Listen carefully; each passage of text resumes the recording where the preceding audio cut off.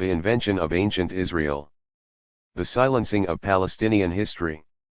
Keith W. Whitelam. Contents. Acknowledgements. Introduction, The Silencing of Palestinian History. 1. Partial Texts and Fractured Histories. 2.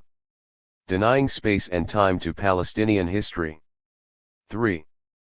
Inventing Ancient Israel. 4. The Creation of an Israelite State. 5. The Continuing Search.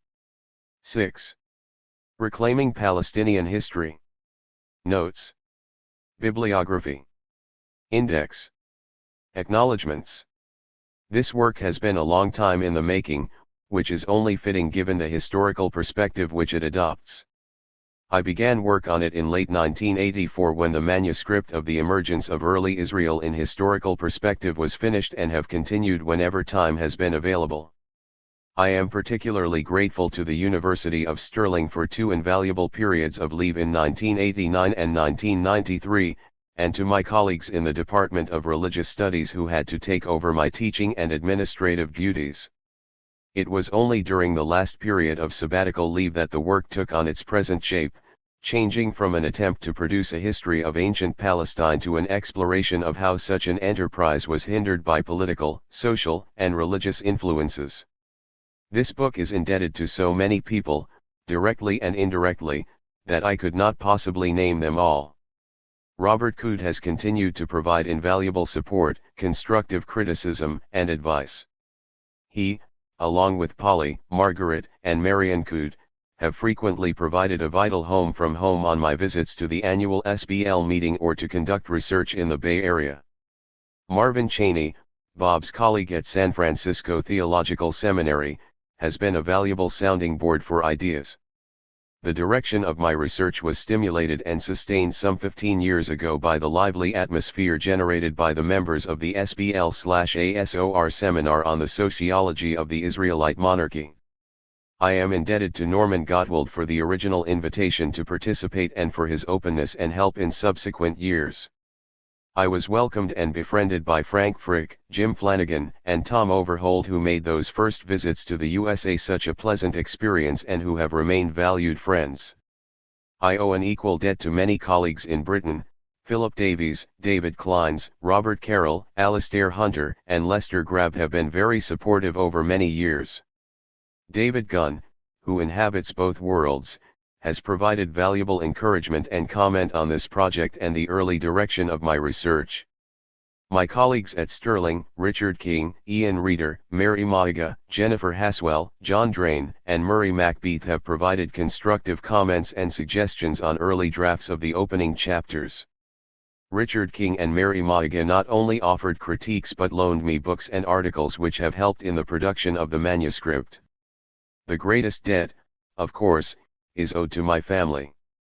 Stephen, Paul, and Hannah have had to live with the project for a long time. This book could not have been written without the love, support, and help of Susie. It is fittingly dedicated to her. Introduction, The Silencing of Palestinian History. This book began as part of a grandiose scheme to produce a 2-volume history of ancient Palestine dealing with the material realities, the ideologies, and religions of the region. Its concern with the broad themes of history, settlement, demography, and economy, was conceived to be an antidote to the standard histories of ancient Israel based upon the biblical traditions which have dominated biblical studies since the 19th century. It became apparent, however, as I searched for archaeological and anthropological data in order to produce the first volume, that this grandiose scheme was doomed to failure. The first problem, of course, is that such an attempt to write a history of Palestine, as an alternative to the standard histories of Israel which have dominated 19th and 20th century biblical studies, runs the risk of being misunderstood as arrogant because it appears to imply the ability to control a vast range of material which is beyond the competence of most individuals and certainly beyond my abilities. It was such a grand scheme that first tempted me when I began work on this book. However, the failure and metamorphosis of the project was due not just to an inability to become acquainted with or competent in, let alone to dream of mastering or controlling, the vast amounts of data necessary for such a task.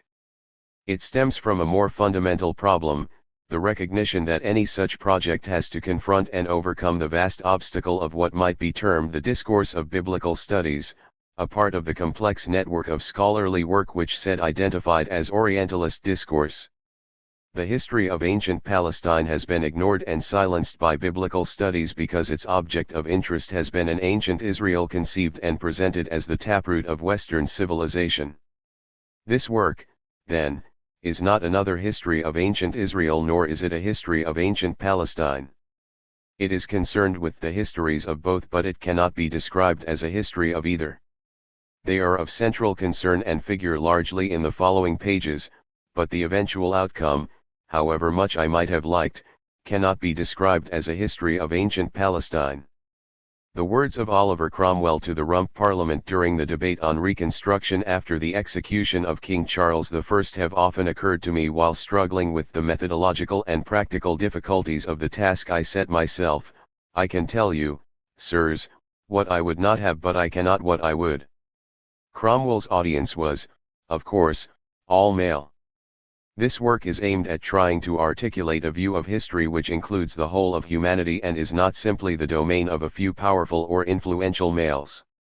In exposing the cultural and political obstacles to the task, it is an attempt to pave the way for the realization of, to paraphrase Prakash, 1990, 401, one more of the excluded histories. Point 1. It is an attempt to articulate an idea, the idea that ancient Palestinian history is a separate subject in its own right and needs to be freed from the grasp of biblical studies.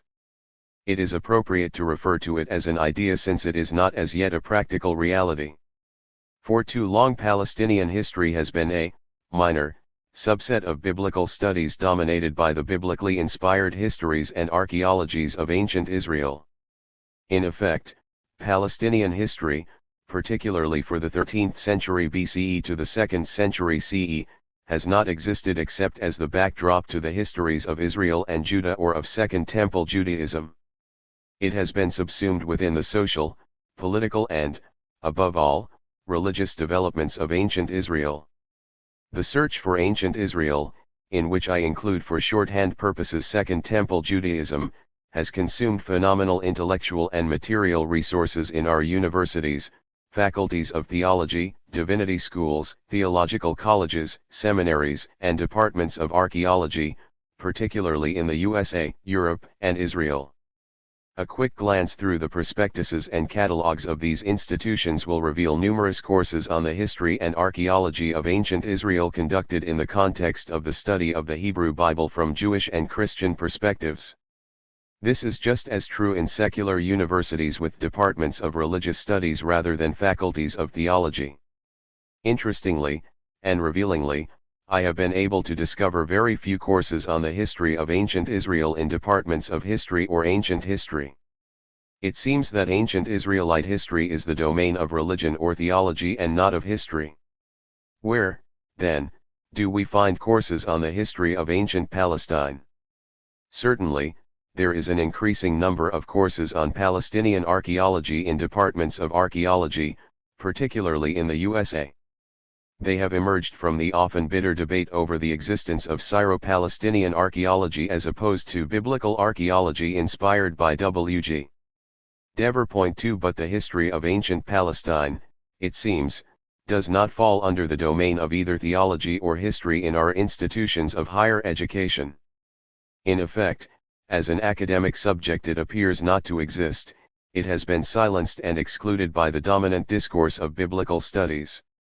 The marginal nature of ancient Palestinian history can be illustrated by reference to the excellent bibliography of the major histories of Israel and Judah which appears at the beginning of Hayes and Miller, 1977, XXVXXIX in a list of some 65 authors and works dating from the 18th century to the late 20th century CE. There are only two titles which deal with the history of Syria and Palestine, Olmsted 1931, Payton 1901, rather than the history of Israel, Judah, or the Jewish/Hebrew people. It is this domination by theology, its political and cultural implications, which we must pursue in order to understand how Western scholarship has invented ancient Israel and silenced Palestinian history. Point 3. In contrast to this marginal nature or non-existence of ancient Palestinian history, we might compare the pursuit of and invention of ancient Israel. Biblical studies has been dominated from its inception by a concern for the history of ancient Israel as the key to understanding the Hebrew Bible. It has been of fundamental concern for Christian theology since Christianity is conceived of as a religion based upon revelation within history. Philip Davies, 1992, has demonstrated, however, that the ancient Israel of biblical studies is a scholarly construct based upon a misreading of the biblical traditions and divorced from historical reality. The power of scholarly texts, such as our standard treatments of the history of ancient Israel, is aptly illustrated by Sed's, 1985, 94, Critique of Orientalism. A text purporting to contain knowledge about something actual, and arising out of circumstances similar to the ones I have just described, is not easily dismissed. Expertise is attributed to it. The authority of academics, institutions, and governments can accrue to it, surrounding it with still greater prestige than its practical successes warrant. Most importantly, such texts can create not only knowledge but also the very reality they appear to describe. In time, such knowledge and reality produce a tradition, or what Michel Foucault calls a discourse, whose material presence or weight, not the originality of a given author, is really responsible for the texts produced out of it. Said 1985, 94. This is equally as applicable to biblical studies as to Orientalism. There exists, then, what we might term a discourse of biblical studies, which is a powerful, interlocking network of ideas and assertions believed by its practitioners to be the reasonable results of objective scholarship while masking the realities of an exercise of power. We are faced with the paradox of the invention of ancient Israel, as pointed out by Davies, an entity that has been given substance and power as a scholarly construct, while Palestinian history lacks substance or even existence in terms of our academic institutions. Attempts to challenge this powerful narrative are likely to be dismissed as politically or ideologically motivated and therefore unreasonable. Why this should be so is tied very closely, I believe, to the social and political context out of which modern biblical studies has emerged. The implications of this for the study of ancient Israel and for the silencing of Palestinian history are explored in Chapter 1. The exploration of the political arena in which biblical studies has been forged is little understood, much less acknowledged. It is an engagement which is only just beginning. The central theme of this study is an attempt to articulate the implications for historical research of the profound changes which biblical studies has experienced over the last 2 decades or more. The powerful convergence of literary studies of biblical texts allied to more explicit social scientific approaches to the construction of Israelite history has led to what many perceive as a major paradigm shift in the study of the Hebrew Bible, a shift which is more apparent than real in terms of the representation of ancient Israelite history or the realization of ancient Palestinian history. It is usual, in discussing this perceived shift, to concentrate upon the study of narrative in the Hebrew Bible and its implications for biblical studies. Thus literary studies in all its aspects has become for many, to use David Gunn's, 1987:65, term, the new orthodoxy. Biblical scholars have been slower to appreciate the equally profound implications of these paradigm moves for historical studies. The election of Norman Gottwald as the president of SBL in 1992 was more than a symbolic event. It marked an acceptance of the so-called sociological approach as an important element in defining the new orthodoxy. Point for what has begun to emerge in recent years, in a variety of different places, is a conception of a wider Palestinian history as a separate subject in its own right, increasingly divorced from biblical studies as such. Point 5 This means that Israelite history and Second Temple Judaism, the domain of biblical studies until very recently, form part of this Palestinian history, whereas Israelite history, under the influence of biblical studies, has dominated the Palestinian landscape to such an extent that it has silenced virtually all other aspects of the history of the region from the Late Bronze Age to the Roman period. There are, of course, times when we might say, with Brodel, that ancient Israel or, more particularly, Second Temple Judaism, bursts into sight and dominates the landscape, the only way it has been conceived of for much of the history of biblical studies, but at other times plays a minor role, is hidden, or even non-existent. Viewed from the longer perspective, the history of ancient Israel is a moment in the vast expanse of Palestinian history. 6. It is appropriate for historians to focus upon these short spans of time or particular societies, of course. However, it is also necessary to stand back in order to provide a different perspective from which to view the larger picture. The study of ancient Israel has become so all-consuming that it has all too often come to represent the whole picture rather than an important detail on the canvas. It is important, then, to try to redress the balance by focusing on that period of time which has been the domain of biblical studies and which has been dominated by ancient Israelite history in order to show how it might be understood from the perspective of Palestinian history. It is for this reason that I have decided to concentrate on two crucial periods, the periods of the so-called emergence or origins of Israel in Palestine during the Late Bronze Iron Age transition and the subsequent period of the founding of an Israelite state in the Iron Age. The analysis could be carried further to include what is variably referred to as the exilic or Second Temple periods or, in terms of a wide-ranging history of Palestine, would need to move both backwards and forwards. However, the periods of the emergence and the creation of a state have for a long time been a focus of biblical scholarship in its search for ancient Israel. They have become defining moments in the history of the region for the discourse of biblical studies. If these periods can be freed from the constraints and limitations of the constructions of the past imposed by this discourse, then all other, prior and subsequent, periods in the history of Palestine will be easier to free from a past claimed and dominated by Israel.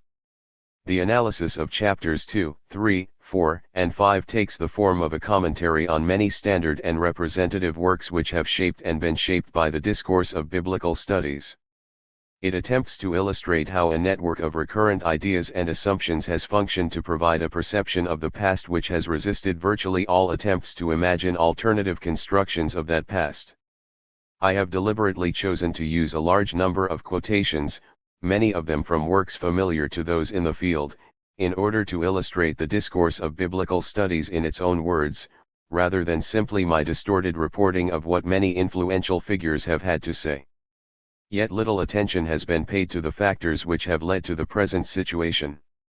Current scholarly attention is focused more on trying to work out the practical implications of the shifts, the academic contest for methods and approaches in reading the Hebrew Bible or writing ancient Israelite history. It will be obvious to many readers that there is a growing number of attempts to realize a history of ancient Palestine in the works of G.W. Ahlstrom, 1993, Enoff, 1988, 1989, N.P. Lemsch, 1988, 1991, T.L. Thompson, 1992a, H. Weipert, 1988, and many others. It might be argued that these works and Ahlstrom's, 1993, massive study on the history of ancient Palestine, in particular, negate my claim that Palestinian history does not exist as an academic subject. However, his work, like the others, is still dominated by the concerns of biblical studies and presuppositions drawn from the traditions of the Hebrew Bible. This is revealed most clearly in the peculiar arrangement of the book, which begins with a chapter on prehistoric time ranging from the Paleolithic to the Chalcolithic periods, followed by the Early Bronze Age, the Middle Bronze Age, the Late Bronze Age, but then switches to the 12th century BCE, the increase in settlement during the 13-12th centuries BCE, Transjordan in the 12 to 1/8 centuries BCE, and the Judges before concentrating on the rise of the state. The switch, of course, to a more narrow focus on the 13th to 12th centuries BCE, away from archaeological periodization, is due to the long-held belief by biblical scholars and archaeologists that this is the period when Israel emerged in Palestine. Thus Ahlstrom's study, while set in the broader context of Palestinian history, remains involved in the search for early Israel that has been the goal of biblical studies since its inception. Ahlstrom has been a pioneer in the move towards a concern with Palestinian history, yet his volume is still conceived within the constraints of the discourse of biblical studies. The spate of recent works has helped to prepare the ground and has been particularly influential in bringing about an important change in historical studies, though they often remain on the polemical margins of the discipline when judged in terms of mainstream activities. Furthermore, they have not addressed in any detail the crucial question of the cultural and political factors which have constrained ancient Palestinian history as one of the many excluded histories silenced by Eurocentric or Western constructions of the past. One of the greatest drawbacks to the realization of a history of ancient Palestine is that even as it is freed from the constraints of biblical studies, it remains the preserve of Western scholarship. Said, 1985, 1992, has drawn attention to the intimate connections between culture and imperialism both in the development of Orientalism and the narratives of the West.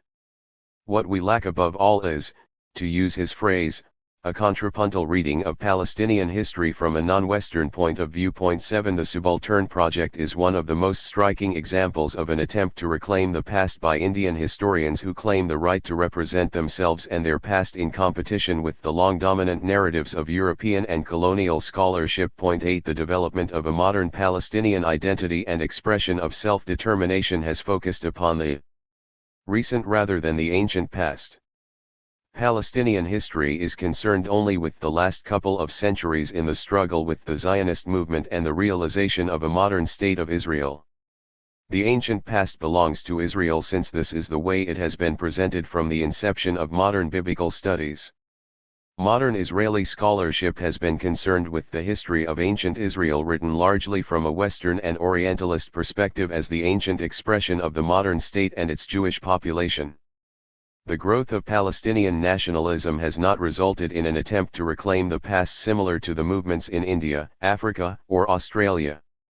The problem here is that the notion of a Palestinian history is confined to the modern period, an attempt to articulate accounts of national identity in the face of dispossession and exile. 9 It is as if the ancient past has been abandoned to Israel and the West. The concluding essay in Seds blaming the victims, spurious scholarship and the Palestine question, a profile of the Palestinian people, said ETAL 1988, opens with the observation that Palestine had been the home to a remarkable civilization centuries before the first Hebrew tribes migrated to the area, 1988, 235. The achievements and nature of the civilization are passed over in a few sentences, while the period of Israelite migration, a now outdated view as will be seen below, is abandoned to Israel without further comment. The authors then concentrate on the history of Palestine from the Arab and Islamic conquest of the 7th century CE to the present day. It is precisely the period from the Late Bronze Age to the Roman period which needs to be reclaimed and given voice in the history of Palestine. Assad, 1993, 1. has drawn attention to the overwhelming importance of Western history in shaping the views of non-Western peoples who have felt obliged to read the history of the West, but not each other's histories, and that Westerners in turn do not feel the same need to study non-Western histories. Although I might argue for an idea, the separation of ancient Palestinian history from the confines and limitations of biblical studies, the task cannot be completed until we can compare the different perspectives of Western and non-Western scholarship. The following views might represent a counterpoint to a dominant discourse that has been conducted within biblical studies, but it lacks the perspective and force of a contrapuntal reading from a Palestinian or non-Western perspective. The irony and paradox of this situation is quite evident. The attempt to articulate a Palestinian history as a subject freed from the constraints of biblical studies or related discourses remains a European expression of an ancient excluded past.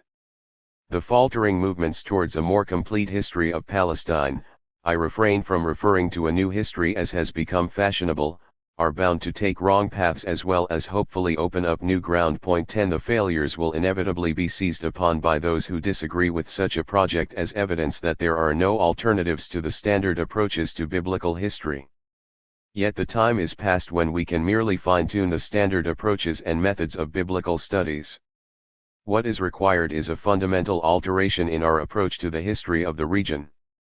I would hope that my own shortcomings and failures as represented in this book will not put off others from exploring the issues which will lead us to a more satisfactory understanding of the history of this region. Biblical studies has remained removed for too long from the critical discourse that has raged within history, anthropology, ethnography, and economics, exposing the ways in which supposed rational results of Western scholarship have been part of a complex network of ideas and associations which are tied to relationships of power. The tools we have to use are imprecise and crude compared with the precision of the cliometricians with their studies of census, voting, or other forms of quantifiable data. Medieval and modern historians enjoy the comparative luxury of vast amounts of quantifiable data which have remained hidden and unused in state archives and registrary offices for decades or even centuries. New archaeological surveys of Palestine are able to provide much better quantifiable data which have added significantly to our knowledge of particular areas and periods of ancient Palestine and contributed to the paradigm shift.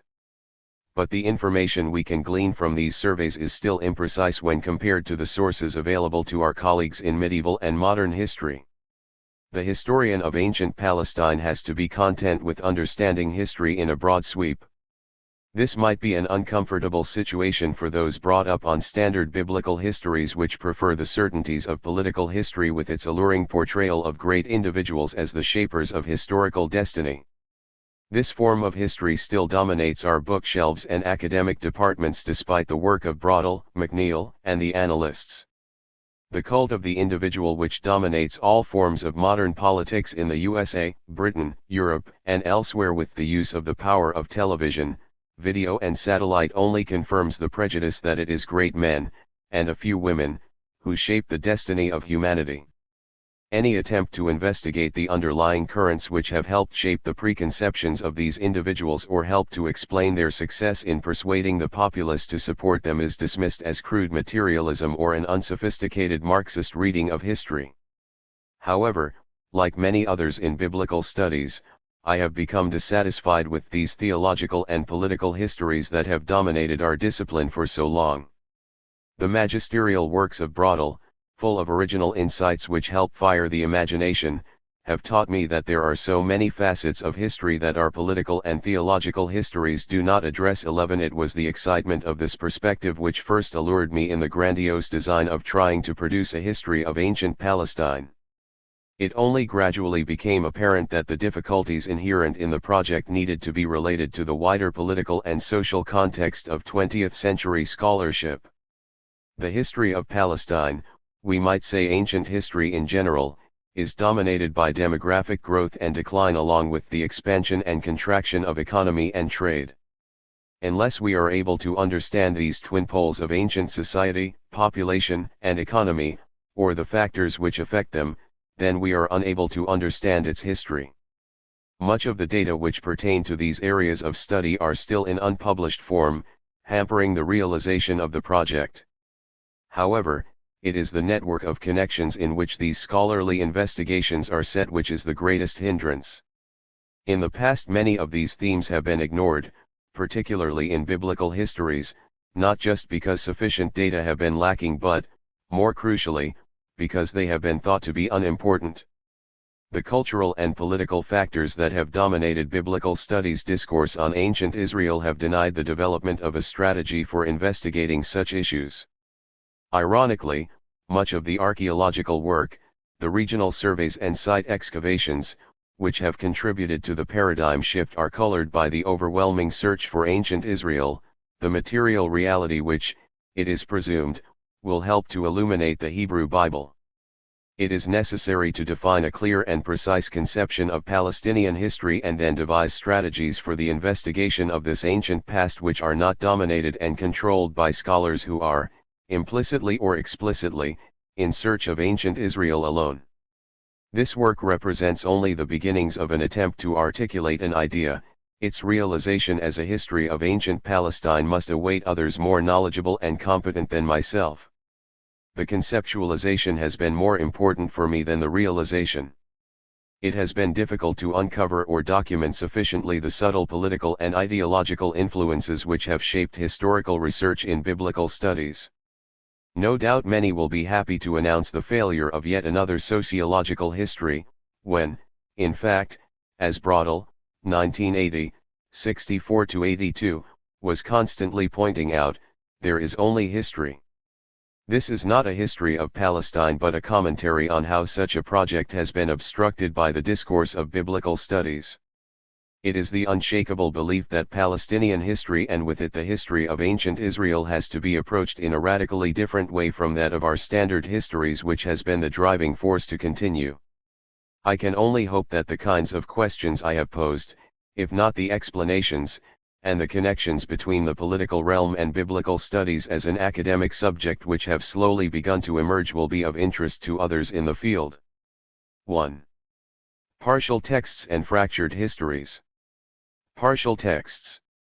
The conceptualization and representation of the past is fraught with difficulty, not simply because of the ambiguities and paucity of data but because the construction of history, written or oral, past or present, is a political act.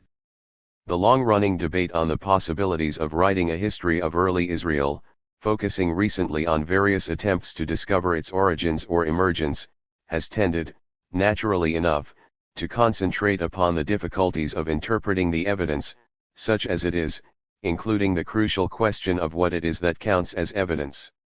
However, this often fierce debate has profound political implications which have rarely surfaced. The reason for the heat of the recent debate is to do precisely with the political, cultural, and religious implications of the construction of ancient Israel. These are, invariably, hidden elements in the discussions and, like most fundamental domain assumptions, very rarely appear upon the surface. The problem of the history of ancient Palestine remains unspoken, masked in the dominant discourse of biblical studies which is concerned principally with the search for ancient Israel as the locus for understanding the traditions of the Hebrew Bible and ultimately as the taproot of European and Western civilization. It is possible to offer two instructive examples of the ways in which the structure of this discourse can be fractured, allowing these issues to surface. The first is taken from a discussion which took place on iJudaos, an electronic discussion group devoted to the Second Temple period. Philip Davies' In Search of Ancient Israel provoked a wide-ranging discussion of whether or not the biblical traditions represent a view of the past which accords with reality. One respondent, taking issue with the increasing vociferousness of the more skeptical approaches, complained that his history was being taken away from him. Clearly, perceptions of the past are political and have important ramifications for the modern world because personal or social identity is either confirmed by or denied by these representations. Tonkin 1992, 6. This can be illustrated further by the reactions of the indigenous populations of Australia and the Americas to the celebrations of the bicentenary of the European settlement of Australia and the quincentennial celebrations of Christopher Columbus's discovery of the New World and subsequent European settlement. The objections have been to official Eurocentric histories and representations of the past which all too often deny the history of the indigenous populations of these continents. 1. The accounts of dominant, usually literary, cultures frequently silence versions of peripheral groups in society who are thereby denied a voice in history. The growing challenges to the positivistic histories of 19th and 20th century so-called scientific biblical studies are rejected as revisionist, or by some other pejorative label such as Marxist or materialist, because they undermine the search for what Burke Long terms a master story, an authoritative account of Israel's past, the broad parameters of which seemed reasonably assured until very recently. 2. The question which needs to be explored concerns the cultural and political factors which inform the search and the narration of a master story about ancient Israel within modern biblical studies. The second example is taken from a comparative review of Finkelstein, 1988, and Coote and Whitelam, 1987, by Christopher Eden, 1989, 289-92, in which he focused upon the fundamental question of the ways in which the strong matrix of personal religious belief, political attitude, and scholarly education, and historical experience and ideology of the wider community is always present, whether overtly or more implicitly, in historical work generally but more extrusively in biblical history, and archaeology, and in the reviews of such histories, 1989, 291.3. In a generally positive treatment of both works, he adds a negative appraisal for the present day of the implications of Finkelstein's study and a positive appraisal of the implications of Coote and Whitelam's work. Eden's complaint against Finkelstein is that Finkelstein emphasizes the isolation and exclusivity of the Israelites from other communities, and their freedom from external forces. These attitudes are compounded by a disquieting historical and ethnic insensitivity that views Palestinian settlement and agricultural production in the recent past as determined almost exclusively by the natural conditions of the country, p. 130, a view that ignores the specific conditions of Ottoman land tenure and taxation while dismissing the Arab population as incapable of reacting to these conditions. Such an attitude forecasts a dismal and violent future for the region. Eden 1989, 292. Finkelstein, 1991, 51, replies that this ignores the entire discipline of his survey, which was based on a study of Arab land use and subsistence economy in the 19th and early 20th centuries. Finkelstein, ironically, in rejecting Eden's criticisms as outrageous and politically biased, misses the crucial point about the way in which political attitudes, however unconsciously, shape all historical research. Eden then concludes, "The immediate question raised here is not the use of biblical history to validate modern political stances, but rather the smuggling into objective historical inquiry of values configured by modern experience and expectation.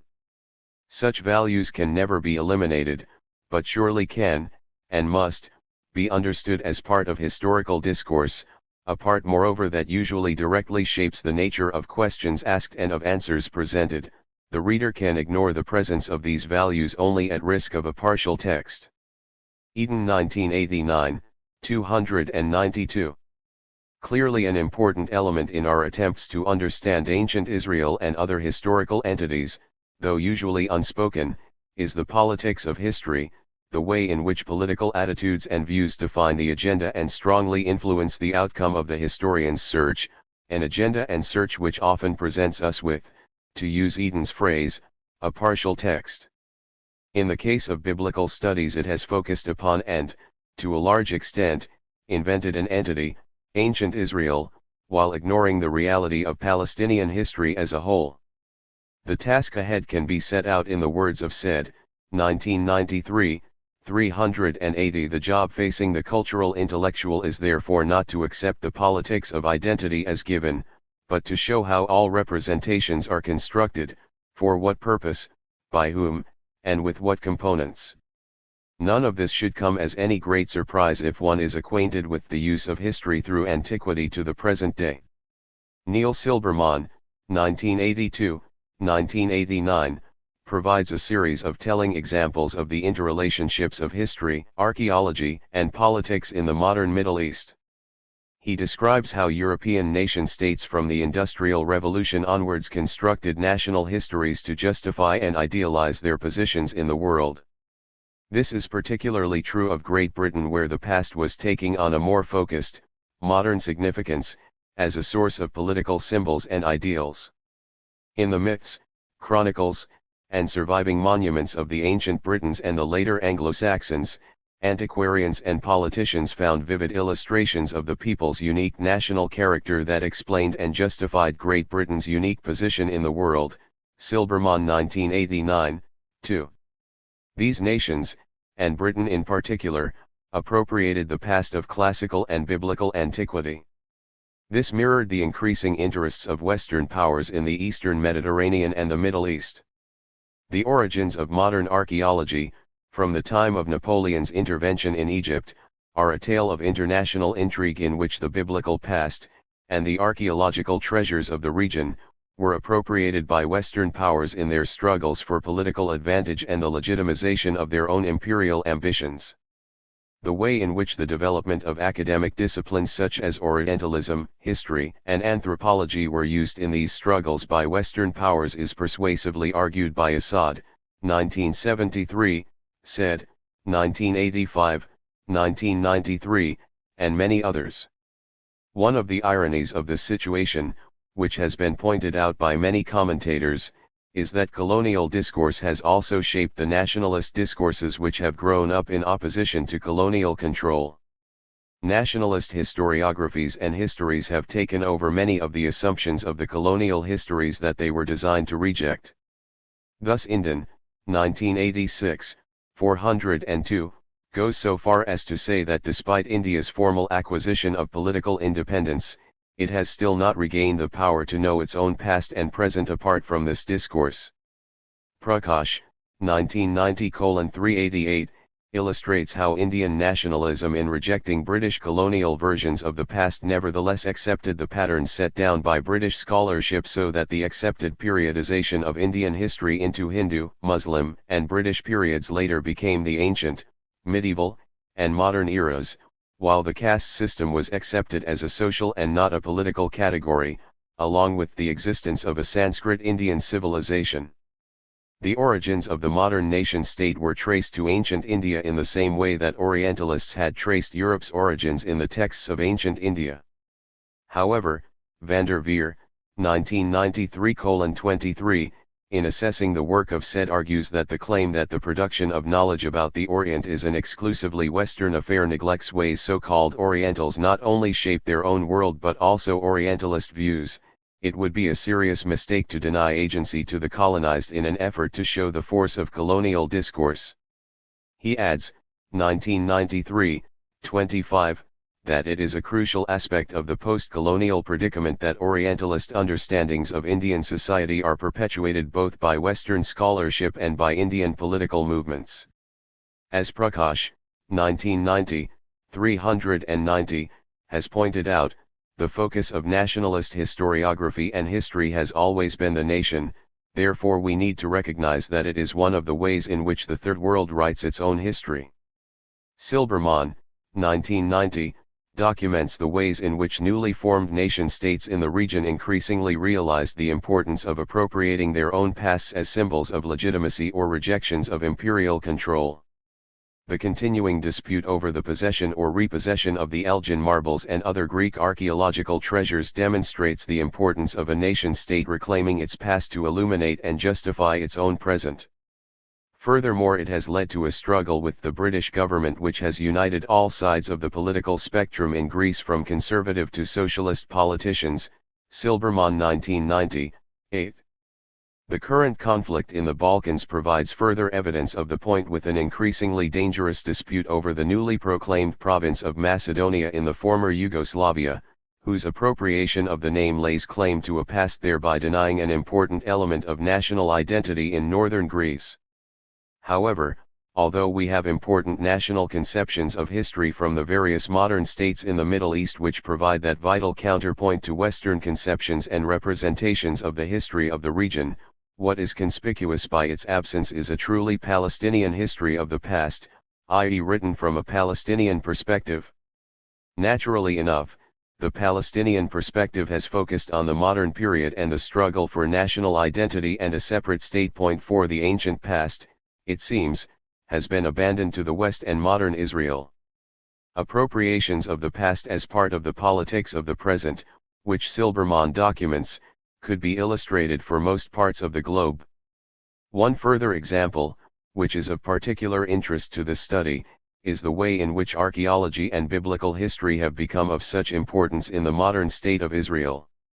It is this combination which has been such a powerful factor in silencing Palestinian history. The new Israeli nationalist historiography, like other recent nationalist historiographies, in searching for the origins of the nation in the past, has continued the assumptions and concerns of European colonial scholarship. Trigger, 1984, has discussed the variation in different countries in the kinds of archaeological problem which are seen as worthy of investigation and the types of explanation regarded as acceptable interpretations of evidence. The nation-state plays a very important role in defining the parameters of scholarship. He points out in his discussion of nationalist archaeology that, in modern Israel, archaeology plays an important role in affirming the links between an intrusive population and its own ancient past, and by doing so asserts the right of that population to the land. 1984, 358.5. The most striking example of the national present discovered in the ancient past is Yadin's excavation of Masada and the political appropriation of the site to symbolize the newly founded state faced with overwhelming odds against its survival in a hostile environment. Yadin expressed its significance in the following terms. Its scientific importance was known to be great. But more than that, Masada represents for all of us in Israel and for many elsewhere, archaeologists and laymen, a symbol of courage, a monument of our great national figures, heroes who chose death over a life of physical and moral serfdom. Yadin 1966:13. The political significance of Masada is encapsulated in its choice as the location for the annual swearing-in ceremony for Israeli troops and expressed through the nationalist slogan, derived from Lamdan's poem, that never again shall Masada fall. 6 The subsequent debate on Yadin's interpretation of some of the finds or his reading of the Josephus account illustrates how political and religious attitudes shape the investigation and the outcome. Zerubbabel, 1994, has shown, in a fine study, how Masada has developed from a relatively obscure incident in the past, ignored in the Talmud and medieval Jewish literature, to represent the paradigm of national identity. She shows that, despite a critical discussion of Josephus's account of the siege and fall of Masada, Israeli popular culture does not doubt the historicity of the account. Yet it emerged as a focus of scholarly interest only in the 19th century in association with the Zionist movement, representing an important symbolic event for new settlers. The fall of Masada to the Romans marked the end of the Jewish revolt against imperial control and for Zionists embodied the spirit of heroism and love of freedom which had been lost in the period of exile. Zerubbabel 1994, 75. Zerubbabel traces how this commemorative narrative was constructed by a selective reading of the Josephus account which emphasized some aspects and ignored others. 7 This process was enhanced by the development of a pilgrimage to the site in the pre-state period by youth movements and the Zionist underground which culminated after 1948 with its selection as the site for the swearing-in ceremony for the Israeli Defense Forces. She concludes that Yadin's interpretation of the excavation as a patriotic mission was not unlike other instances where archaeology was mobilized to promote nationalist ideology. 1994, 84. Particularly noteworthy is the way in which Yadin linked Masada to the present. We will not exaggerate by saying that thanks to the heroism of the Masada fighters, like other links in the nation's chain of heroism, we stand here today, the soldiers of a young ancient people, surrounded by the ruins of the camps of those who destroyed us. We stand here, no longer helpless in the face of our enemy's strength, no longer fighting a desperate war, but solid and confident, knowing that our fate is in our hands, in our spiritual strength, the spirit of Israel the grandfather revived. We, the descendants of these heroes, stand here today and rebuild the ruins of our people. Cited by Zerubbabel 1994, 84. Yadin's linking of the ancient past and the political present, notice his phrase a young ancient people, and the reference to links in the nation's chain of heroism, is an important rhetorical technique in biblical studies discourse which has played a crucial role in the silencing of Palestinian history. Zerubbabel, 1994:88, cites the famous dictum of A.B. Yehoshua as encapsulating this continuum between past and present. Masada is no longer the historic mountain near the Dead Sea but a mobile mountain which we carry on our back anywhere we go. It is this continuum which is crucial to any claim to possess the land, a claim which effectively silences any Palestinian claim to the past and therefore to the land. 8.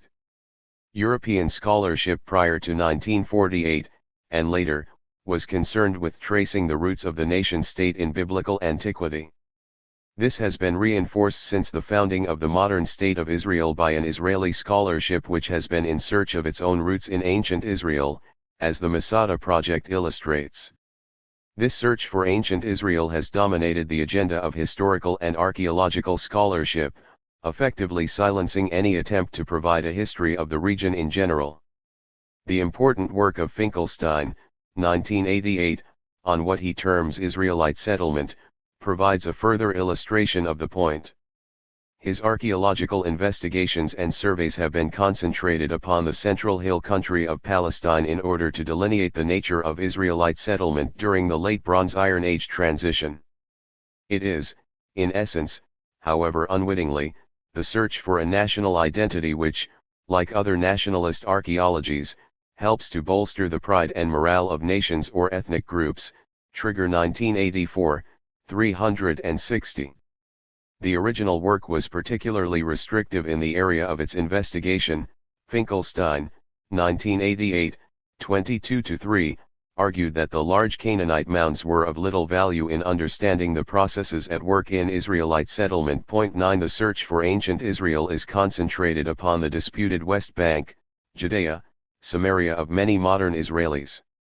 The lowlands, understood to be Canaan, are of little interest in this quest for ancient Israel. Once again, the concern with ancient Israel overshadows questions about the wider history of ancient Palestine to such an extent that the broader reality is silenced or at most merely subsidiary to the search for the national entity Israel in the late Bronze Iron Age transition. Most modern nation-states have invested considerable resources in the pursuit of the past. Official versions of a nation's past confirm important aspects of national identity while denying a voice to alternative claims. Israel, like other modern nation-states, has invested tremendous financial and scholarly resources in the search for its own past. However, it is important to bear in mind that research on the history of Israel has been shaped in the context of the formation and consolidation of the European nation-state and its transference to the Middle East, particularly with the creation of the modern State of Israel and the spread of competing nationalisms throughout the region. 10 The silence on such matters in the introductions to our standard presentations of the history of Israel provides ample testimony to the nature of our partial texts. There is little or no acknowledgement of this context except for the interesting observation in the opening to Noth's The History of Israel that it is true, of course, that from the womb of Judaism there has emerged in most recent times a new historical entity named Israel which has sought its homeland again in the ancient land of Israel under the auspices of the Zionist movement and has established a new state of Israel. In spite of the historical connections which undoubtedly exist, this new Israel is separated from the Israel of old not only by the long period of almost 2,000 years but also by a long history full of vicissitudes, and it has come into being in the midst of entirely different historical conditions. It would therefore be improper to extend our historical inquiry from the end of the Israel of old to the Israel of the present day. Noth 1960, 7, emphasis added. Noth sees a continuum between the past and the present which links the modern state of Israel to his investigation of ancient Israelite history. 11 Although he claims that it is improper to extend his discussion to the present, he fails to acknowledge that it is the very existence of the nation-state in the present that shapes so much of what passes for historical research in this field. It is the domain assumption of a direct connection between ancient Israel and the modern state, encapsulated in his belief of a return to its homeland in the ancient land of Israel, that predetermines the search. The choice of the term homeland is not insignificant in the context of the promise contained within the Balfour Declaration of a natural home for the Jewish people in Palestine. It is also the overwhelming concern of this quest for ancient Israel, as the roots and legitimation of the present state, that dominates all historical discussions and silences the search for a general history of the region. Nationalism, having emerged in the 18th century, has triumphed as the dominant political force in the 19th and 20th centuries. Taylor 1985:125. The nation-state, with its great statesmen, civil service, state archives, and educational system, has cast a shadow over modern biblical studies from its inception. The very conception of history, derived from von Ranke, which has underpinned modern biblical historiography, has its origins in the context of Bismarck's struggle for German unity. The search for the origins and consolidation of the nation-state, including the actions of great statesmen, has been of central concern from the 19th century through the works of Alt, Albright, Noth, and Bright to the present day. Said, 1993, 50-1. Argues for a similar influence on Enlightenment concepts of history as distinct from the natural sciences. It is not a vulgarization of history to remark that a major reason why such a view of human culture became current in Europe and America in several different forms during the 2 centuries between 1745 and 1945 was the striking rise of nationalism during the same period. The interrelationships between scholarship, or literature, for that matter, and the institutions of nationalism have not been as seriously studied as they should, but it is nevertheless evident that when most European thinkers celebrated humanity or culture, they were principally celebrating ideas and values they ascribed to their own national culture, or to Europe as distinct from the Orient, Africa, and even the Americas. Said 1993, 51. He goes on to argue that disciplines such as the classics, historiography, anthropology, and sociology, like Orientalism, were Eurocentric, and that as national and international competition increased between the European powers in the 19th century, so too did the level of intensity in competition between one national scholarly interpretative tradition and another. 12. The seminal work by Sasson, 1981, illustrates how American and German biblical scholarship has been influenced by the political context in which it was conceived, imposing very strong models on the past. Because biblical scholarship is pursued internationally, the models dominant in reconstructing the formative periods of Israel's history differ markedly.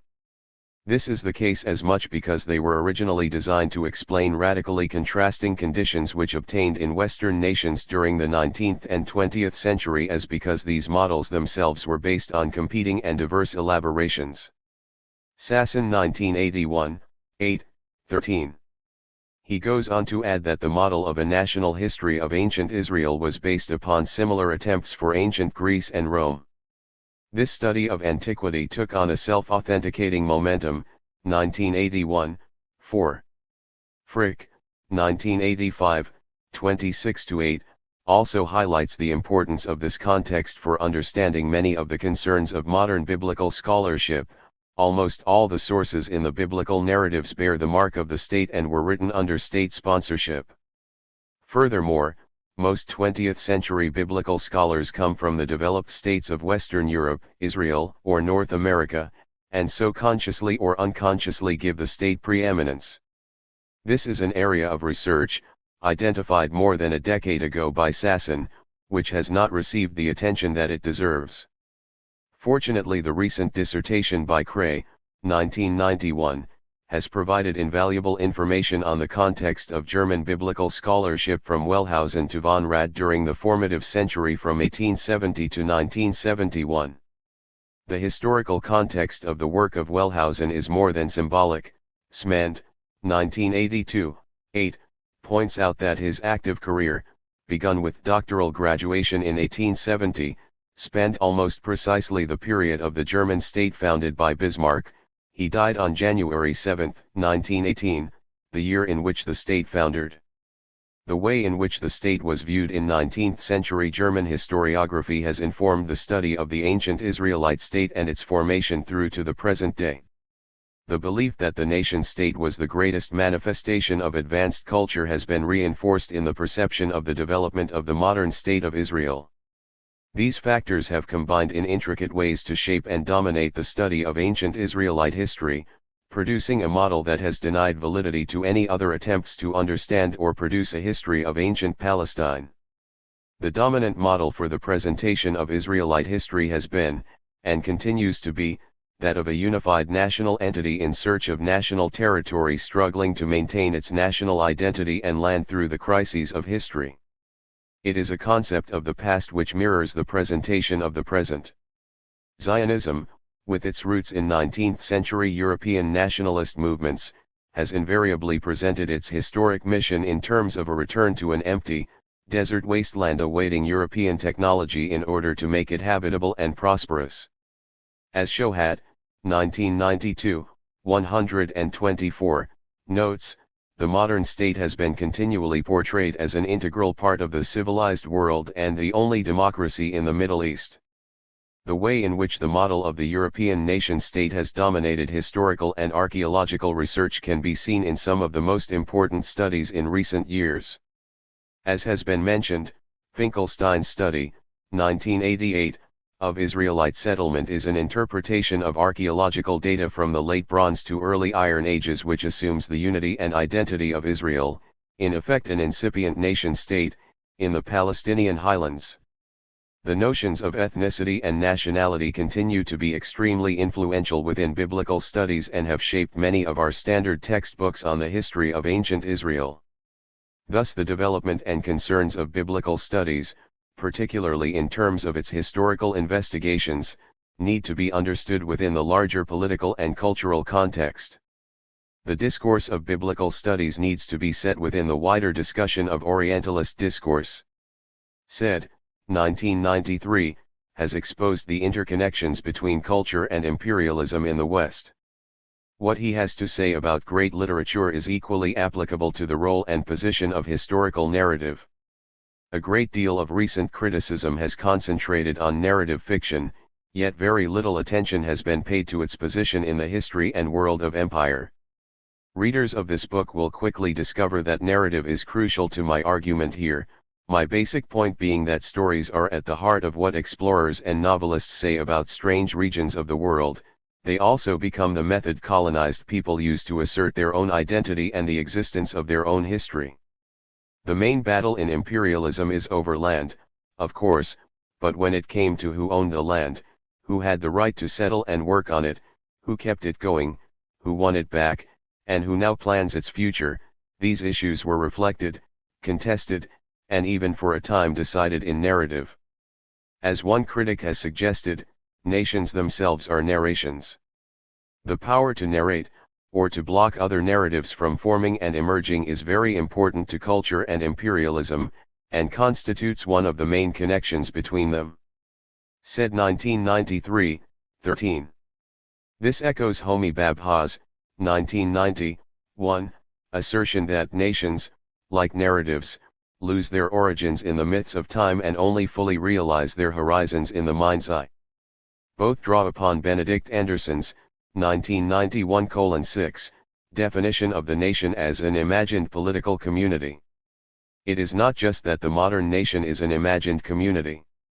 This imagination has been projected back into the past to provide the legitimation and justification of the present. 14 It has led to the construction of an imagined past which has monopolized the discourse of biblical studies, an imagined past which has come to dominate and deny Palestinian history. The history of the vast majority of the population of the region has not been told because it did not fit the concerns and interests of Western-inspired scholarship. 15.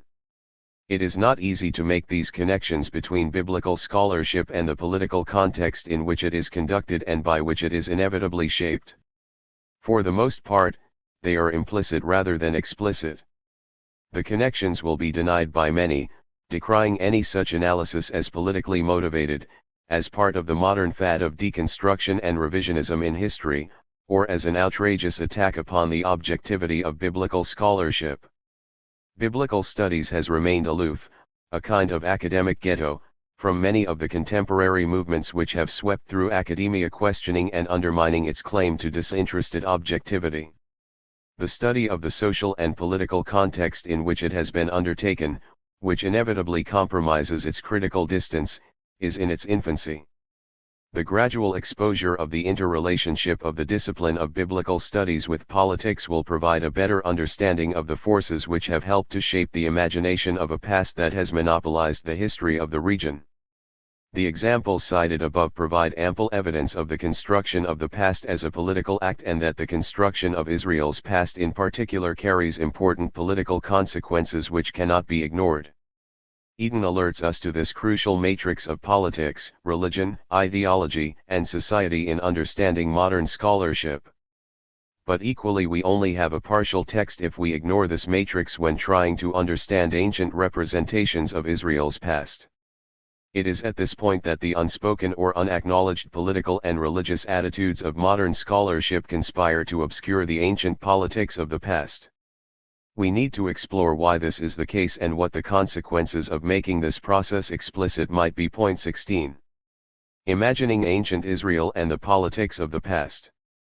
The picture of Israel's past as presented in much of the Hebrew Bible is a fiction, a fabrication like most pictures of the past constructed by ancient, and, We might add, modern societies. 17 The oft-cited dictum that any construction of the past is informed by the present is as applicable to representations of the past which have come down to us from antiquity as it is to the works of modern historians. 18 A primary question which has to be borne in mind is, what function does this particular representation of the past fulfill, and what other possible representations of the past is it denying?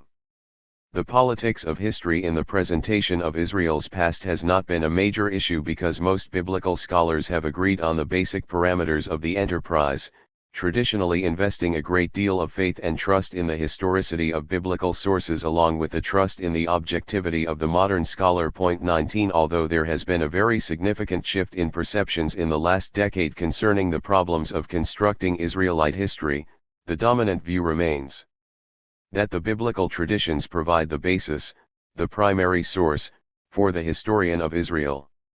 Whatever the gains and insights of those who study the artful construction of biblical narratives, Von Rad's pronouncement that the Old Testament is a history book remains a basic instinct of many in the discipline who research the history of Israel or teach various courses in our faculties of theology and divinity, theological colleges, seminaries, or even departments of religious studies.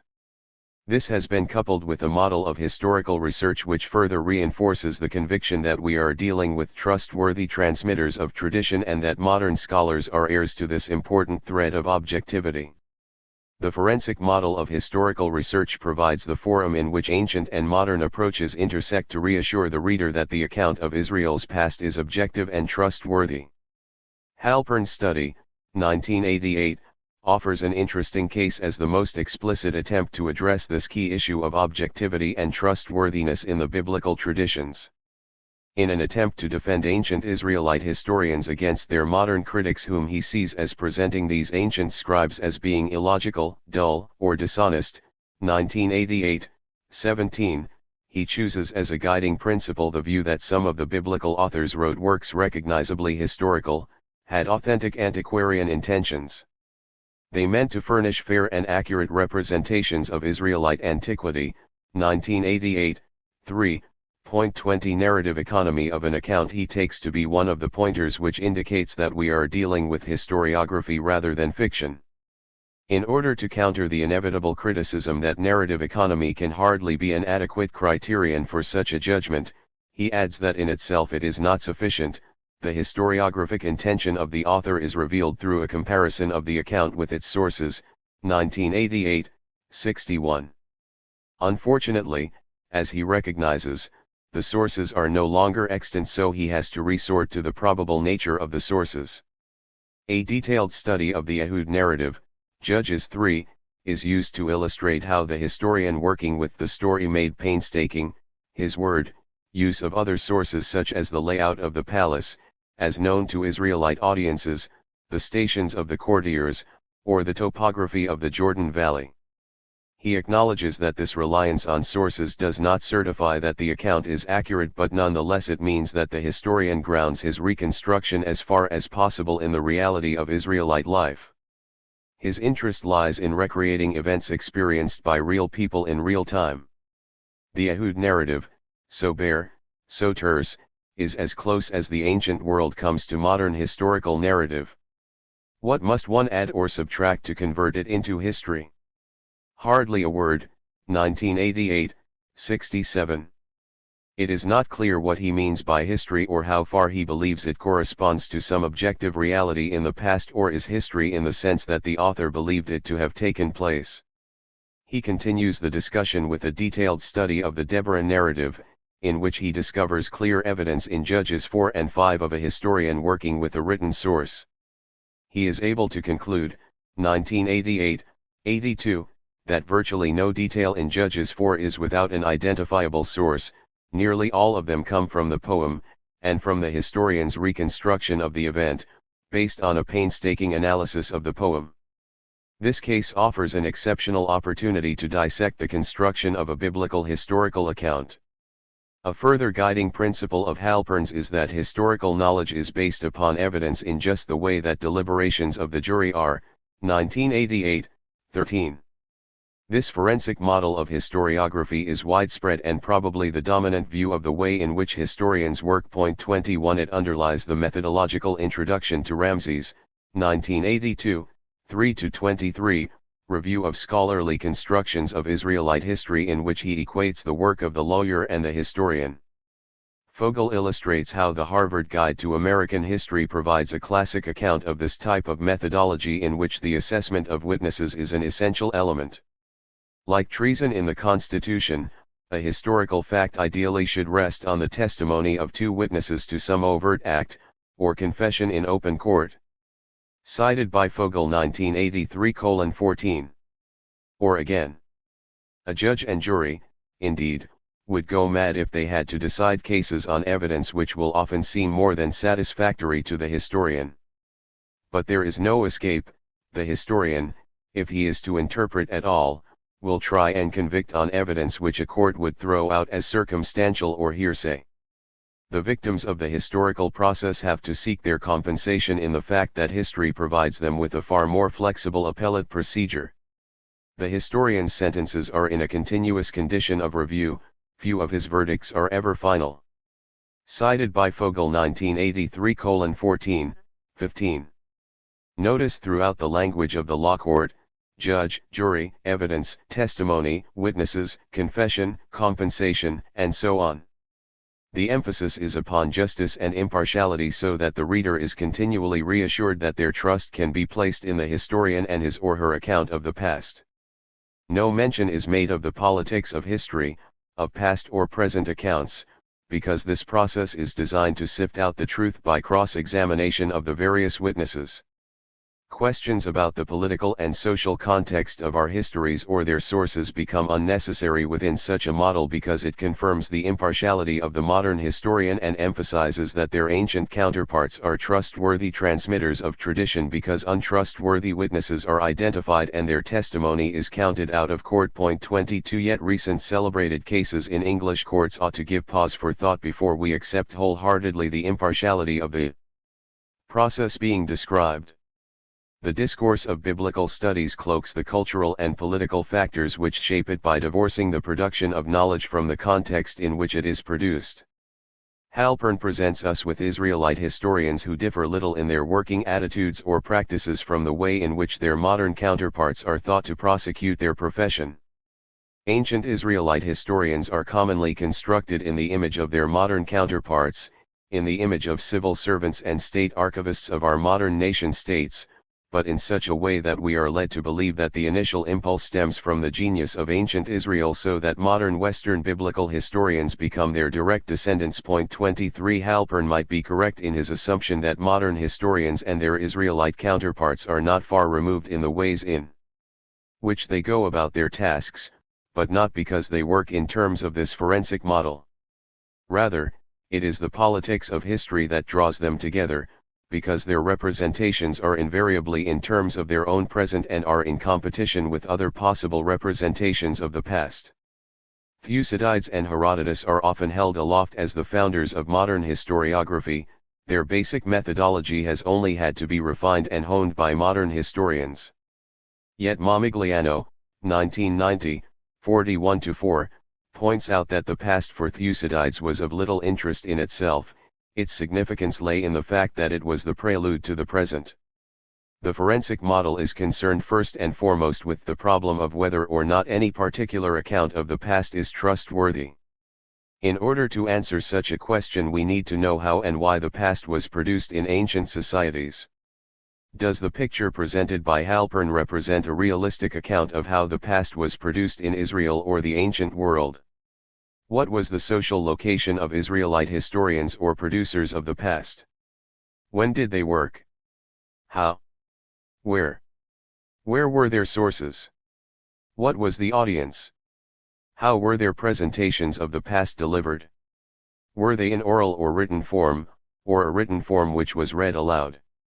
What effects do the levels of literacy in Palestine, whether universal or functional literacy, or a literacy of the elite, have upon our understanding of the production of this past? 24. There are further major obstacles imposed by our contemporary context which have hindered the investigation of the politics of history in the production of the Israelite past. One of these is the current and, some would argue, dominant mode of viewing the past as something alien, something to be transcended or to be thrown off, cf. Patterson 1991, 3-4. Here we might point to Bell's, 1976, well-known analysis of the crisis of modernity, a growing dissatisfaction in Western society with Enlightenment rationalism, a decline in traditional church structures, and a growth in new religious movements, NRMs. Western societies have experienced over the past 30 to 40 years what has been termed the privatization of religion, one of the major features of the decline in traditional church structures and the growth of NRMs has been an emphasis upon the personal and individual. The context in which our most recent histories of Israel have been shaped and read in the West is one in which the individual has triumphed. It is a context which articulates well with and encourages the common view of history as the acts of great men, unique individuals, or the realm of discrete and unique events. In such a context, the individual is attested as autonomous and self-made rather than the product of some determinative historical process, see Patterson 1991, 3-4. The triumph of the individual is represented by Margaret Thatcher's celebrated statement that there is no such thing as society, only individuals. 25. The problem of understanding the production and use of the past in antiquity has been compounded further by what John McPhee termed the discovery of deep time. 26. The works of James Hutton, Charles Lyell, and Charles Darwin, among others, have left a legacy of the concept of time in geological terms which is so immense as to be almost incomprehensible and, for many, threatening. The discovery of deep time has led to an emphasis upon chronology and time's arrow, a notion which has often implied progress within history and which articulates well with Christian teleologies. It allows for little appreciation of the importance of time's cycle in traditional conceptions of the past which are usually relegated to the prehistoric or the mythic. For many in the late 20th century the past is, to use the title of Lowenthal's, 1985, well-known work, a foreign country, remote and removed from contemporary experience. In order to make the past understandable or manageable it is necessary, under the forensic model, to separate the historian from his or her work, the producer from the product, and through the elimination of subjectivity produce an authentic, trustworthy, and verifiable account of the past in terms of time's arrow neatly categorized in terms of chronology and periodization.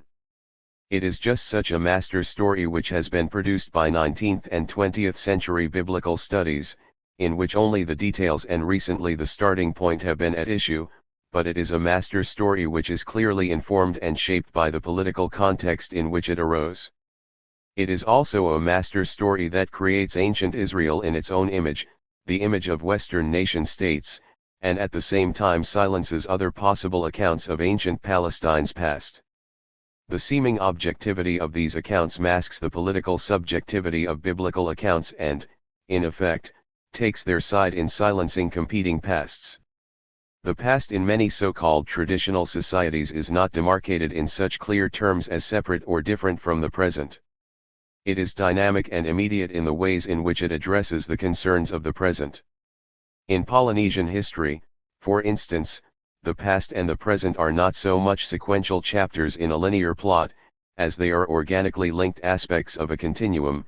Barofsky 1987:128.27. As is well known, genealogies are constantly revised in many societies to reflect a political and social reality of the present rather than lineage or blood relations of the past. In the same way, other accounts of the past are remade. The historian, whether literate or oral, is set in a particular social context at a particular moment in time. The account is produced under specific social and economic conditions by authors whose attitudes to a perceived potential audience would have affected the way they presented the material. Tonkin 1992, 38.28. Yet this is as true for modern societies as it is for ancient, so-called traditional societies. The way in which differences in the representation of the past between ancient and modern societies are presented is usually in terms of the dichotomy between myth and history. Yet this is a false dichotomy which helps to reinforce the reader's trust in the objective presentation of the modern historian as compared with the subjectivity of myth. 29 We might ask, where does myth end and history begin? In terms of the Hebrew Bible, as is often pointed out, there is no apparent differentiation between Genesis 1 to 11 and what follows, either to the end of the book or through to the end of 2 Kings. Thus Hughes, 1990, 96, concludes in his recent study of biblical chronology that the chronology of Judges and Samuel is a purely fictitious exilic creation to provide a 1,000-year scheme covering Israel's existence in Canaan. As such, it cannot be used to provide a chronology for the history of Israel. Myth, no less than history, is a perception of the past which is intimately linked to the context in which it is constructed and delivered, and is designed to foster a particular ideology. Samuel and Thompson, 1990:20, argue that traditions are as likely to be recycled in transformed contexts as to be invented. 30 Recent approaches to the way in which tradition is invented or recycled have undermined the fundamental assumption within biblical studies that such traditions, despite a significant temporal separation from the events they describe, necessarily preserve some kind of historical kernel or historical memory which can be extracted from the narrative to provide raw data. For the modern historian, these accounts of the past, whether they are termed myth or history, are not the product of collective memory but rather the product of particular groups in society, a point Van Seters, 1975, 1992, 34, has been keen to emphasize in contrast to standard perceptions of the development of the biblical traditions. What are termed historical memories probably only represent those perceptions of the past which are important for individuals or groups who share a similar social status or background, see Tonkin 1992, 131-2. They have a vital role to play in shaping identity and in denying competing claims to the past. For example, the epic poems The Bras and the Acts and Deeds of Sir William Wallace, from the 14th and 15th centuries respectively, were composed, the latter under royal patronage, at a time when Robert the Bruce and Sir William Wallace were important symbols of national identity. The desire, among the upper classes, to create a British identity in the 18th and 19th centuries meant that these anti-English poems and figures were conveniently forgotten, Ash 1990. It is an account of the past which has been revived with the rise of modern nationalism, providing an alternative account to official versions of Scotland's history. Accounts of the past, then, are in competition, explicitly or implicitly. They are written or heard at a particular moment in time, addressed to a known audience which has certain expectations, of which we may be ignorant, and designed to persuade. This last point is important since Tonkin, 1992, demonstrates that oral accounts, no less than written ones, are carefully structured and have their own poetics that need to be studied and understood.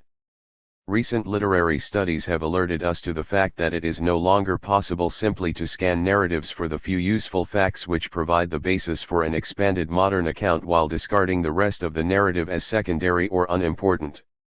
Any such facts are so embedded in the representation that it directs an interpretation of them, Tonkin 1992, 6. Rather than presenting evidence for some past reality, they offer, like many such accounts from modern and traditional societies, evidence for the politics of the present. The thorny question remains in each case, whose present? 31.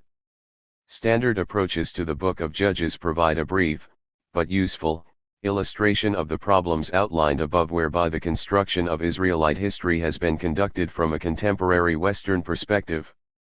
Bright's, 1972:169, approach to the text provides a convenient benchmark of earlier scholarship.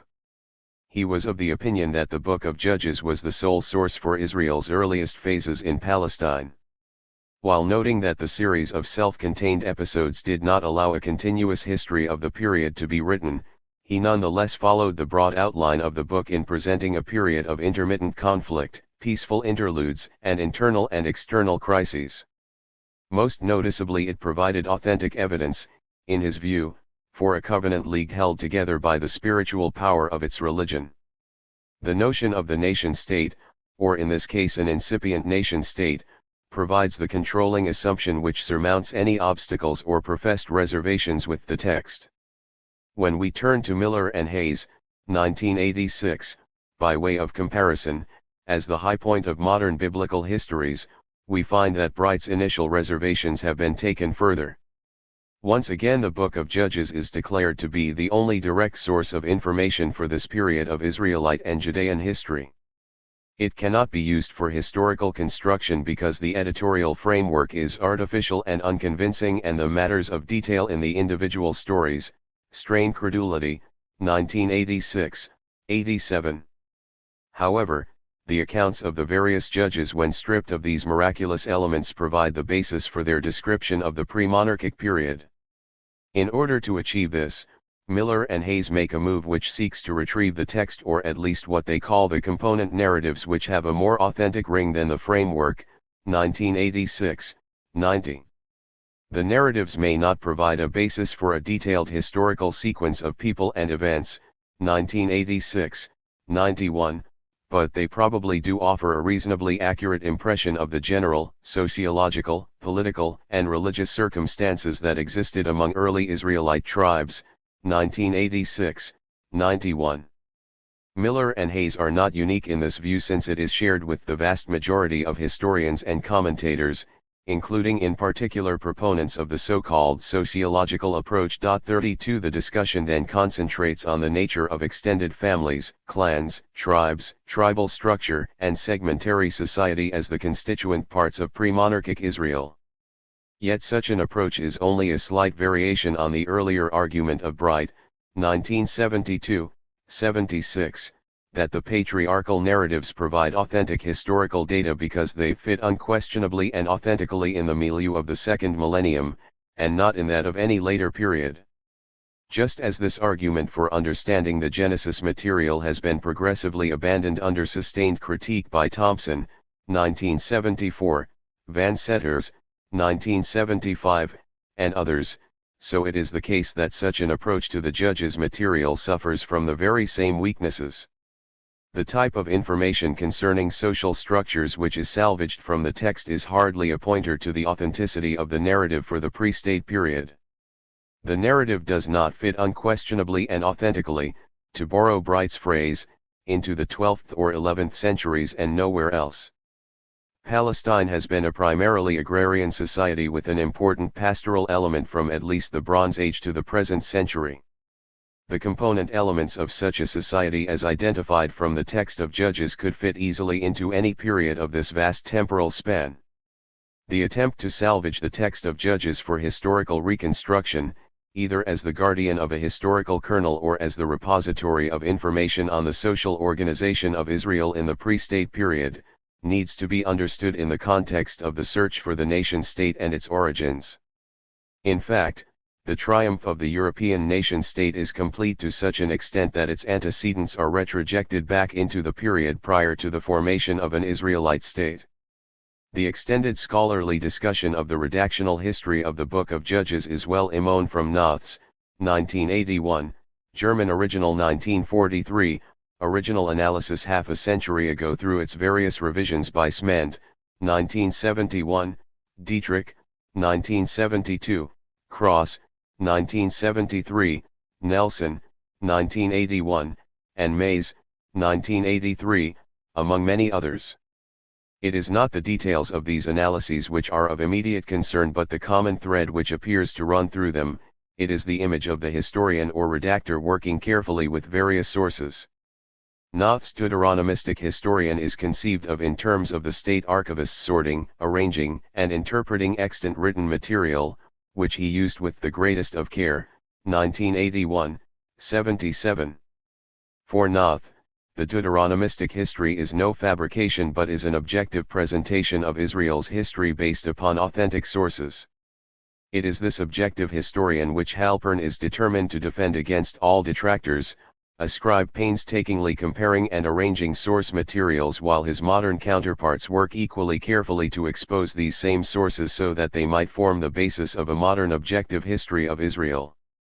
One of the ironies of the ways in which the Book of Judges has been used for historical reconstruction is that modern historians have been forced to impose a concept of time's arrow on the text when all commentators accept that the specific structure of the work as a whole is imbued with time's cycle. For the modern historian, the use of the text for historical reconstruction requires a denial or, at best, a disregard for the very structure of the work which does so much to frame and convey its sense or understanding of the past. The cyclical view of history is not one which most modern historians are happy with or would accept. Linear time is the essence of history, or, as some would put it, chronology is the backbone of history. Yet it is precisely the aesthetic and rhetorical devices which are integral to the work as a whole and to its presentation of the past which recent literary approaches have done much to expose.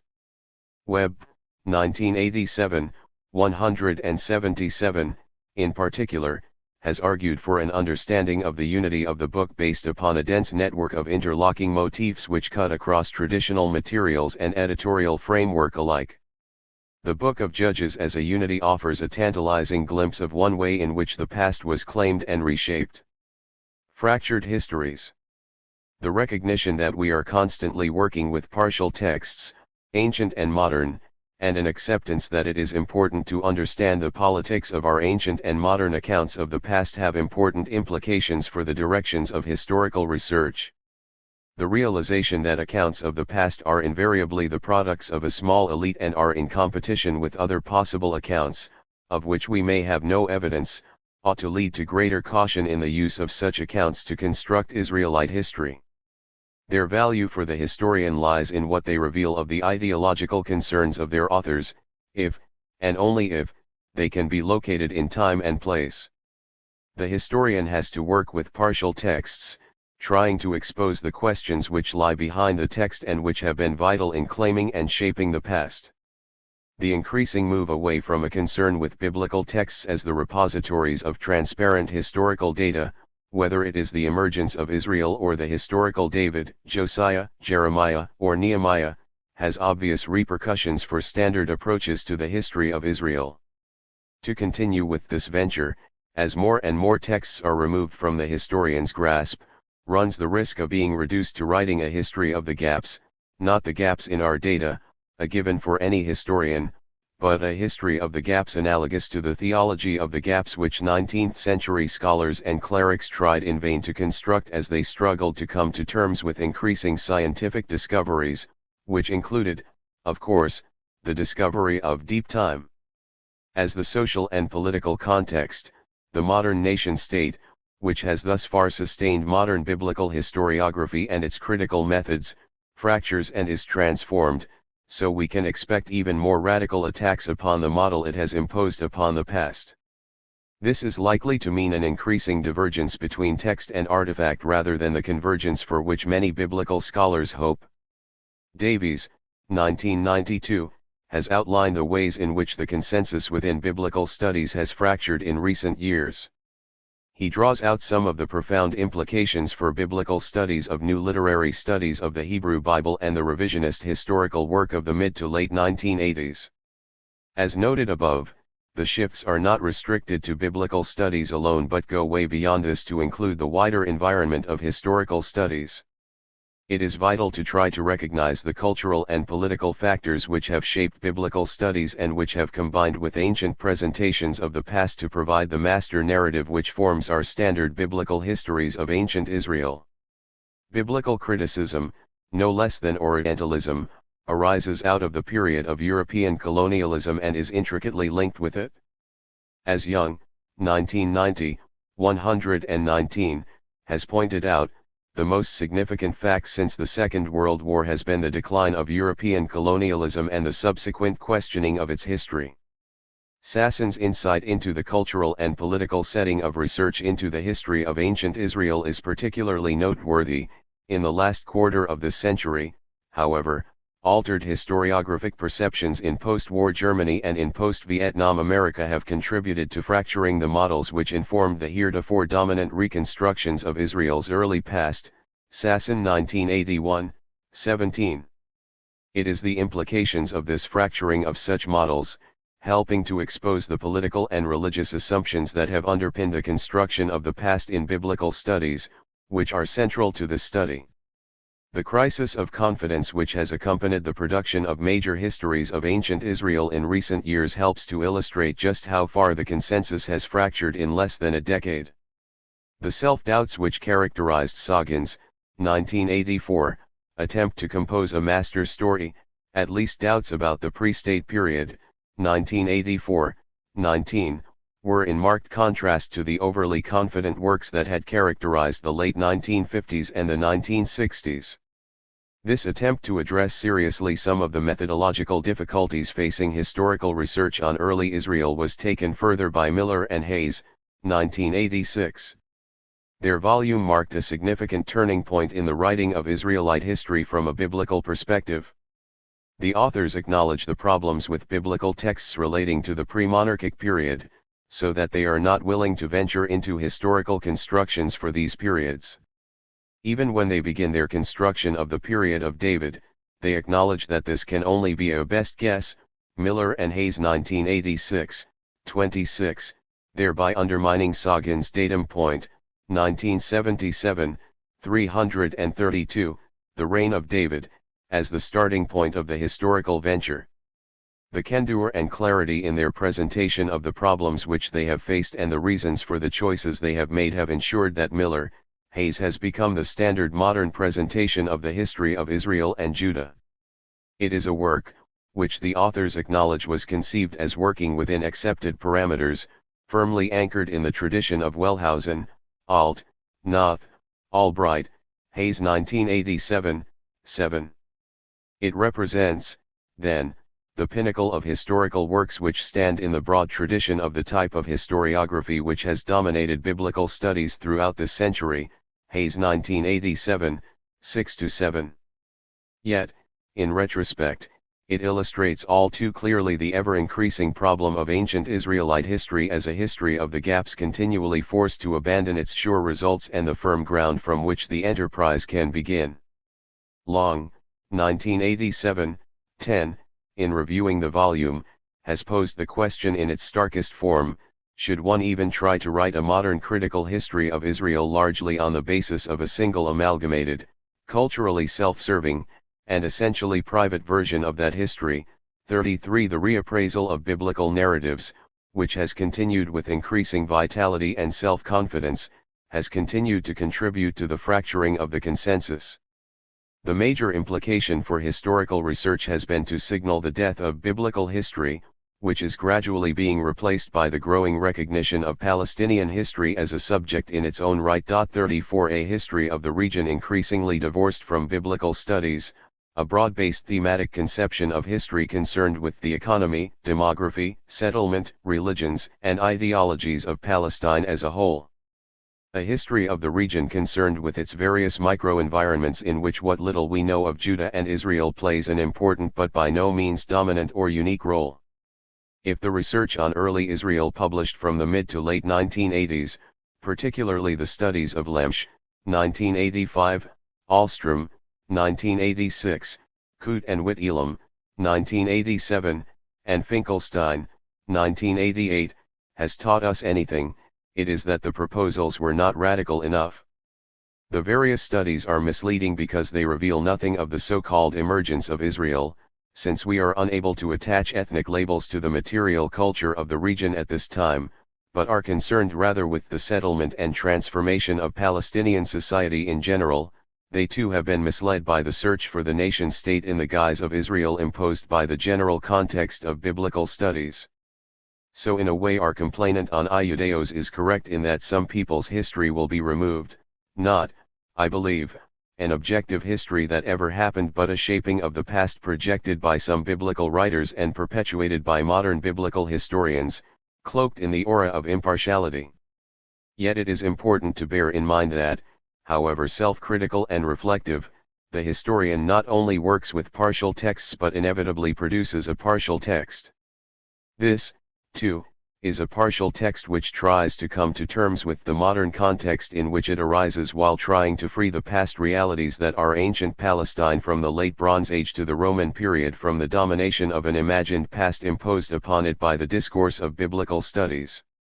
Thus we return to the profound problem posed by Caesar, echoed by Young, 1990, of how to write a new history when all history is European, male, and white. 35 The attempt to provide an alternative conception of the past to that which has emerged from the discourse of biblical studies over the last century or more can only give partial voice to those populations who have been silenced by our modern studies. It is obvious that any counter-history is contingent and partial. What is most important, however, is the exposure of the wide-ranging implications of the search for ancient Israel within 19th and 20th century biblical studies. For, as Inden, 1986, 445, says of Indian history, a deconstruction of the discourse in which students of India have been inducted is a necessary first step. Only after the nature and implications of this discourse have been exposed can Indologists hope to think their way out of it. The problem of Palestinian history has remained unspoken within biblical studies, silenced by the invention of ancient Israel in the image of the European nation-state. Only after we have exposed the implications of this invention will Palestinian history be freed from the constraints of biblical studies and the discourse that has shaped it. 2. Denying space and time to Palestinian history. Introduction. The concepts of space and time are so familiar, yet so crucial, to the historian that they hardly seem worthy of detailed consideration. It is assumed that these matters ought not to detain the historian or the reader for long since they function as givens, providing merely the temporal and geographical limits of the subject matter. Chronology, it is often said, is the backbone of history while the spatial realities are the stage on which such history is played out. However, the consideration of time and space is not such a simple matter for the historian that it can be passed over quickly as a prelude to the more important task of construction. Time and space are social products which, like the construction of the past, are tied to notions of identity and authority. The differing Christian, Hindu, Jewish, or Muslim conceptions of time are ample illustration of its ideological implications. The long-running dispute in the Balkans over the use of the name Macedonia demonstrates how crucial the definition of space is to identity. These twin concepts, then, are crucial to our pursuit of an ancient Palestinian history and to our appreciation of why such a history has rarely been given voice in academic discussions. Robert Alter, 1973, 19, in discussing the importance of the symbolism of Masada, states that there is a certain appropriateness in the link between ancient events and modern politics given the peculiarity of Israel's location in history and geography. Alter does not elaborate on this peculiarity since it seems enough to assert it so that the reader will accept that we are dealing with a very special, if not unique, entity. Hermann expresses this notion of Israel's uniqueness more explicitly. This is the stage for the history of ancient Israel. Israel's territory and its potential as a world power were necessarily limited. Its fate was bound up in a network of unavoidable dependent relationships. However, what took place almost in a corner of the world and its history was to have far more influence on world history than might ever have been suspected. Tiny Israel, historically weak and really insignificant, unleashed forces which were stronger than any calculations in world politics. This Israel became a phenomenon pointing beyond itself and raising in paradigmatic fashion the fundamental question of the nature of historical existence. The answer to that question seems to lie beyond any understanding which merely registers causal connections. Hermann 1975, 22. Hermann's view that this is a corner of the world exposes his Eurocentrism. Furthermore, the notion that Israel points beyond itself, whatever that might mean, reveals an underlying theological assumption which connects the history of Israel directly with divine action in the mundane realm.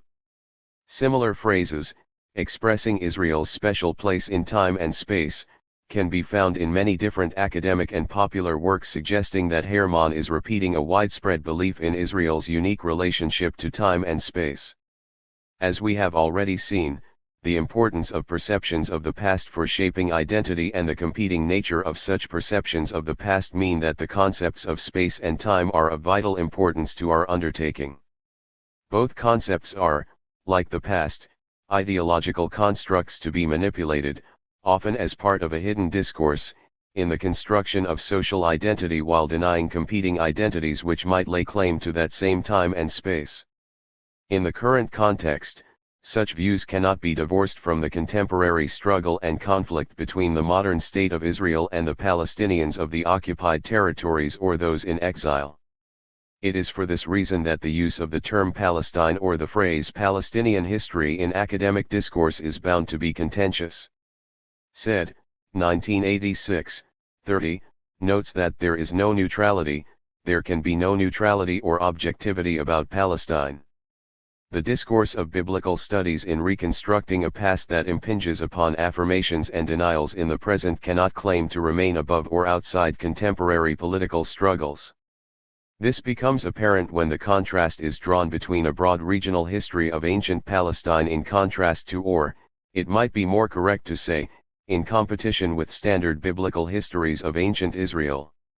The discourse of biblical studies has professed to remain aloof from this contemporary political situation while all along denying time and space to any Palestinian claim to the past. It is a discourse which has allocated time, particularly the Late Bronze, Iron Age transition and the Iron Age, as well as geographical space to Israel. Other entities such as the Canaanites, the Philistines, or any indigenous groups might inhabit this time and space, but it is only on Israel's terms. The denial of Palestinian space. The concept of space in historical terms is no more static than the notion of time, which is more usually seen to be at the heart of historical investigation. It has become increasingly recognized that the definition and control of space has formed a crucial role in Europe's construction of its other, a counterpoint to its own self-definition as rational, powerful, and stable.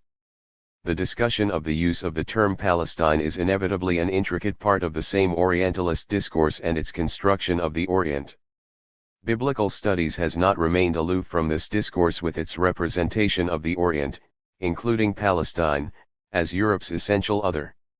It is possible to trace Orientalist presuppositions through some of the most influential works in biblical studies of the 19th and 20th centuries.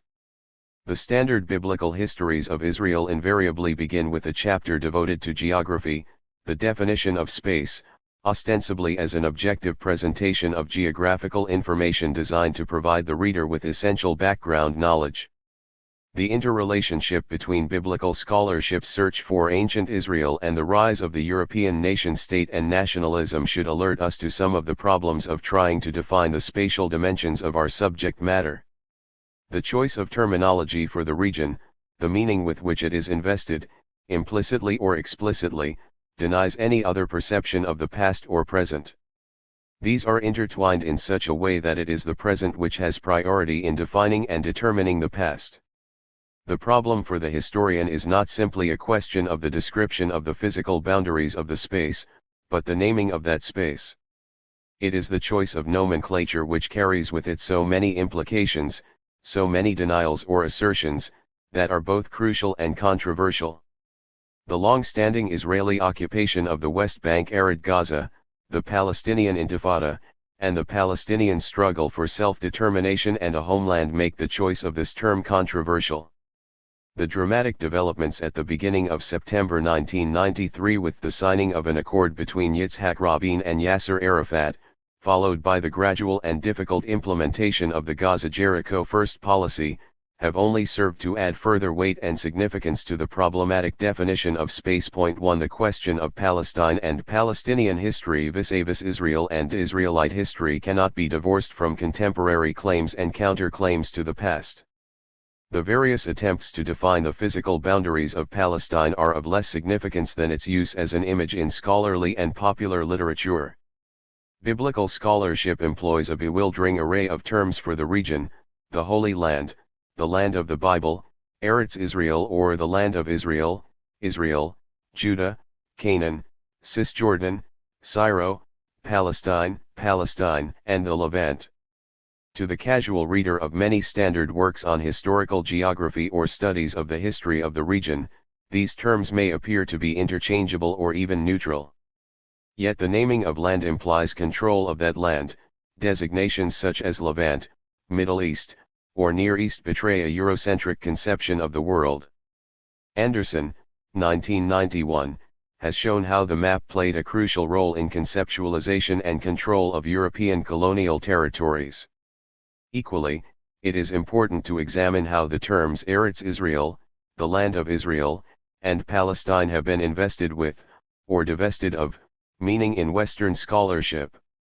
Despite the fact that Western scholarship has continually employed the term Palestine, it has been divested of any real meaning in the face of the search for ancient Israel. Point 2. The political implications of the terminology chosen to represent this area can be traced through some of the classic works of historical geography which have informed biblical studies over the last century. The classic early treatment of historical geography can be found in George Adam Smith's The Historical Geography of the Holy Land, first published in 1894. The subtitle of the work is revealing, especially in relation to the history of Israel and of the early Church. He uses the term Palestine as interchangeable with Holy Land, while his preface makes it quite clear that his primary motivation is to illuminate the Bible. Students of the Bible desire to see a background and feel an atmosphere, to discover from the lie of the land why the history took certain lines and the prophecy and gospel were expressed in certain styles, to learn what geography has to contribute to questions of biblical criticism, above all, to discern between what physical nature contributed to the religious development of Israel, and what was the product of purely moral and spiritual forces. Smith 1894, 7. Thus Palestine has no intrinsic meaning of its own, but provides the background and atmosphere for understanding the religious developments which are the foundation of Western civilization. Palestine does not have a history of its own, it is the history of Israel and thereby the history of the West. Commensurate with this lack of history is also the absence of inhabitants in the land. Palestine is a religious curiosity shop, what Smith, 1984, 8, calls a museum of church history, full of living as well as of ancient specimens of the subject. He recounts, 1894, x, the ancient ruins of the past through to the present, and notes that after the trail of Napoleon's march and retreat we find that after the long silence and crumbling of all things native, there are the living churches of today, and the lines of pilgrims coming up to Jerusalem from the four corners of the world. The reader is left in no doubt as to the vitality of European culture in contrast to the decline and devastation which have been supervised by the indigenous population. The land seems empty and devoid of interest apart from the vestiges of ancient monuments that are important for understanding the development of European civilization. This is reinforced in Smith's own day by the European invasion of Syria, 1894, 19. He goes on to describe this process throughout Palestine and Syria, culminating with his view of the significance of the introduction of the railway. Not only will it open up the most fertile parts of the country, and bring back European civilization to where it once was supreme, on the east of the Jordan, but if ever European arms return to the country, as, in a contest for Egypt or for the holy places, when they may not return. This railway running from the coast across the central battlefield of Palestine will be of immense strategic value. Smith 1894:20, 1. His view of the place of European civilization reveals that indigenous culture and history are of little interest by comparison. The land is the rightful property of Western powers if they so decide, a superiority defined in terms of military power. When he goes on to discuss the place of Syria, Palestine in world history, he does so in terms of opportunity and influence, which means in terms of religion, 1894, 21. Smith's account is a classic Orientalist expression of Europe's other. In describing the religious development of the Semitic in the seclusion of Arabia, he is able to proclaim that the only talents are those of war and of speech, the latter cultivated to a singular augustness of style by the silence of nature and the long leisure of life. It is the atmosphere in which seers, martyrs, and fanatics are bred. Conceive a race subjected to its influences for thousands of years. To such a race give a creed, and it will be an apostolic and a devoted race. Smith 1894, 29. For Smith, as for so many theologians and biblical specialists since, Israel's genius, the reason its religion rose to prominence while its neighbors fell into the degradations of fertility worship, was the ethical impulse of its belief. Though this has been shown to be a false representation of indigenous religion or those of surrounding cultures, the influence has remained very strong in biblical scholarship, retaining a powerful hold on popular perceptions. 3 One of the important consequences is that it is Israelite culture which represents the pinnacle of achievement while Canaanite fertility religion is surpassed and supplanted. Thus Israelite history supersedes and in effect silences Canaanite, i.e. indigenous Palestinian history.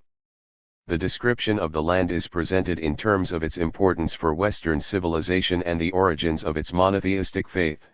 European powers were returning to protect the land which had provided the taproot of its own civilization. 4. Recent standard treatments of the history of Israel illustrate just how influential these ideas have been and how they have been perpetuated and strengthened throughout this century. Martin Noth's, 1960, classic The History of Israel opens with a section entitled The Land of Israel. Noth, like most biblical scholars, states that the history of Israel was conditioned by its geographical setting to such an extent that a knowledge of the geography of the region is one of the preconditions for a proper understanding of its history. However, in discussing the name of the region, he acknowledges that the phrase the land of Israel is used only once in the Hebrew Bible, 1 Samuel 13, 19, and that the original name for the land has not been preserved. He then goes on to argue that, as a natural phenomenon, it was never a homogeneous, self-contained entity and was never occupied by a homogeneous population, and it was hardly at any time the scene of a political organization which substantially coincided with its actual area. So the expression the land of Israel may serve as a somewhat flexible description of the area within which the Israelite tribes had their settlements. Noth 1960, 8. The history of those inhabitants of Palestine not included in the Israelite tribes is silenced by Noth's concern with Israel. Only homogeneity seems to count. The history of Palestine in general is subsumed by the concern with Israel despite his acknowledgement that it is usual to call the land of Israel Palestine. The effect of this, however, is to divest the term Palestine of any meaning by transforming it into a mere shorthand for the land of Israel. The proper object of study then becomes Israel rather than Palestine or the inhabitants of Palestine. Thus he goes on to state that, as real and authentic history, the history of Israel was always profoundly conditioned by the nature of the soil on which it took place. A knowledge of the geography of Palestine is therefore one of the preconditions for a proper understanding of the history of Israel, and an exposition of the history of Israel must be preceded by a brief survey of the basic characteristics of the land itself. Noth 1960, 8. The land that might be termed Palestine has no intrinsic value of its own but becomes the arena for the real and authentic history of Israel. Noth's following description of the physical features of the region presents a peculiar landscape virtually barren and devoid of human habitation. What population exists is anonymous and notable only for its lack of unity. 1960, 10. A seemingly objective description of topography presents an empty land waiting to be populated by Israel, at which point Noth's historical description can begin. Revealingly, these anonymous inhabitants of Palestine are never described as Palestinians. Noth's work is representative of the assumptions and hidden discourse of biblical studies which effectively silences Palestinian history in favor of the search for ancient Israel. It has divested the term Palestine of any meaning and ignored the history of the indigenous population of the region. Hermann, 1975, begins his account of Israelite history with a chapter entitled The Scene, in which he claims that Israel's history is inextricably bound up with the land, indeed the lands, in which it took place. Without qualification, that is the case with the people of Israel in the Old Testament. We can see the rudimentary beginnings of Israel on the one hand in northern Syria and neighboring Mesopotamia, and on the other in northwest Egypt, before Israel found a homeland in Palestine, the Promised Land, possession of which was never undisputed. Herman 1975, 6. It is noticeable that Palestine once again becomes shorthand, this time for the Promised Land, which is designated to be Israel's homeland. It is not a Palestinian homeland or the homeland of the indigenous population. As we have already noted, the choice of the term homeland takes on an added significance in light of the use of this term in the Balfour Declaration. Herman's treatment, which continues in the line of German biblical historiography inspired by Alt and Noth, again provides a barren and empty landscape. What population is mentioned is largely anonymous. Palestine is introduced to the reader merely as the scene of the history of Israel, 1975, 6. It only becomes inhabited and of significance with the fulfillment of the promise which sees Israel's entry onto the stage. He detects an important link between past and present when reviewing the achievements of ancient Israel, a claim of considerable political import given the contemporary struggle for Palestine.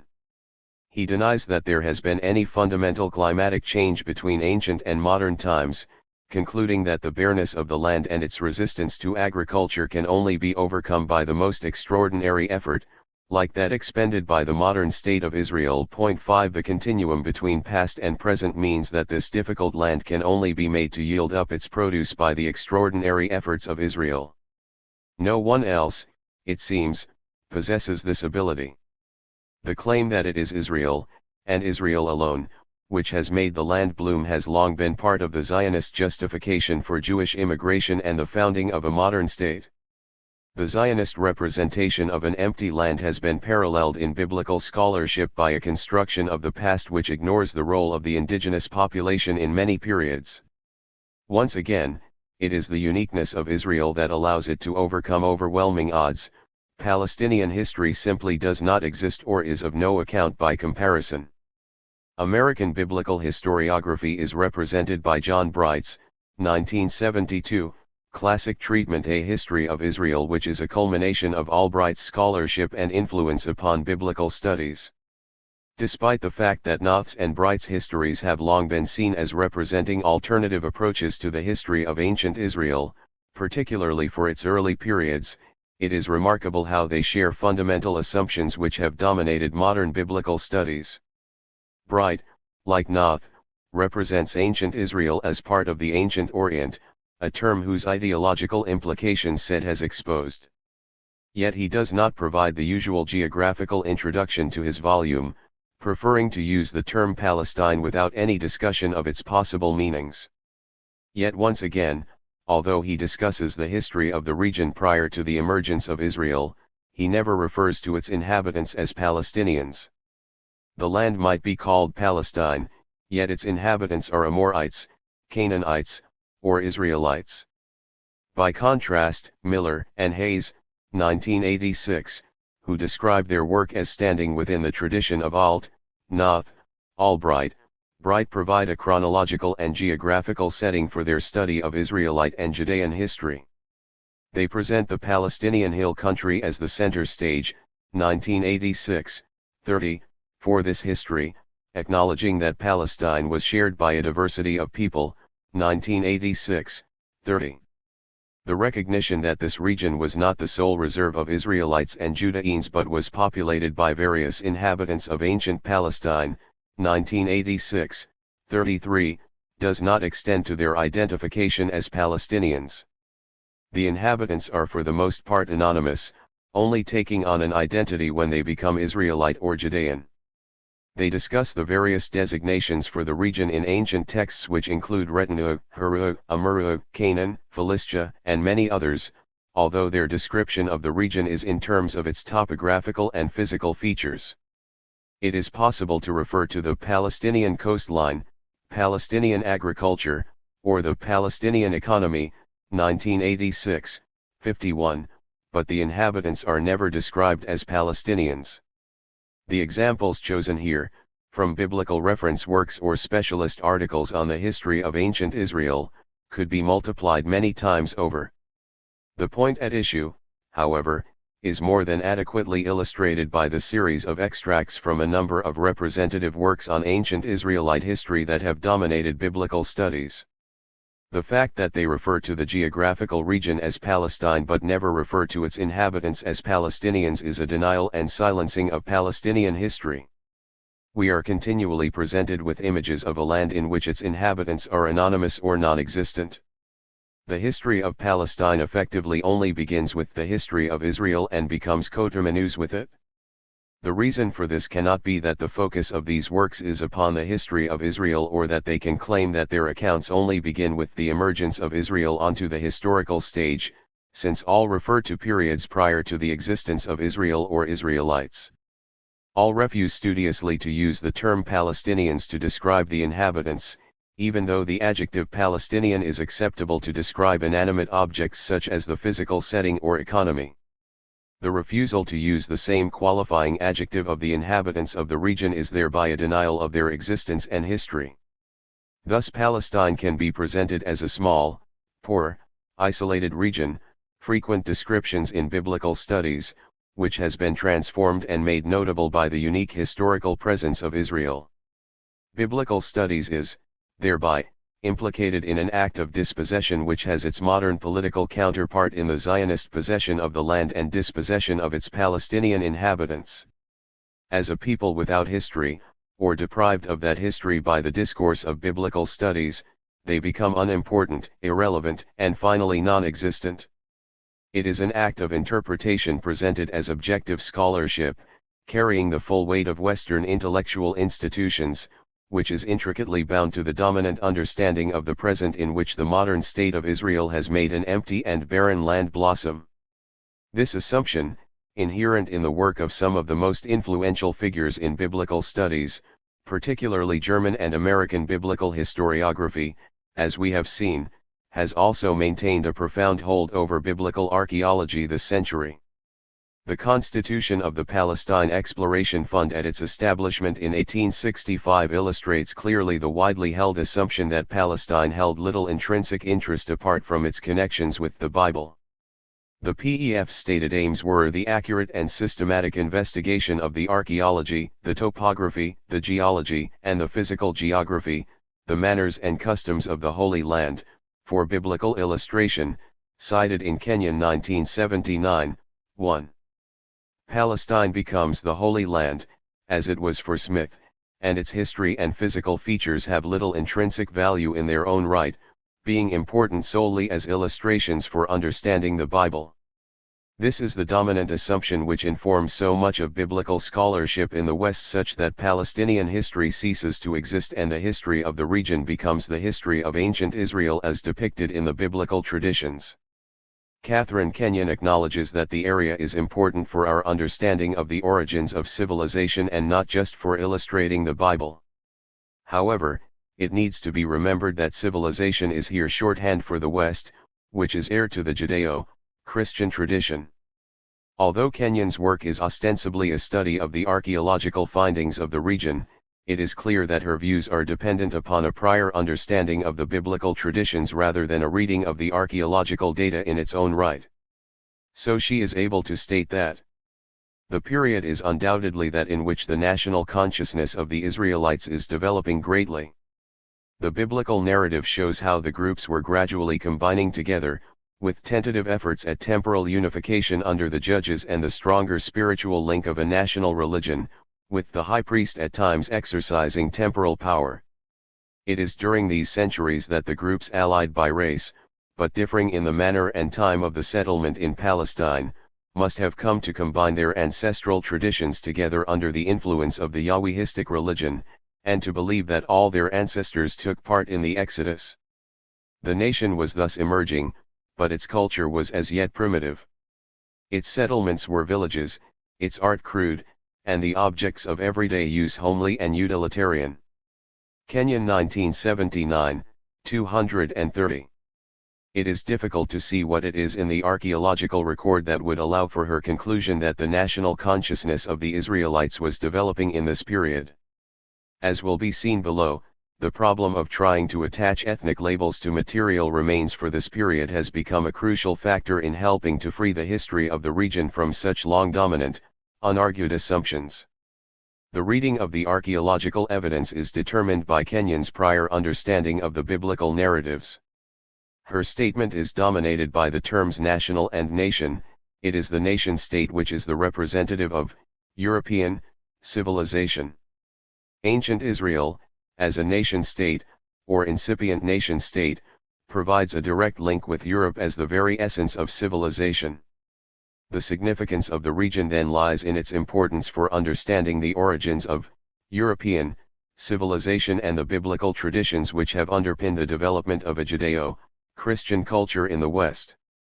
However, it does not extend to an investigation of any intrinsic value attached to the history of the vast majority of the indigenous inhabitants of the region.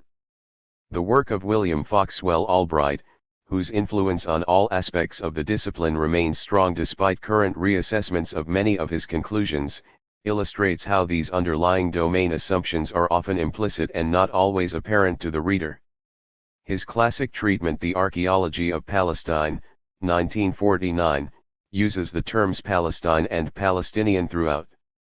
Even in his discussion of the Iron Age, designated by many Israeli archaeologists as the Israelite period, he consistently refers to the archaeology of Palestine. The history of the region is presented in a sober fashion which seemingly values Palestine in its own right. In his conclusion he is able to state that the role of archaeology in providing data for objective evaluation of the history of Palestine is already so great that no student can now neglect it without intellectual disaster. Although 20 years have elapsed since the study of Palestinian archaeology reached a sufficiently stable phase to warrant use of its data by sober historians, it is still very difficult for the non-specialist to pick his way among the conflicting dates and conclusions of archaeologists. Albright 1949, 252-3. However, the theological presuppositions of Albright's approach are revealed particularly towards the end of his study. In one's enthusiasm for archaeology research, one is sometimes tempted to disregard the enduring reason for any special interest in Palestine. Nearly all the Hebrew Old Testament is a product of Palestinian soil and Israelite writers, while most of the events which underlie the Greek New Testament took place in the same sacred terrain. Albright 1949, 218. Here we discover the reason for any special interest in the region. It is the locale for the development of the Old and New Testaments. He acknowledges the contribution of surrounding cultures to both these works but adds that they have been transmuted by religious insight into something far surpassing these contributory cultures. He then tries to defend the objectivity of biblical scholarship against the charge of religious bias. It is frequently said that the scientific quality of Palestinian archaeology has been seriously impaired by the religious preconceptions of scholars who have excavated in the Holy Land. It is true that some archaeologists have been drawn to Palestine by their interest in the Bible, and that some of them had received their previous training mainly as biblical scholars. The writer has known many such scholars, but he recalls scarcely a single case where their religious views seriously influenced their results. Some of these scholars were radical critics, still others were more conservative critics, like Ernest Sellin. Others again were thoroughgoing conservatives. But their archaeological conclusions were almost uniformly independent of their critical views. Albright 1949, 219. Notice how Palestine now becomes the Holy Land. Furthermore, the seeming objectivity of approach and the pursuit of Palestinian history and archaeology in its own right are exposed in his conclusion, where he tries to account for the importance of Palestine in world history despite its small size and lack of resources.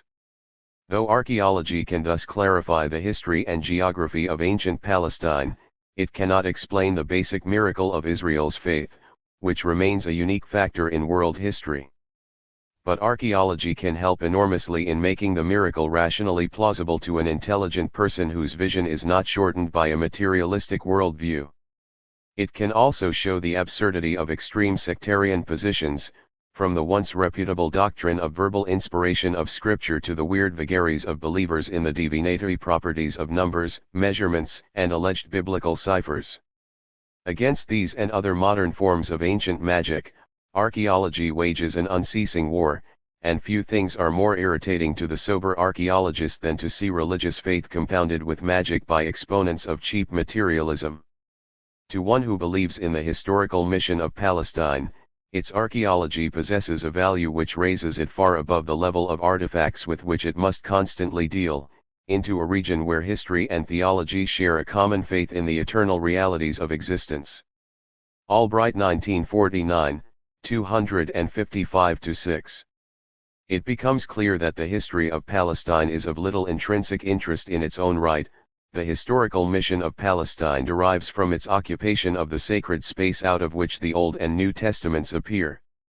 Albright's theological beliefs, despite denials to the contrary, clearly shape his assessment and construction of Israelite history. This is history, moreover, in which Europe or the West is the real subject, as Assad and others have pointed out of other modern accounts of the past. It is ultimately a pursuit of the roots of Western civilization. The problems of terminology and methodological approach can be illustrated further from Balla's influential revision of his The Geography of the Bible, original 1957, completely revised 1974. He states his aim as twofold: to provide a work for scholars who require solid, detailed, and accurate information in the form of a serious geographical and biblical study, 1974, 11, which is at the same time a simple and straightforward presentation for the beginning student and general reader. Balla is well aware of the problems that his venture holds, the problems of the time limit and the theological presuppositions imposed on the study. When the study is limited to the biblical period, it is difficult to avoid the suggestion that the history of Palestine began with Abraham and came to an end in AD 70, an impression which is already too firmly implanted in the minds of many Western people. It cannot be denied that the events of the biblical period are those which most concern the ordinary American or British reader, and it seems, therefore, a useful place at which to begin, though obviously it is only a beginning. Balla 1974, 13. Here we can see that the problems of time and space are intricately related. Yet, as with Albright, the presentation of the history of Palestine is informed by theological considerations which override all others, as Balla admits. He refers, 1974, 14, to the complaint that theologians are not interested in geology, and geographers do not want theology in a geography book. His defense is that it is important to understand the culture and climate of the country in order to understand the nature of the environment which has had such a profound influence upon its inhabitants. But related to this is his view that it is equally important to understand the nature of the book with its claim to the existence of the one God who is both active and effective. The theological claims mean that the history of the region can only be understood in terms of biblical history. It is defined by and dominated by the concerns and presentation of the biblical texts. It is not, then, a history or geography of Palestine but a history and geography of biblical Israel. To refer to the history of the period of Abraham is to accept a biblical definition of that history and to deny any other perception of the past. Balla attempts to overcome the problems of definition which are tied to the present and determined by theological presuppositions in his choice of terminology. There still remains, however, the problem of names, for as anyone who has dealt with Middle Eastern geography knows to his cost, names tend constantly to take on political significance, and to be the cause of much recrimination. Therefore, it must be said clearly that no name at all, whether Israel or Palestine or any other, will be used in its modem political sense, unless this is expressly stated. The name Palestine will be used to mean the country of the Bible, on both sides of the Jordan, in the sense in which it is used in many biblical commentaries. Israel will be kept for the ancient kingdom of Israel, lying to the north of the kingdom of Judah. In speaking of the two regions on either side of the great central valley of the Jordan and the Arabah, we shall speak of Cisjordan and Transjordan. The whole coastland, stretching from the borders of modern Turkey to Egypt, may be described as the Levant coast. Bala 1974, 5, 6. The problem here is that the designation Palestine is merely shorthand for the country of the Bible. It is theological assumptions and biblical definitions which ultimately determine any understanding of the region. This is confirmed by the map at the beginning of the book entitled Old Testament Palestine, in which the regional designations are all biblical tribal designations: Zebulun, Manasseh, Ephraim, Benjamin, etc. The theological claims of the Hebrew Bible have been given priority in determining the designation of the land, thereby silencing any alternative claims to understanding the region and its past. 7. The problems of different designations for the region and their underlying competing claims to the past and the present become even sharper in modern Israeli scholarship. Yohanan Aharon's The Land of the Bible. A Historical Geography, 1962, has been particularly influential in shaping the discipline. Throughout the work, the phrase "the land of the Bible" is used interchangeably with the Holy Land and Palestine. At first sight, the terms do not appear to be particularly controversial or self-conscious. However, the title of the Hebrew original, "The Land of Israel in Biblical Times," tends to suggest that, as with Bala, the term Palestine is simply shorthand. It is defined primarily in terms of Israel and the biblical understanding of the past. Part 2 of the work, entitled Palestine During the Ages, contains a separate chapter on the Canaanite period, followed by a series of chapters dealing with Israelite and Judean history. It is noticeable that in chronological terms Canaanite is separate from, is succeeded by, and replaced by Israelite history. This chronological distinction between Canaanite and Israelite periods pervades biblical scholarship and is an important archaeological and historical differentiation in Israeli scholarship in particular. The Israeli convention of designating archaeological periods as Canaanite and Israelite is in contrast to the American and European practice of designating these periods as the Bronze and Iron Ages. However, as we have seen in the work of Albright, despite the differences in archaeological nomenclature, the assumption of much of biblical scholarship is that Israelite culture succeeds, replaces, and surpasses Canaanite culture. Rainey, one of the leading contemporary authorities on historical geography, and the person who revised the second edition of Aharon's classic work, has described the importance of the subject in the following terms. The abundant research being conducted today in the land of the Bible has its roots in the historical and religious interest inherent in the Judeo-Christian tradition.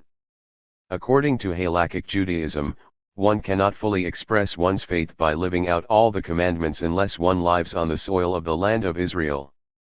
The Christian concern for the geography of the Holy Land is motivated by the desire to see and in some way relieve the experiences of the Scriptures at the places where they occurred. The biblical tradition itself is predicated on a certain amount of geographical knowledge. Israel's constitution as a nation is firmly linked with its occupation of the land of Canaan. The historical and religious experience of Israel took place in a specific geographical context. Rainey 1988, 353. The political implications of the choice of nomenclature become much clearer in this passage. The possession and naming of the land, both past and present, is of vital importance. The interrelationships of past and present are made explicit in this conception of the nature of Israel and its possession of the land. Israel is conceived here in terms of the nation-state, which is inextricably linked to national territory by right of occupation. The rationale for historical geography is given as the historical and religious interests of the Judeo-Christian tradition. No mention is made of any interest in Palestinian history. It is silenced by the concern for Israel's historical and religious experience in a specific geographical context. These points can be illustrated further from Aharon's 1982, other classic work, The Archaeology of the Land of Israel. The way in which the search for ancient Israel has obscured and silenced Palestinian history is brought out in Rainey's preface to the second edition. Throughout the book we have usually used the term Eretz Israel or the Land of Israel. By this is meant the total area inhabited by the Israelite people, corresponding most closely to the territory governed by David and Solomon. Aharoni has demonstrated its legitimacy as a geographical entity throughout most of the biblical period. Although it is something of an anachronism for the prehistoric and Canaanite eras, the reader will find it no less than the commonly accepted Palestine. Eretz Israel is perhaps the only non-political term in use today, except perhaps for Canaan, which does not represent precisely the territory dealt with in the Israelite period. Rainey 1982, 13. The appeal to the boundaries of the Davidic, Solomonic kingdom, from Dan to Beersheba, as a definition of the geographical extent of Eretz Israel, a claim that will need to be examined in later chapters, betrays that it is the biblical perception of the past which is dominant. Rainey's claim, made in such a reasonable and matter-of-fact manner, that the term Eretz Israel is not just non-political but is the only non-political term for the region, is astounding in the context. The terms Palestine and Eretz Israel are not interchangeable but are in competition given the contemporary struggle for Palestine. The political nature of the term Eretz Israel, contra Rainey, is evident from the fact that it opens and is used throughout the proclamation of independence of the State of Israel issued in May 1948, Lequia and Reuben 1984, 125-8. The implications of the choice of terminology to define space become more obvious when it is learned that Aharoni's monograph was designed to replace W.F. Albright's classic treatment of 30 years earlier, The Archaeology of Palestine, 1949. Just as the prehistoric and Canaanite periods have been superseded by the Israelite era, so Palestine has been supplanted and replaced by Israel. Rainey acknowledges that the phrase Eretz Israel is anachronistic when applied to what he terms the prehistoric and Canaanite periods, since it is the biblical period and the Israelite period which are the focus of attention. 8 This is revealing in light of the title of the work, The Archaeology of the Land of Israel, compared with the scope of the work which covers the Chalcolithic to the Persian periods. Thus a vast expanse of time before the appearance of any entity called Israel or the formation of an Israelite state is subsumed under the term the Land of Israel.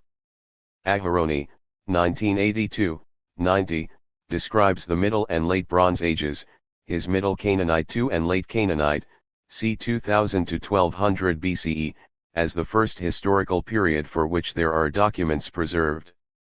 However, he goes on to add that this is also the period in which the Hebrew tribes penetrated into various districts of the country and finally crystallized into the people of Israel, the first and only people to make the country its natural homeland.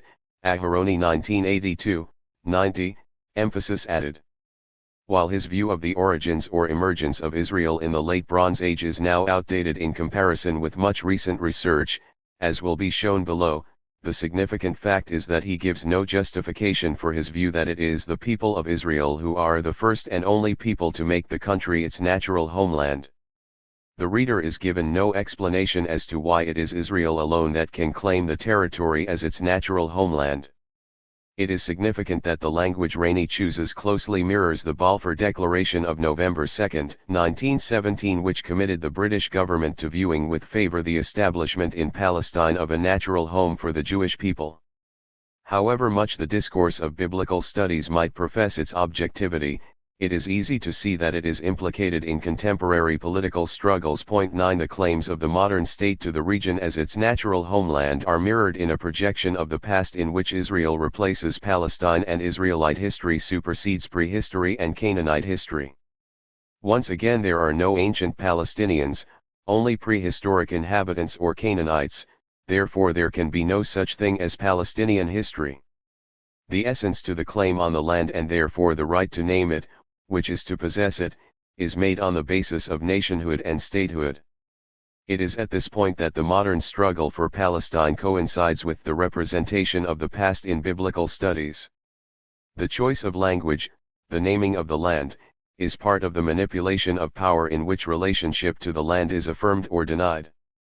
The political ramifications and problematic nature of the naming of space emerges in the discussion of nomenclature which took place at the Congress of Archaeology in Jerusalem in 1984. Moshe Dothan, 1985, 136, responsible with his wife Trade Dothan for so much of the discovery and clarification of Philistine culture, rejected the term Holy Land as too narrow in its application to biblical aspects of the past and a study of holy places. He rejected the use of the term Palestine on the grounds that it was the official name for the country for only a mere 30 years under the British Mandate, 1985, 137, arguing that its origins in the 5th century BCE were restricted to a designation for the southern coast.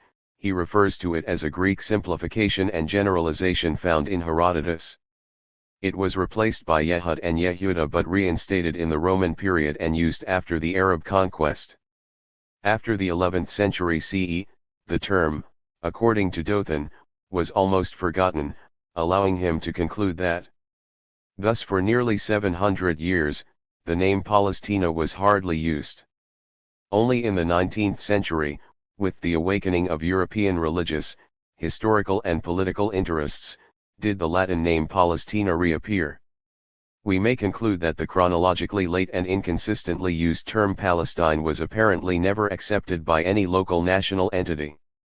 It therefore can hardly serve as a meaningful term for the archaeology of this country. Dothan 1985:137. This denial of continuity between the use of the term Palestine and any past reality thereby denies any claims to a Palestinian history. Yet this is a denial of a use of a term which appears in Assyrian and Hellenistic sources, becomes the designation for the region in the Roman period, and was then used extensively in Arabic sources from the 10th century onward. Davies 1992, 23, said 1992, 10. Once again the controlling factor is the nation-state since it is the local national entity which defines the space. Since the modern state of Israel is such a local national entity, it follows that Israel is the appropriate label for the area.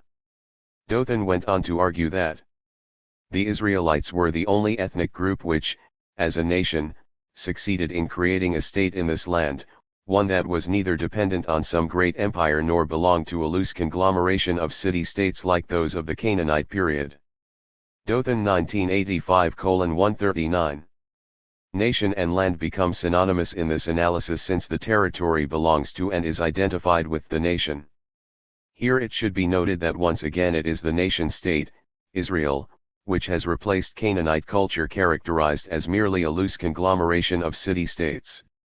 Israel represents the ultimate in political evolution, the European nation-state, and the pinnacle of civilization which surpasses and replaces that which is primitive and incapable of transformation. Thus Israel has replaced Palestine, and Israelite history thereby silences any Palestinian past. Dothan goes on to claim that the only terms that can be correctly applied are the archaeology of Israel or the archaeology of the land of Israel. He rejects the former on the grounds that it excludes areas outside the borders of the modern state of Israel, thereby concluding that the archaeology of the land of Israel is the most appropriate term. The existence of the modern state and its claims to continuity with some earlier state of the Iron Age is the determining factor in the choice of terminology. The claim to continuity means that other claims to existence, other perceptions of the past, are effectively silenced. We are left with the history of Israel, past and present. There is no Palestine and therefore there cannot be a history of Palestine. 10. The term Palestine has been divested of any inherent meaning of its own in biblical scholarship. It can only be understood when it is redefined by some other theological or political term such as Holy Land or Eretz Israel. But what is even more striking is that while the use of the term Palestine might be widespread, albeit divested of any meaning of its own, the term Palestinians as inhabitants of the land very rarely occurs in biblical scholarship. If we have a land called Palestine, why are its inhabitants not called Palestinians? 11 For the so-called prehistoric periods, the inhabitants are nameless except for designation by archaeological period, Neolithic, Chalcolithic, or possibly Gassulian culture. There are no written sources by which to identify the inhabitants. But they are not Palestinians or even Neolithic Palestinians, Chalcolithic Palestinians, or Palestinians of the Neolithic or Chalcolithic periods. In the Bronze Age, it is the Canaanites who become the inhabitants of the land. Archaeologists recognize the achievements of their culture, particularly for the Middle Bronze and Late Bronze Ages. Yet they are never said to have a national consciousness, and their religion is presented, of course, as a degenerate fertility cult, lacking in the overarching ethical impulse of Yahwism, and therefore immoral. Such a presentation also draws a sharp contrast with the national consciousness and moral monotheism of Western civilization. They are replaced by the Israelites, who are a nation or incipient nation who, according to Aharoni, are only claiming their natural homeland. We have the paradox that Canaanite culture was more advanced, as many archaeologists acknowledge, but their religion is portrayed as far inferior to the supreme religion which is the foundation of Judeo-Christian tradition and thereby Western civilization. In the same way, Israel as a nation-state is at the pinnacle of political evolution in contrast to a conglomeration of city-states in the region. Palestine may exist, in name only, but it has no reality in terms of its history or inhabitants being Palestinian. Those inhabitants who are acknowledged before the beginning of the Iron Age are only temporary, mostly anonymous, awaiting Israel's arrival to claim its national heritage. Since it is difficult to deny the existence of inhabitants prior to the emergence of Israel, the standard approach has been to denigrate their achievements or their right to exist. So the Bishop of Salisbury could address members of the Palestine Exploration Fund in 1903 with the following words: "Nothing, I think, that has been discovered makes us feel any regret at the suppression of Canaanite civilization by Israelite civilization. The Bible has not misrepresented at all the abomination of Canaanite culture which was superseded by the Israelite culture." Cited by said 1992, 79, 12. The situation in antiquity as presented by biblical scholarship is remarkably similar to the modern period leading up to the foundation of the modern state of Israel. Scholarship seems to mirror the late 19th century Zionist slogan for Palestine, "A land without people, for a people without land." What we have in biblical scholarship from its inception to the present day is the presentation of a land, Palestine, without inhabitants, or at the most simply temporary, ephemeral inhabitants, awaiting a people without a land. This has been reinforced by a reading of the biblical traditions and archaeological findings, interpreted on the basis of a prior understanding of a reading of the Bible, which helps to confirm this understanding. The foundation of the modern state has dominated scholarship to such an extent that the retrojection of the nation-state into antiquity has provided the vital continuity which helps to justify and legitimize both. The effect has been to deny any continuity or legitimacy to Palestinian history. If there were no Palestinians in antiquity, then there could not be a Palestinian history. The notion of continuity is reinforced by the assumption that European civilization, the pinnacle of human achievement, has its roots in this Judeo-Christian tradition. Europe has retrojected the nation-state into antiquity in order to discover its own roots, while at the same time giving birth to the Zionist movement, which has established a civilized state in the alien Orient, thereby helping to confirm this continuity in culture and civilization. The irony of this situation is that for the past there is a Palestine but no Palestinians, yet for the present there are Palestinians but no Palestine. 13 The politics of scholarship is brought home by the remark of Menachem Begin in 1969, "If this is Palestine and not the land of Israel, then you are conquerors and not tillers of the land. You are invaders. If this is Palestine, then it belongs to a people who lived here before you came," cited by said 1988, 241. In the scholarship of the past and in the reality of the present, Palestine has become the land of Israel, and the history of Israel is the only legitimate subject of study. All else is subsumed in providing background and understanding for the history of ancient Israel, which has continuity with the present state and provides the roots and impulse of European civilization. Denying time to Palestinian history. Time, like space, is a political concept, an ideologically constructed instrument of power, Fabian 1983, 144, which has been manipulated in biblical studies to deny any temporal reality to Palestinian history. Fabian points to the common acknowledgement of the imperial construction of space, often as an empty land to be occupied for the good of humanity. However, as he notes, This concentration on the imperialistic and political constructions of space has led to a failure to concede that time is every bit as much controlled, measured, and allotted by dominant powers. The discovery of deep time has been at the heart of Western historiographical perceptions of the evolutionary development of culture and history. This emphasis on the inexorable progress of time's arrow has resulted in a perception of Israelite history, as the taproot of Western civilization, replacing all other aspects of historical reality in Palestine as part of the inevitable evolutionary process. The way in which this has been done is a further illustration of Césare's dictum that Europe is the subject of all history. Garbini, 1988, has produced one of the most radical critiques of the historiographic perceptions of biblical studies in recent years. Nevertheless, he betrays the Eurocentrism of his own conceptions in the opening to his essay on the failings of standard biblical histories. The ancient Near East, with its civilization and its history, has been rescued from the oblivion of time by just over a century of European science. With it have appeared the remotest roots of Western civilization. Before Paris, Rome, Athens, and Jerusalem there were Babylon and Uruk. Garbini 1988:1. According to such a view, there is no history without Europe, and the significance of the history that has been rescued from the oblivion of time is that it provides the roots of Western civilization. Garbini is able to go on to talk about this now long past of ours, or claim the creative force of this civilization as now passing from Asia to Europe. Ancient Israel then becomes the fulcrum for this transfer of civilization as the link between Asia and Europe. The significance of Israel is ascribed to its mediation of Egyptian and Babylonian culture, so that Israel returned to Jerusalem enormously enriched and transformed. When Greek culture arrived there, Hebrew thought was in a stage of further revision, the final result of which was transmitted to Europe by some brilliant men. This was the historical function of Israel. 1988, 1. The evolutionary scheme which links Babylon, Egypt, and Greece through Israel, culminating in the triumph of Western civilization, is so deeply ingrained that it pervades such a radical critique of recent histories of ancient Israel in biblical studies.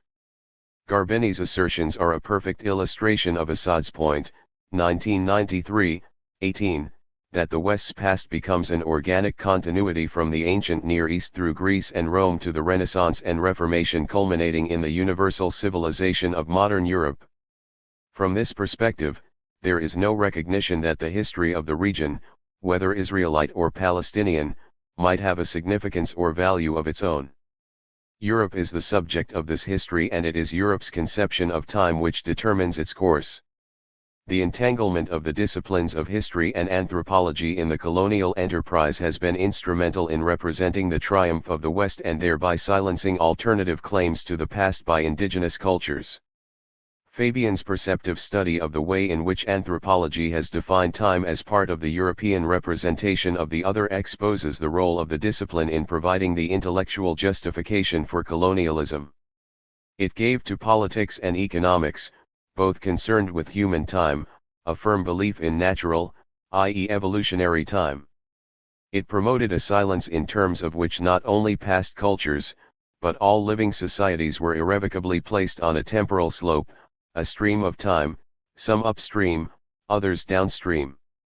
Civilization, evolution, development, acculturation, modernization, and their cousins, industrialization, urbanization, are all terms whose conceptual content derives, in ways that can be specified, for evolutionary time. They all have an epistemological dimension apart from whatever ethical, or unethical, intentions they may express. A discourse employing terms such as primitive, savage, but also tribal, traditional, third world, or whatever euphemism is current, does not think, or observe, or critically study, the primitive. It thinks, observes, studies in terms of the primitive. Primitive, being essentially a temporal concept, is a category, not an object, of Western thought. Fabian 1983:17. The history of ancient Palestine has effectively been denied time of its own. Instead, it is subject to the tyranny of biblical time through the periodization of the Hebrew Bible, which has been an essential element of the discourse of biblical studies. The history of the region has long been seen as neatly compartmentalized into patriarchal, Exodus, conquest, or settlement periods followed by the united monarchy of David and Solomon, the divided kingdoms of Israel and Judah, exile, and then restoration. 14 The history of the region is, then, the history of the principal characters and events of the biblical traditions. It is the classic pursuit of the history of great men and unique events. Palestinian history is effectively silenced by this tyranny of biblical time which has been perpetuated by Western scholarship. This situation has not been changed by the agonized debate in recent years over the starting point of Israelite history, which has seen the loss of the patriarchal, Exodus, and conquest periods in the wake of the conjunction of literary studies and archaeological data. Rather than reclaiming Palestinian time from the 19th through the 13th centuries BCE, it has only served to highlight the fact that Palestinian history is denied time.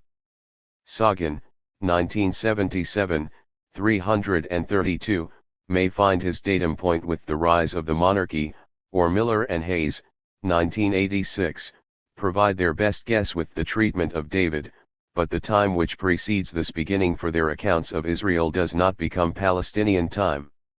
Rather it remains the domain of Israelite history and thus Western civilization as the prehistory or proto-history of ancient Israel, Malamat 1983, Sagan 1984. Noth's starting point for his history of Israel arrives with the occupation of Palestine by the fully united tribes of Israel. It is only at this point that the real history of Israel can take its departure. 1960, 5. He claims that there is no information on the historical evolution, note the term, of Israel or primeval Israel, but only traditions about events in prehistorical times. 1960, 5. Ancient Israel, which only becomes a reality according to Noth with the 12-tribe structure in Palestine, is able to reach back over centuries to lay claim to time, thereby denying this temporal span to Palestinian history. Noth's attitude to the documentary and archaeological evidence from the region is representative of the discourse of biblical studies. He is able to state that the Amarna letters reveal clearly the historical background of the beginnings of Israel in Palestine and are thus one of the direct sources for the history of Israel. 1960, 19, or that the Ras Shamra finds help to illuminate the situation which the Israelite tribes found on their arrival in Palestine. 1960, 20. Palestinian history only has significance and meaning as the locus of, or background for, the development of Israelite history. The debate over the problems of constructing the early periods of Israelite history has resulted in a switch of scholarly attention to the Second Temple period. Yet once again it is the biblical conception of time which dominates and silences any other claims to the past. It has been common to refer to this period as the intertestamental period, thus betraying the tyranny of biblical time in the understanding and presentation of the history of the region. Biblical scholarship for much of the century has presupposed an evolutionary scheme moving from the Old Testament through the intertestamental period and culminating in the New Testament era, a periodization which owes nothing to historical reality and all to theological presuppositions about the progressive nature of revelation. The theological conception of the intertestamental period is revealed in the striking judgment that it was all too often deemed to be a mere empty chasm over which one springs from the Old Testament to the New. Wellhausen 1885, 1. The welcome re-evaluation of the 7th century BCE to the 1st century CE, the Second Temple period from a biblical perspective, has shown this to be a crucial period in the formation and crystallization of the traditions which make up the Hebrew Bible. Yet the perspective has remained parochial and introspective. In the same way that the Amarna or Ras Shamra material has found its primary significance for biblical historians as background to understanding the emergence of Israel in Palestine, so the Dead Sea Scrolls and other extra-biblical materials have found their significance as the backdrop to the history of Israel. Biblical scholars have accepted the claims to monopoly advanced by the tiny province of Yehud, as Davies, 1992, 58, has recently pointed out. The periodization of the history of the region has been dominated, then, by Judeo-Christian theological concerns since the study of Israelite history has remained, and remains, the preserve of faculties of theology, seminaries, and departments of religion. The definition of time and the notion of historical progress, fundamental to European Christian teleology, is embodied in the belief that ancient Israel represents the origin of historical consciousness and the agent of divine action within history. The progression of history is then traced to the development of European and Western societies, which come to represent the pinnacle of civilization. The indigenous cultures of Palestine and the ancient Near East remain static and stagnate. They represent a failure in the divine scheme of historical evolution. Point 15 There is no history of Palestine because it is Israel and not Palestine which is the focus of theological attention. The progressive scheme of revelation coupled with the search for ancient Israel has combined to deny any temporal reality to Palestinian history. An alternative to the tyranny of biblical time ordained by biblical scholars has been the archaeological periodization which has been developed throughout the century. This is a further expression of the evolutionary scheme of natural time which moves in its inexorable fashion from the Stone Age through the Bronze and Iron to the present. It might seem at first sight that this schema is more neutral than the biblical periodization, thereby allowing time to Palestinian history. However, biblical historians, particularly in the wake of Albright, have tried to equate the periodization derived from the Hebrew Bible with the schema developed by archaeological research. Thus the Bronze Age becomes the time of the patriarchs, while the Late Bronze Age is the era of the Exodus and conquest or settlement, and the Iron Age sees the emergence and development of the monarchy. The exile or Second Temple period is covered, of course, by the Persian, Hellenistic, and Roman periods. The denial of time to Palestinian history is confirmed by this attempt to claim the past for ancient Israel. This becomes more explicit in the alternative nomenclature for archaeological periods which has been developed by Israeli scholarship. The classic treatment of Israelite archaeology by Aharoni, 1982, is representative of the way in which time has been used in biblical scholarship. Aharoni begins his vast temporal sweep with the Stone Age, Paleolithic, Epipaleolithic, Neolithic, and Chalcolithic period. The early Bronze Age is designated as the early Canaanite I-4, with the Middle Bronze as the Middle Canaanite, and the Late Bronze Age as the Late Canaanite I-2. Aharoni then follows the normal convention of Israeli scholarship by designating the Iron Age as the Israelite period. This is a strongly evolutionary scheme with a clear movement in which the prehistoric and Canaanite periods are replaced by the Israelite. Aharoni describes the early Canaanite period as significant in the history of Eretz Israel since it laid the foundations for Canaanite culture, 1982-49, although it is still a mute period which is suitably called proto-historic. Although this might be termed the Canaanite period, it is still claimed by the history of Eretz Israel, confirming the interrelationship of time and space. His evolutionary scheme is made explicit with the designations prehistoric and proto-historic. The fully historic, he claims, is found in neighboring lands which have a rich deposit of written documents. Eretz Israel, located between them, remains in the shadow while the searchlights of history are illuminating its neighbors. 1982-49. The way in which the period is divested of any inherent significance of its own is revealed in his discussion of terminology, 1982-50. Therefore, it would seem to us that the name Canaanite is more suitable. This is the general name for the population of the country during the Israelite conquest, when more extensive historical illumination begins. We only reach history with the appearance of Israel and the biblical traditions. His Middle Canaanite EBIV, MBI, concludes the proto-historic era in the history of Eretz Israel, 1982-80. When we turn to the Middle Canaanite II and Late Canaanite periods, 2000 to 1200 BCE, we find that, from the standpoint of culture and history, they represent a continuity worthy of the name the Canaanite period, in the fullest sense of the term.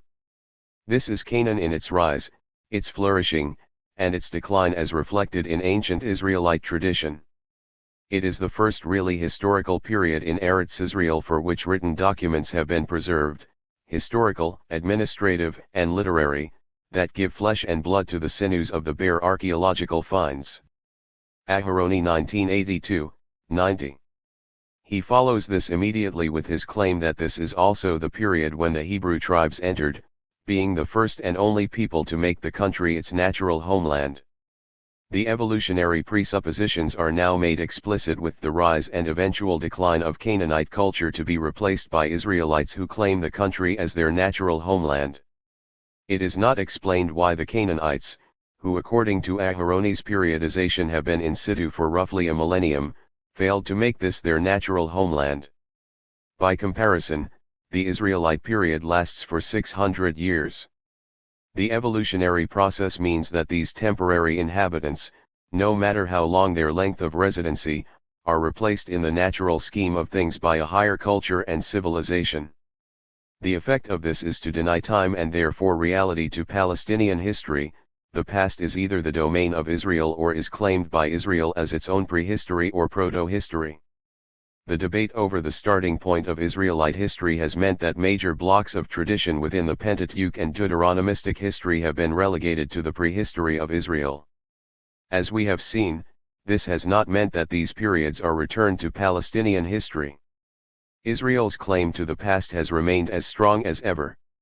Yet the concentration upon prehistory and proto-history also has profound implications for the conception of history, which in turn helps to silence and deny Palestinian history.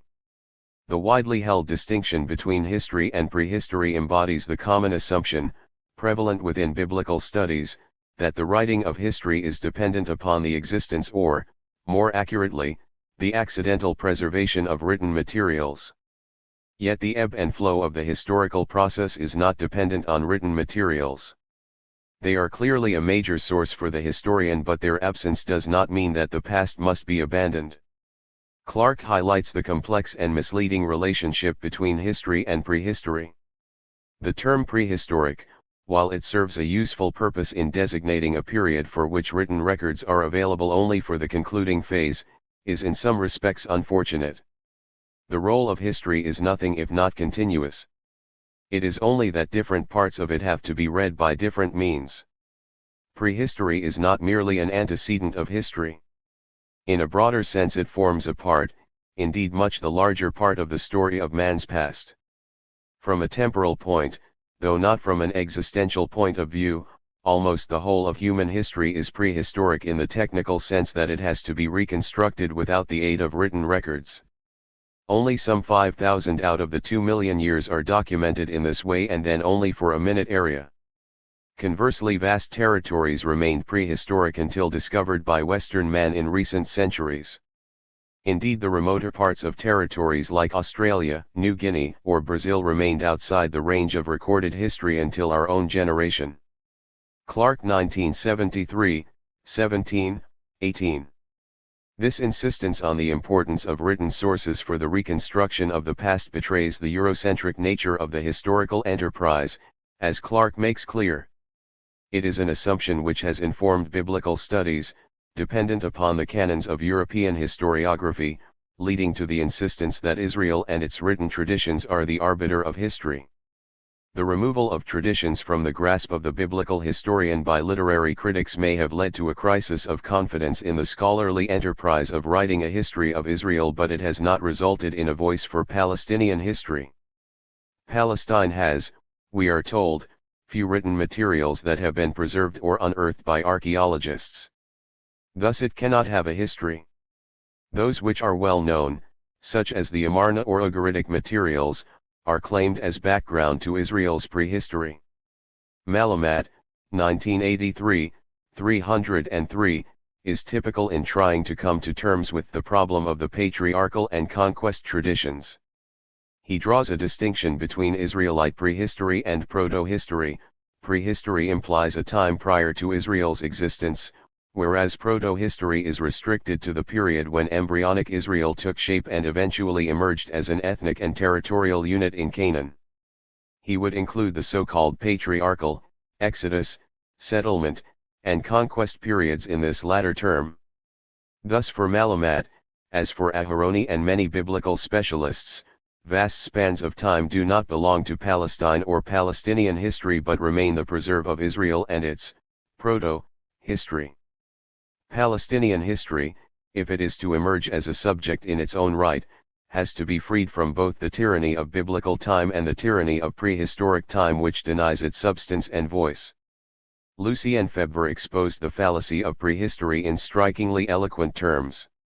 Nevertheless, the concept of prehistory is one of the most ridiculous that can be imagined. A man who studies the period in which a certain type of Neolithic pottery was widespread is doing history in exactly the same way as a man who draws a map of the distribution of telephones in the Far East in 1948. Both, in the same spirit, for the same ends, are devoting themselves to a study of the manifestations of the inventive genius of mankind, which differ in age and in yield, if you like, but certainly not in ingenuity. Febvre 1973, 35. Or as Braudel, 1989, 19-20, would have it, as if history did not reach back into the mists of time. As if prehistory and history were not one and the same process. The history of Palestine will need to be written from the conjunction of written and material remains, and will need to be pursued for those periods where written materials do not exist, cf. Febvre 1973, 34.16. The pursuit of Palestinian history is dependent upon freeing it from the temporal constraints imposed upon it by the discourse of biblical studies. Braudel's concept of la longue durée offers a perspective which overcomes the neat periodization of biblical histories. It is a temporal perspective which helps to illustrate that Israel is but an entity in the sweep of Palestinian time. Concentration on the short term, the Iron Age to Roman period or the present, obscures the fact that Israel is but one thread in the rich tapestry of Palestinian history. It is the perspective of la longue durée which allows the historian to decide whether the settlement patterns of, say, the early Iron Age in Palestine are unique or conform to similar patterns at other times. Only then is it possible to ask if there might be similar factors at work affecting the shift in settlement or whether it has to be explained in terms completely different from any other period in the history of ancient Palestine. From this perspective, Palestinian history becomes the pursuit of the whole gamut of social, economic, political, and religious developments within Palestine, rather than a primary or exclusive concern with how such developments relate to and explain the emergence and evolution of Israel. The appeal to the Braudelian conception of time, 1972, 1980, with its different levels of geographical, social, and individual time, however, again raises the problem of Eurocentrism. Braudel, 1984, 18, places great emphasis on what he terms world time, which is uneven in the ways in which it affects different areas. This exceptional time scale governs certain areas of the world and certain realities depending on period and place.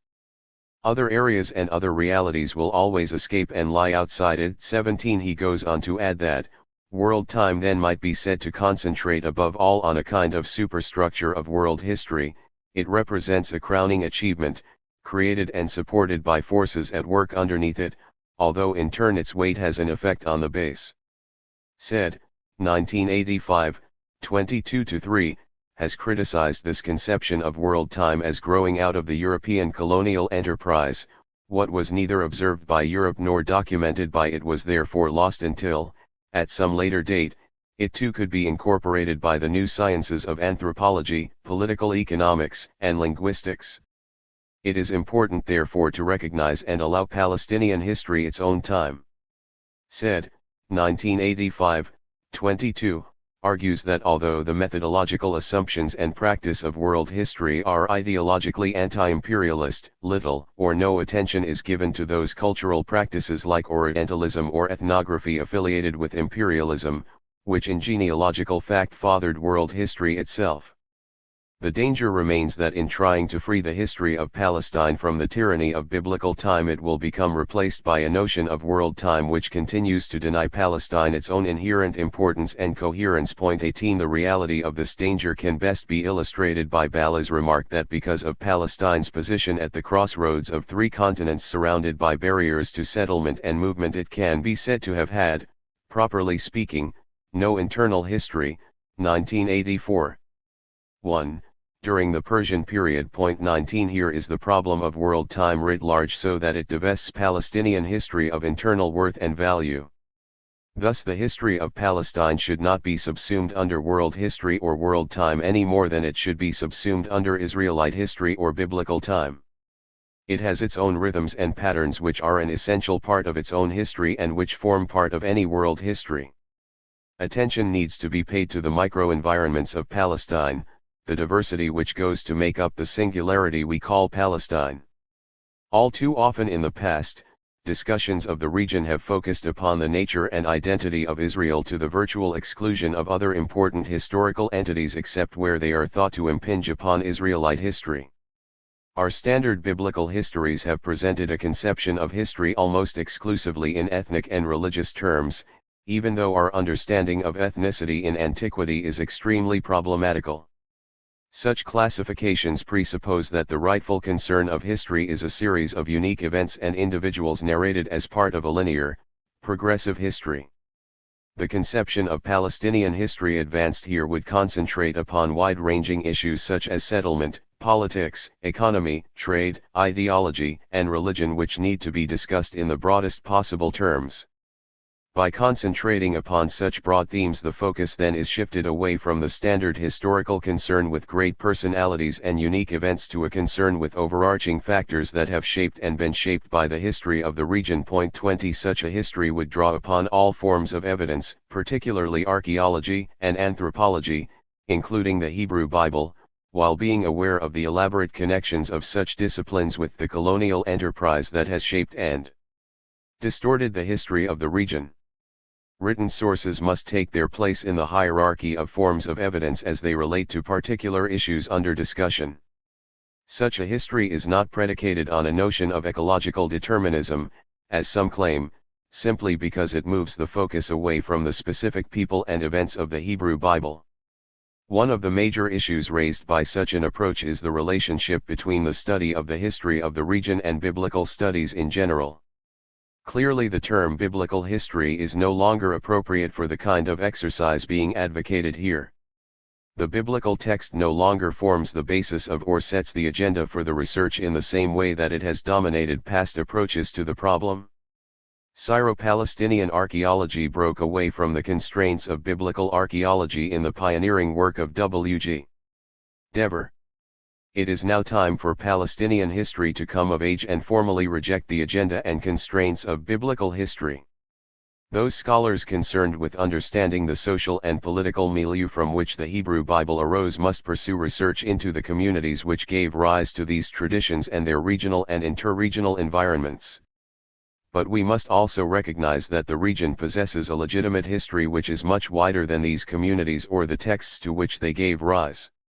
Thompson, 1987, 36, agrees that Israel's history, understood as distinct from biblical historiography, and the history of Israel's origin, fall unquestionably and inescapably into the context of regional, historical geographical changes in the history of Palestine. Palestinian history must come of age through the pursuit of all aspects of the region's history regardless of whether or not it sheds light on the development and understanding of the text of the Hebrew Bible. It demands its own time and space denied to it for more than a century by the discourse of biblical studies. It is the historian who must set the agenda and not the theologian. In the past, the theologian has dictated the concerns and methods to be employed in the study of the history of Israel on the grounds that the Hebrew Bible is the only source of evidence and is their domain. Now the historian must claim the right to set the agenda and research strategies.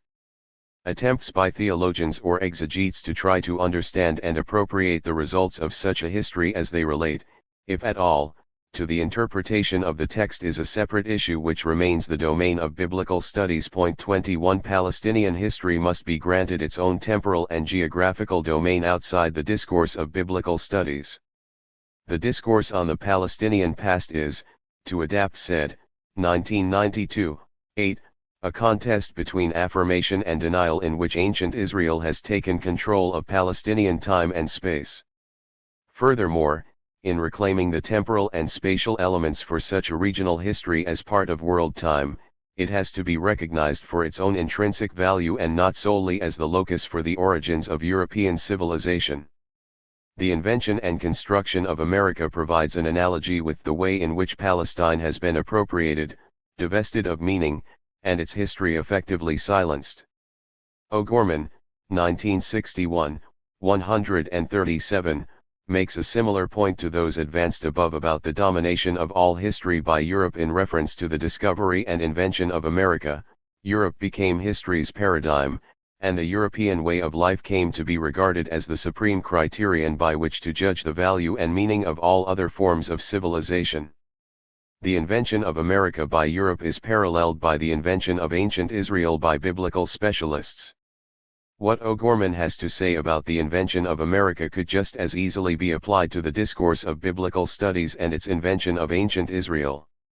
America was no more than a potentiality, which could be realized only by receiving and fulfilling the values and ideals of European culture. America, in fact, could acquire historical significance only by becoming another Europe. Such was the spiritual or historical being that was identified for America. O'Gorman 1961:139. Just as America was invented in the image of its inventor, O'Gorman 1961:140, so ancient Israel was invented in terms of the European nation-state, or, as Chakrabarty, 1992, put it, Europe is the silent referent in historical knowledge. The dominant discourse of biblical studies has masked the means by which the term Palestine has been divested of spatial and temporal significance. Palestinian history has become one of the many excluded histories, divested of significance in terms of world history and relegated to prehistory. Europe, and later Zionism, has rescued the historical significance of the region in its search for ancient Israel, a search for its own cultural roots which has silenced Palestinian history. It is this invention to which we must now turn in order to illustrate the ways in which the dominant discourse of biblical studies has achieved this in the name of objective scholarship. 3. Inventing ancient Israel. The search for ancient Israel. Biblical scholarship has invested considerable intellectual and financial resources in its search for ancient Israel. The essential Israel of biblical scholarship has emerged not in the so-called patriarchal or Exodus periods, though these have been important in the discourse of biblical studies, but in the Late Bronze, Iron Age transition. This is the period which is usually referred to as the emergence or origins of Israel, the period when Israel is considered to have taken possession of Palestine. The dispossession of Palestinian history has been completed in the representation of the reigns of David and Solomon in the Iron Age, where a fledgling state is presented as becoming the major military power in the region in a very short period of time. These two periods, the emergence of Israel in Palestine and the development of the Davidic, Solomonic state, are of such importance within the discourse of biblical studies that they could be described as representing the defining moments in the history of Israel and thereby in the history of Palestine as a whole. The search for ancient Israel has been of such primary concern within the discipline because the historical critical assumption has been that it is these periods which provide the loci for understanding and defining much of the biblical material. The irony is, however, that current reassessments by Ahlstrom, Lemsch, Coode, Whitelam, and Thompson are likely to lead to the view that it is the period of the Late Bronze, Iron Age transition which will come to be seen as the defining moment in the emergence of Palestinian history as a subject in its own right.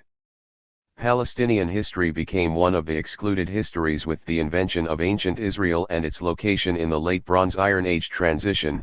It is likely to regain its voice, its right to representation, with the reassessment of this period brought about, ironically, by the volume and quality of archaeological data for the period which has been produced by Israeli scholars. Debates have become increasingly acrimonious because the aura of objectivity which has been projected to cover the collusion of biblical studies in the dispossession of Palestine has gradually been exposed. The history of the debate on the emergence of Israel in Palestine illustrates quite clearly that the discourse of biblical studies has been shaped by contemporary political struggles over the question and future of Palestine. The debate on the origins or emergence of ancient Israel is typically presented as an argument over three major models or hypotheses, a debate which refuses to acknowledge its involvement in contemporary politics. Various surveys, Miller 1977, Ramsey 1982, Cheney 1983, provide an overview and critique of the major models in terms of their methodological assumptions, use of data, and general conclusions. However, such reviews and critiques have, by and large, failed to recognize just how closely these seemingly competing constructions of ancient Israel have mirrored the events of Palestine at the time at which they were formulated. The discourse of biblical studies, while ostensibly arguing over the origins or emergence of Israel, has mirrored and often adopted the language of contemporary struggles over Palestine. The sustained critique of these dominant positions, which has taken place over the last decade or so, has led to increasingly acrimonious exchanges. As we have noted, the increasing acrimony has occasionally fractured the surface of objective, academic debate to expose underlying religious and political beliefs which have shaped the various constructions of the past. The struggle for the past is invariably a struggle for power and control in the present, as we have seen in the ideological construction of time and space in the previous chapter. While biblical studies could maintain the illusion that the debates over the three models associated with Alt and Noth, Albright and Bright, Mendenhall and Gottwald were essentially about the assessment and relative weight of various forms of data which led to the formulation, negation, or reformulation of hypotheses, then the exchanges between the main protagonists might be heated or forceful but retain the essential civility, except in odd cases, of academic discourse. Postmodernist discourses, however, have led to the realization of the essential subjectivity of the academic enterprise, exposing the role of various academic disciplines in the colonial enterprise. This has led to the growing, but slow, awareness that the search for ancient Israel is not about some disinterested construction of the past but an important question of contemporary identity and power. The hypotheses formulated by German and American biblical specialists are presented as debates ostensibly over the nature of the emergence or origins of Israel. This is not a debate, so much, between competing claims to the past, as it is usually understood, but rather a debate over the identity of which Israel is to lay claim to that past. The different inventions of Israel proposed by these three hypotheses all lay claim to Palestinian time and space. It is always Israel's past, however one might conceive of Israel. There is no real competition within the discourse of biblical studies because Palestine and the Palestinians are denied any right to this past. The critiques of the mid-1980s onwards, which have undermined the major models of Israel's past in the late Bronze, Iron Age transition, focused upon the failure to account for the growing body of archaeological data in the region. They all, in varying degrees, tried to articulate alternative constructions of the Palestinian past. Their disavowal of a reliance upon the biblical traditions for understanding the archaeological and other data in their constructions of the emergence of Israel has exposed, unwittingly, just how far the previous models were implicated in contemporary struggles for Palestine. The political nature of these constructions of the past is only now emerging as attempts to articulate a history of ancient Palestine placing Israelite and Palestinian pasts in direct competition. The contested past of the late Bronze, Iron Age transition can no longer be divorced easily from competing claims by Israelis and Palestinians to the same land. It is no longer a debate, a purely academic debate, on the different understandings of the nature of ancient Israel. The continuum between past and present is broken, a fracturing which undermines contemporary claims to both knowledge and power. The consensus that had surrounded the periods of emergence and the Davidic monarchy for so long has collapsed at such a startling rate in the last few years that there is a pressing need for a complete reappraisal of the end of the late Bronze and the early Iron Age. It is the beginning of this reappraisal, above all, which has led to the growing realization of the need to reclaim time and space for Palestinian history in its own right. However, before considering the implications of this dramatic shift, it is important to consider the ways in which the search for ancient Israel in the late Bronze and early Iron Ages has dominated the history of the region and effectively silenced the search for a history of ancient Palestine. This is not a standard review of the relative strengths and weaknesses of German and American scholarship from the 1920s onwards, a function already provided by the many convenient reviews. It is an attempt to illustrate the theological and political assumptions which have contributed to the dominant definitions of Israel's past.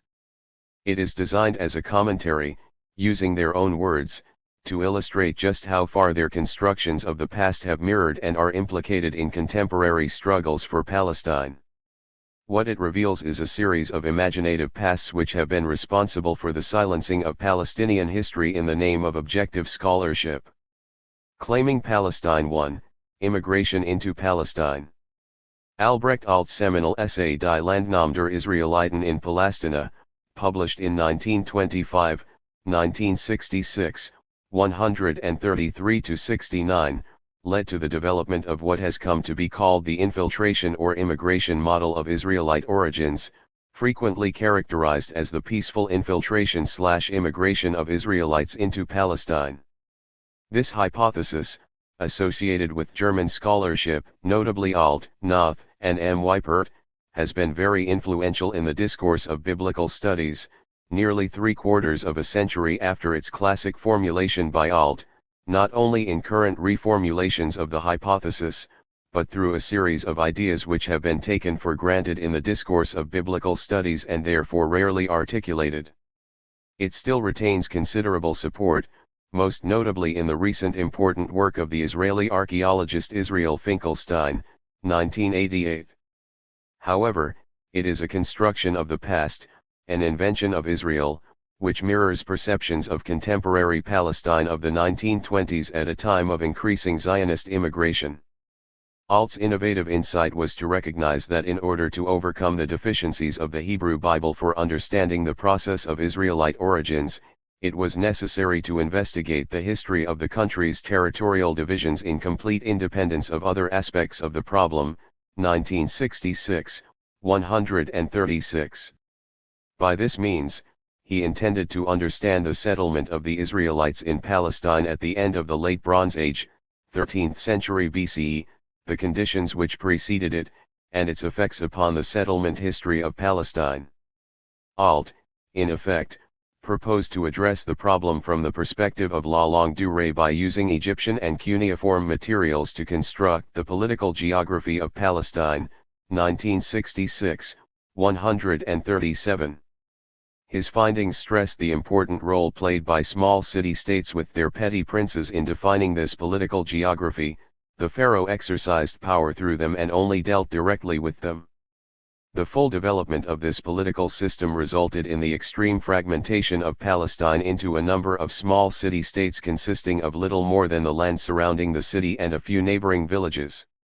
He drew an important regional distinction between the political geography of the coastal lowlands, where the majority of these city-states were located, and the highlands of Palestine where the lack of good arable land resulted in the fact that the settlement of the mountains, and the development of an advanced culture there, had not at this stage reached the same level, 1966, 149. He drew upon the Amarna archives concerning Labiya at Shechem to conclude that the existence of a political unity in the mountains north of Jerusalem is unmistakable, 1966, 153. This contrast between the plains and the highlands, which has been very influential in perceptions of the region, for him, clearly go back to a different political structure, in the first, groups of city-states close together, in the second, an extensive territory under a single ruler, 1966, 154. Jerusalem is characterized as an important exception in the hill country of a city-state that failed to extend its territorial control over a wide area. He contends that with the collapse of Egyptian power at the end of the Late Bronze Age the political map of Palestine is completely changed, 1966, 157, leaving approximately only half a dozen states in the area. This can only be explained, according to Alt, by a complete shift of political power in the region. The dramatic decline of Imperial Egypt is an insufficient explanation for the new forms of political life and territorial units which emerged at this time. Nor can it be explained by indigenous developments in response to the decline in Imperial Egyptian control. When native politics were left to develop in their own way, their obvious course was to preserve the state of affairs that had grown up in the country over many centuries, 1966, 157. Alt's assumption is that the change can only be brought about by external influence, thereby denying inherent value to the internal history of the region. It is an assumption, as we have seen, that pervades the discourse of biblical studies, an assumption that coincides with common presentations of the events taking place in Palestine contemporary with Alt's research. Palestine for Alt, as for contemporary Western politicians, notably the British, was incapable of developing new forms of political life. The impetus towards the general reordering of the political organization of Palestine cannot therefore have come from there. 1966, 158. Notice how categorical Alt can be in his statement of the failure, the inability of the indigenous population of Palestine to cultivate innovative forms of political organization. Such forms had to come from outside. Similarly, Swendenberg, 1989, 208, points out that Israeli historians tend to view Palestinian society of the 1930s as an internally fragmented tribal society incapable of national organization. 1. What, then, are these innovative forms of political life which require external stimulation and which he attributes to the Israelites, Philistines, Judaeans, Edomites, Moabites, Ammonites, and Arameans? None other than the nation-state. Here Alt sees for the first time the development of a national consciousness, something that the indigenous population are incapable of experiencing. The naming of states after their people also betrays a national consciousness which the earlier political formations, and the city-states in particular, never had and because of their political structure could not have. 1966, 18. There is no clear justification for his assumption that the growth of national consciousness could not have been indigenous but must be explained as an external import. His analysis of the city-state system does not justify such a categorical statement. However, Alt's work is set in one of the most crucial periods of modern Palestinian history, a period of increasing Zionist immigration into the area in the early decades of the century, along with aspirations of a national homeland, which completely changed the social, political, and demographic characteristics of the region. See Abu Lugab 1987, Khalidi 1984. The central feature of Alt's construction, significant immigration of groups in search of a national homeland, needs to be considered in the context of these dramatic developments in Palestine at the time he was conducting his research, developments of which he could hardly have been ignorant. The nation-state might be the apex of political development, but it was only certain peoples who were capable of evolving to this final stage. This is evident in his explanation of how certain groups failed ultimately to achieve this goal, unlike the Israelites. The Philistines, whom Alt, 1966, 158, describes as acting as a unit, failed in their attempts to found a national state precisely because it was located in the coastal plain where the city-state system had its stronghold. Even though they may have extended its limits further than before, they were forced to retain the city-state system. In effect, this indigenous form of political organization imposed itself upon the new inhabitants. 1966, 159. The Philistines failed because they had been contaminated by such close contact with the indigenous population. It was left to the kingdoms of Israel and Judah to impose a new form of political organization on the region, thereby sweeping away the indigenous city-state system. This is the defining moment in the history of the region for Alt, since he claims that the importance of this occurrence for the history of Palestine in general has not yet been fully estimated. 1966, 160. Alt then offers a striking description of the foundation of the Israelite state in which the indigenous population do not expect equal rights. The kingdom of Saul is simply the union of the Israelite tribes and their districts into one state, while the non-Israelite city-states remained outside or at least did not expect equal rights as part of the newly founded kingdom. A glance at the map will show that although the nature of the Israelite state provided a basis for national unity, it had not succeeded in rounding off the borders of its territory, and the strategical situation before Saul's last battle is a clear example of this. Alt 1966, 161. It was the entry of the Israelites into Palestine which had altered the situation, preparing the way for the ultimate achievement of the foundation of a nation-state under David and Solomon. an achievement beyond the capabilities of the indigenous Palestinians who, we are told, did not expect equal rights. No evidence is offered for such an assertion, which only serves to emphasize the superiority of Israel over an inferior indigenous Palestinian population.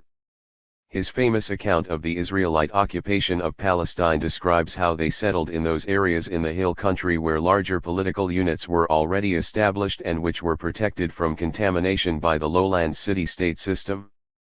It was these thinly populated areas, described by Alt as politically ill-organized, that were least capable of resisting the Israelite intruders. Only after the semi-nomadic groups had settled to an agricultural way of life did their expansion lead eventually to the destruction of the city-state system.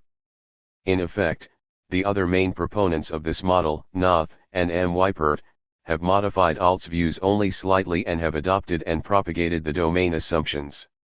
Noth also assumes that naturally, the Old Testament tradition is unquestionably right in regarding the tribes not as indigenous to Palestine but as having entered and gained a footing there from the wilderness and steppe at a definite point in time, 1960, 53. Israel only became a final and enduring reality in Palestine, 1960, 53.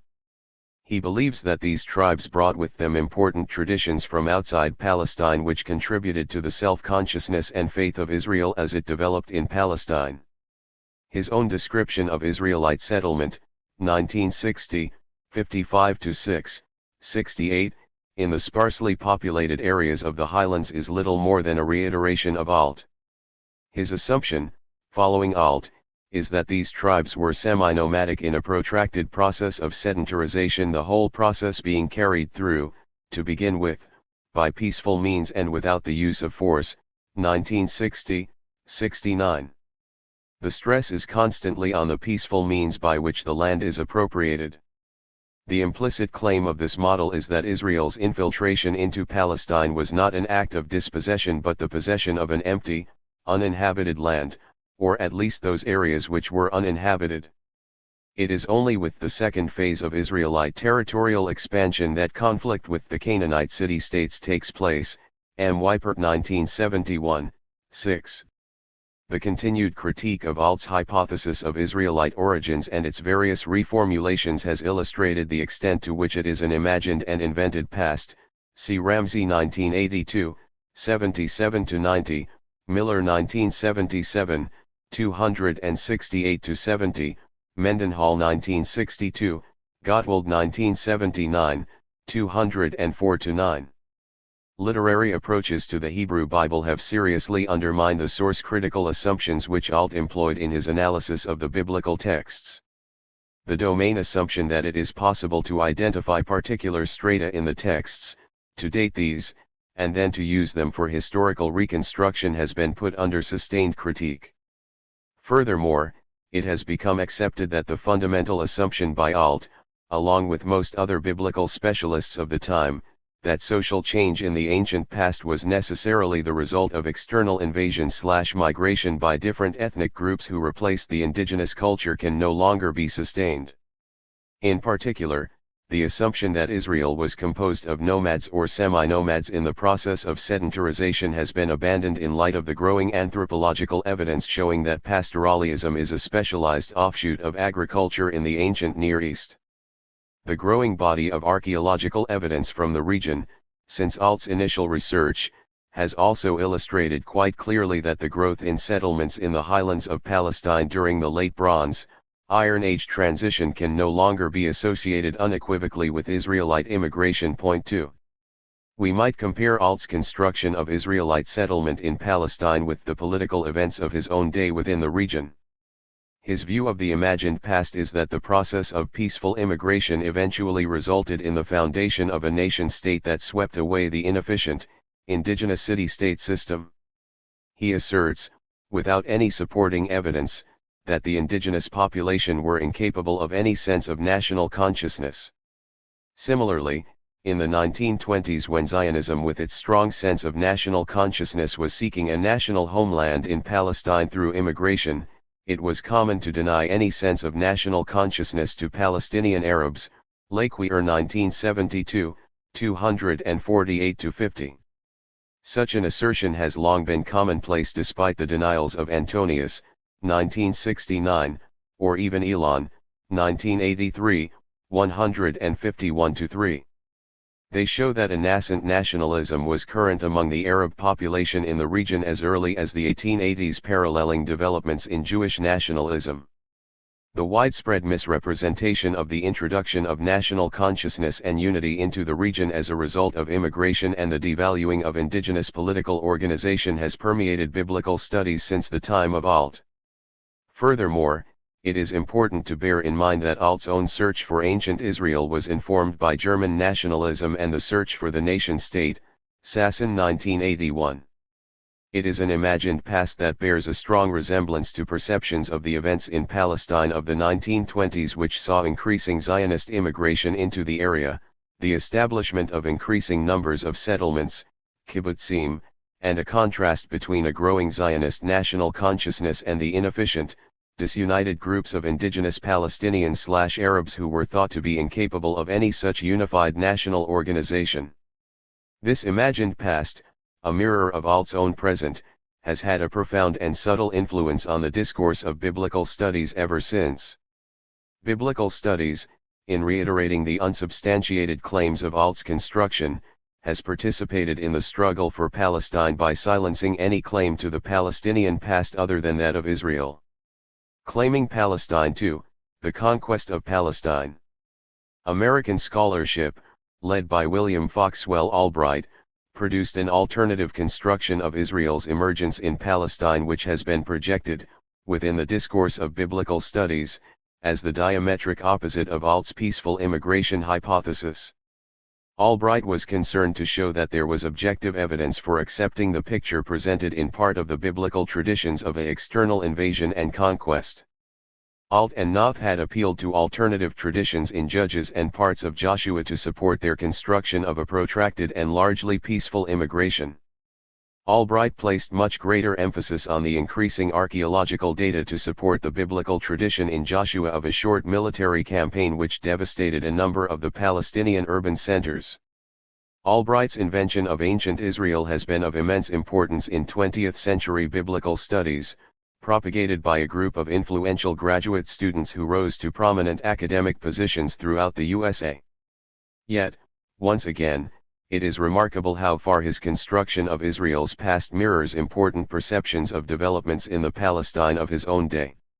Many of his ideas were forged during the very same critical period in the development of the region in the early decades of the century, which is the temporal location for Alt scholarship. See also Silbermann 1993, 8. Albright's philosophy of history, which is critical for understanding his perception of ancient Israel, was produced in 1940 and revised and reprinted 3 times. The 1957 revision includes the interesting statement that the book was published by agreement between Anchor Books and the Biblical Colloquium. The Biblical Colloquium is a scholarly society devoted to the analysis and discussion of biblical matters, and the preparation, publication, and distribution of informative literature about the Bible for the general reader as well as students. Thus it is suggested to the reader that he can have complete trust in this exercise designed to provide the public with the fruits of objective scholarship. At the time, the Biblical Colloquium, the influential gathering of Albright's graduate students, was actively involved in the propagation of his ideas with the express intention of seeing that they triumphed in American academic life. 3 In the 1957 introduction to the Anchor edition, he states explicitly that despite many discoveries since 1940, he has had no need to revise any of his conclusions with regard to the history of Israel. On the contrary, he has only been confirmed in these. This introduction also alerts the reader to Albright's evolutionary schema, which informs his whole philosophy of history, divided into protological, empiricological, and logical stages of development, thereby influencing his presentation of the Israelite past and leading to the silencing of Palestinian history. See also 1957, 84. This is confirmed in his attempts to articulate an organismic philosophy of history, concluding that, from the standpoint of the present study, This table reflects the writer's conviction that the Greco-Roman civilization of the time of Christ represented the closest approach to a rational unified culture that the world has yet seen, and may justly be taken as the culmination of a long period of relatively steady evolution. It was, moreover, about the same time that the religion of Israel reached its climactic expression in Deutero-Isaiah and Job, who represented a height beyond which pure ethical monotheism has never risen. The history of the Israelite and Jewish religion from Moses to Jesus thus appears to stand on the pinnacle of biological evolution as represented in Homo sapiens, and recent progress in discovery and invention really reflects a cultural lag of over 2 millennia, a lag which is, to be sure, very small when compared to the hundreds of thousands of years during which man has been toiling up the steep slopes of evolution. Albright 1957:121, 2. He goes on to elaborate a broad classification of human history based upon human mental activity, as representing the highest religious and literary accomplishments of the historic past, seen in the perspective of the modern contrast between primitive tribes and civilized nations, 1957, 122. Notice that the high point of human development, the achievements of civilized nations, was a pinnacle that had already been reached by the Israelite and Jewish religions. Western civilization of his own day was returning to the crucible of its origins. Ultimately, he concludes that this evolutionary progression is not the product of random chance, since history is the realm of divine revelation. The sympathetic student of man's entire history can have but one reply: there is an intelligence and a will, expressed in both history and nature, for history and nature are one. 1957, 126. The rhetorical use of sympathetic is designed to undermine the views of anyone who does not profess to his theological schema. In the same way, recent revisionist histories can be deemed as beyond the bounds of acceptable, objective scholarship by being labeled unreasonable. In Albright's synthesis, it is not just that Israelite history belongs to the realm of theology, but that all history is theology. Albright based his construction of Israelite origins on his unparalleled knowledge of archaeological results from Palestine and his reading of the biblical traditions. He saw a direct correlation between evidence for the destruction of numerous Palestinian urban sites at the end of the Late Bronze Age, their replacement by poorer settlements often marked by a change in material culture such as different pottery or architectural types, and the tradition in the book of Joshua of an Israelite invasion and conquest of Palestine. For convenient reviews and details, see Miller 1977, 212-79, Gottwald 1979, 192-203, Ramsey 1982, 65-98, Cheney 1983. Like Alt, he identified the growth of highland villages in the late Bronze Iron Age transition with Israel. This was not, however, a peaceful immigration but a sudden and violent eruption from outside which destroyed the urban culture of Palestine. Albright's espousal of an Israelite conquest of Palestine combining biblical traditions and archaeological data led him to conclude that the population of early Israelite Palestine was mainly composed of three groups: pre-Israelite Hebrews, Israelites proper, and Canaanites of miscellaneous origin. The Hebrews coalesced so rapidly with their Israelite kindred that hardly any references to this distinction have survived in biblical literature, and the few apparent allusions are doubtful. The Canaanites were brought into the Israelite fold by treaty, conquest, or gradual absorption. Albright 1957, 279. Albright's description is remarkably reminiscent of the demographic distinction following the Zionist influx into Palestine, with the indigenous Jewish population being assimilated, coalesced, while the indigenous Palestine population were absorbed by treaty, conquest, or gradual absorption. Point 4. There is no question raised here as to the legitimacy of Israel's right to the land or the rights of the dispossessed indigenous population. But what is most striking, and frightening, is that Albright not only does not raise the question of the rights of the indigenous population to the land, but follows on with a remarkable attempt at justification for the extinction of this indigenous population. His discussion has such far-reaching consequences for the assessment of this act of dispossession that it needs to be quoted in full. Strictly speaking, this Semitic custom was no worse, From the humanitarian point of view, than the reciprocal massacres of Protestants and Catholics in the 17th century, e.g. Magdeburg, Drogheda, or than the massacre of Armenians by Turks and of Kyrgyz by Russians during the First World War, or than the recent slaughter of non-combatants in Spain by both sides. It is questionable whether a strictly detached observer would consider it as bad as the starvation of helpless Germany after the armistice in 1918 or the bombing of Rotterdam in 1940. In those days warfare was total, just as it is again becoming after the lapse of 3 millennia. And we Americans have perhaps less right than most modern nations, in spite of our genuine humanitarianism, to sit in judgment on the Israelites of the 13th century BC, since we have, intentionally or otherwise, exterminated scores of thousands of Indians in every corner of our great nation and have crowded the rest into great concentration camps. The fact that this was probably inevitable does not make it more edifying to the Americans of today. It is significant that after the first phase of the Israelite conquest we hear no more about devoting the population of Canaanite towns, but only of driving them out or putting them to tribute, Judges 1, Passim. From the impartial standpoint of a philosopher of history, it often seems necessary that a people of markedly inferior type should vanish before a people of superior potentialities, since there is a point beyond which racial mixture cannot go without disaster. When such a process takes place, as at present in Australia, there is generally little that can be done by the humanitarian, though every deed of brutality and injustice is infallibly visited upon the aggressor. It was fortunate for the future of monotheism that the Israelites of the conquest were a wild folk, endowed with primitive energy and ruthless will to exist, since the resulting decimation of the Canaanites prevented the complete fusion of the two kindred folk which would almost inevitably have depressed Yahwistic standards to a point where recovery was impossible. Thus the Canaanites, with their orgiastic nature worship, their cult of fertility in the form of serpent symbols and sensuous nudity, and their gross mythology, were replaced by Israel, with its pastoral simplicity and purity of life, its lofty monotheism, and its severe code of ethics.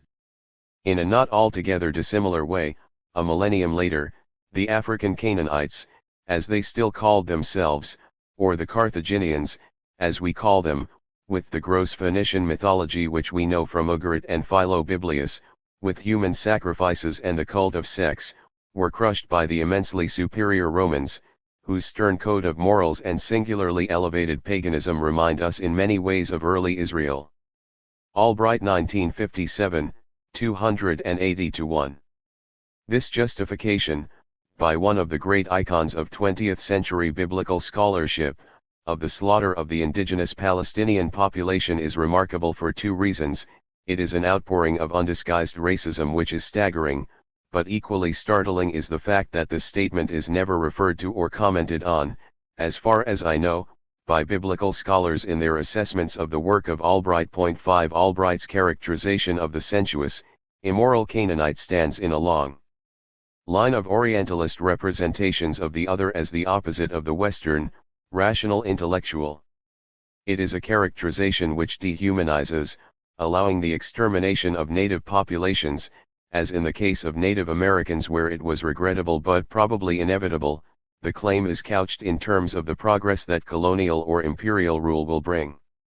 This passage occurs in a chapter entitled Charisma and Catharsis. Remarkably, the foreword to the 1957 edition only mentions that in the original volume, 1940, he failed to stress the predictive element of Israelite prophecy sufficiently in this chapter. Even after 16 years, well after the full horrors of the Holocaust had been exposed, Albright felt no need to revise his opinion that superior peoples had the right to exterminate inferior. Nor did he acknowledge the startling paradox of his theology which fails to recognize the offensiveness of the idea that Israelite monotheism was saved in its lofty ethical monotheism by the extermination of the indigenous population. His interpretation of the archaeological data reinforces his claim to such a sharp distinction between Israelite and Canaanite culture. Since Israelite culture was in many respects a tabula rasa when the Israelites invaded Palestine, we might expect them to have been influenced strongly by the culture of their Canaanite predecessors. Yet excavations show a most abrupt break between the culture of the Canaanite Late Bronze Age and that of the Israelite Early Iron Age in the hill country of Palestine. Albright 1957, 284-5. Albright's identification of collared rimware and the four-room house type as markers of Israelite material culture has, of course, been fundamental to subsequent readings of the archaeological data or constructions of this period until very recently.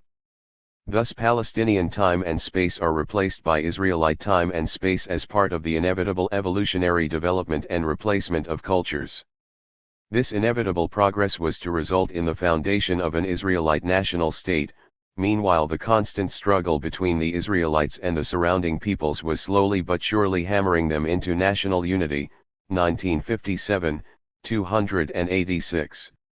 Yet, it seems, the surrounding or indigenous populations were not similarly metamorphized by this conflict into a national unity. He concludes this discussion of Israel's conquest of Palestine with the remarkable assertion, remarkable in following so closely on his justification of the genocide of the indigenous population. When the Israelites address foreigners, they use language suitable to their horizon and capable of producing a friendly reaction. There is nothing modern about this principle, which must have been commonplace in the ancient Orient, though no other known people of antiquity can approach the objectivity of the Israelites in such matters, to judge from their literature. Albright 1957, 288-9.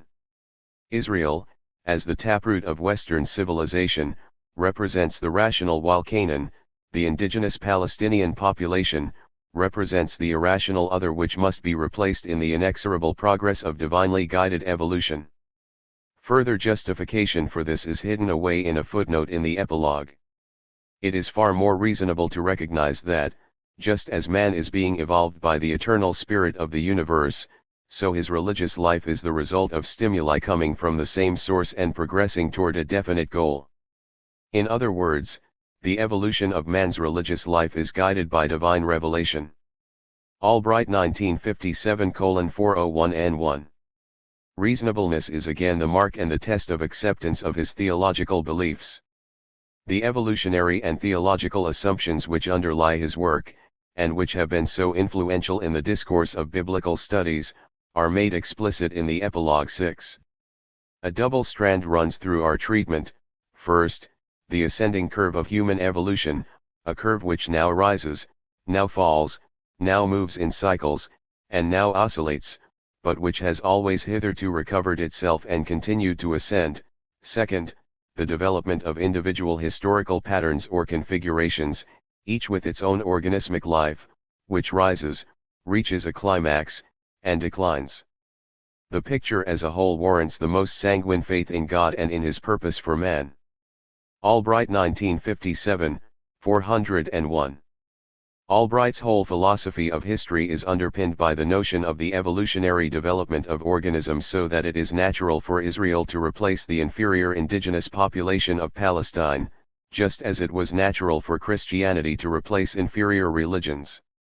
The justification of genocide, the justification for the silencing of Palestinian history, is contained in his final assertion that real spiritual progress can only be achieved through catastrophe and suffering, reaching new levels after the profound catharsis which accompanies major upheavals. Every such period of mental and physical agony, while the old is being swept away and the new is still unborn, yields different social patterns and deeper spiritual insights. Albright 1957, 402. The intellectual and spiritual advancement which had been reached by Greek and Jewish thinkers by the 5th century BCE was impeded for a millennium and a half.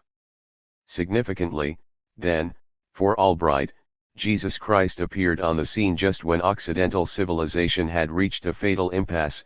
1957, 403. The intellectual and spiritual line stretches, for Albright, from ancient Israel to modern Western civilization, or that civilization as Albright conceives of it. We need reawakening of faith in the God of the majestic theophany on Mount Sinai, in the God of Elijah's vision at Horeb, in the God of the Jewish exiles in Babylonia, in the God of the agony of Gethsemane. Albright 1957:403. His assertions and the theological beliefs which inform and dictate his construction of Israelite history are presented in the name of objective scholarship. Throughout we have resisted the temptation to modify our statement of historical fact in order to produce a simpler, but less objective, picture. We have endeavored to make the facts speak for themselves, though our care to state them fairly and to provide evidence to support them, where necessary, may sometimes have made it difficult for the reader to follow the unfolding scroll of history. Albright 1957, 400. Albright, as the objective academic, the representative of Western rationality, assures the reader that what is being presented is a trustworthy construction of Israel's past. We might compare this with Friedman's remark that, while, for those of us who came to the Hopkins fresh from Christian theological seminaries, the presentation and articulation of the data were quite congenial and the Oriental Seminary seemed like a continuation of what he had already experienced, namely a strong Christian cultural bias, and an essentially apologetic approach to the subject of religion, especially biblical religion in, or against, its environment. Nevertheless, the basis and the method were different. Friedman 1989, 35. In stressing his Orthodox and pietistic Methodist upbringing, his conservative stance towards biblical religion, and his sympathetic treatment of evangelicals and fundamentalists, Friedman insists that Albright was careful to present his work in terms of the history of ideas rather than the defense of a particular faith or branch of it. He did not make any effort to conceal his faith, but, Friedman claims, it was not obstructive or intrusive. He never appeared to be personally involved, since the debate and defense were conducted on purely intellectual grounds. 1989, 35. The theological underpinning of Albright's invention of ancient Israel as the cultural, intellectual, and spiritual root of Western society are evident throughout his writings. The failure of biblical discourse to discuss this in the reassessment of Albright's work is staggering given the justification he offers for the obvious superiority of some peoples over others. The paradox of all this is that he was recognized by the State of Israel for his scholarly achievements and for his involvement in helping many Jewish refugees escape from the horrors of Nazi persecution, Running and Friedman 1975.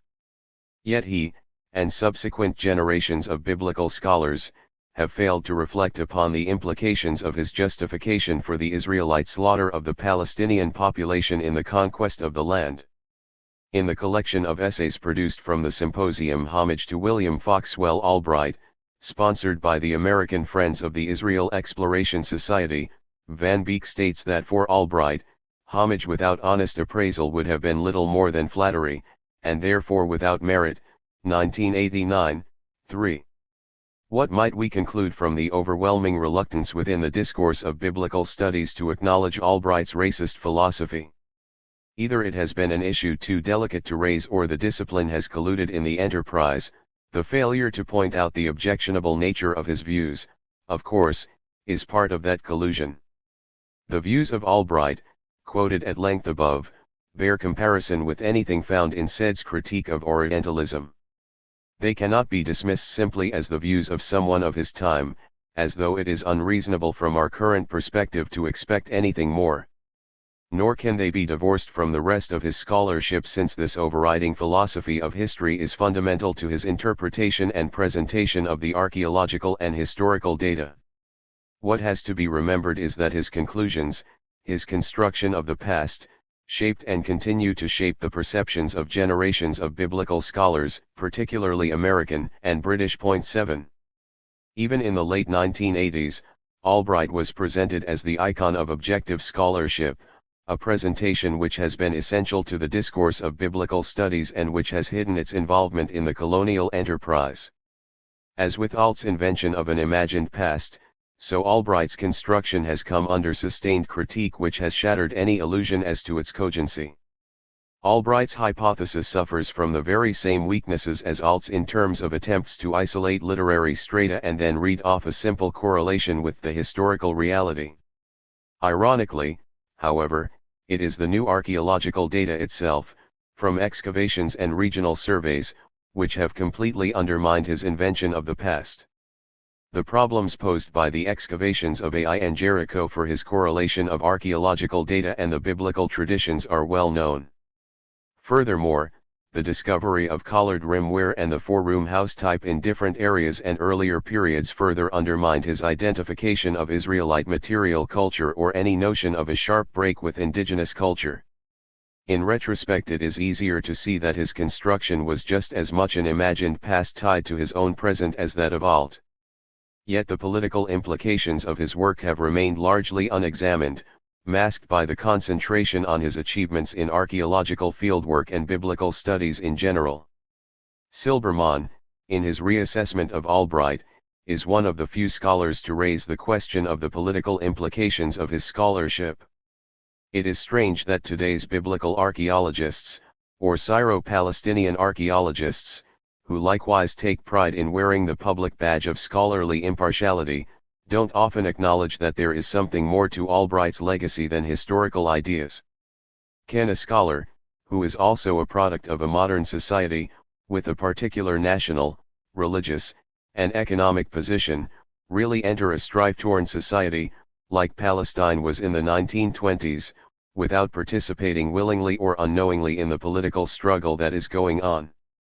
Can he or she obtain rights to an archaeological site, which is also part of the modern landscape, negotiate for goods, services, and government sanction, employ local workers, and most of all present a version of the past that is susceptible to modern political interpolation, without contributing, again, knowingly or unconsciously, to the modern political debate?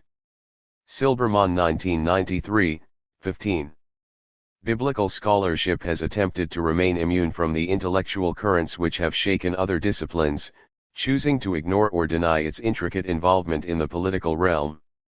The particular questions raised by Silbermann have not formed part of the scholarly agenda. Biblical studies has been and continues to be, despite the many protestations of innocence, involved in the contemporary struggle for Palestine. This is revealed in Albright's 1942 article in New Palestine entitled Why the Near East Needs the Jews, in which he describes his changing attitudes to Jewish immigration at the time of his first visits to Palestine in 1919 and 1920. He professes himself to be a friend of the Arabs as well as the Jews. He is clearly aware of the context of his work set within the contemporary struggle for Palestine. His oscillation between the causes of the two peoples was eventually resolved as he became an increasingly warm supporter of cultural Zionism, claiming to remain neutral on the question of political Zionism. He had by 1940 abandoned his neutrality in light of the monstrous reality of Hitlerism, an interesting confession given his statement on the right of superior peoples to replace inferior. Albright had come to recognize political Zionism as the only alternative, invoking the historical right of the Jewish people and its internationally recognized legal right to Palestine. He then states that more important than the clear historical right is the tremendous emotional force of the movement to revive Zion. Palestine is the home of the patriarchs, poets, and prophets of Israel.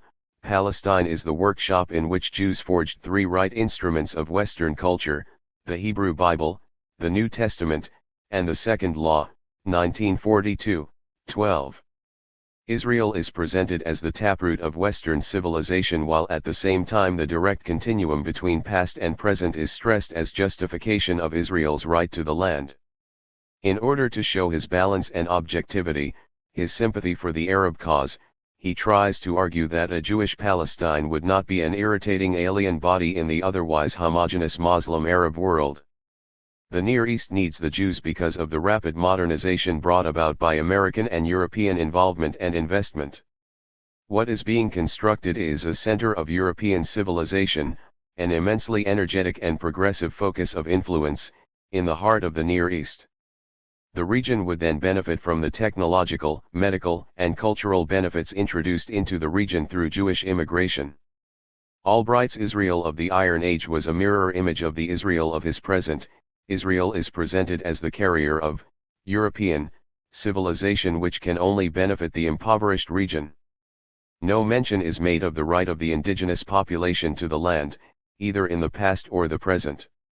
Albright is concerned only with the historic right of Israel. His construction of an imagined past has been one of the most influential in the history of the discipline, and still retains wide popular support and considerable influence, particularly among Israeli scholars. As such, it is an influential construction of the past which has laid claim to Palestine for Israel, thereby denying any such claim by the indigenous population, whether ancient or modern. 8. George Ernest Wright, a senior figure in the biblical colloquium, attests to the importance of Albright's ideas in shaping the discourse of biblical studies in the 20th century. His influential The Old Testament Against Its Environment opens with a foreword, written in 1949, describing the purpose of his Haskell lectures as to examine and lay emphasis upon those central elements of biblical faith which are so unique and sui generis that they cannot have developed by any natural evolutionary process from the pagan world in which they appeared. They cannot be explained, therefore, by environmental or geographical conditioning.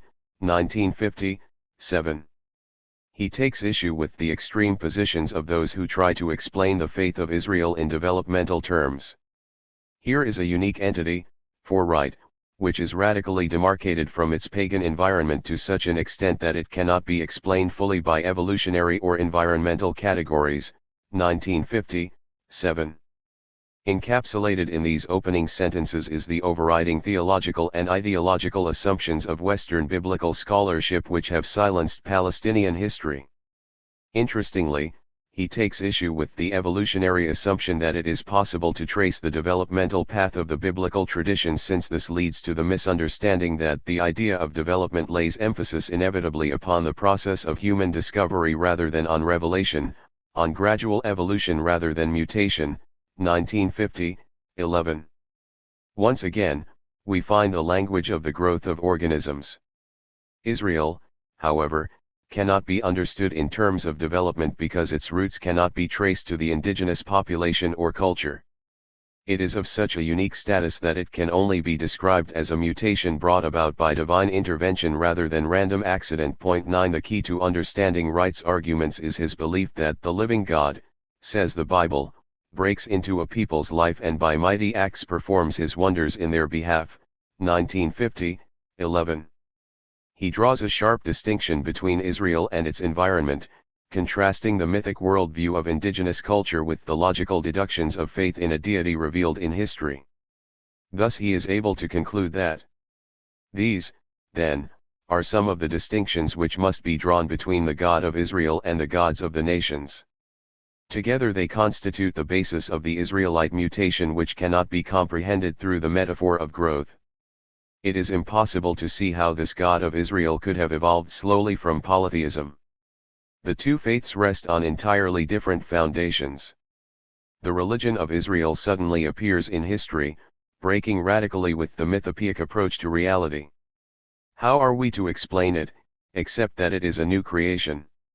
Wright 1950, 28-9.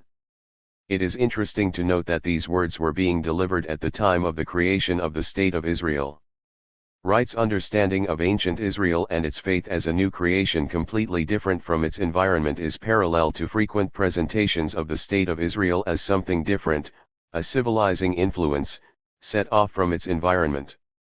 He appeals to Alt and Noth to confirm the view that without question, the early, pre-monarchical organization of Israel was utterly different from that of other contemporary people.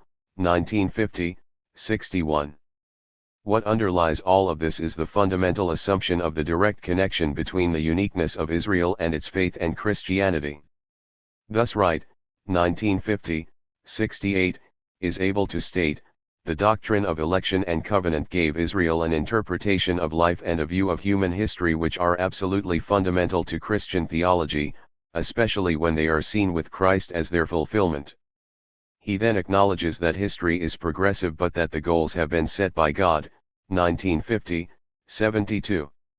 Israel might have borrowed some aspects from its environment, but these are not allowed to stain its uniqueness. What Israel borrowed was the least significant. It was fitted into an entirely new context of faith. What was once pagan now became thoroughly Israelite, or else became the source of dissension in the community. Consequently, the Christian and the Jew as well, look upon this distinctiveness of the Old Testament as proof of its claim for special revelation. Right 1950, 74. Israel's conception of history, and, crucially, its own historical experience, was unique. Biblical man, unlike other men in the world, had learned to confess his faith by telling the story of what had happened to his people and by seeing within it the hand of God. Faith was communicated, in other words, through the forms of history, and unless history is taken seriously one cannot comprehend biblical faith which triumphantly affirms the meaning of history. Right 1962:17. Such an assumption about the uniqueness of Israel and its experience means that the experience or claims of other peoples become of secondary concern. Point 10. The dispossession of the indigenous Palestinian population is not a matter of concern when the meaning of history is viewed solely from the perspective of the authors of the biblical traditions. It is little wonder, then, that Wright could represent the origins of Israel in Palestine in terms of a dramatic, divinely inspired, eruption which presented a radical break with indigenous culture. In the prologue to the Book of the Acts of God, he states unashamedly that the conquest of Canaan, whereby Israel secured a land for itself, was interpreted as God's gift of an inheritance.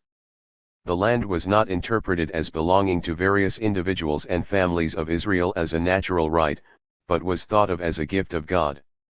Thus there came about a special understanding of the meaning of property and of obligation in relation to God. The land, which was God's gift, would be taken away at a future time. Right 1960, 8-9.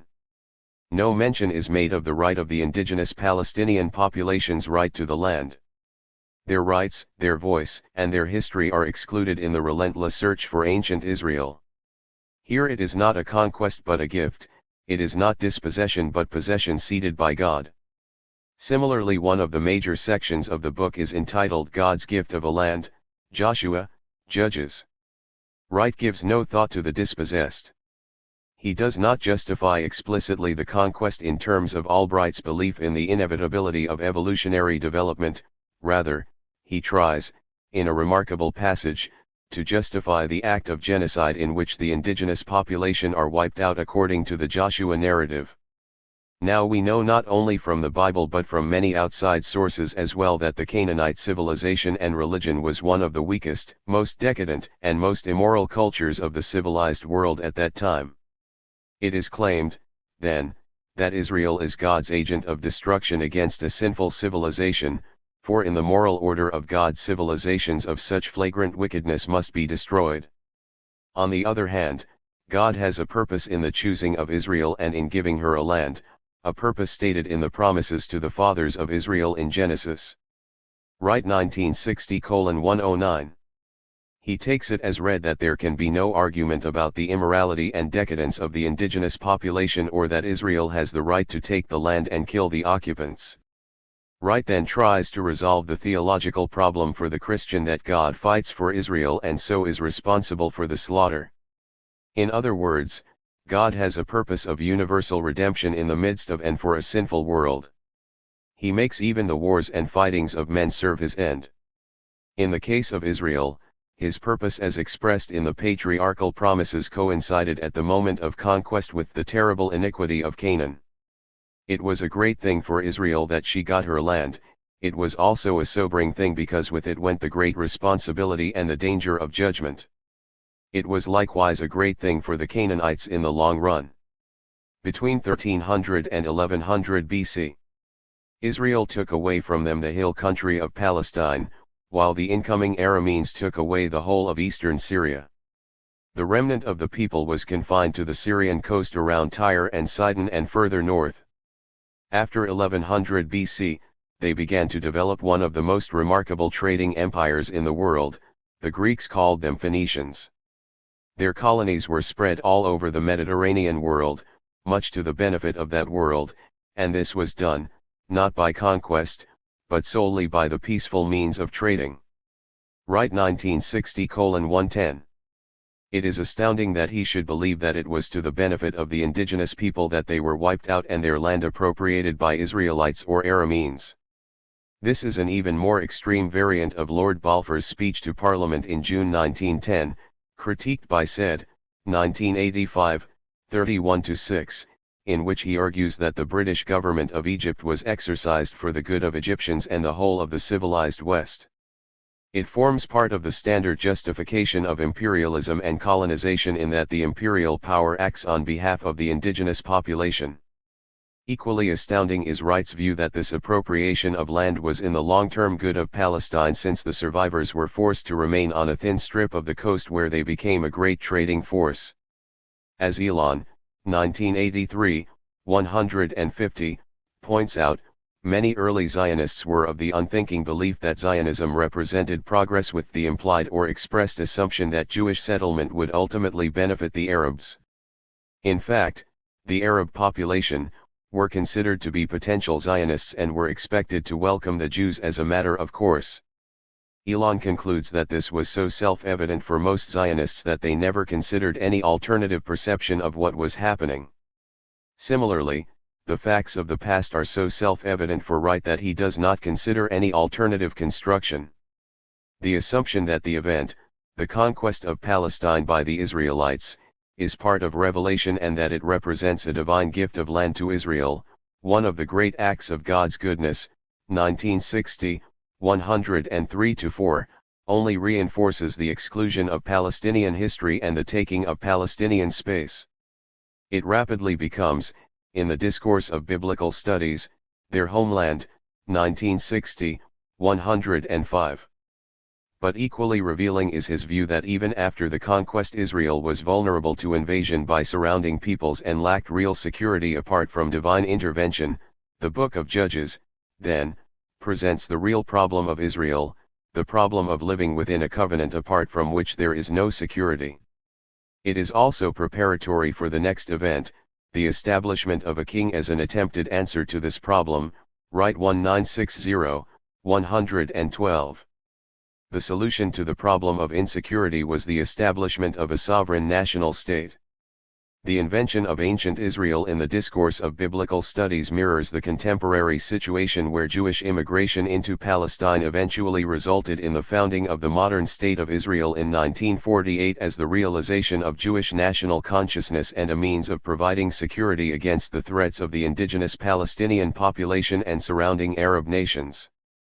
The invention of Israel's past is confirmed in Wright's classic treatment, Biblical Archaeology, in which he points out that, with the meticulous development of archaeology in the 20th century, it has become possible to differentiate between early Israelite towns and those of the Canaanites whom the Hebrews could not drive out, to trace the evidences of the Israelite conquest of Canaan, 1962, 24-5.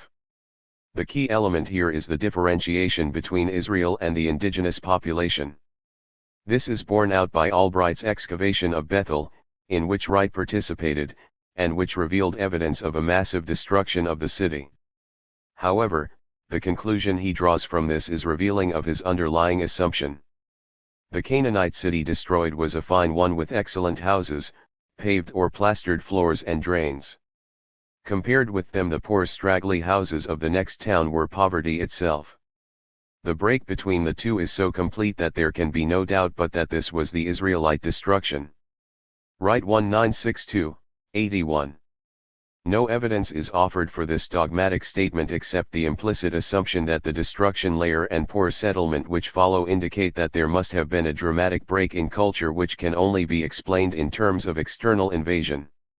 He confirms this with his explanation of the destruction of Tel Beit Mirsim, as was the case at Bethel. The new town founded in the ashes was so different from the preceding one that we must think of a new people having built it, a people who must have been Israelites, or closely related to them. Wright 1962, 83. Once again, no evidence is offered for this conclusion, and he goes even further with the assertion that the destruction must have been the result of invading Israelites or some group closely related to them. The indigenous population is destroyed and its voice silenced in the relentless search for ancient Israel. He believes that he can safely conclude that during the 13th century a portion at least of the later nation of Israel gained entrance to Palestine by a carefully planned invasion, 1962, 84. The search for Israel determined the interpretation of the archaeological evidence so that material artifacts are given an ethnic label which allows them to be used to differentiate between Israel and the indigenous Palestinian population, even though there is nothing in the archaeological record which would permit such a conclusion.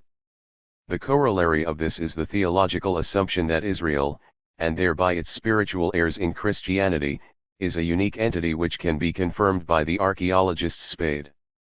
We can now see that though the Bible arose in that ancient world, it was not entirely of it, though its history and its people resemble those of the surrounding nations, yet it radiates an atmosphere, a spirit, a faith, far more profound and radically different than any other ancient literature. Wright 1962, 27. Israel of the ancient world is set apart from its environment just as modern Israel is often described as set apart from the rest of the Middle East. Its special status, then, means that the conquest of Palestine is not a problem, it is in fact part of the divine plan. The deliverance from slavery in Egypt and the gift of a good land in which to dwell were to Israel God's greatest acts on her behalf. Wright 1962, 69. What it results in, following the ceremony at Shechem, Joshua 24, is a united Israel with a common national heritage. 1962. 78. The culmination of the pervasive influence of an invention of an Israelite conquest of Palestine is to be found in John Bright's A History of Israel, first published in 1960, which has shaped the ideas and assumptions of generations of students and scholars. 11 Despite the fact that the Albright-Bright position has long been seen as in direct opposition to the Alt-Noth hypothesis, as we have noted, it is remarkable to note how many important assumptions they share. These are the very assumptions that emphasize the uniqueness and superiority of Israel and the inferiority of the indigenous Palestinian population, assumptions which underline Israel's right to the land and justify the dispossession of the Palestinians. In his opening remarks, when setting the scene, to his discussion of the Exodus and conquest traditions, he refers to Israel as a peculiar people, 1960, 97. Strikingly, he then adds that by the end of the 13th century BCE we find the people Israel settled on the land that was to be theirs through the centuries to come, 1960, 97. Bright clearly assumes that the land, Palestine, belongs to Israel. No consideration is given to the claims to the land of the indigenous population. Although he argues that Israel comes from outside Palestine, there seems to be no question that the land naturally belongs to this peculiar people. Underlying Bright's construction of this period, and all other periods, is the assumption, prevalent in the discourse of biblical studies, as we have seen, that Israel is unique and set aside from its environment. It informs every aspect of his work, as articulated in the preface. The history of Israel is the history of a people which came into being at a certain point in time as a league of tribes united in a covenant with Yahweh, which subsequently existed as a nation, then as two nations, and finally as a religious community, but which was at all times set off from its environment as a distinctive cultural entity. The distinguishing factor that made Israel the peculiar phenomenon that she was, which both created her society and was the controlling factor in her history, was of course her religion. Bright 1960, 9. The use of this volume as the standard textbook on Israelite history in British and American universities and seminaries has ensured that this classic statement on the concept of Israelite uniqueness, its separation from its environment, and by implication the contrast with indigenous culture, has been read and absorbed by countless numbers of students for 2 to 3 decades. Bright acknowledges the material and cultural achievements of Canaan with its impressive urban culture and the invention of writing, 1960, 107-8. Yet its indigenous religion is immoral and corrupt. Canaanite religion, however, presents us with no pretty picture. It was, in fact, an extraordinarily debasing form of paganism, specifically of the fertility cult, 1960, 108. This is in contrast to Israelite religion, which was quite without parallel in the ancient world. It was this that set Israel off from her environment and made her the distinctive and creative phenomenon that she was, 1960, 128. Israel's moral purity is reinforced with his assertion that Palestine possessed the sort of religion which Israel, however much she might borrow of the culture of Canaan, could never with good conscience make peace. 1960, 109. The way in which Israel is set apart from its environment is reinforced by an assumption shared with Alt and Noth that the indigenous population was incapable of developing sophisticated political systems. Though a cultural unit, Canaan was politically without identity. 1960, 109. The evolutionary scheme, common to both hypotheses, and an integral part of the discourse of biblical studies, extends to political and religious institutions. Palestine represents a branch of the evolutionary tree which fails to reach the pinnacle of evolution, the nation-state and monotheistic faith, the hallmarks of European and American civilization. It becomes inevitable, under such a scheme, that the degenerate and static native cultures were surpassed and replaced by Israelite and Western civilization. Both models presumed a now outmoded evolutionary view of social and political development from nomads/semi-nomads to sedentary groups. The American hypothesis shared with its German counterpart the assumption that Israel settled at first in the scarcely populated hill country of Palestine. Bright sets the stage for his description of the Israelite conquest of Canaan by preparing the reader with the suggestion and assertion that Israel was about to introduce a moral and political order into the region in just the same way that the Israel of his own day was often presented as the bearer of European/Western civilization into a region that was politically divided and morally bankrupt. The cultural achievements of Palestine are only mentioned in passing to be overshadowed by the inabilities of a religiously corrupt population to form itself into a meaningful political organization, i.e. it was incapable of crossing the threshold to statehood. Palestine, before the intervention of Israel, was merely a patchwork of petty city-states under Egyptian control which was left disorganized and helpless. 1960, 109. With the collapse of Egyptian power. Furthermore, the real controlling assumption of Bright's conception of history, or at least Israelite history, is revealed in the following sentence: it was this, humanly speaking, that made the Israelite conquest possible. 1960, 109. Underlying this is the belief that it is the divine which controls the course of history. 12 Little wonder then that there is no need to question Israel's right to the land. It is, after all, the gift of God.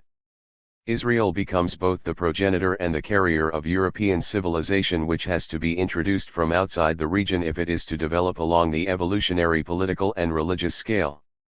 Bright, 1960, 117, is in no doubt that the biblical tradition of a conquest is historical and ought no longer to be denied, as it was, of course, by German scholarship following Alt and Noth.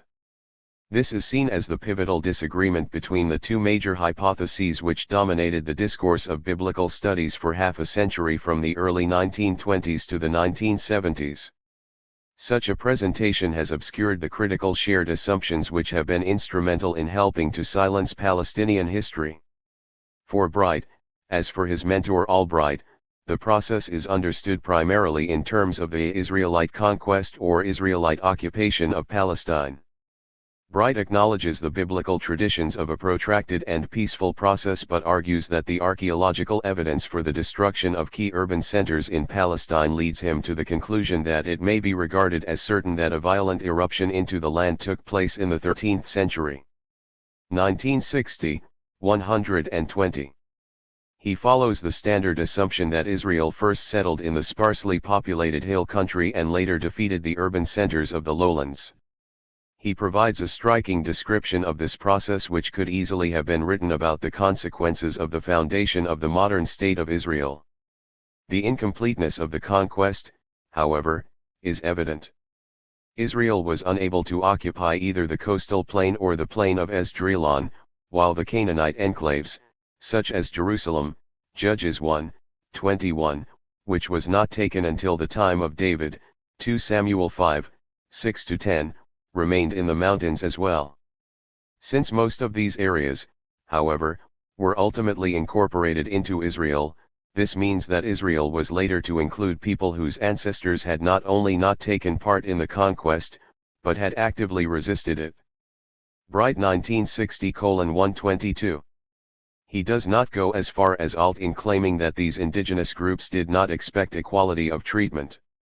Nonetheless, Bright's model of ancient Israel is one which is remarkably similar to the modern state, in which large numbers of Palestinians were incorporated into the new state boundaries, particularly in 1948 and then later after the conflicts in 1967 and 1974. Israel's right to the land in Bright's construction is based largely upon the right of conquest, although he argues that there is evidence to support the view that Israelite elements were in Palestine prior to the main conquest, 1960, 122.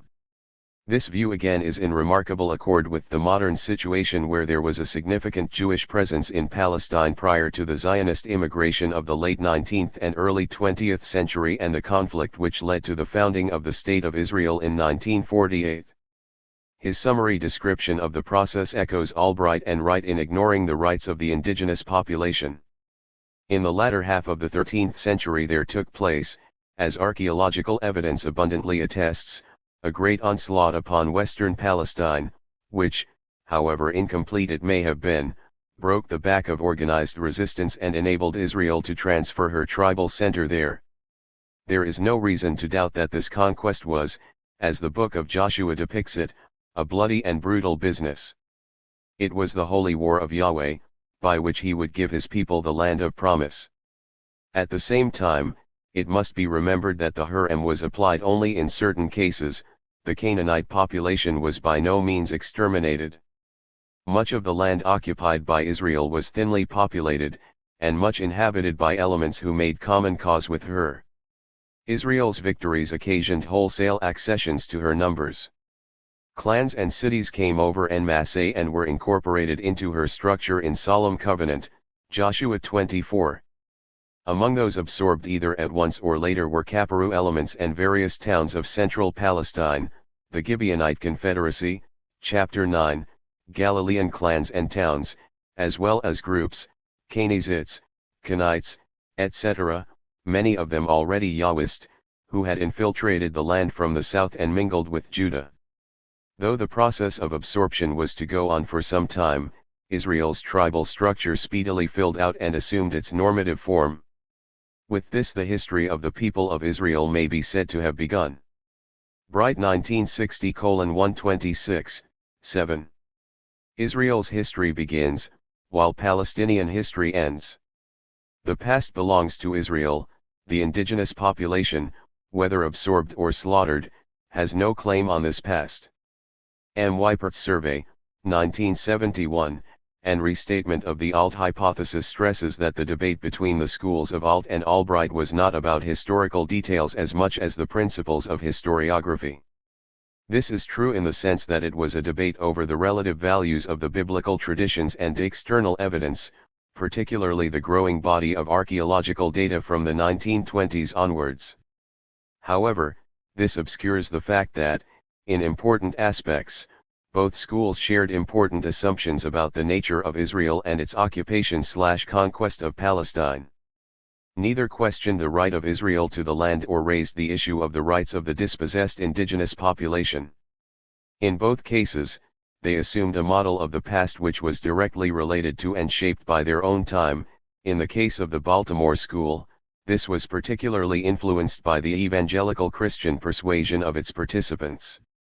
The real methodological issues which influenced these constructions of ancient Israel were hidden from the reader and have remained hidden and unspoken throughout the whole discourse of biblical studies. The search for ancient Israel, by both German and American scholarship, had resulted in its invention at a critical point in the history of the region, the late Bronze-Iron Age transition. These inventions served to silence and exclude the history of ancient Palestine. At this point, Israel was Palestine.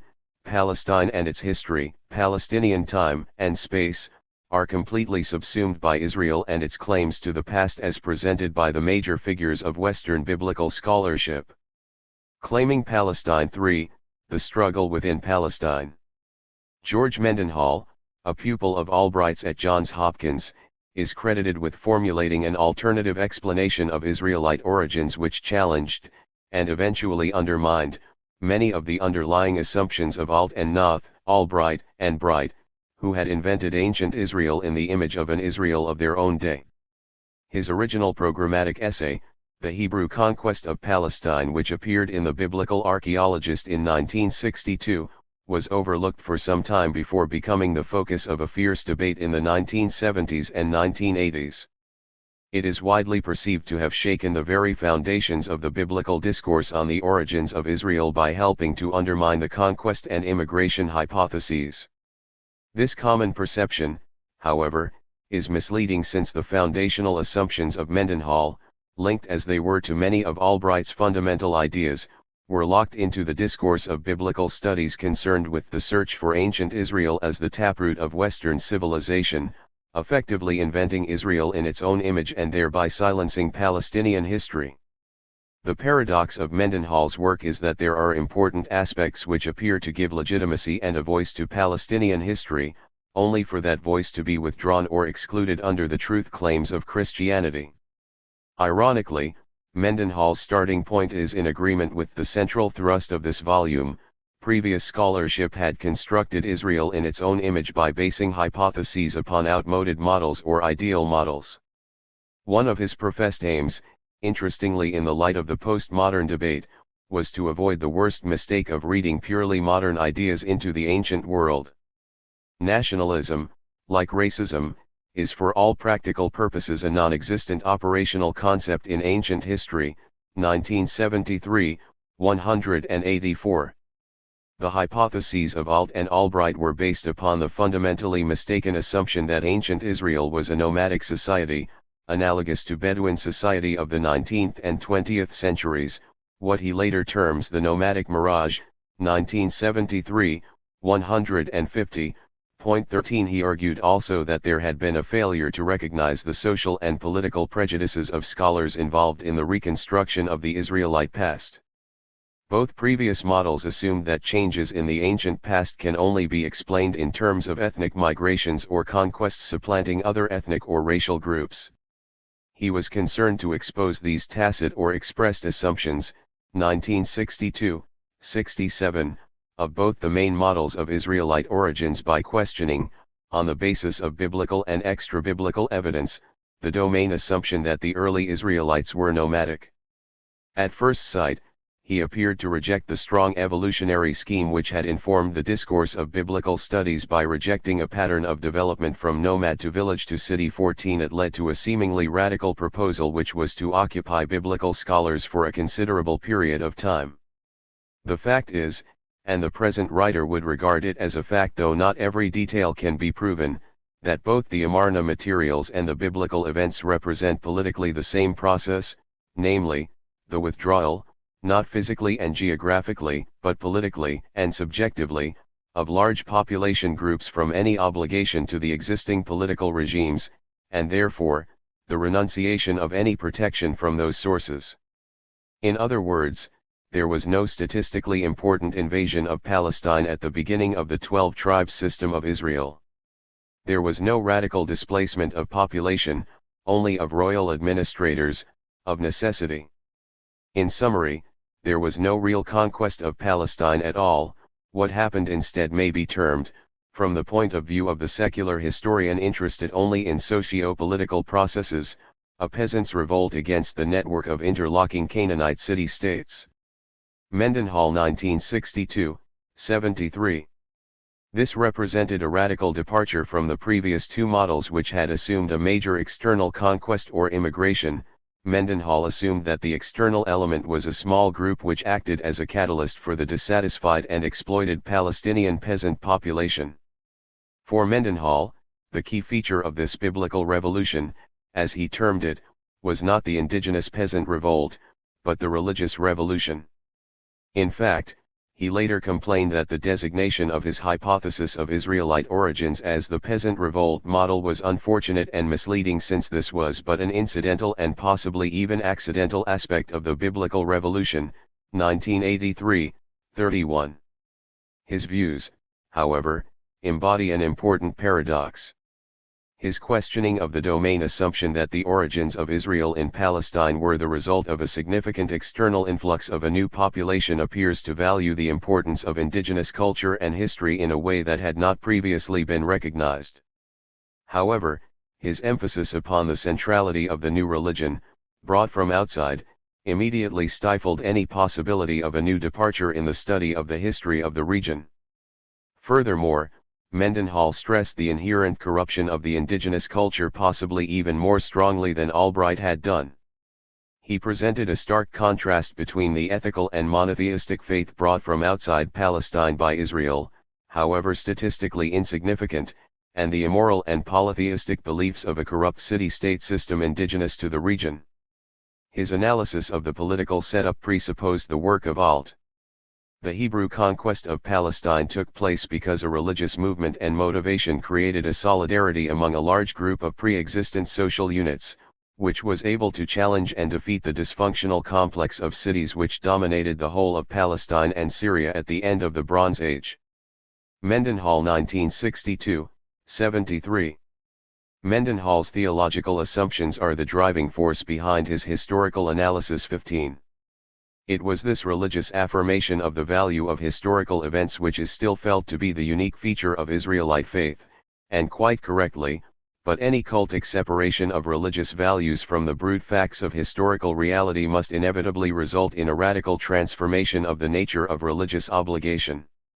It is for this reason that theology and history must be inseparable in the biblical faith. Biblical theology divorced from historical reality ends in a kind of ritual docetism, and history apart from religious value is a valueless secularized hobby of antiquarians. Mendenhall 1962, 74. This theological agenda, which draws a direct connection between the biblical revolution and Mendenhall's own day, is set out clearly in the preface to his major study, The 10th Generation. What was important about this community was its radically new way of looking at God, nature, and humanity, and this was truly revolutionary. A revolution occurred that is just as relevant today as it was in the time of Moses, and one that is just as necessary. Mendenhall 1973, 11. His stress upon the uniqueness of Israel on the basis of its faith, the faith which underlies Western civilization, allows him to maintain, and in effect sharpen, the common distinction between Israel and the indigenous culture of Palestine. Furthermore, it reflects the common presentation of the direct continuum between ancient Israel and the modern West as societies founded upon monotheism in contrast to the polytheistic Near East. Thus, far from Mendenhall's theory of internal revolt leading to an appreciation of the indigenous culture and so the history of Palestine, it results in an even more radical distinction between Israel and the Canaanite population, a distinction which is equally effective in silencing Palestinian history. His radical distinction is expressed in the following terms. Early Israel thus cannot be understood within the framework of traditional academic ideas about a primitive society gradually becoming urbanized, and therefore civilized.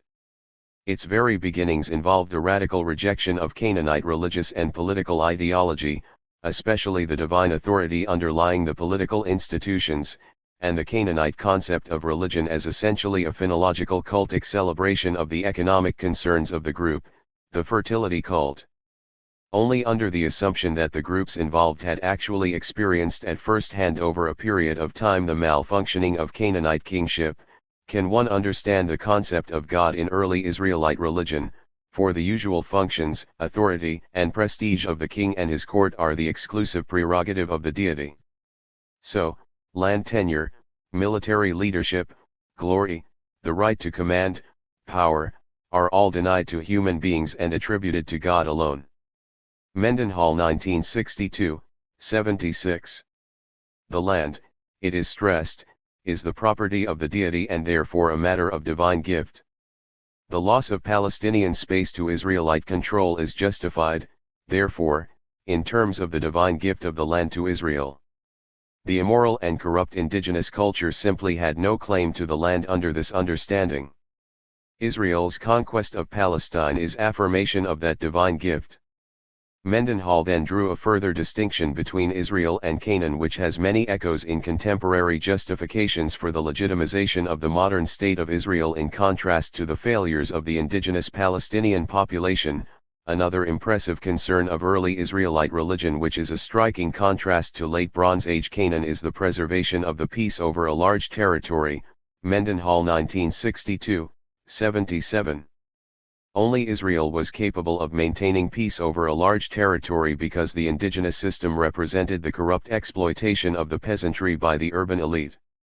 Canaanite, and thereby Palestinian, society was not capable of developing a civilized system of social organization. By making the struggle for power an illicit assumption of the prerogatives of God alone, the early Israelite religion laid the foundation for an internal peace which Canaanite society evidently could not do. Mendenhall 1962, 78. The emphasis upon the peasant revolt, for Mendenhall an accidental and unfortunate designation, has all too often obscured the radical distinction he drew between Israel and the indigenous culture. Mendenhall, as a pupil of Albright and a member of the influential Biblical Colloquium, makes explicit many of the underlying assumptions of biblical studies discourse which have contributed to the silencing of Palestinian history through the scholarly invention of ancient Israel. Mendenhall's radical distinction between the Israelite religious community and the corrupt socio-political regimes indigenous to Palestine continues to mirror the common representation of the modern state of Israel as a radically new development in the region, with its roots in European civilization and democracy, which has been able to transform the land so long neglected by a divided and indolent indigenous population. One of the most striking features of Mendenhall's analysis is his questioning of the ethnic unity of Israel in relation to Canaan. 16 The vast majority of Israel were for him indigenous groups and individuals who had rejected the exploitative socio-political regimes of late Bronze Age Canaan. As noted above, it would appear, at first sight, that this ought to provide the basis for the articulation, at least, of the value of Palestinian history in its own right. However, although he rejected the strong evolutionary pattern of social and political development of Albrightian and Altian scholarship, he imposed an even stronger evolutionary pattern of religious development which silenced Palestinian history equally effectively. In the past, the discontinuity from the Late Bronze Age to the Iron Age has been explained on the basis of a hypothetical change or displacement of population. The Israelites displaced the Canaanites in part, the Phoenicians displaced the Canaanites elsewhere, the Arameans displaced still more, and so on down the line. All of these ideas are now untenable. If the Phoenicians are merely the continuation of Canaanite culture, with considerable changes of course, the Israelites also represent such a continuation with a change of a more radical sort, particularly in the religious and social system. As revealed by excavations, certainly it is true that there are only minimal differences between the two in material culture, and those differences are most readily explained as functions of the differences in the social, economic, and religious structure of the ancient Israelites. Mendenhall 1973:10. Indigenous religion and culture were condemned in the strongest terms, being rejected as late Bronze Age paganism. The discourse of biblical studies has refused to recognize indigenous religious systems as having any kind of legitimacy. 17 The truth claims of Judaism and Christianity, the foundations of Western civilization *, have been accepted unthinkingly to the extent that Palestinian religious systems have been continually presented as immoral and corrupt. Mendenhall prefers to talk in terms of the foundation of a religious community called Israel, a utopian society based upon ethical relationships. As such, his invention of ancient Israel is comparable with the Zionist pioneers' desire to found a just society. Elon 1983, 143. The biblical revolution, the foundation stone of Western culture, is a radical replacement of a corrupt pagan system. Significantly, although the indigenous population is seen as being statistically significant in the destruction of the urban centers in Palestine at the end of the Late Bronze Age, the religious movement which makes this possible is external. It is brought by a small group of Israelites escaping from Egypt. The real civilizing influence which transforms Palestinian society is an external religious system. Any history of the origins of ancient Israel must start with, or at least account for, the sudden appearance of a large community in Palestine and Transjordan only a generation after the small group escaped from Egypt under the leadership of Moses. At the same time, it must account for the fact that from the earliest period there is a radical contrast between the religious ideology of Israel and those of the preceding periods and neighboring groups. In spite of that contrast, virtually all specific formal elements in early Israelite culture and ideology have impressive analogues in pre-Israelite or other foreign sources. Mendenhall 1973, 25. He stresses the mere formal continuities with the old pre-Yahwistic Canaanite and Anatolian cultures which characterized the Palestinian scene, but this is prior to the socio-religious unification, 1973, 25, and 93. The emphasis here is on the fact that it was only due to this external input that unification was achieved, something of which the indigenous population and systems were incapable without external direction. Thus Mendenhall, rather than shaking the very foundations of biblical discourse and providing a voice for Palestinian history, invents an ancient Israel which continues to deny value to Palestinian society and history. What is potentially much more important for the development of Palestinian history in its own right is his questioning of the causal connection between the growth of highland settlements and the urban collapse. The destruction levels revealed by archaeology in Palestine would have been caused not by the Israelites, but rather are part of the common experience of the population that made vivid the desirability and need for a new community. This could bring about the peace and secure a new cooperation for rebuilding a shattered society and economy. Mendenhall 1973, 23. Thus the shift in settlement is understood as a result of the urban collapse rather than its cause, Mendenhall 1973, 63-4. Although his conclusions are tied to his theological scheme, his analysis of the archaeological data provides a very important starting point for the history of ancient Palestine as a study of the processes which brought about social change in the region. If we remove the distraction of the search for Israel and think more in terms of trying to explain the processes involved in the political and social upheavals of the late Bronze Iron Age transition and the accompanying settlement shift, then Mendenhall's analysis has much to commend it. The focus of attention is then switched to trying to investigate and understand the processes which contributed to the settlement shift and the accompanying economic decline throughout the region at the end of the late Bronze Age.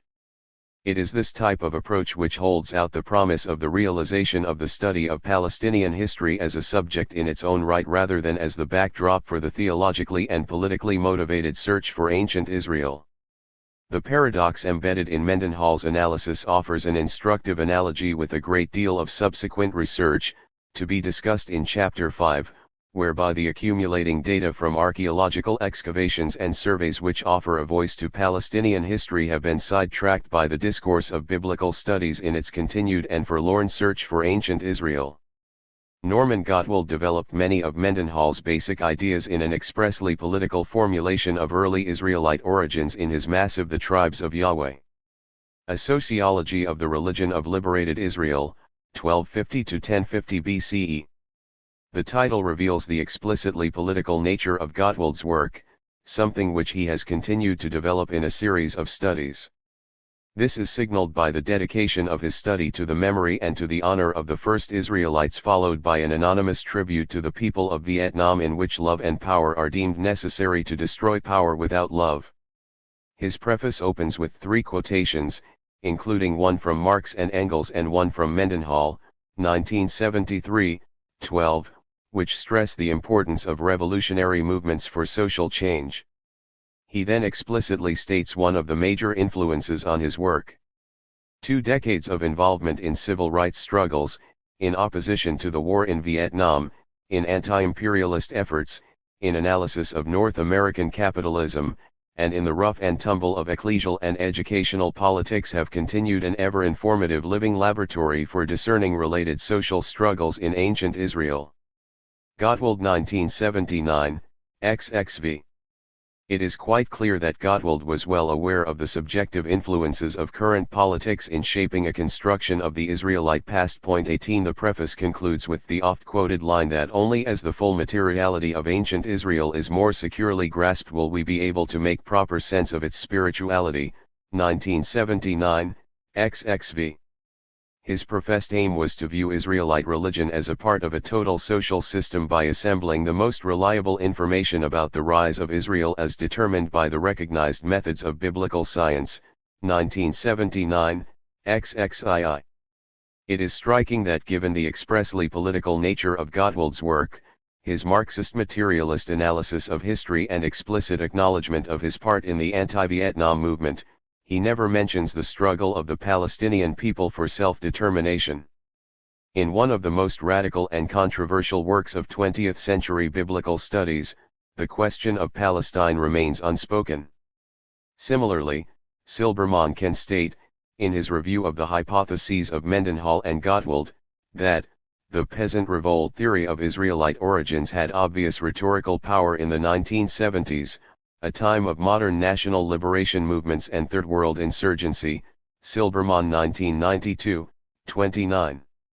Yet Silbermann, attuned as he is to the political construction of the past, makes no attempt to connect this theory of Israelite origins with the most obvious of national liberation movements, the Palestinian struggle against Israeli occupation.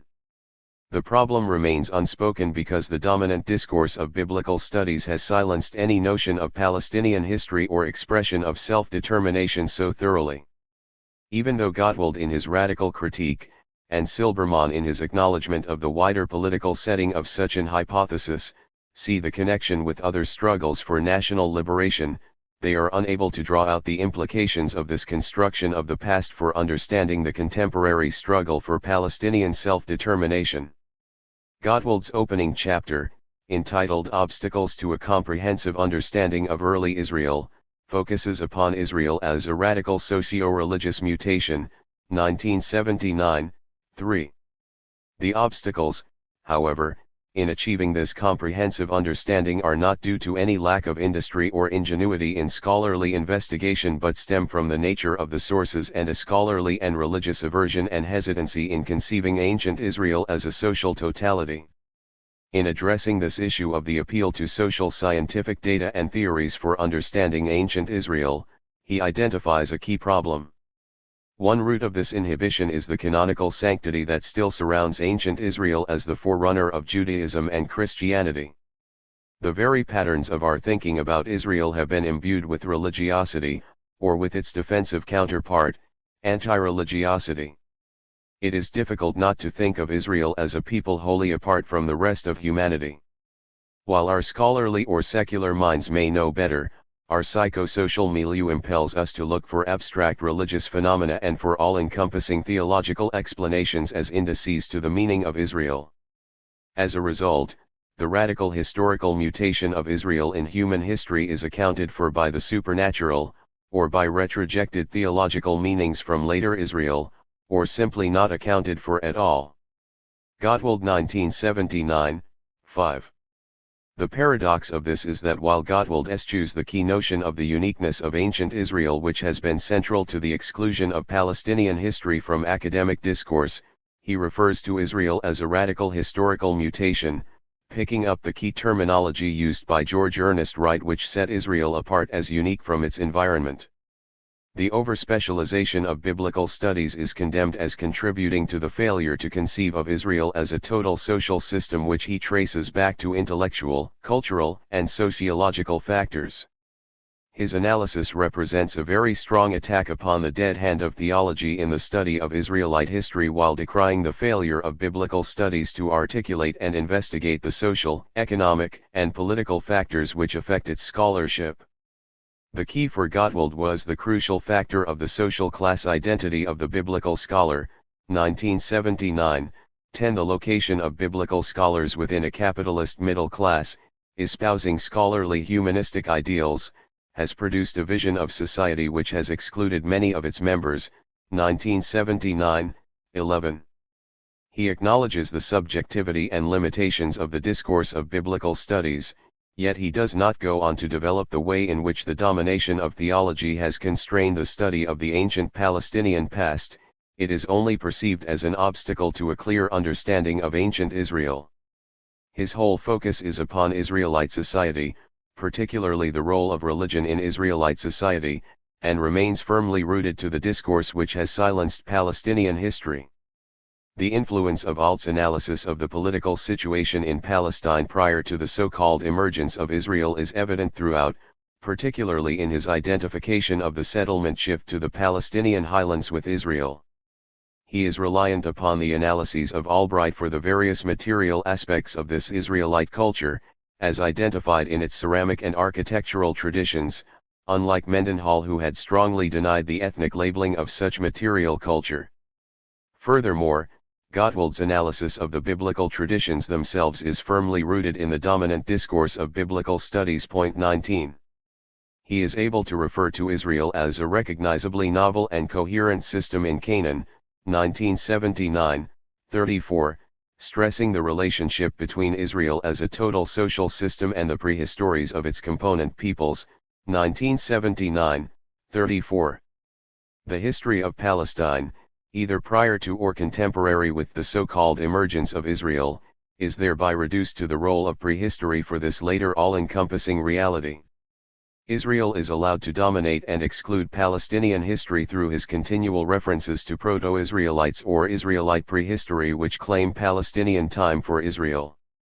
However, he offers a greater understanding of the value and worth of the history of the region with the recognition that Israel's origins are positioned in the midst of an ancient and highly developed arena of self-conscious civilization, 1979, 43.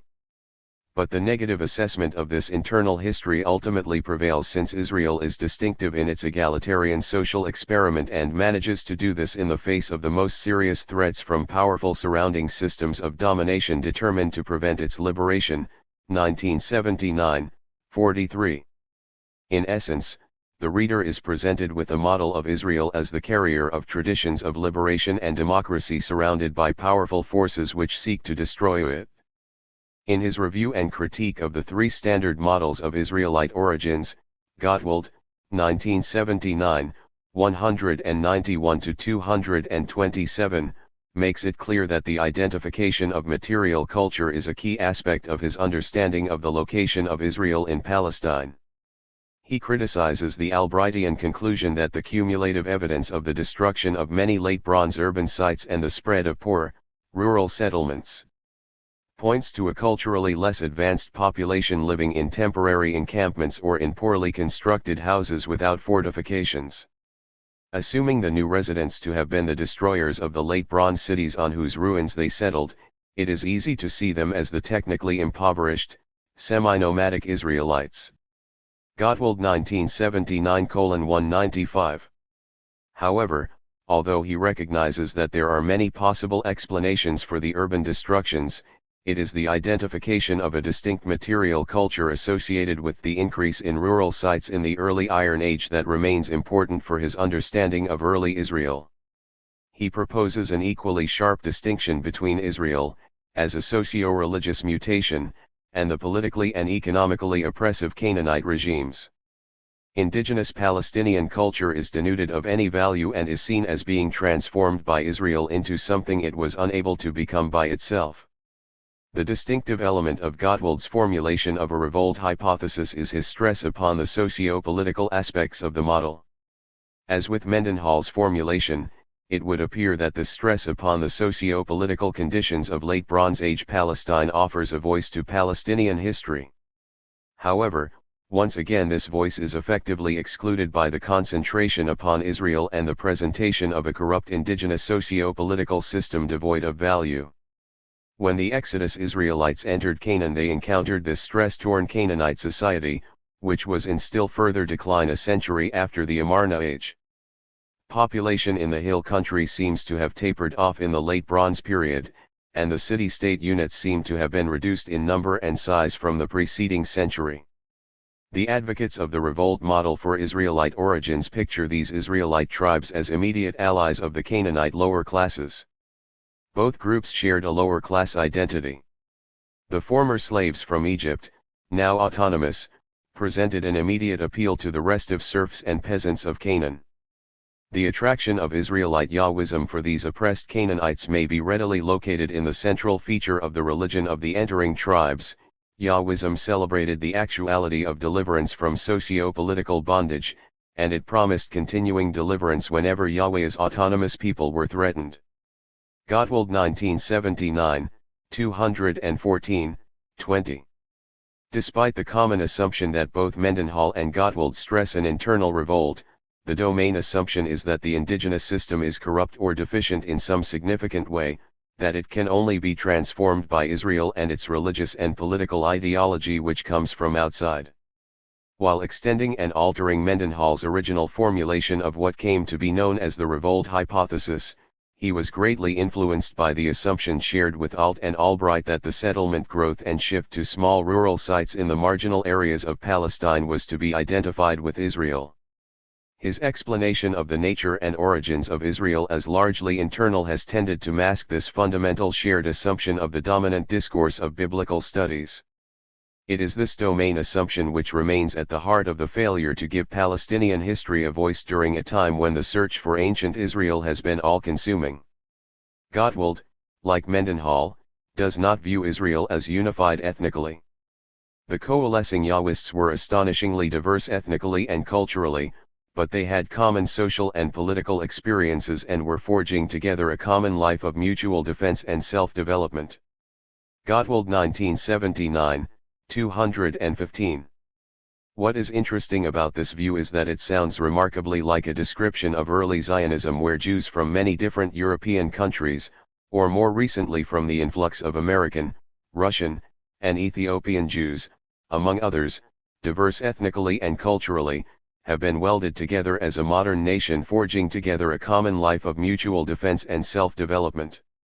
He adds later that the model may have to be adjusted to the possibility that some Canaanite settlements were not so much polarized by the entering Exodus tribes as neutralized, thus adopting a kind of live and let live policy which Israel was willing or obligated to accept. 1979, 219.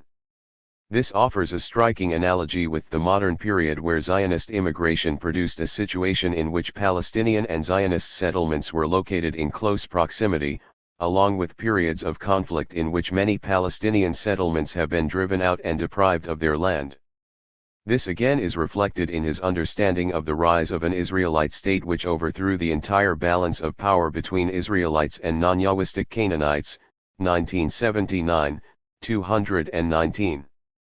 The fact that this model, just as much as the immigration and conquest models, is about claiming the land is made abundantly clear by Gottwald's elaboration of key questions of social structure which he believes have been overlooked or ignored by biblical scholarship because of a reluctance to draw upon social scientific data or models.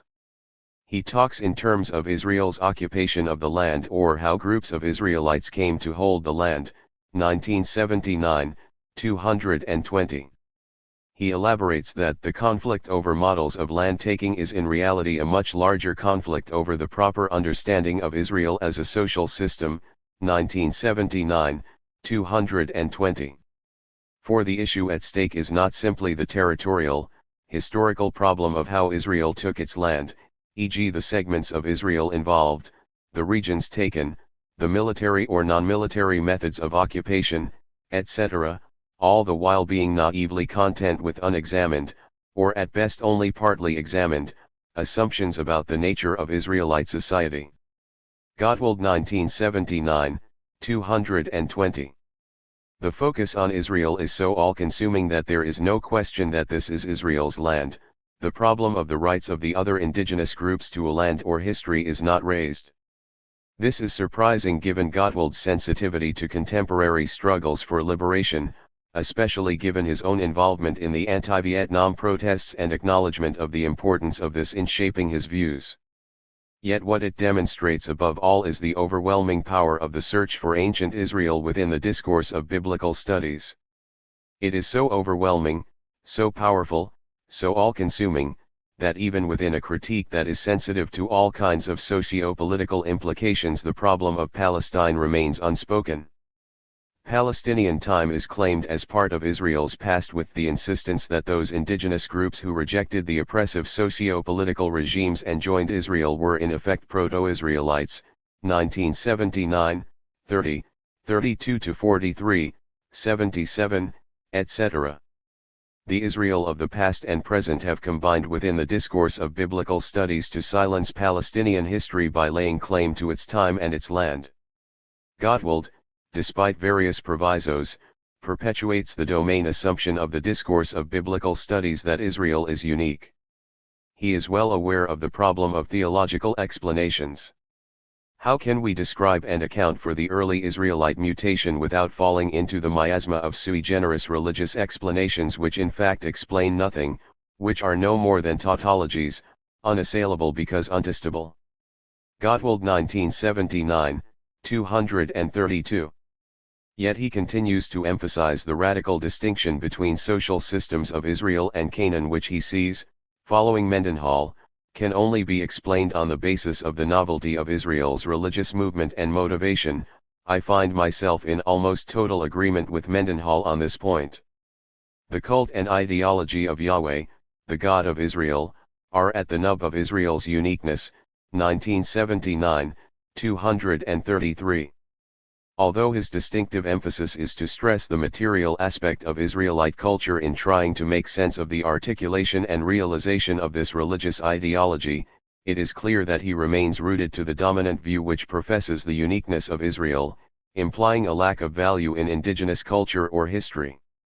His disagreement with Mendenhall is that he had imagined a community which attributed power to its God but did not wield power itself. For Gottwald, Israel took power for itself while attributing the source of that power to Yahweh, 1979, 233. Yet even though he characterizes religion as the unmoved mover of the Israelite mutation, he is essentially wedded to the central role of the uniqueness of Israelite religion in distinguishing it from its Palestinian context. The paradox inherent in Mendenhall's work is equally apparent in Gottwald's alternative formulation of the revolt hypothesis. His insistence upon the central role of Canaanite peasants throwing off the control of the urban elite appears to offer a voice to Palestinian history. In fact, he goes so far as to say that it is only in the literature of early Israel that the revolutionary consciousness of the Canaanite underclasses finds an articulate voice, 1979, 409. These groups are only given voice by Israel. Thus, Israelite tribalism is described as the result of a conscious choice by individuals and groups to reject the Canaanite centralization of power. Although his insistence upon retribalization, 1979, 325, is a distinctive aspect of Gottwald's proposals, it is little more than a variant on the fundamental assumption that has informed the discourse of biblical studies since the time of Alt, that Israel's political system is different from and fundamentally superior to that of the indigenous culture. The indigenous forms of organization were disjointed and incapable of unified action. We know of no such sustained collective leadership among the older Canaanite city-states which, even when faced with extreme external threats, had been capable only of episodic alliances markedly unstable in their membership and longevity, 1979, 412. Point 21. While there is an important focus on the conflict between indigenous groups, it is never articulated in terms of Palestinian history. It is only given voice as part of the history of Israel.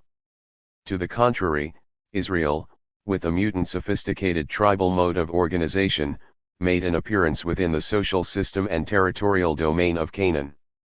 The people who came to be Israelites countered what they experienced as the systemic aggression of centralized society by a concrete, coordinated, symbolically unified, social revolutionary action of aggressive self-defense. Gottwald, 1979, 326. The choice of the phrase aggressive self-defense is particularly noteworthy since it mirrors apologetic language often used to describe the modern state of Israel in its foreign adventures into Lebanon, or elsewhere, in striking back against what it perceives as terrorist actions. This is not to suggest that Gottwald supports such aggression but simply to point out the way in which influential contemporary language and ideas become part of the vocabulary used by historians to construct the past. The past is seen to be every bit as much a struggle for self-determination and the control of land as the present.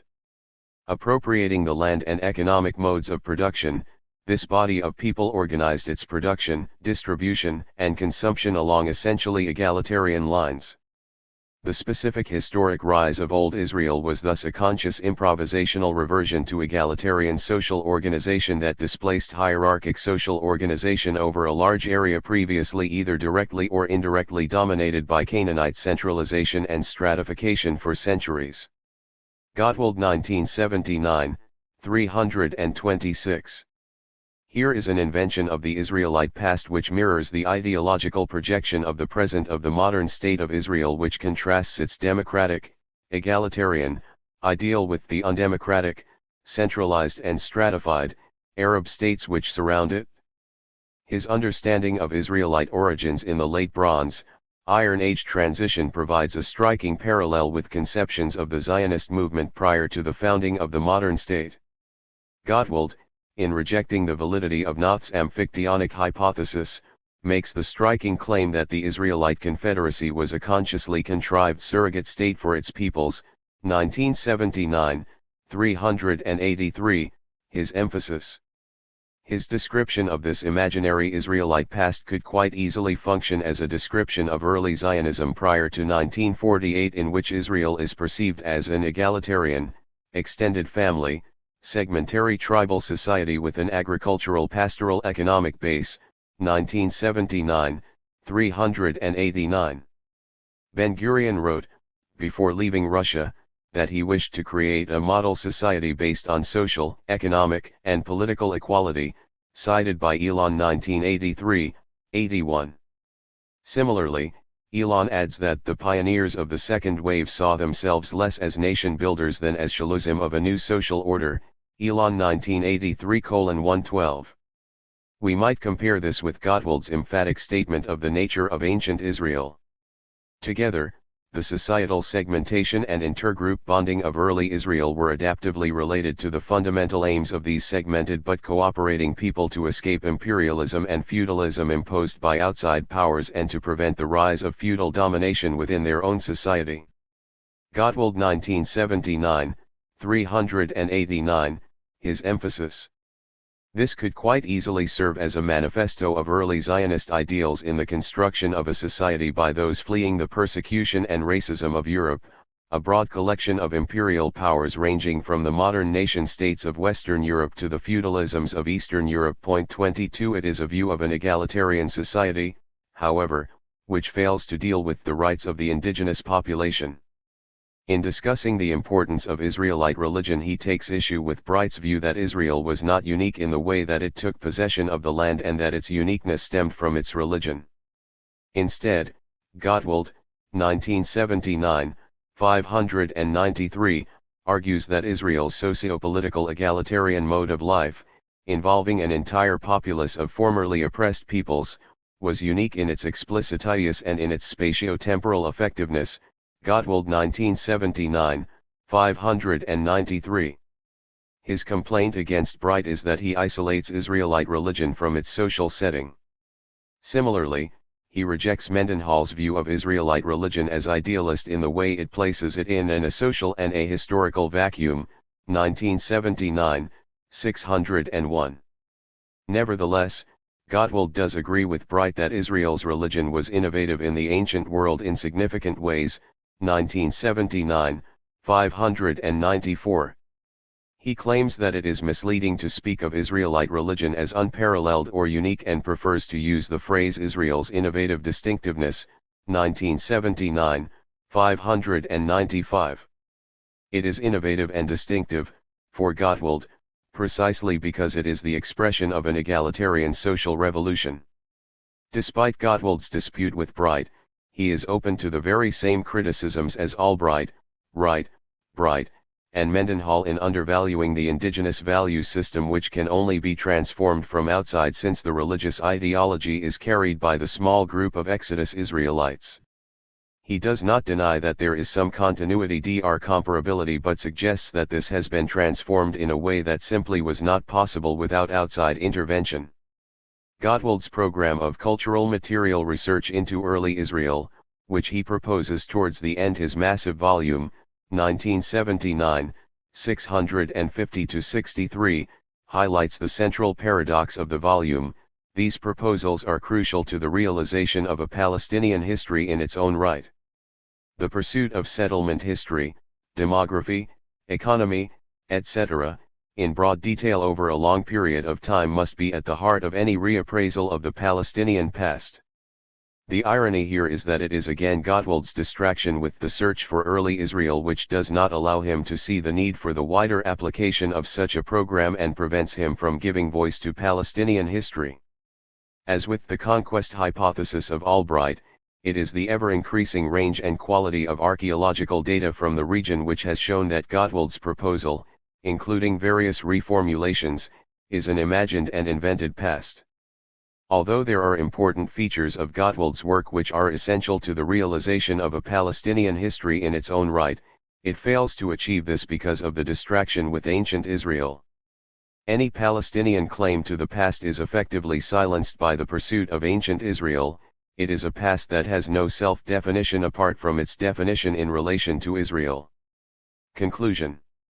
The changes in perspective on reading the Hebrew Bible which have raised serious questions about standard historical critical assumptions and use of the biblical traditions for historical reconstruction, along with the accumulating archaeological data from single-site excavations and regional surveys in Palestine, have shown these various models or theories to be inventions of an imagined ancient past. The increasing inability of the three major constructions of Israelite origins to deal with this growing body of evidence, along with the undermining of its notion of a text, has highlighted the extent to which Israel has been invented. It is only in retrospect that it becomes possible to ask how this has come about. The driving force of biblical studies has been the need to search for ancient Israel as the taproot of Western civilization, a need that has been reinforced by the demands of Christian theology in search of the roots of its own uniqueness in the society which produced the Hebrew Bible. This has been reinforced with the foundation of the modern state of Israel, giving rise to a search by Israeli scholarship for its own national identity deep in the past. Biblical scholarship, in its all-consuming search for ancient Israel, has reflected the myopia of the West, in general, and the early Zionists in particular, in ignoring the indigenous population and its claims to the land or the past. Elon's descriptions of the attitudes of early Zionist settlers could easily be applied to biblical scholarship. There are few instances in modern history where the image of things overshadows reality as thoroughly as it did in Palestine during the first half of the 20th century. One can think of no other country where a utopian state of mind persevered for so long a time. If the Arabs shut their eyes to reality, many pioneers of the second wave shut their eyes to Arabs. They lived among themselves in workers' camps, closed communities that often resembled isolated religious orders. Contact with the Arab natives were few. It was as if the Shiluzim deliberately banished the Arabs from their minds. Elon 1983:123. Biblical scholarship has also remained blind to the indigenous population. Very often when it is acknowledged, it is dismissed as unworthy, immoral, corrupt, or primitive, thereby lacking any rightful claim to serious consideration. Elon's continued description finds similar striking parallels with the discourse of biblical studies. The political imagination, like the imagination of the explorer, often invents its own geography. The settlers did not, of course, consider the country empty, as did some Zionists abroad. What they saw with their own eyes contradicted the ludicrous dictum attributed to Israel Zangwith, the land without people, for the people without land, which was current in Zionist circles abroad at least until as late as 1917. Yet even if there were people living in the country, the settlers saw that it was populated only sparsely. They believed they were operating in a political void, and not until the end of World War I were they fully cured of this naive illusion. Elon 1983:149. It is now becoming clearer that biblical studies has invented its own geography in trying to construct various versions of the past, heavily influenced by a variety of social, political, and religious factors which shape the scholar's vision of the past and present. Just like the early Zionist settlers, they have believed, or at least tried to convey the belief, that biblical scholarship was operating in a political void. The self-delusion of the pursuit of objectivity continues to operate. Attempts to raise the specter of subjectivity or the political implications of biblical scholarship for the contemporary struggle for Palestine have met with a hostile reception. Just as the First World War was a watershed, in Elon's view, in exposing the naivete of Zionist myopia, so postmodernism has exposed the fallacy of biblical studies' self-delusion to be interested only in objective scholarship or its denial of any responsibility for or connection with contemporary struggles for Palestine. The public badge of scholarly impartiality, in the words of Silberman, 1993-15, continues to be used to mask the political implications and responsibilities of biblical studies. It is striking, yet understandable, that all the models have invented ancient Israel in terms of contemporary models. This is not to suggest that this has been self-conscious or deliberately misleading or that all the scholars mentioned explicitly support the dispossession of the Palestinians. It exposes, rather, the power of the discourse of biblical studies, which has projected an aura of objective scholarship when it is quite clear that subjective and unconscious elements have played a key role in constructions of the imagined past of ancient Israel. It helps to demonstrate the tyranny of the present which has silenced Palestinian history. The discourse of biblical studies is implicated in this process. The acknowledgement of these implications is a necessary prelude to the freeing of the Palestinian past from Israelite control. The realization of this proposal continues to be hindered by the perpetuation of many of the domain assumptions which were the foundations for the invention of ancient Israel in the late Bronze-Iron Age transition. The edifice of the models may have crumbled, but what is being built in their place often utilizes the very same foundations. However, before examining the new search for ancient Israel and the ways in which it has continued to exclude Palestinian history from scholarly discourse, it is important to consider how this has been achieved by the other defining moment in the history of the region, the creation of an Israelite state. 4. The creation of an Israelite state. Creating a state, claiming the past. The protracted search for, and location of, ancient Israel in the late Bronze, Iron Age transition provides only one of the defining moments in the history of Palestine. The creation of an Israelite state, which the biblical traditions associated first with Saul and then particularly David and Solomon, is for biblical scholarship the defining moment in the region's history. It takes on an importance which derives from but ultimately overshadows the period of so-called emergence during the late Bronze, Iron Age transition. The creation of a state not only signals the realization of the ultimate in political development but also demarcates Israel as an autonomous and sovereign nation-state independent of imperial control. The labors of biblical scholarship in pursuit of the Davidic monarchy are not merely of antiquarian interest, given that the modern state of Israel traces its historic and natural claim to existence back to this Iron Age state. The proclamation of independence of the State of Israel issued by the Provisional State Council in Tel Aviv on May 14, 1948 refers to the re-establishment of the Jewish state, Lequir and Reuben 1984, 126. Any attempts by biblical scholars to divorce themselves from the implications of their research, to claim a disinterested objectivity in the past divorced from the realities and struggles of contemporary politics, are exposed in the opening sections of the proclamation. The land of Israel was the birthplace of the Jewish people. Here their spiritual, religious, and national identity was formed. Here they achieved independence and created a culture of national and universal significance. Here they wrote and gave the Bible to the world. Exiled from the land of Israel, the Jewish people remained faithful to it in all the countries of their dispersion, never ceasing to pray and hope for their return and the restoration of their national freedom. Impelled by this historic association, Jews strove throughout the centuries to go back to the land of their fathers and regain their statehood. In recent decades they returned in their masses. They reclaimed the wilderness, revived their language, built cities and villages, and established a vigorous and ever-growing community, with its own economic and cultural life. They sought peace, yet they prepared to defend themselves. They brought the blessings of progress to all inhabitants of the country and looked forward to sovereign independence. Laquier and Rubin 1984, 125. The right to the land is advanced on the basis of historic precedent of the existence in the area of an ancient sovereign and independent Israelite state. It is this state, above all, which has the right to the land, since this is the ultimate expression of political development and supersedes any other forms of political organization in the region, developments that are inevitably seen as inferior. Explicit in the claim is that in the modern period Jewish settlers had brought the blessings of progress to all the inhabitants prior to the formation of a national state.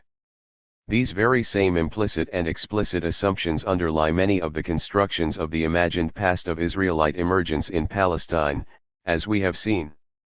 The explicit claim to the land, or reclaiming of the land, on the basis of this historic precedent is a widely held view that has long informed political and popular perceptions of modern Israel and its right to the land. A memorandum produced by Lord Balfour 2 years after his famous Declaration of 1917, which committed the British government to favoring a national home in Palestine for the Jewish people, contained the following statement: "The four great powers are committed to Zionism.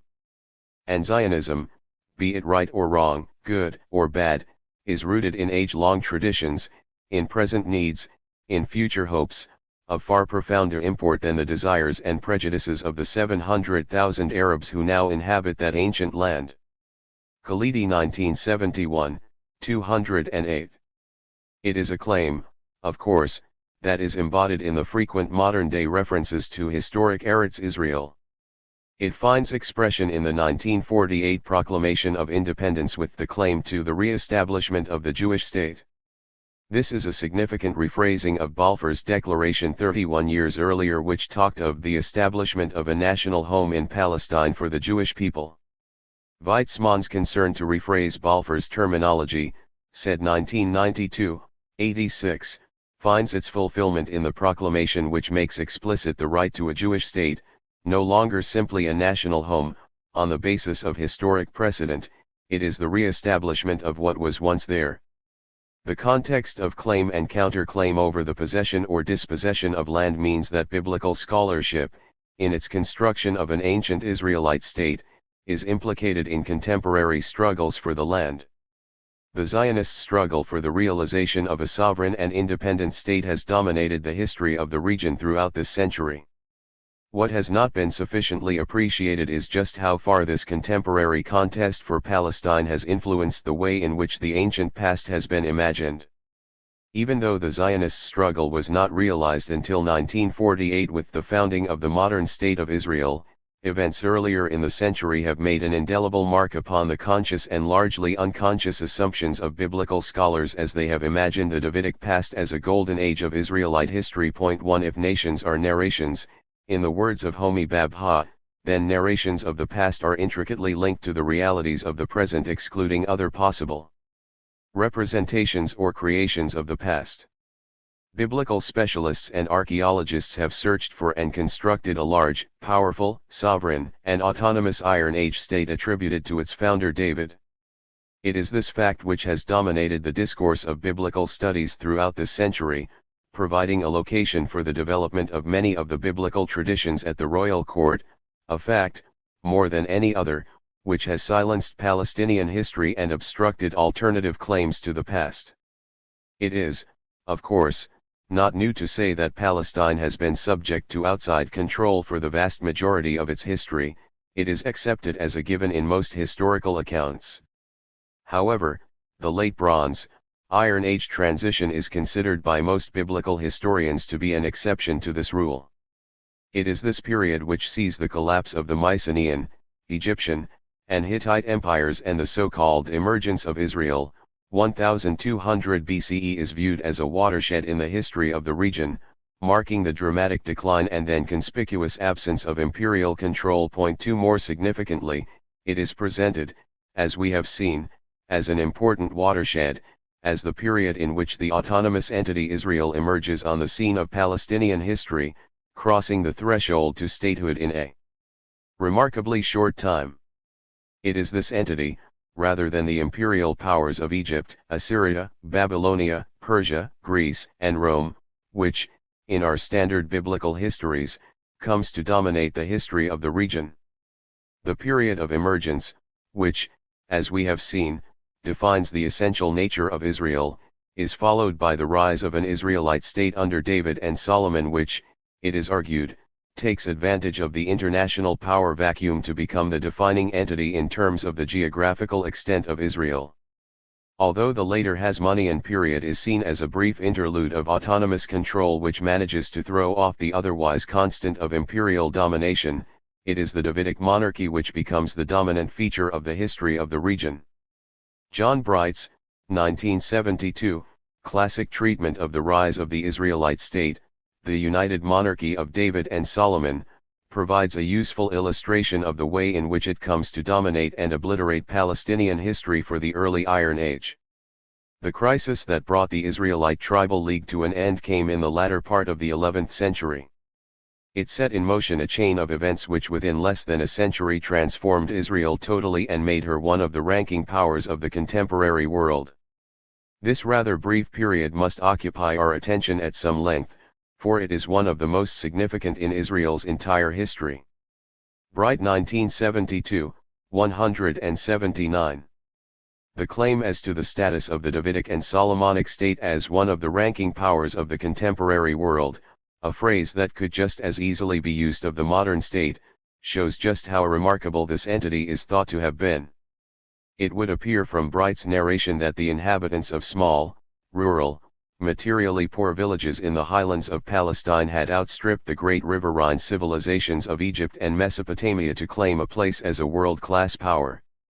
This is a claim which will need to be examined later in the chapter. For the moment, it is the claim that this period, one of an absence of imperial interest in the region, is one of the most significant in Israel's entire history which, though related, is of primary concern. It is of such overwhelming concern that, once the Philistine threat has been dealt with by David, the Davidic state becomes the history of Palestine for the period. The reason for this implicit assumption is not hard to find since Bright, 1972, 197, presents the period as one of consolidation of the dynastic state and the building of an empire, but in the end David was the master of a considerable empire. Here was an empire that included Ammon and Syria in the north, Edom and Moab in the east, such that Bright, 1972, 200, is able to conclude that with dramatic suddenness David's conquests had transformed Israel into the foremost power of Palestine and Syria. In fact, she was for the moment probably as strong as any power in the contemporary world. Here was an empire whose borders stretched from the Gulf of Aqaba to the Mediterranean, from the Wadi El Arish in the south to the Lebanon Range and Kadesh on the Orient in the north. In effect, according to Bright's account, David had managed to inherit the Asiatic empire of New Kingdom Egypt. 3 The borders of this Davidic empire, maintained more or less successfully by Solomon, Bright 1972, 207-10, meant that the history of the Israelite state becomes the history of Palestine. What Bright has constructed is a biblically inspired view of Greater Israel which coincides with and helps to enhance the vision and aspirations of many of Israel's modern leaders. Ben-Gurion expressed the view that the borders of Israel ought to include southern Lebanon, southern Syria, Jordan, all Cisjordan, and the Sinai. Chomsky notes Ben-Gurion's view that the acceptance of partition does not commit us to renounce Transjordan. One does not demand from anybody to give up his vision. We shall accept a state in the boundaries fixed today, but the boundaries of Zionist aspirations are the concern of the Jewish people and no external factor will limit them. Cited by Chomsky 1983, 180. Ben-Gurion even referred to the founding of the Third Kingdom of Israel following the 1956 capture of the Sinai, cited by Chomsky 1983, 163 from Nar Zohar 1978, 91-2, 166, 186-7, 249-50. Any scholarly construction of the Israelite past, particularly the construction of the Israelite monarchy and its boundaries, has to be read in this contemporary context since it is both informed by and informs contemporary claims and aspirations. The implications of biblical scholarship for the world of politics, whether the scholar acknowledges this or not, are brought out in Begin's statement following the establishment of the state in 1948. The partition of the homeland is illegal. It will never be recognized. The signature institutions and individuals of the partition agreement is invalid. It will not bind the Jewish people. Jerusalem was and will be forever our capital. Eretz Israel will be restored to the people of Israel. All of it. And forever. Cited by Chomsky 1983, 161. The biblically inspired political vision and claims of the modern world are confirmed, for the most part, by the construction of an imagined past of the ancient Israelite state within the discourse of biblical studies. Furthermore, here ironically is an imperial control, constructed by the Hebrew Bible and modern biblical historians, which mirrors the dominant theme of empire in the history of the region to such an extent that Palestinian history no longer exists. All we have is a history of an imagined imperial Israel. 4. Confirmation of the importance which the discourse of biblical studies has always placed upon this period can be found in Sagan's assessment of the inauguration of an Israelite monarchy. With the formation of a united kingdom under David, the history of Israel leaves the realm of prehistory, of cultic and popular tradition, and enters the arena of history proper. The kingdom under David and Solomon constitutes a datum point from which the investigation of Israel's history can be safely begun. Sagan 1977, 332. Sagan's view is noteworthy for several reasons, since he had argued against the possibility of using the biblical traditions to construct early pre-monarchic Israel, the essential Israel of biblical scholarship discussed in the previous chapter. His history of Israel was one of the first to take seriously the growing objections to standard assumptions about the historicity of the biblical traditions. For Sagan, the search for Israel in the Late Bronze Age had to be abandoned since the source material was not available. Instead, the real starting point for a history of Israel was, for him, the foundation of a monarchy. However, it is clear that he is working with the common assumption in biblical studies that history proper can only be written on the basis of written documents. Without such documents we are condemned to prehistory, which somehow does not carry the same weight, is not real somehow, and so these periods and their peoples are silenced. This is the principle of Western historiography of the 19th century as it developed in the context of the nation-state. It is now reinforced in the construction of Israelite history by the fact that it is only with the Israelite state, nation-state, that we enter the realm of history proper. History, in effect Palestinian history, before this time cannot be proper. For most other scholars, who have been content to date parts of the biblical tradition much earlier or argue that late traditions still accurately reflect a much earlier historical reality, the emergence of Israel, as we have seen, is the other defining moment in the history of Palestine. It is not simply the assumption that the rise of an Israelite state, and in particular the Davidic monarchy, brings us to history proper, but that this is the defining moment of Israelite history and so of the region as a whole. The assertion of Bright, 1972, 179, that Israel under the monarchy became one of the ranking powers of the contemporary world and that this is one of the most significant in Israel's entire history is representative of a common view in biblical studies. The emphasis on the crucial nature of this period is found throughout our standard histories and reference works. It is necessary to trace the discourse of biblical studies in relation to the invention of an Israelite state or empire in the context of the Zionist agitation for and eventual realization of a modern state of Israel. 5 The two processes are intricately linked in that the scholarly discourse has been conducted in the context of the struggle for a state in the first part of the century and then dominated by the existence of that state ever since. If politics is everywhere, as said, 1994b, 16, claims, then the discourse of biblical studies has steadfastly refused to acknowledge that the construction of the past is a political act. Biblical scholars and archaeologists have sought to escape to the haven of objectivity, effectively ignoring, or even denying, the context in which they work and the contexts in which their work is received and read.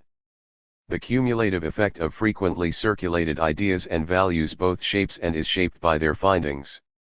This is particularly true of any history of ancient Israel and particularly one which deals with the creation of a state. The attachment to place, the claim of historic right to the land, excludes any counterclaims. Biblical studies in imagining a past dominated by an Israelite state, elevated to the rank of a world power, simply adds to the legitimacy of the claim of historic right by excluding any other possible construction of the past. Furthermore, as we saw with the discussion of the so-called emergence of Israel, there are a number of domain assumptions which have permeated considerations of the inauguration of an ancient Israelite state. The presentation, invariably, has been in terms of objective scholarship divorced from the sordid realities of the world of politics. It has not been seen as a matter worthy of comment that biblical scholarship's discussion of an Israelite state in the past has no bearing upon or implications for claims in the present for the land of Palestine. It is simply assumed that biblical studies has no part in contemporary struggles for identity and land, when in fact the very silence, the fact that the problem of Palestine and the existence of a Palestinian past remains unspoken in the discourse of biblical studies, has only served to legitimate Israel's claims to the past and the exclusion of any alternative competing Palestinian claims. The discourse of biblical studies has imagined an ancient Israelite state that is remarkably similar in many aspects to the modern state. What is striking are the recurrent themes, images, and phrases which appear throughout this discourse from the 1920s onwards to the present day: the Davidic monarchy as the defining moment in the history of the region, the existence of a Davidic empire to rival other imperial powers in the ancient world, the defensive nature of David's state, the paradox of the alien nature of the monarchy to Israel, and Israel as a nation set apart from surrounding nations. Imagining an ancient Israelite state. Just as with the study of Israel's emergence, Alt's seminal work, 1966, on the Israelite monarchy, originally published in 1930, represents the classic formulation of the formation of an Israelite state in Palestine, which sets and continues to set the agenda for the study of the history of the period. The underlying presupposition that the history of the region must be understood in terms of national entities is set out in the opening sentences of his study. He states that the time during which the tribes of Israel were migrating from the southern wastelands in the mountain regions of Palestine, 1966, 173, coincided with the arrival in the lowlands of Aegean groups including the Philistines. He claims that it is not possible to understand the history of Palestine during the following centuries without first grasping the difference in the way of life and in the achievements of the two nations after they had settled in Palestine, 1966, 173. The claim that subsequent Palestinian history can only be understood from this vantage point emphasizes that this is the defining moment in the history of the region. Furthermore, it is a struggle between the expression of Israelite national consciousness and the Philistines. Yet the Philistines are not responsible for this defining moment. This is a claim that must be reserved for Israel. The Philistines' failing is that they are identified with indigenous political structures. They more or less adopted the existent form of political organization. We are justified in seeing in the little states of the Philistines and the other Aegean peoples in the plains of Palestine the heirs and successors to the early Canaanite system of city-states, 1966, 174. Although he admits that they developed a distinctive form of political organization which could not be attributed to the Canaanites, ultimately they failed because they were contaminated by indigenous political structures. As we have been told repeatedly, indigenous political structures could not compare with external forms of organization. Indigenous states were always small. The defining moment in the history of the region was dependent upon a political system of a completely different order, the formation of an Israelite state. His explanation of this development and the ultimate failure of the Philistines is very revealing. During their wars of migration, the collective nature of their every undertaking had been of vital importance, and even when they annexed Palestine they were to owe a great deal of their success to their strong cohesive unity. Naturally, the other Aegean tribes had entered into the alliance during the nomadic period, or had individually founded similar organizations, After their occupation of Palestine, however, they seem to have rapidly fallen victim to the disunity effected by the system of tiny city-states which they adopted, so that in the Israelite tradition they are never again called by their tribal names and the only reference is to their cities. The Philistines, on the other hand, were able to preserve their combined organization for some time, and because of it were in a position to develop a political and military strength with a wide influence beyond the immediate area of their settlements. This would inevitably lead them to a position of political domination in Palestine, where the old Egyptian regime was now practically without influence. To this extent, they can actually be described as being the successors to the pharaohs, even though their power was always confined to a far smaller area than had been that of the Egyptians previously. It was as a result much more effective. Alt 1966, 174-5, 6. Interestingly, the indigenous peoples cannot be considered to be a nation in contrast to Israel. He then goes so far as to say that the Philistines had the opportunity to create an empire of the first rank, 1966, 175.7. This is to be contrasted with the slow, mostly peaceful, immigration of Israelite tribes into the hill country of Palestine, in which they were separated by chains of non-Israelite tribes, as we have seen in Chapter 3. He stresses their nomadic origin, lacking the military superiority of the Aegean groups. Yet it is Israel who is able to create an empire, not the Philistines. Israel of the imagined past, as of Alt's own present, claims to take possession of an empty and unpromising land. Already the difference between them and the Aegeans was as great as it could be. These, as we saw, moved immediately into the older civilized regions, and took possession of its riches. On the other hand, the Israelite settlement in Palestine was really in undeveloped territory which was at first necessarily isolated from civilization. Immediately after the occupation it held the Israelites apart from the native Canaanite system, giving them time to develop their own civilization more vigorously in its new homeland, whereas the Aegean culture very quickly degenerated into that of the occupied country. Alt 1966, 176. It is not just that they take possession of this empty land, but because they remained isolated they do not suffer the same fate as the Philistines, who are dragged down by the indigenous Canaanite system. Alt was writing, of course, well before the realization of a modern state of Israel. But the context in which he worked is not an insignificant factor in determining his conception of the past, as we have seen, Sasson 1981. His guiding principle is that it is the nation-state which defines history, thus the struggle for national self-determination and self-consciousness is the key element in Israel's imagined past. This articulates well with Alt's own training in German historiography, itself a product of the struggle for German unification, and is reinforced by the contemporary struggle in Palestine, at the time he was writing, of the Zionist struggle for a national homeland. The themes of national awareness and self-determination inform his work throughout. Alt. 1966, 177, goes on to stress that Israel's nomadic past contained some rudimentary functions of a national nature. We are not told what these are, but that their settlement in a civilized country made the development of national functions almost inevitable. This provides an interesting contrast with more recent studies of state formation, which stress that crossing the threshold to statehood is by no means inevitable. 8 Yet we find that Israel's move to statehood is almost inevitable. For Albright and much of subsequent American biblical scholarship, this inevitability is explained in terms of evolutionary development in the context of a divine providential plan. Alt offers no explanation for the inevitability of Israel's move to statehood beyond the assertion of its inevitability. However, he stresses the Philistine threat as the crucial factor which pushed Israel towards state formation, but in so doing emphasizes just how far this is the defining moment in the region and in terms of world history.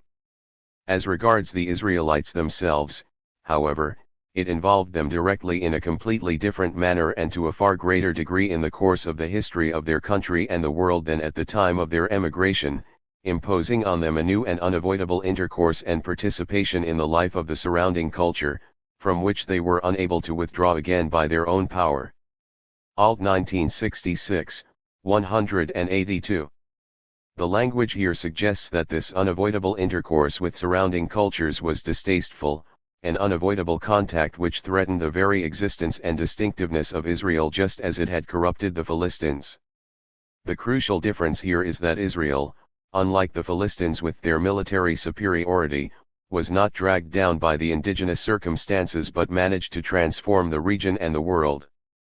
Here is a triumph against all the odds. Israel was able to defeat the oppressive rule, 1966, 183, of the Philistines and establish a state despite the contaminating influence of the corrupt Palestinian setting. The other striking feature of Alt's construction, which has continued in biblical scholarship, is his stress on the foundation of an Israelite national state, 1966, 185. Notice he refers to it a few pages later as the first unified national state, 1966, 187, and a nation state, 1966, 191. The claim of historic right to the land is reinforced, of course, by the claim of priority and exclusivity to statehood in the region. An equally influential idea has been his view that the Israelite state was founded for defensive purposes only, an attempt to deal with the Philistine military threat. It was a kingship for the sole purpose of defense against the Philistines, and the idea of establishing a dominion over non-Israelite areas was far removed from it, 1966, 196. This notion of the defensive nature of Israel is a theme that runs throughout the discourse of biblical studies on the Israelite state and which articulates closely with Zionist claims and later apologetics following the foundation of the modern state of Israel. The modern state is frequently described as being defensive in nature, a view that is expressed in the proclamation of independence. They sought peace, but they prepared to defend themselves. 9. It is scarcely conceivable, 1966, 197, for Alt that Israel could have been influenced by Canaanite states. Instead it was influenced much more by what Alt describes as the national foundations, 1966, 200, of Edom, Moab, Ammon, and Aram. The Kingdom of Israel came on the scene as one of the last of the series of closely similar political structures, and so played its own part in the sweeping change in the political map of Palestine which came to its conclusion in the 10th century BC. From the purely chronological point of view, one might consider the much later development of the Israelite state as a mere imitation of the long-established nation-states east of the Jordan. But it is intrinsically improbable that the connection can be explained in such a mechanical way. In both cases we are dealing with related peoples, who were led from their common desert home by a similar route into the various parts of the civilized region of Palestine. If, as far as we can see, all these nations show in the formulation of the state traces of the same creative principles in operation, and if this is in fact a principle which was unknown to the previous inhabitants of the territory in which their new states were set up, then we should be able to recognize with greater confidence the consequences of a tendency which was common to all the new intruders, and which sooner or later, and according to individual circumstance, brought into being the same type of national structure, without one nation first having to learn from the others. 1966, 200-1. All of this is simply a working out of the major assumptions which inform Alt's understanding of the emergence of ancient Israel, the expression of the essential Israel. The real civilizing influence in the region was therefore external. The indigenous cultures were simply incapable of structuring themselves in such a way. The other striking feature of this construction is just how close it is to the modern period with the creation of nation-states by the European imperial powers. The boundaries of the region were fixed, however artificially, by Europe. The indigenous peoples were unable to organize themselves in such a civilizing manner. The indigenous peoples were devoid of this so-called creative principle, a creative principle which amounts to little more than the ability to organize and cooperate. For Alt, the nation-state is the pinnacle of civilization. It is unknown to the region until introduced by outsiders of which Europe is the heir. Israel is seen as a special case because of its greater isolation in an area influenced by the ancient and completely dissimilar city-states of Palestine, 1966, 201. The form of the state might have been similar to its Jordanian neighbors at first, but it developed independently. The critical stage is seen as the reigns of David and Solomon, who are credited with extending their control further than any native power of earlier times known to us, even the Philistines, 1966, 225.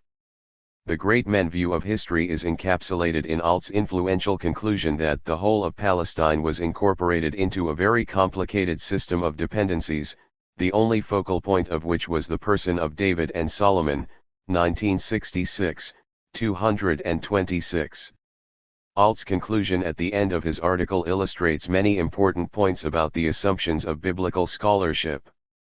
David and Solomon are seen as departing from the founding principle of Saul's kingdom based upon national organization to that of a supranational power based upon personal allegiance. The recently formed national states remained in existence but were incorporated into this wider structure. However, the national principle reasserted itself against the personal union. History here has something very significant to say. It shows the empire created by David and Solomon with such amazing speed to be a swing of the political pendulum, which went too far, beyond the prevailing inclinations and capabilities of the people of Palestine at the time, to make possible for it to stay longer, let alone permanently, in this position, and it makes it apparent that actually only the principle of the nation-state, which was a very early, if not the earliest, type of political organization in the country, fulfilled the requirements of the peoples concerned and enabled some sort of balance to be set up between them. Alt 1966, 237. The notion of the nation-state dominates Alt's construction to such an extent that it is to be seen as the essential principle underlying the political organization of the region. But it is a principle which has had to be introduced from outside. Even more amazingly, he claims that this was an early, if not the earliest, type of political organization in the country. This suggests that the indigenous peoples of Palestine were incapable of any form of political organization until the introduction of the nation-state by nomads infiltrating from outside. These and other important trends in biblical scholarship were continued and perpetuated by Alt's most distinguished pupil Martin Noth. His construction of the period of the formation of an Israelite state followed closely the outlines of the biblical traditions. He articulated a problem which has exercised the minds of many biblical scholars relying for their constructions of the period on traditions contained within the Hebrew Bible, namely that the inauguration of the monarchy denies the essential theocratic nature of Israel. Furthermore, Israel's uniqueness, its claim to priority in the formation of a state in the region, is compromised by the acknowledgement that it had adopted this political structure from surrounding cultures. But the very fact that the monarchy in Israel was based on a model that had proved its worth in other peoples inevitably made it a problem for Israel. Was it right for Israel to try to be a nation like other nations and to install a king on the model of foreign monarchies and, in spite of its distress, to embark on the road to political power? Modest though the first steps which it took in this direction were, it was a fundamentally new departure for Israel. Noth 1960, 172. Traditional constructions, based upon the biblical text, have failed to resolve this paradox. It is seen to be alien to Israel and a rejection of its essential theocratic nature while becoming the defining moment in Israelite history which determined its national boundaries and autonomy. 10. Noth portrays Saul's reign in typically biblical terms as a failure, a mere episode. The Philistines established sovereignty in Palestine and the result of Saul's reign was as hopeless for Israel as it could be. 1960, 178. The nature of the defining moment is expressed by Noth as the reign of David, in which Israel's progress to political power entered a completely new and decisive phase. 1960, 179. He also states that the newness of the situation is confirmed by the introduction of a new historical tradition in the Old Testament, a historical record, a work of scholarship. The connection between the rise of modern historiography and the nation-state with an emphasis upon the uniqueness of great statesmen and the importance of state archives is confirmed in Noth's representation of this imagined past. The connection between past and present is also assured by the contemporary scholar's study of this ancient work of scholarship. It is, of course, a guarantee of objectivity as well as a product of disinterested scholarship. He states that the development of political power and the active participation in historical events was the precondition for the beginning of historical writing. This is to assume, of course, that his proposed 12-tribe amphictyonic structure or the reign of Saul were not political. Interestingly, it seems, only states are political and only states provide the foundation for historical records. Yet at the same time biblical scholarship can deny or ignore the political context and implications of its research. One of the major historical puzzles about the biblical accounts and constructions based upon them is that the Philistines who are presented as such a potent threat to the very existence of Israel under Saul are not just defeated by David but virtually disappear from the historical record. Point 11. Thus Noth is able to say that the Philistines made no further attempt. They were forced to surrender their supremacy in the land. The period of their predominance had come to a rapid end. Henceforth they were limited to their old possessions in the southern part of the maritime plain and formed one of the small neighboring states which gave trouble to Judah and Israel as occasion offered but were no longer able to make any decisive historical interventions. David's decisive victories over the Philistines were the fundamental and the most lasting successes of a life that was rich in success. They gave him freedom to develop and elaborate his political system along his own lines. Noth 1960, 189. The Philistines are, interestingly, confined to the southern part of the maritime plain, the modern Gaza Strip. They are no longer able to participate in historical events whereas the region is defined in terms of the Davidic monarchy. Indeed, what we see here is the elevation of Israel to the point where it silences Palestinian, Philistine, history. The choice of Jerusalem as the capital of what Noth terms the Greater Kingdom Israel, 1960, 189, the combination of Israel and Judah, was crucial. The allusion to Greater Israel is particularly significant, as we have seen, in considering the subtle influence of the present on the imagined past. The phrase has been of crucial significance in the period since 1948, see Chomsky 1983. It is a phrase that we see used by Alt, now Noth, and which becomes common parlance in the discourse of biblical studies. The capture of Jerusalem also helps to define the crucial moment in the history of the region. It was near the main north to south road over the hills, which followed the watershed, but lacked good communications with the east and the west. It was in no sense the obvious center of the land and the natural features of its position did not mark it out as the capital. What it became under David, and what it has meant in history right up to our own day, it owes not to nature but to the will and insight of a man who, disregarding the natural conditions, made a decision that was right in a particular historical situation. Noth 1960, 190. The guiding principle, once again, is that it is great men who write history.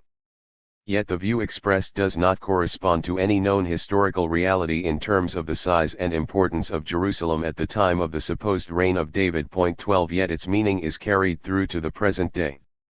For Noth, 1960, 7, as for most biblical scholars and certainly for the Zionist movement, there is a direct continuum between the Davidic and modern states. The claim of Israel's inviolable right to Jerusalem as its capital, espoused most vociferously by Menachem Begin and many other Likud leaders, has its roots in this imagined Davidic Golden Age. The opening sentence of Avogad's popular report, 1980, on the archaeological excavations in Jerusalem from 1969 to 1981 shows the political context in which such work needs to be understood. The reunification of Jerusalem in 1967 was not only a great historical event, but was as well an event that will long be remembered as a turning point in the archaeological exploration of the city, 1980, 13. The significance is then said to be the fact that this allowed Israeli archaeologists access to locations previously inaccessible. Yet the fact that he describes the result of the 1967 war as a great historical event shows that the archaeological enterprise is not just an academic exercise. Jerusalem is described as a symbol of deep emotional significance for the Jewish people and for much of mankind. 1980, 13. Avogad completes his study with the observation that the excavators were able to witness a further historical process in accord with the patterns of the past, the restoration of the Jewish quarter. It is clear that Avogad sees a direct continuum between the past and present of Israel, which centers on the political and religious significance of Jerusalem for the Jewish community. 13. The direct continuum between past and present, which is invoked, or implicitly assumed, in biblical scholarship and in the realm of politics, means that the two spheres are intricately related. The mirage of the Israelite monarchy as some all-consuming entity, claiming the past and thereby legitimizing the present, which defined and dominated Palestinian history, is further emphasized by Noth's contention, 1960, 193, that David created a great empire extending far beyond the confines of the Israelite tribes, and well-rounded off on all sides, including a greater part of Palestine and Syria. 14. This recurrent theme of empire, the image of Greater Israel, shows a complete misunderstanding of the nature of empire or the potential of Palestine itself in relation to surrounding areas. Noth even refers to the Aramean territory of the northern land east of the Jordan as far as Damascus as a province of the Empire of David. The whole realm had become an extremely complicated political structure and had grown far beyond the confines of a purely Israelite state.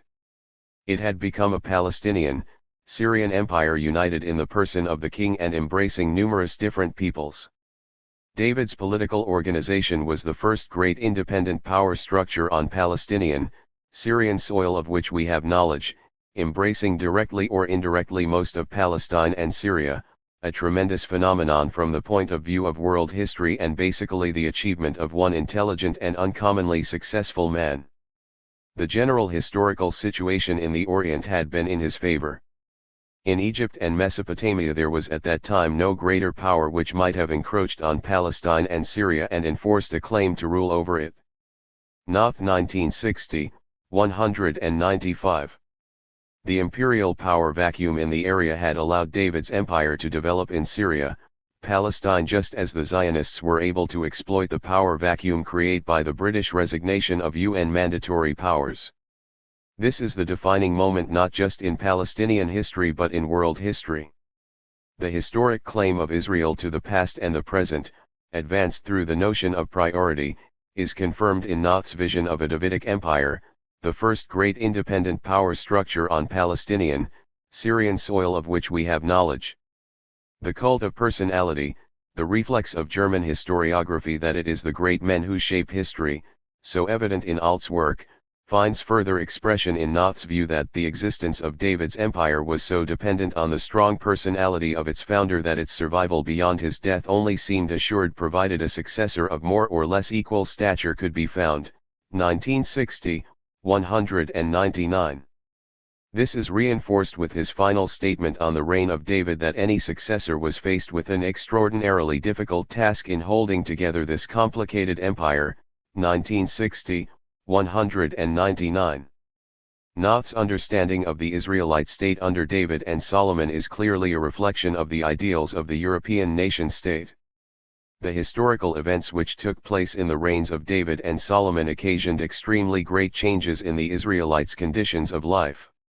A strong monarchy had relieved them of concern for self-preservation in their particular historical setting, and they enjoyed the advantages of living in a state that was not merely powerful but also well-governed.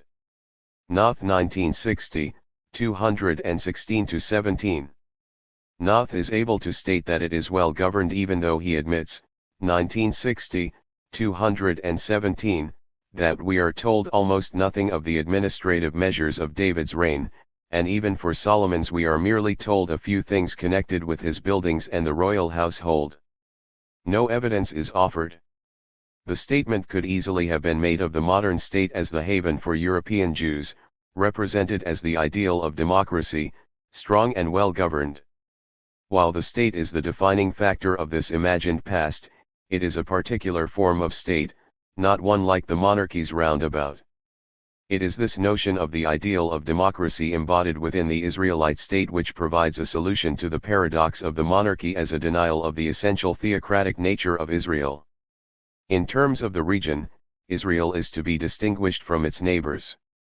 These great descriptions of episodes from the history of David have also a special significance insofar as they have established once and for all the fact that the monarchy represented an institution on the soil of Israel which had emerged in history long after the Israelite tribes had settled in Palestine and consolidated their position, and that, after the episode of Saul, David was the first to establish and bequeath to his son the monarchies over Judah and Israel which continued to exist in the history of the people. It was therefore difficult for the idea to emerge in Israel that the institution of the monarchy as such and the actual monarchies in Judah and Israel were elements of the unalterable and everlasting world order. If it is also borne in mind that the problematical nature of the monarchy in general was also felt among the Israelite tribes possibly from the very beginning and with ever-increasing force as time went on, it will be realized that the monarchy was bound to appear in very different light than was the case in the rest of the ancient Orient and, above all, in the ancient Oriental empires where monarchy was regarded as an essential element in an everlasting, divine order of things. Noth 1960, 223. Israel of the past as well as the present was a nation set apart, particularly set apart from its own social and political world. Thus Noth continues. In Israel the monarchy was bound always to be regarded as an institution that had evolved in the process of history, and it was precisely under the influence of the historical emergence of the monarchy that the form of historical writing arose in Israel to which there is no counterpart in the world of the ancient Orient. It was the result of Israel's unique historical consciousness which was based on the special nature of its experience of God. It is therefore wrong to apply without question to the monarchy in Israel the ancient Oriental ideas of a sacral divine monarchy, with the attendant religious observances. Noth 1960, 223. It is remarkable how closely this is echoed in the perceptions of the modern state of Israel as a nation set apart from its political and cultural context, a civilizing influence in the region. It is the result of Israel's unique historical consciousness which is divinely inspired. Point 15. The formulation of a Solomonic enlightenment by von Rad represents the culmination of the view of the Israelite monarchy as a golden age which defined all subsequent moments in the history of the region. This became the setting and stimulus for the development of Israelite historiography and other wisdom traditions which were to form a major part of the Hebrew Bible. Thus the golden age of the Hebrew monarchy produced genuine historical works. No other civilization of the ancient Near East was able to do so. Even the Greeks achieved it only at the height of their development in the 5th century, and then as quickly fell away again. Here, on the contrary, we are dealing with a nation which had only just become civilized. The factors which were conducive to this, including the easily learned script, came to them as to the Greeks from the former occupants of their land, but this only makes their achievement the more astonishing. Here, as in all historical situations, we have the insoluble problems of innate ability. By virtue of their achievement in historical writing, realized independently and fully grown from the start, the civilization of Israel must be ranged alongside that which was achieved on the soil of Greece to a richer and fuller degree some centuries later. Von Rad 1965, 285-6. The reader is presented with the astounding claim that it is through innate ability that Israel is able to produce historical works fully formed even though it had only just become civilized or learned the alphabet. Noticeably, the mark of civilization is statehood. This is indeed a unique culture with which other ancient Near East civilizations do not bear comparison. These other civilizations, it should be remembered, include the great riverine civilizations of Egypt, Assyria, and Babylonia with their magnificent monuments, graphic art, and extensive literary remains. Point 16. John Bright's A History of Israel, a paradigm of biblical history, takes the world context of the region possibly more seriously than any other work of this genre. The incursions of the ever-changing imperial powers are carefully catalogued and interwoven into the narrative of the history of Israel. It forms an important backdrop to understanding the discrete history of Israel. However, the interconnections between the rise and fall of empires and Palestine's place in this dynamic of world power need to be explored further. Imperial control is a constant in the kaleidoscopic history of Palestine, but it is usually treated in discrete terms, as part of the unique, unrepeatable events of traditional history, Brodel's list war evenementially. Yet the concentration on the incursions and battles of various pharaohs, Assyrian or Babylonian kings, or Persian and Roman generals reveals only a part of the story of this recurrent theme of the region's history. The history of Palestine reveals quite clearly that from the late Bronze Age to the Roman period, one could say through to the present day, there has been a shifting dynamic of world power which has seen economic and military superiority fluctuate from region to region. The imperial episodes in Palestinian history need to be treated from a comparative perspective in order to reveal their similarities and dissimilarities.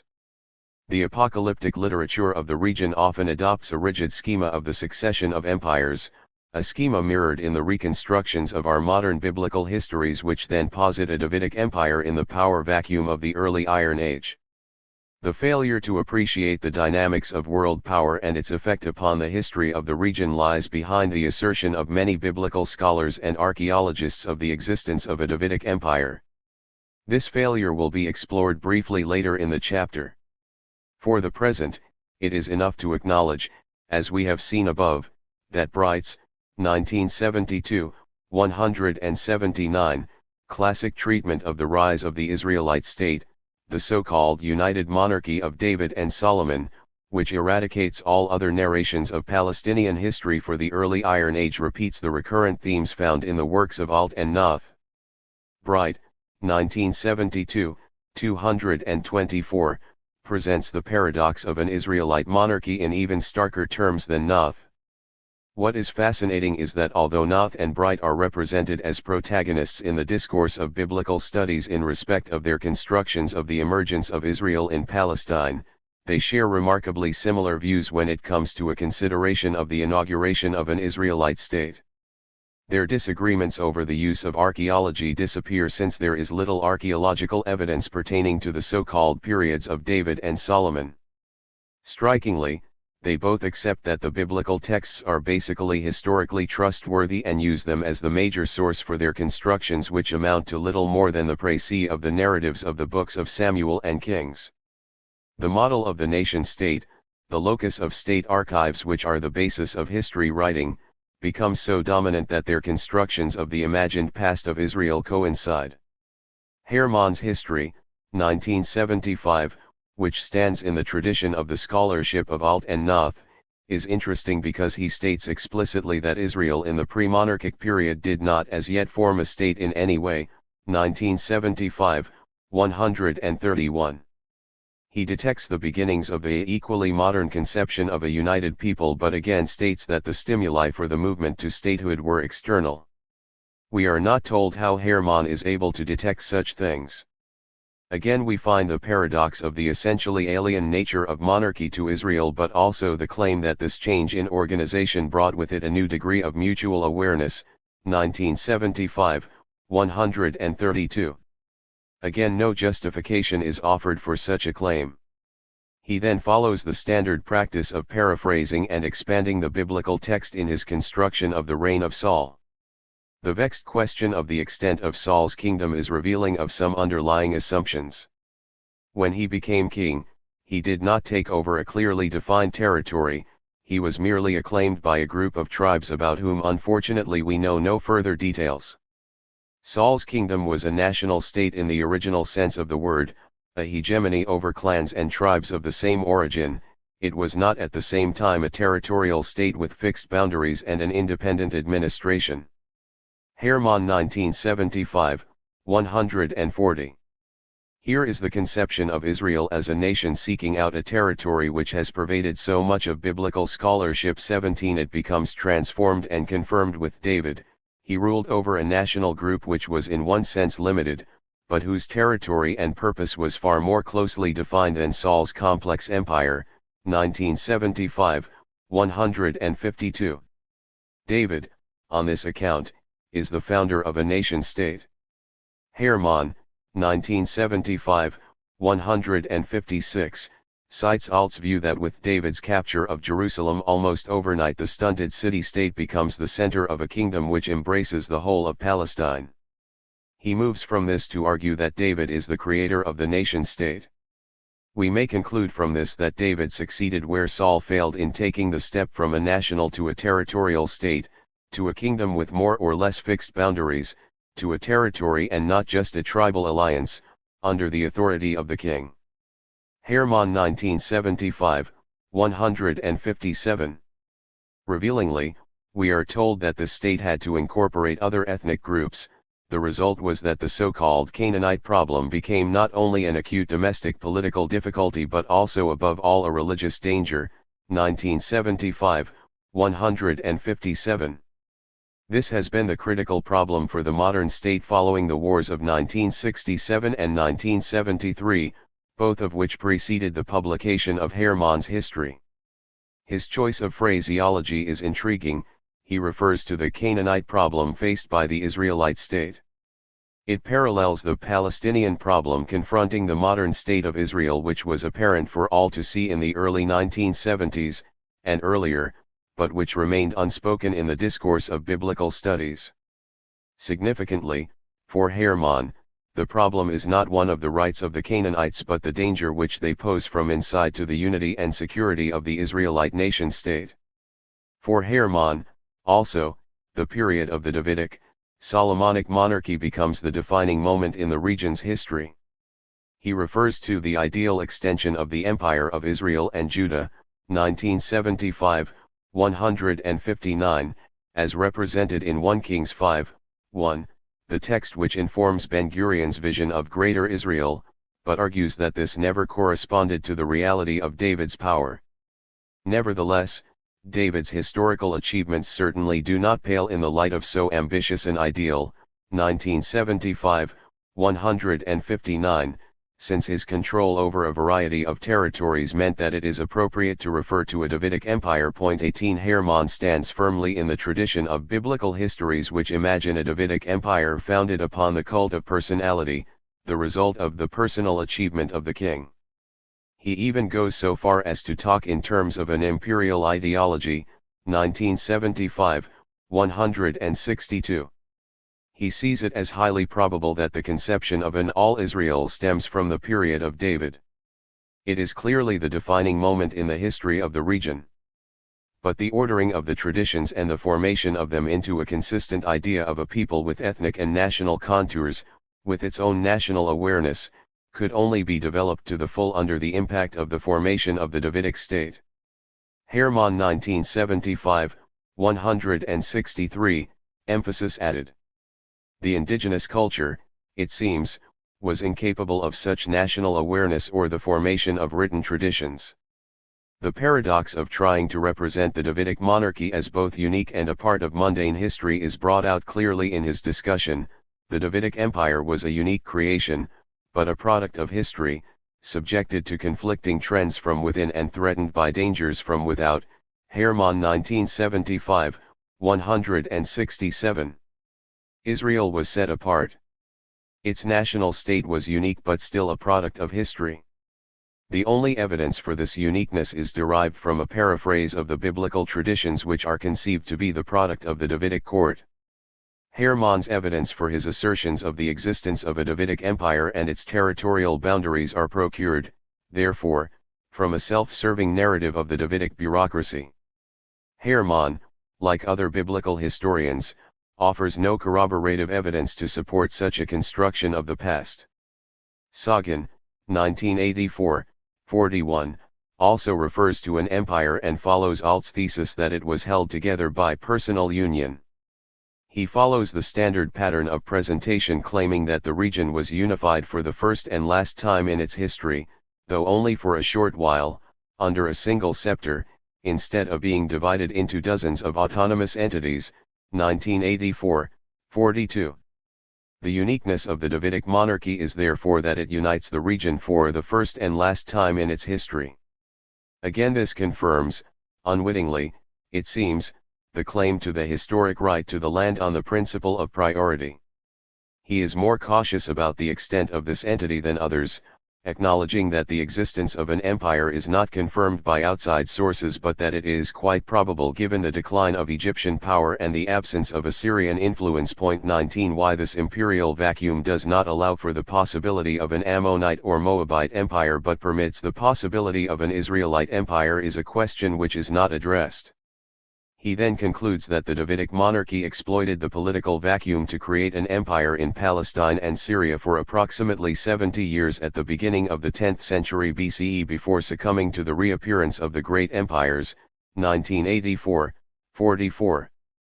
What had been at first a possibility, with no external evidence to confirm it, has become a reality which survived for 3/4 of a century. It is an imagined past which corresponds to the biblically inspired modern concept of Greater Israel in control of the West Bank, Gaza, and southern Lebanon. Biblical scholarship cannot divorce itself from the realities of the present which inform and are informed by such powerful imagined pasts.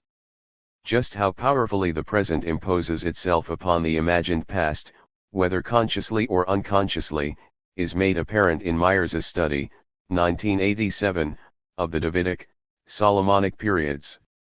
Myers, 1987, 181, follows in the long tradition stemming from Alt in presenting the Davidic, Solomonic periods as the Israelite Empire, a brief period in the history of the region when Palestine had a unified government. 20 Here is the presentation of history as the result of the actions of great men par excellence. The period is presented as being exceptional in the pre-modern Levant. Notice how it is implied that the modern period, the creation of the modern state of Israel, is the only parallel to this exceptional unification of the region.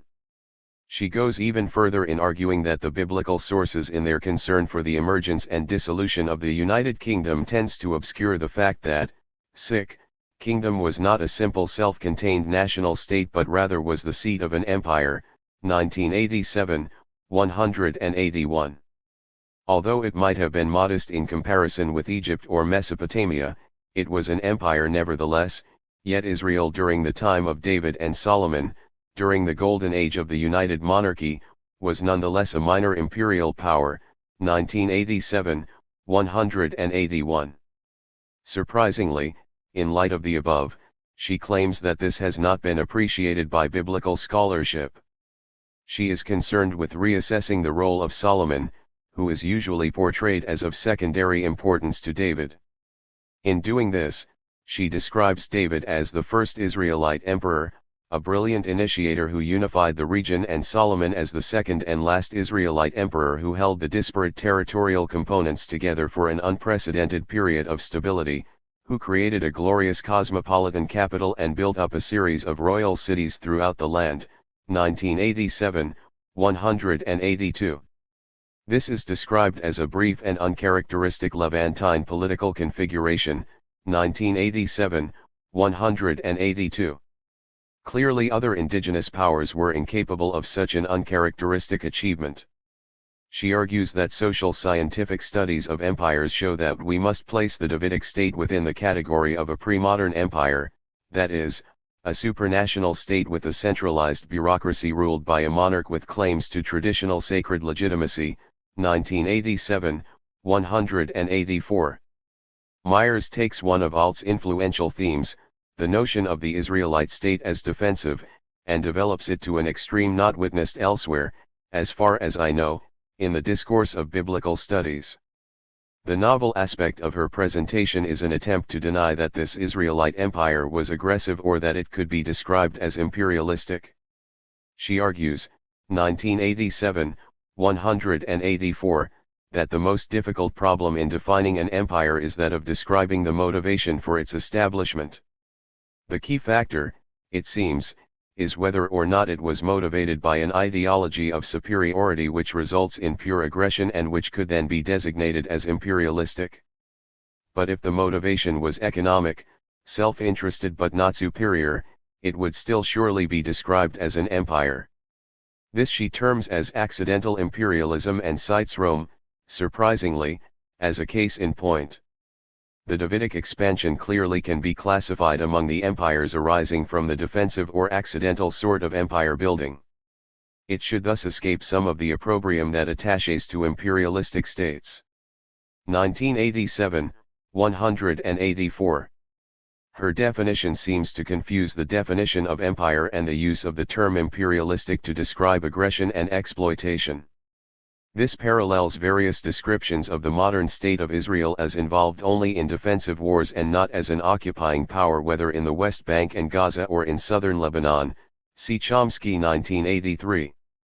Here we have a description of the Davidic monarchy which is a mirror image of the kind of apologetic offered to justify the modern state's occupation of the West Bank, Gaza, and the southern Lebanon.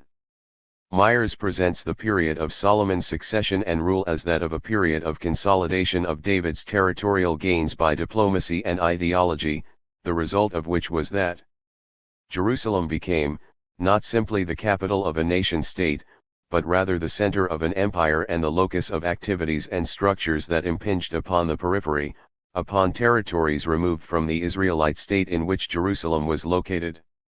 Myers 1987, 189. She then argues that the Solomonic Temple was critical in providing the ideological justification for the right to dominate foreign territories.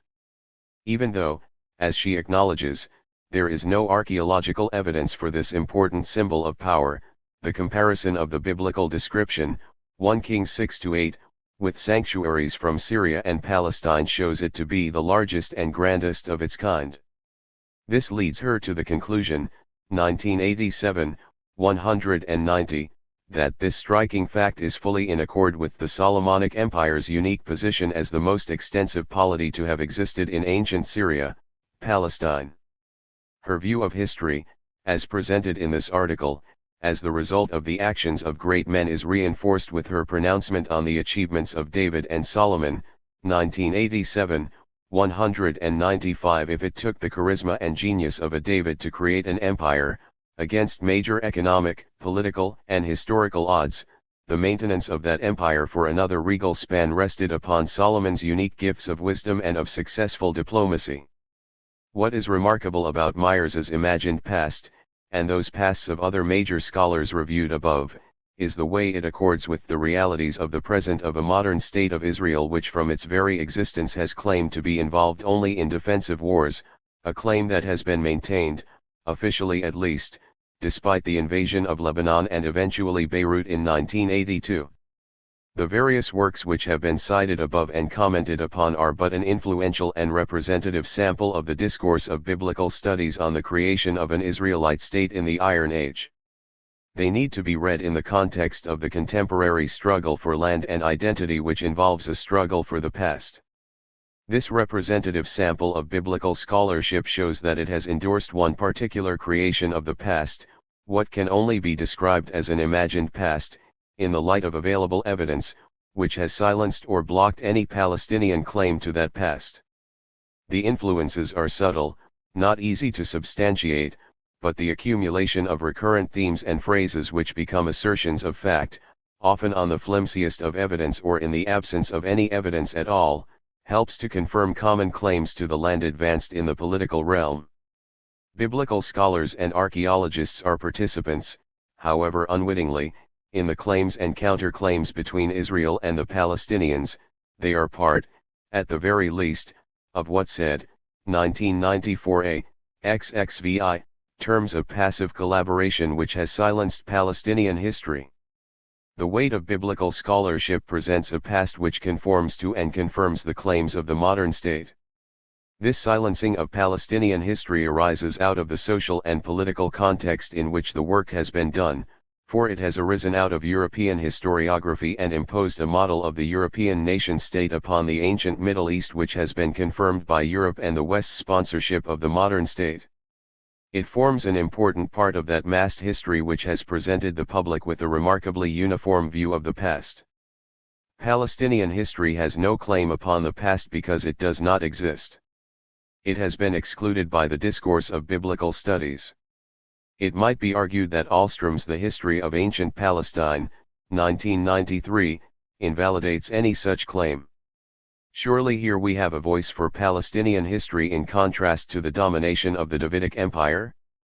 This is a work that explicitly questions the historicity of the biblical traditions, proposing to present a history of the peoples of Palestine rather than of Israel and Judah alone. He questions the historicity of the texts which deal with the monarchy, arguing that they were edited from a Davidic perspective and are often late. Nevertheless, he stands broadly within the tradition of the historical critical movement in excavating the texts for historical information. His discussion of this period contains many elements found in standard biblical histories. He discusses the period in terms of great men: Samuel, Saul, David, and Solomon. The only distinguishing feature of his presentation is a much more positive appraisal of Saul than standard histories of Israel, which are more closely wedded to the presentation of the biblical narratives. He argues, 1993, 434, that, although it had been difficult for chiefdoms in the hill country to develop into military powers that were able to oppose Philistine military power, one man succeeded, however, and freed for some time the hill population from Philistine rule, Saul. 21. Although Ahlstrom provides this more positive appraisal of Saul, his interpretation of the period as providing a defining moment in the history of the region is broadly in line with more traditional treatments. Saul had created a territorial state that the greater Palestinian region had never seen before. Saul can therefore be regarded as the first state builder in Palestine. 1993, 449.22. Ahlstrom goes so far as to say that Saul ruled over most of Palestine and Transjordan. In effect, he attributes, 1993, 449, many of the achievements in bringing about this defining moment in the history of the region to Saul, whereas, as we have seen, this is usually reserved for David. Similarly, Saul took advantage of the power vacuum created by the decline of the traditional powers in the region. Ahlstrom, 1993, 454, recognizes that this is an unusual state of affairs which reverses the normal course of events in Palestine, but, nevertheless, sees this as a period in which the history of the region was transformed by an indigenous power. In his view, 1993, 454, three tried, Hadadezar of Aram-Zebah, Nahash of Aram, and Saul of Israel, but only Saul succeeded for a short time, though ultimately he failed in the face of the Philistine threat. But he does not depart radically from standard treatments and eventually presents David as the key figure in this defining moment. From the wing of the political stage a fourth man soon entered, one who managed to become the master of Palestine and parts of Syria, David. For a few generations the peoples of Syria, Palestine would be part of an artificial political unit. Ahlstrom, 1993, 454. The fact that he recognizes the artificiality of such an indigenous power points all the more to its uniqueness and the outstanding nature of its achievement. Although he refers to a great kingdom, 1993, 470, rather than an empire, his analysis is little different from that of the works he opposes. 23. His description of David's achievement is broadly similar to those of standard biblical histories. As mentioned before, Palestine was not a country that encouraged the creation of larger political units. Historically, the political and cultural centers were in Anatolia, Mesopotamia in the north, and in Egypt in the south. Geographically, Palestine was a connecting link and as such was always a point of contention among the great world powers. David's kingdom represents an exception, a parenthesis on the history of the ancient Near East. The achievements of David were possible because there was a power vacuum at this time. Ahlstrom, 1993, 487. He acknowledges that it was short-lived but unique as an exception in the region. Its importance, however, stretches far beyond this. But even if it was short-lived, it was never forgotten by the Jerusalemite writers and some Judahite prophets. David and his kingdom became for them the ideal that in some way distorted the historical reality, as well as creating wishful dreams about the future. Ahlstrom, 1993, 488. He might have added that it has also affected the ways in which the history of the region has been understood and presented. The kingdom or empire of David has become the dominant element in the history of the region, excluding any discussion of Palestinian history. For the Solomonic period, he argues, 1993, 501, that because of the lack of extra-biblical materials it can only be presented by use of the subjective opinion of the biblical writers combined with archaeological remains. The latter are impressive compared with the preceding period.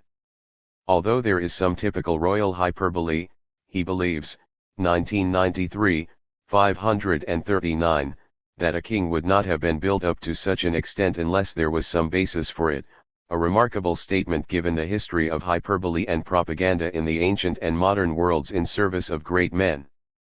He describes Solomon, 1993, 538, as a king the likes of whom was produced neither before or after by that little country. In short, it is difficult to distinguish Ahlstrom's narration from that of standard biblical histories despite his claim to represent the history of ancient Palestine. As with our standard histories of Israel and Judah, the history of Palestine is little more than the history of Israel as presented in the biblical traditions. Questioning the Israelite State. Although the recent volume by Miller and Hayes, 1986, represents the pinnacle of modern biblical histories, it is interesting to note that their construction of this period is much more guarded than the presentations considered above. They accept that their attempts to understand the reign of Saul are highly speculative. They provide a much more critical attitude to the biblical text, questioning the historicity of the David narratives, 1986, 152, to a much greater extent than Sagan or any of the standard biblical histories and particularly Myers, for instance. Point 24. Thus they provide an interesting contrast with the broad scholarly tradition that sees this as a critical period in the history of the region. David founded a dynasty that was to rule from Jerusalem for over 4 centuries. Even after Jerusalem fell to the Babylonians in 586 BCE, which ended the long line of Davidic kings, many of the people of Jerusalem and Judah, including many scattered abroad at the time, continued to hope for a restoration of the days of old when the house of David was secure on the throne. Thus it is not surprising that David received so much attention in the biblical materials or that there was such an obvious effort on the part of the ancient Judean compilers of these materials to present him in a favorable light. Miller and Hayes 1986, 149. They do, however, question the notion that the reign of Solomon was a golden age, 1986, 189. Although they note that archaeological evidence at Hazor, Megiddo, and Gezer indicates Solomon's building activity, they qualify this by describing these achievements as rather modest when compared to Mesopotamia and Egypt but also when compared with the Amrides, 1986, 189-90. They provide a much more sober assessment of the reign of Solomon. Solomon was probably an unusually wealthy and powerful ruler by the standards of early Iron Age Palestine. Yet viewed in the broader context of the ancient Middle East, he is to be regarded more as a local ruler over an expanded city-state than as a world-class emperor. Miller and Hayes 1986, 199, 25. They describe Solomon's kingdom as having consisted of the bulk of western Palestine and a large part of northern Transjordan but excluding the bulk of the Mediterranean coast which would have been in the hands of the Philistines and Phoenicians, 1986, 214.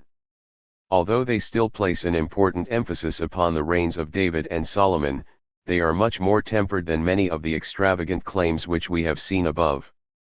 They do not articulate an alternative history of Palestine. It is not part of their aim, but they do at least recognize that the Israel of David was not the sole entity in the region. The recognition of the possibility of alternative claims to the past, the Philistine and Phoenician possession of the bulk of the Mediterranean coast, is at least implied. The fact that their work has been hailed as the pinnacle of biblical histories and that they perceive it to stand in the tradition of Alt, Noth, Albright, Bright indicates the extent to which the changed perceptions of and approaches to the biblical texts have begun to erode the confidence of the dominant discourse of biblical studies. Point 26. The implications of this challenge will need to be considered later in the chapter. For the present, it is enough to concentrate upon a series of recent works which appear at first sight to offer a challenge to the dominant discourse but which in effect only serve to emphasize the silencing of Palestinian history. One of the most distinctive treatments of the Israelite monarchy, as with the study of Israelite origins, has been supplied by Mendenhall. Once again in a seminal article, 1975, he articulated a series of ideas which appear to challenge conventional understandings of the Israelite monarchy. He argues that the development of the Israelite monarchy followed the model of a typical Syro-Hittite state, introducing a paganization into the political and social history of Israel with fateful and lasting consequences. Mendenhall 1975, 155. In effect, he pushes the notion of the paradox of the Israelite monarchy as both alien but peculiarly Israelite to its logical conclusion by drawing a sharp distinction between the essential Israel of the biblical revolution and the reintroduction of Canaanite paganism through the monarchy of David and Solomon. Mendenhall suggests that the Davidic monarchy was a complex merging of Canaanite, North Syrian, Anatolian and East Syrian cultural traditions of the Bronze Age with a few features derived from Egypt. This corrupt Canaanite paganism, it should be noticed, is internal and has to be contrasted with the purity of the biblical revolution of pre-monarchic Israel. He goes so far as to claim that this new insight is not only revolutionary so far as biblical studies and theology are concerned, it is potentially of crucial importance to the survival of modern civilization and its dense population. Mendenhall 1975, 155. He argues that there is abundant evidence for a systematic reversion to Bronze Age paganism with the rapid evolution of the Jerusalem kingship, and that reversion took place in less than 2 generations. Mendenhall 1975, 157. He sees this as a denial and reversal of the religious ethic of the Mosaic period to a system of the political monopoly of force which was subjected to critique by the prophets of the Hebrew Bible. The royal bureaucracy and its specialists, including religious specialists, were taken over from Canaanite states. It is noticeable, however, that for Mendenhall such a bureaucracy was essential to a large political state and empire like that of David. Mendenhall 1975, 160. Whatever its origins, it is still conceived of as an empire. It is the structure that dominates the history of Palestine, even though for Mendenhall it is judged negatively. In fact, he concludes that the biblical narratives tell us that most of the old Palestinian power centers, or what was left of them, were incorporated by military power into the Kingdom of David. Mendenhall 1975, 160. Notice that the Kingdom of David supersedes and incorporates Palestinian history. The bureaucracy that David inherited did not have its roots in the soil of ancient Israel, but rather in the impoverished regimes of Bronze Age Canaan. Mendenhall 1975, 161. Yet it is important to make clear in what ways they could be considered to be impoverished. They provide the intellectual and literate elite to run David's kingdom.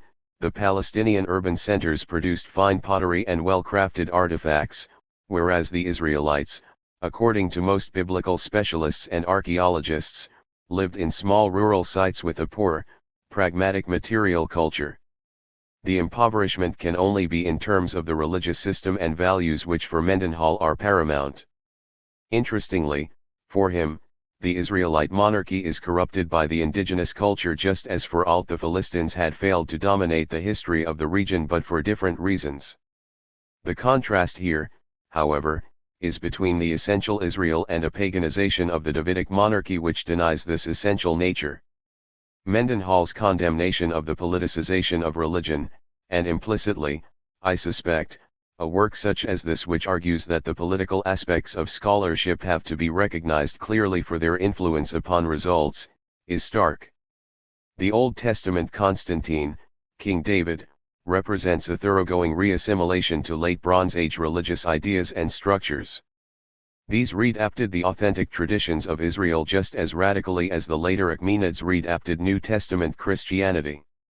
All 3 cases are entirely analogous, illustrating, to put it as provocatively as possible, the dissolution of religion into politics.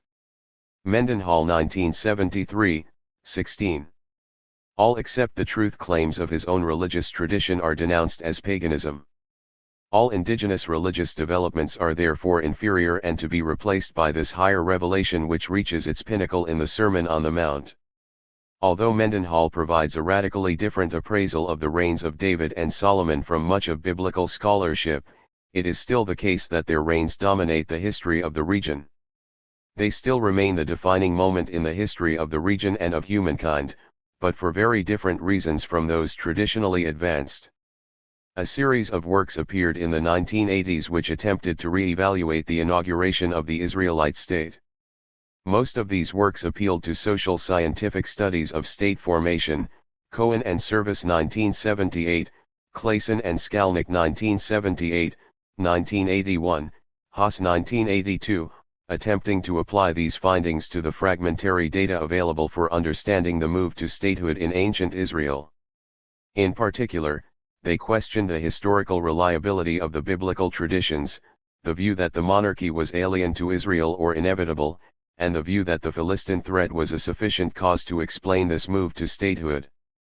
Hauer, 1986, Coote and Whitelam, 1987, and Whitelam, 1986, all appealed to Carnier Rose, 1970, theory of environmental and social circumscription in order to understand the processes at work in the move to Israelite statehood. The Philistine threat is seen as no more than a catalyst to state formation, Coote and Whitelam 1987, 142, Frick 1985, 25-6. According to Coote and Whitelam, 1987, Hauer, 1986, and Frick, 1985, it was the social and environmental factors of the hill country settlements which led to a build-up of pressures which counteracted the natural tendencies of smaller polities to fission and led to increasing centralization and ultimately the development of an Israelite state. They argue for a complex feedback process involving all forms of economic, social, political, and religious organization in contrast to standard interpretations which saw the Philistine threat as primary cause in the move to statehood.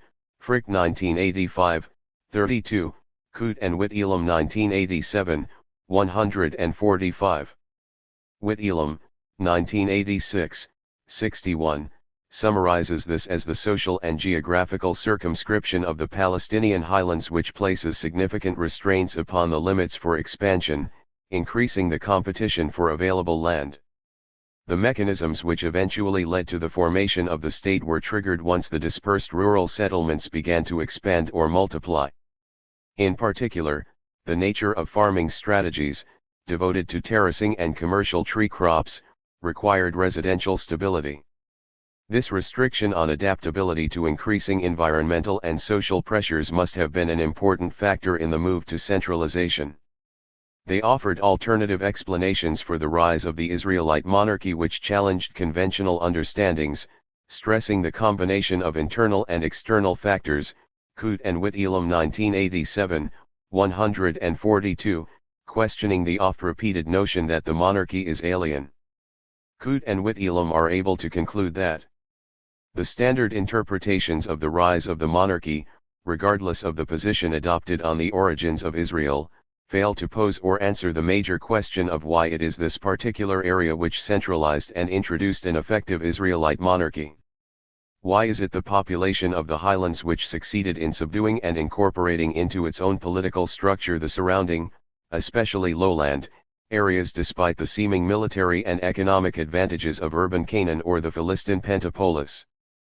The monarchy, far from representing some alien cancer in the Israelite body politic, was fundamentally determined by the nature of the origins of Israel in the hill country and was the result of internal stimuli in response to social and environmental circumscription. Coote and Whitelam 1987, 147-8. Their conclusion reveals how far they were distracted by the search for ancient Israel. The processes of historical change for studying Palestinian history are appropriate, but the concern is with the search for and location of ancient Israel. It is assumed, on the basis of the discourse of biblical studies, that Israel is to be identified with the highland settlements of the early Iron Age and that the development of an Israelite state can be traced from there.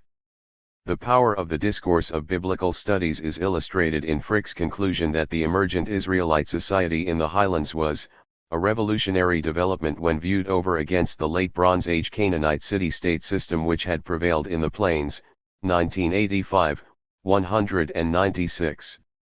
The appeal to social scientific data and theories has not freed these studies from Alt's domain assumption that Israel's political development represents a radical break with and replacement of inferior, indigenous political structures. Furthermore, all these studies assume, however minimally, the broad outline of the biblical traditions for their constructions of the past. 27 Although they might be said to have contributed to the general climate which has led to a more radical questioning of this dominant discourse and its assumptions about Israel's claim to the past, they have failed to escape the stranglehold which that discourse has exerted over our understanding of this past. Coote and Whitelam, 1987, 164, do provide a proviso in trying to see the creation of an Israelite state as part of the study of Palestinian history. The emergence of Israel and the inauguration of the monarchy must be seen as part of the long-term trends and processes if progress is to be made towards a more realistic appraisal of this phase of Palestinian history. However, it is a Palestinian history dominated by Israel. It is a Palestinian history in name only. In reality it is no more than the study of Israelite history, admittedly seen at least as part of wider Palestinian history, but no nearer the realization or articulation of such a history. 28 Yet even these modest proposals which raised the possibility of a challenge to the dominant construction of the past and which questioned the dominant role of Israel could not be allowed to go unchallenged. Finkelstein, 1989, 43-74, offers a response to these reappraisals of the emergence of the monarchy in Israel in which the dominant discourse reasserts itself. The opening paragraph of the article indicates that, despite an appeal to new archaeological data, his understanding of the significance of the development of an Israelite state stands firmly within the discourse of biblical studies since the time of Alt. The emergence of the Israelite monarchy at the end of the 11th century BCE was one of the most crucial events in the history of Palestine. The political unification of the hill country under Saul, followed by David's conquests and the creation of one powerful state throughout most of the country, virtually changed the historical development of the entire region. For the first time a local independent political entity was established in Palestine, a national ethnic state with a distinctive ideological and religious identity. Finkelstein 1989, 43. Here is a picture of the European nation-state transposed to Palestine. We are told, without need for justification, that for the first time the region reached the pinnacle of political evolution, the pinnacle of civilization, a national ethnic state with a distinctive ideological and religious identity. Presumably, all other political entities in the region prior to this event were not distinctive. The claim to the land on the basis of historic right is reinforced with the notion that this is the first powerful state and local independent entity in the region. The underlying assumptions, drawn from the biblical traditions and the dominant discourse of biblical studies, have been reached before he begins his re-examination of biblical scholarship in light of the most important archaeological dimension for tracing processes of this kind, the study of settlement patterns, 1989, 43.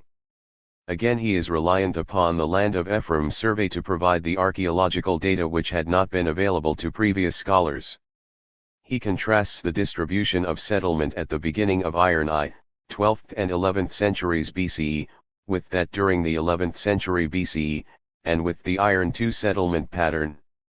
The problems inherent in his attempt to define Israelite settlement on the basis of archaeological evidence alone will be reserved for Chapter 5. Clearly Finkelstein is heavily dependent upon his reading of the Hebrew Bible for this conclusion, a fact that places his work firmly within the mainstream of the discourse of biblical studies. He concludes that over 75% of early Iron I sites were located in the eastern half of what he terms the Ephraim territory, 1989, 57. The settlement process in the western half intensified during Iron I with 62% of the sites established in the latter phase of the period situated on the slopes and foothills, 76% of the population lived in the eastern units, 63% of the population of all Iron I sites, at the beginning of Iron I, with 46% of the inhabitants of sites established in late Iron I living in Western units. In comparison, for the first time in the demographic history of the land of Ephraim, 1989, 58, the Western units, 51%, outnumbered Eastern units. This shows an increase of 95 to 100% in the number of Western sites, with 54% of the large villages and 53% of the population. He concludes that the Western expansion meant a struggle with the harsh topography, 1989, 58, of the western part of the area. He notes that Zertel detected a similar process in his survey of Manasseh and Kochavi's survey of Judah and Benjamin. Again, the terminology is important. Thus it appears from his data, assuming that his chronological conclusions are correct, that Israelite settlement initially took place in the desert fringes and in the central range between Jerusalem and the Jezreel Valley. Settlement increased in the western areas only in the latter stages of the 11th century, with the intensification reaching its height in Iron II. However, the ultimate conquest, that of the ecological frontier of the central hill country, the western slopes of Samaria and the Judean hills, took place only in Iron II, 1989, 59. As with his study of the emergence of Israel, he is reliant upon his reading of the biblical traditions in order to determine that the settlement shift represents Israelite settlement. Noticeably, the area of demographic expansion which he is interested in is located on the western slopes of Samaria and the Judean hills, the West Bank.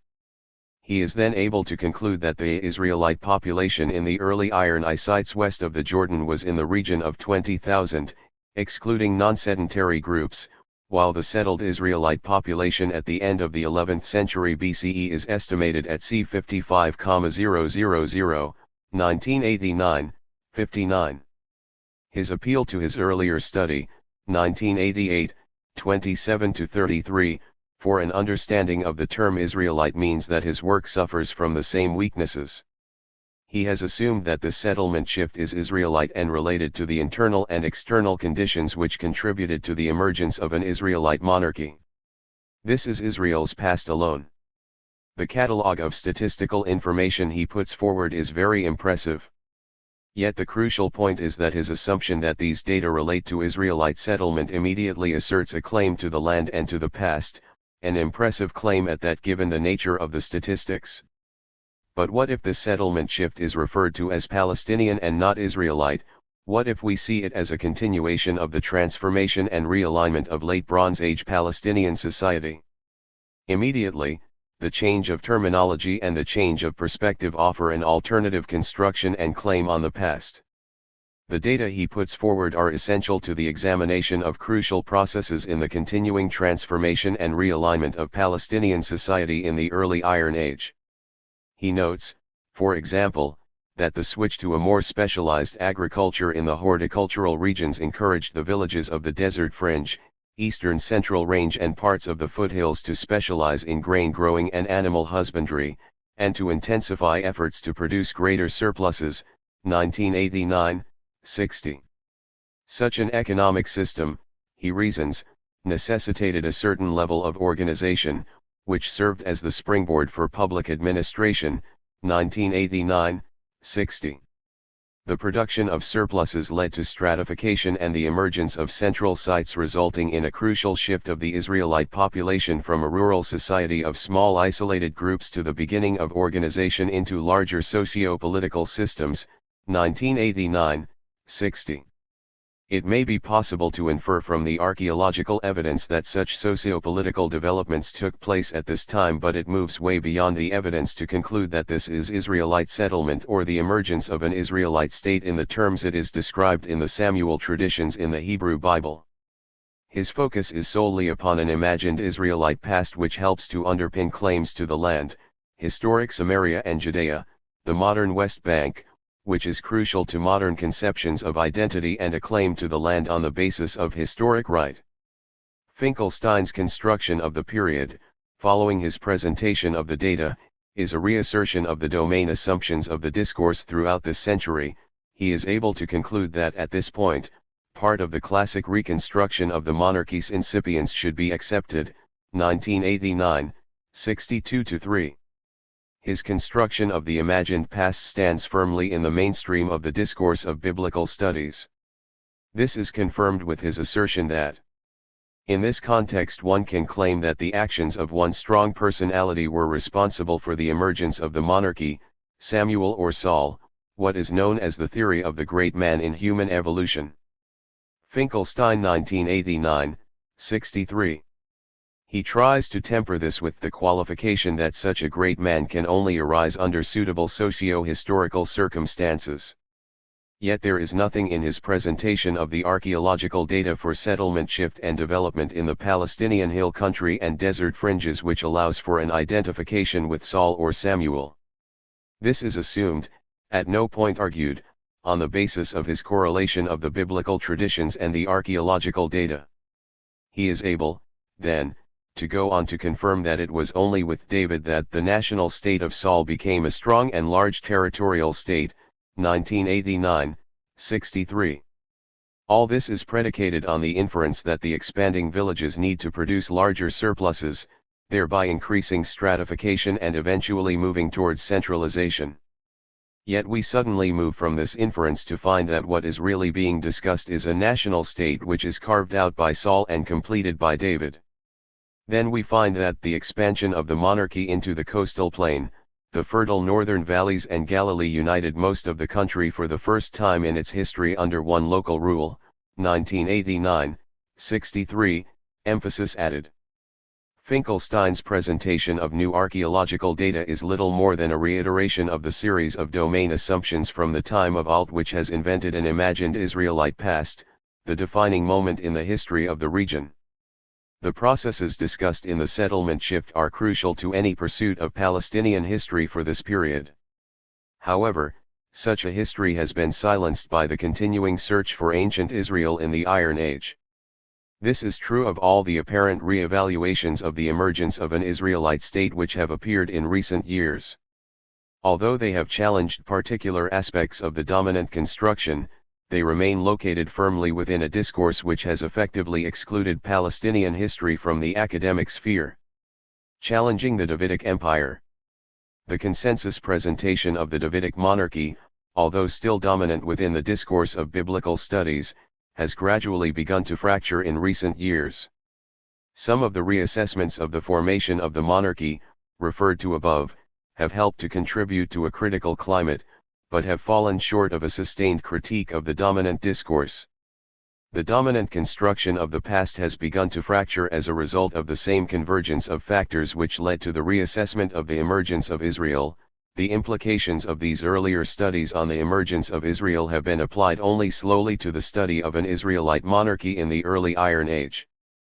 The guarded discussion of Miller and Hayes indicates that by the mid-1980s the convergence of factors which had challenged the dominant constructions of the origins of Israel had begun to produce cracks in the projection of an Israelite empire that dominated Palestine in the Iron Age. The overwhelming factor has been the sea change in literary approaches to the Hebrew Bible which at first undermined standard historical critical assumptions pertaining to the period of Israel's emergence and to a lesser extent the re-evaluation of archaeological data. The shift in approaches to the emergence of Israel was brought about by the convergence of these newer literary approaches and new archaeological data which raised serious questions about previous constructions of the Late Bronze, Iron Age transition. What is interesting about the creation of an Israelite state in the Iron Age is that there is very little unambiguous archaeological evidence which pertains to the so-called period of the Israelite monarchy. Thus the discourse of biblical studies has created this entity solely on the basis of a reading of the biblical traditions, supplemented by extra-biblical documentary evidence. One of the most skeptical assessments of the biblical traditions along with the notion of some glorious age of Israelite empire is Garbini's, 1988, 1-20, sharp critique of modern biblical histories as little more than paraphrases of the biblical text stemming from theological motivations. His critical perspective is taken from a philological stance within Assyriology, attacking what he sees as a remarkably uncritical attitude of modern biblical historians to the text of the Hebrew Bible.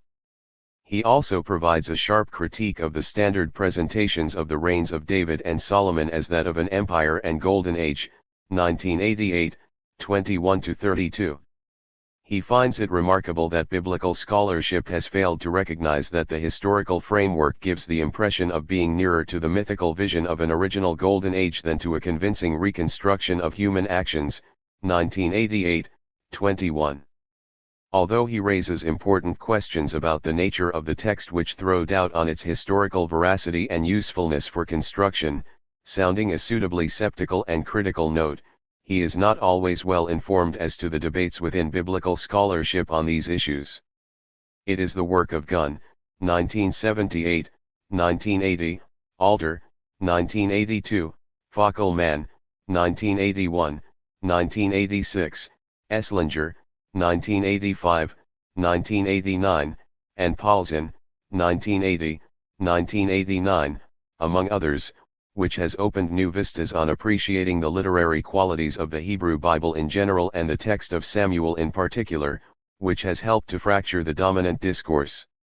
Most of these studies are not explicitly concerned with questions of historical reconstruction, some are unashamedly ahistorical, while others are interested solely in the artful construction of narrative. Whether implicitly or explicitly, they have served to undermine the confidence in standard reconstructions of the history of Israel and the early monarchic period, in particular by questioning domain assumptions which have underpinned the historiographic enterprise throughout the century. The circularity of source-critical approaches from the time of Wellhausen which identified pro- and anti-monarchic sources within Samuel have been exposed to questions of different voices in the text and reader response criticism which have helped to undermine notions of text and the relationship between the text and history. Leach has produced an equally trenchant criticism of the historical use of these narratives from a structural anthropological perspective. A dominant theme in his work is that the Hebrew Bible as a sacred text does not provide a historical source nor does it necessarily reflect past reality. For Leach, it represents a justification of the past which reveals more of the world of the storytellers than of any past reality. He asks very important questions which raise misgivings about standard presentations of the reigns of David and Solomon, questioning the historicity of this crucial period as presented in the biblical traditions. Personally, I find this most implausible. There is no archaeological evidence for the existence of these heroes or for the occurrence of any of the events with which they were associated. If it were not for the sacredness of these stories, their historicity would certainly be rejected. Leach, 1983, 10. Underlying his approach is the belief that the traditional historical critical approach has misunderstood the nature and purpose of the Hebrew Bible. Leach, 1983, 10. He is more interested in the social setting of texts, particularly in contrast with many recent ahistorical approaches to the Hebrew Bible, concluding that the concerns of later communities responsible for the production of the Hebrew Bible are enshrined in the traditions rather than the product of some monarchic bureaucracy in the early Iron Age. This increasing interest in the social production of the biblical traditions in the Second Temple community and the way in which conflicting traditions might reflect competing factions and their concerns rather than being reflections of some historical reality of the early Iron Age has helped to fracture the history of the period as it has been presented traditionally. Garbini and Leach have remained marginal voices within the discourse of biblical studies precisely because they have challenged the construction of an imagined ancient Israel which has been invented in terms of a model of the present, the European nation-state, and tied to the struggle for the realization of a modern state of Israel. The discourse has been powerful and persuasive precisely because it is tied so closely to the question of social and political identity.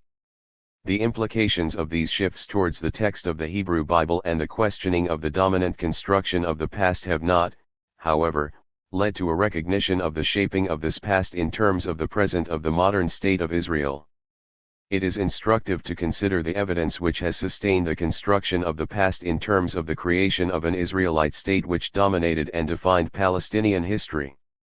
The most striking feature of the discourse is the overwhelming silence of the archaeological record concerning this defining moment in the history of the region. It is a silence which has contributed in the main to the strong consensus in the projection of this imagined past, precisely because it has confirmed the prejudice of biblical historians that the writing of history is dependent upon written sources. But once again, as Garbini, Leach, and Flanagan have intimated, it is the silence of the archaeological record which raises the most serious questions about the presentation of an Israelite empire as an expression of a glorious Renaissance culture, and which suggests that we are dealing with an invented past.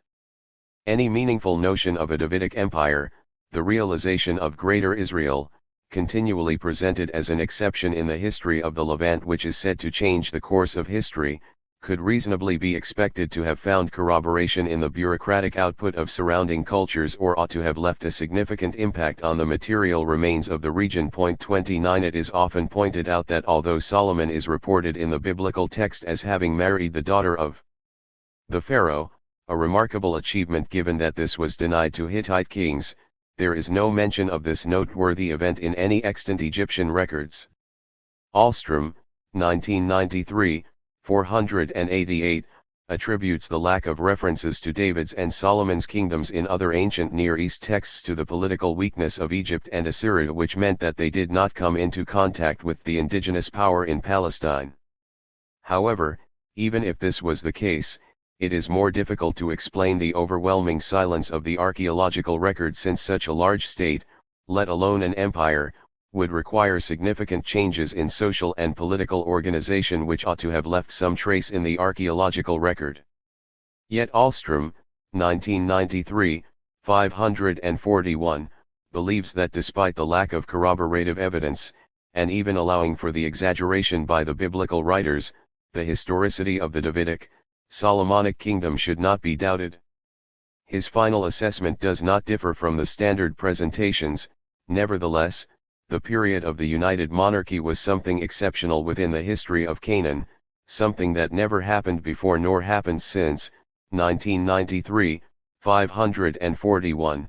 30 Here is an exception in the history of the region for which, despite the investment of vast resources in the archaeological investigation of the Iron Age, little material evidence has been discovered to corroborate confident pronouncements such as Ahlstrom's, which are typical of biblical studies, as we have seen. The power of the discourse to shape the interpretation of the past is shown by the history of the search for the location of Saul's capital at Gibeah. Albright was able to declare triumphantly after his excavations at Tel El-Ful in 1922-3 that he had located the citadel of Saul. His excavations had revealed what he took to be an iron eye tower in the southwest corner of a fortress which he dated to the time of Saul. This conclusion was undermined by Lapp's later exploration of the site, 1965, after which he concluded that the fortress was little more than conjecture. Nevertheless, he went on to conclude that Tel El-Ful was to be identified with the fortress of Saul. The rush to interpret supposedly objective, extra-biblical data on the basis of assumptions drawn from the biblical text is typical of the history of the search for ancient Israel. A much more sober assessment of the evidence has been provided by Arnold, 1990, 52, who concludes on the basis of the archaeological reports that Iron Eye Tel El-Ful possessed a typical Palestinian watchtower with a few outlying buildings. 31 This is remarkably different from the claims of most of our biblical histories and the confident pronouncements as to the existence of an early state ruled by Saul. 32 Similarly, the so-called Empire of David, as Noth and others have presented it, has left little or no archaeological trace that has been unearthed and identified by professional archaeologists. Even one of the recent conservative handbooks has noted that despite the biblical description of a 40-year reign for David, ironically enough, we have very few archaeological remains from the Davidic period. There are no monuments that can positively be identified as Davidic. Mazar 1984, 43. Mazar assumes that most of the Hebrew Bible was written during the period of the monarchy and asks the question whether or not Israel was as creative in the material realm as the spiritual. 33 He acknowledges that in comparison with surrounding cultures, the Aramean and Neo-Hittite kingdoms of Syria, the Phoenicians in Cyprus and in their various colonies overseas, and especially Assyria and Babylonia, the extant material remains in the land of Israel are very poor. He notes the lack of monumental reliefs and statues in the monarchic period, along with magnificent palaces, delicately carved ivories, jewelry, crafted metal objects, or vessels of local manufacture. He points out that the vast majority of art objects were imported.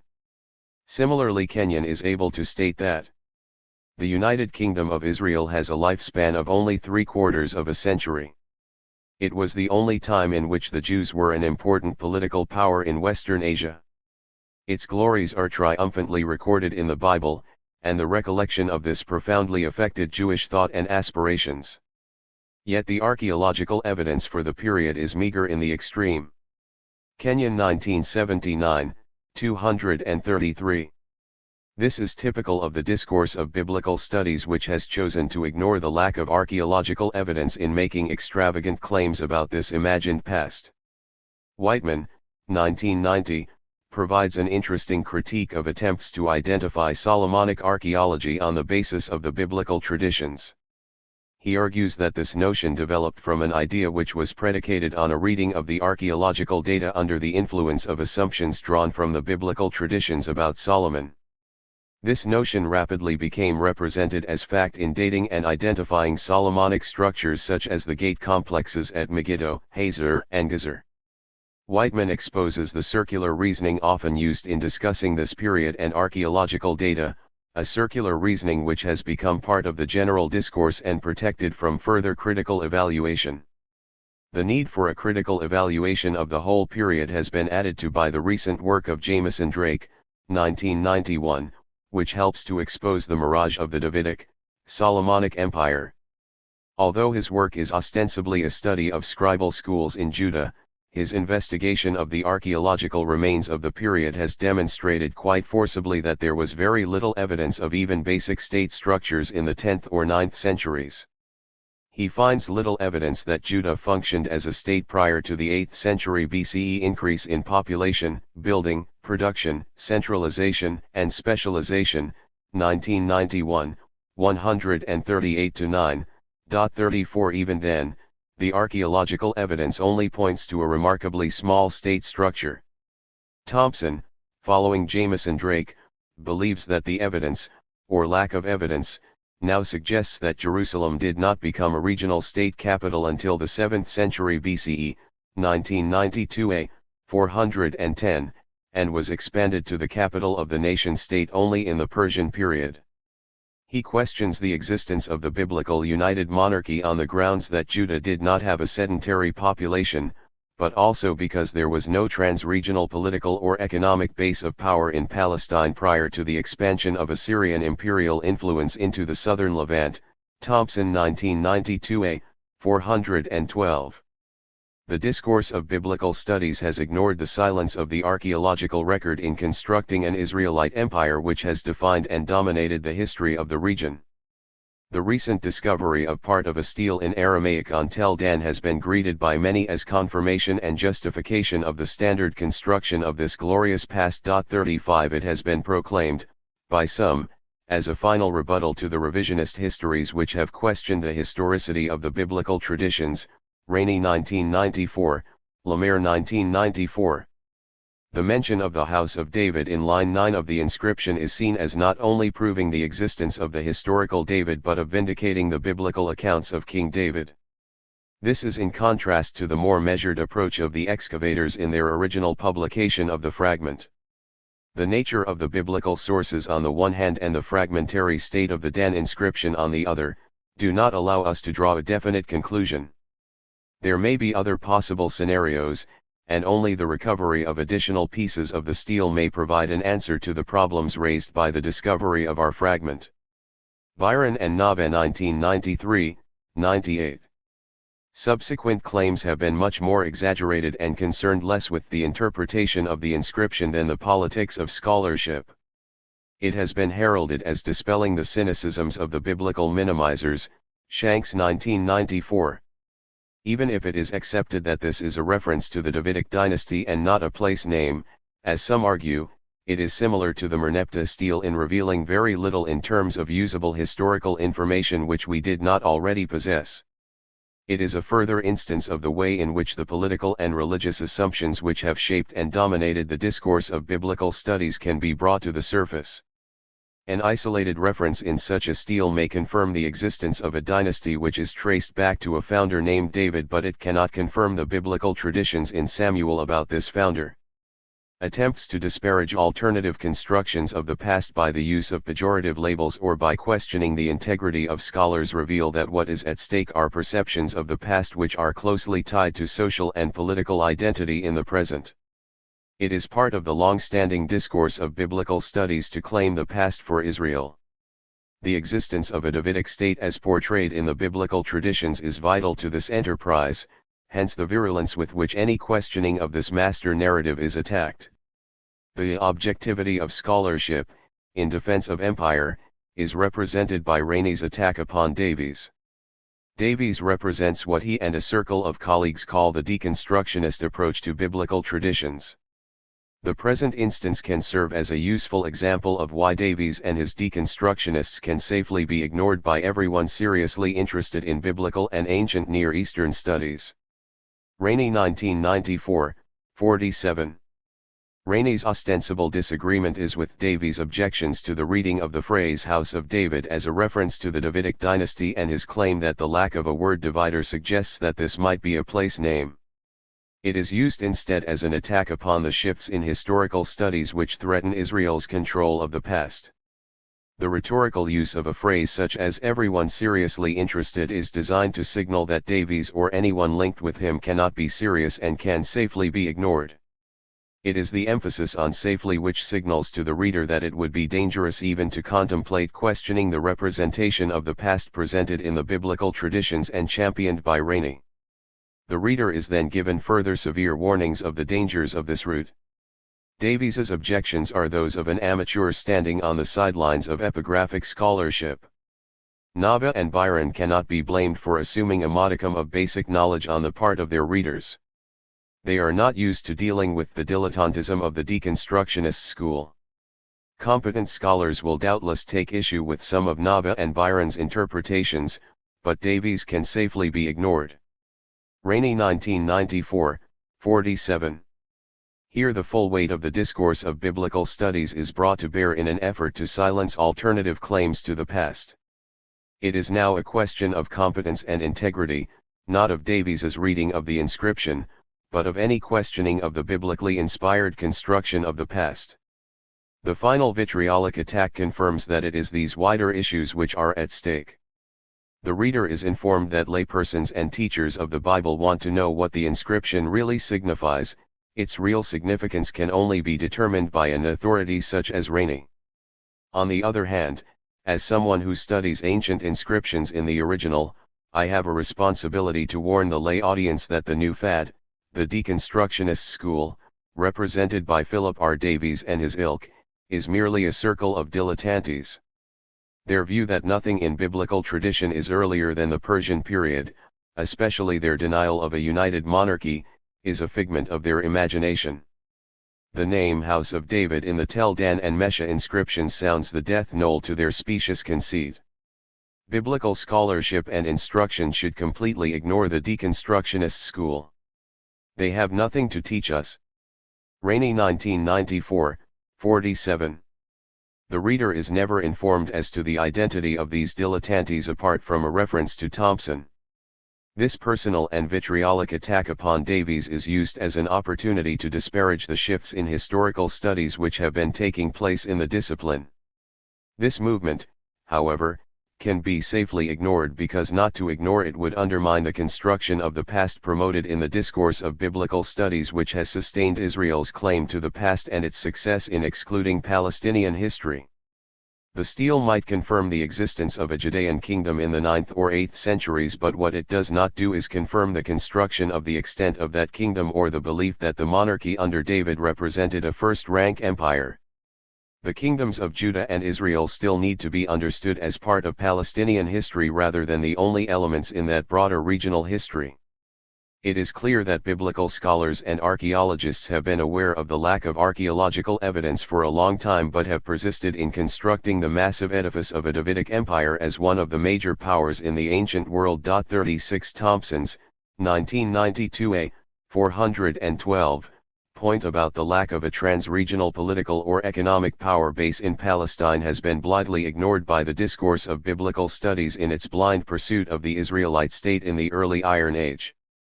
A study of the wider aspects of imperialism ought to have led to a more cautious approach which should have tempered the extravagant claims that the Davidic state was one of the foremost powers in the ancient world. The monarchy of David and Solomon is seen as escaping the outside imperial control which has been a constant feature of the history of Palestine from the Bronze Age to the present day, that wider reality of imperial power and domination which has sought to control and define Palestine throughout its history.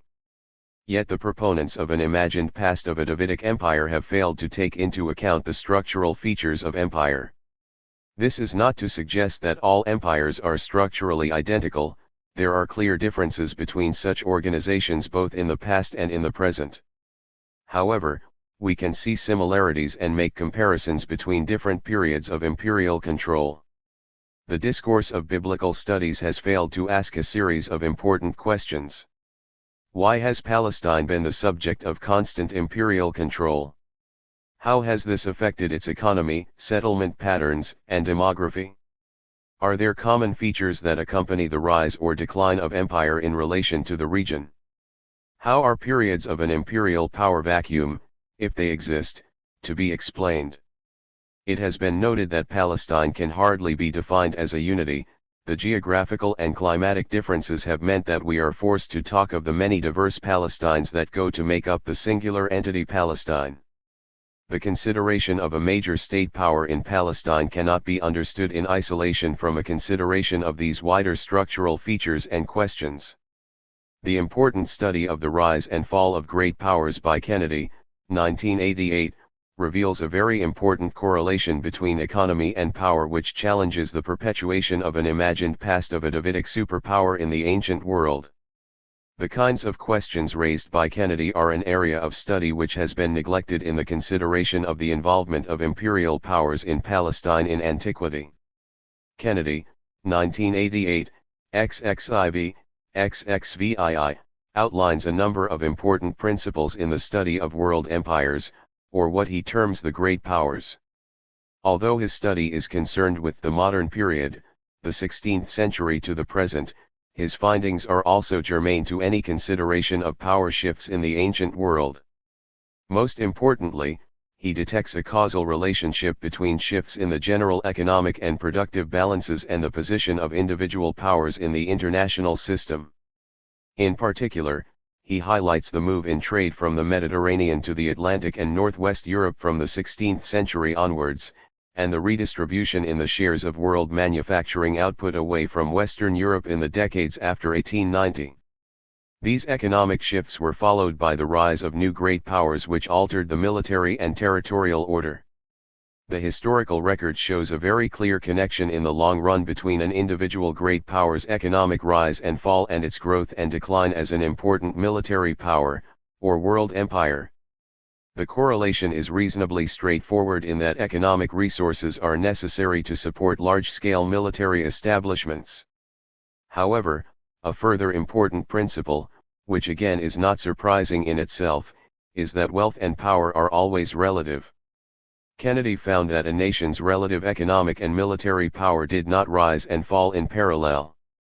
Very often there was a noticeable time lag between the trajectory of a state's relative economic strength and the trajectory of its military and territorial influence. A power with an expanding economy might well decide to become richer rather than invest significantly in military power.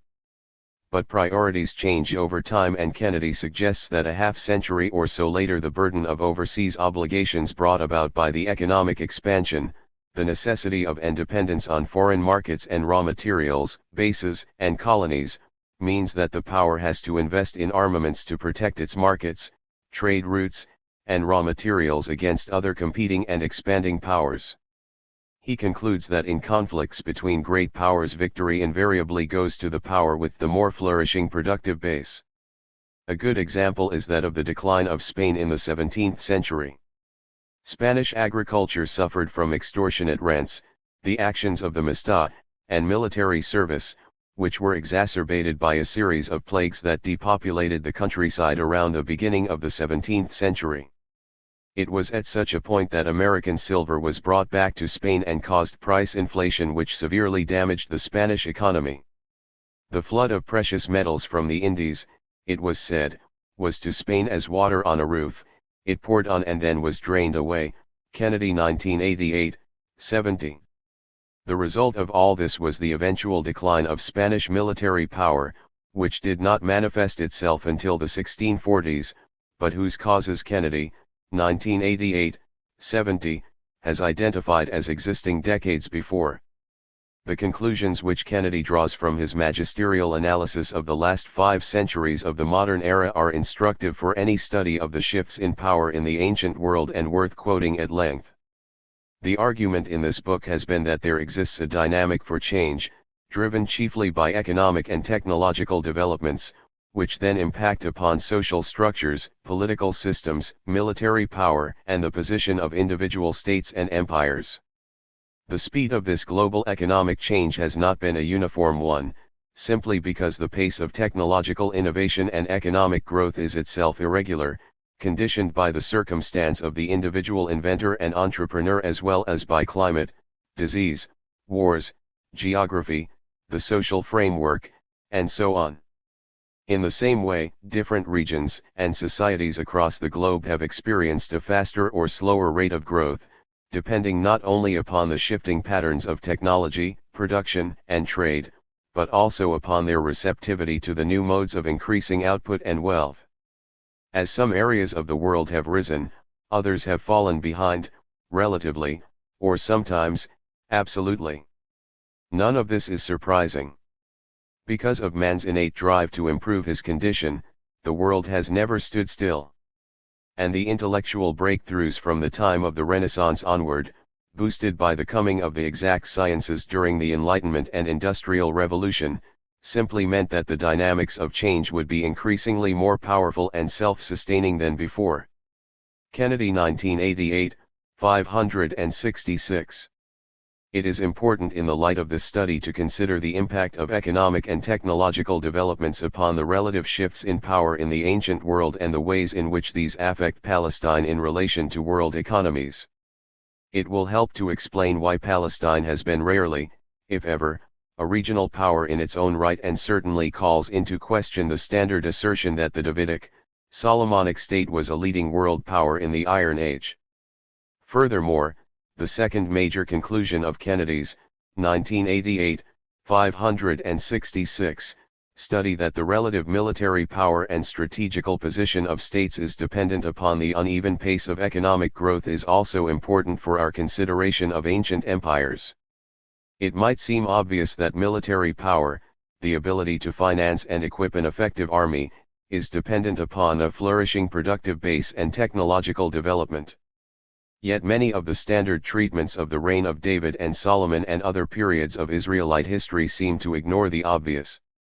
It is the case that all of the major shifts in the world's military power balances have followed alterations in the productive balances, and further, that the rising and falling of the various empires and states in the international system has been confirmed by the outcomes of the major great power wars, where victory has always gone to the side with the greatest material resources. Kennedy 1988, 567. Kennedy's study confirms the dynamics of world power from 1500 CE to the present day. The technological advances of antiquity or the shifts in productive base may not have happened with the rapidity and frequency of the modern period, but nonetheless the history of Palestine and the rise and fall of world empires from the late Bronze Age to the Roman period illustrates that it is a dynamic that was just as important in the ancient world. A consideration of some of the factors highlighted by Kennedy in relation to Palestine's position in the geopolitics of the ancient world will help to explain why it was part of a succession of empires, a dynamic of world power in which a number of regions fell behind in absolute terms to such an extent that they could no longer retain their position in this nexus of power. The three essential characteristics of empire are control, land, and profit. We are not here concerned with the theological, that is, ideological justification of empire, but with its practical effects upon the region. These three factors, control, land, and profit, coincided in the case of Palestine in order to explain why empire has been such an enduring reality throughout its history. In order to understand this constant factor of imperial presence, it would be necessary to examine some of the key elements in the dynamics of world power identified by Kennedy: productive base, geography, economics, and technology. Coote and Whitelam, 1987, 64, stress that the infrastructural inferiority of Palestine in comparison with its neighboring riverine civilizations has been a constant factor in its dominance by outside powers. Agricultural production was always labor-intensive in ancient agrarian economies, a situation that continued into the present in many regions. This has meant that regions with the greatest local agricultural resource and largest labor pool had the greatest production and possessed a vital natural advantage. Palestine simply could not compete with the far superior riverine agrarian economies and demographic base of Egypt and Mesopotamia. Later it would be the natural advantages of the Anatolian and Persian plateaus, and eventually Europe, in the form of the Greek and Roman powers, which would come to dominate Palestine. A region with the infrastructural inferiority of Palestine could not compete with contemporary military powers, while agricultural production and demography remain such key factors in the dynamics of world power. The imagined past of a Davidic empire needs to be examined in light of this fundamental reality. Our demographic data are so imprecise and limited that it is impossible to provide precise population figures. However, it is the order of magnitude that is important when comparing the demographic and production base of Palestine with that of its imperial neighbors. Msevedi and Jones, 1978, 226, have estimated that the population of Egypt during the New Kingdom period was approximately 3 million compared with no more than 250,000 in Palestine.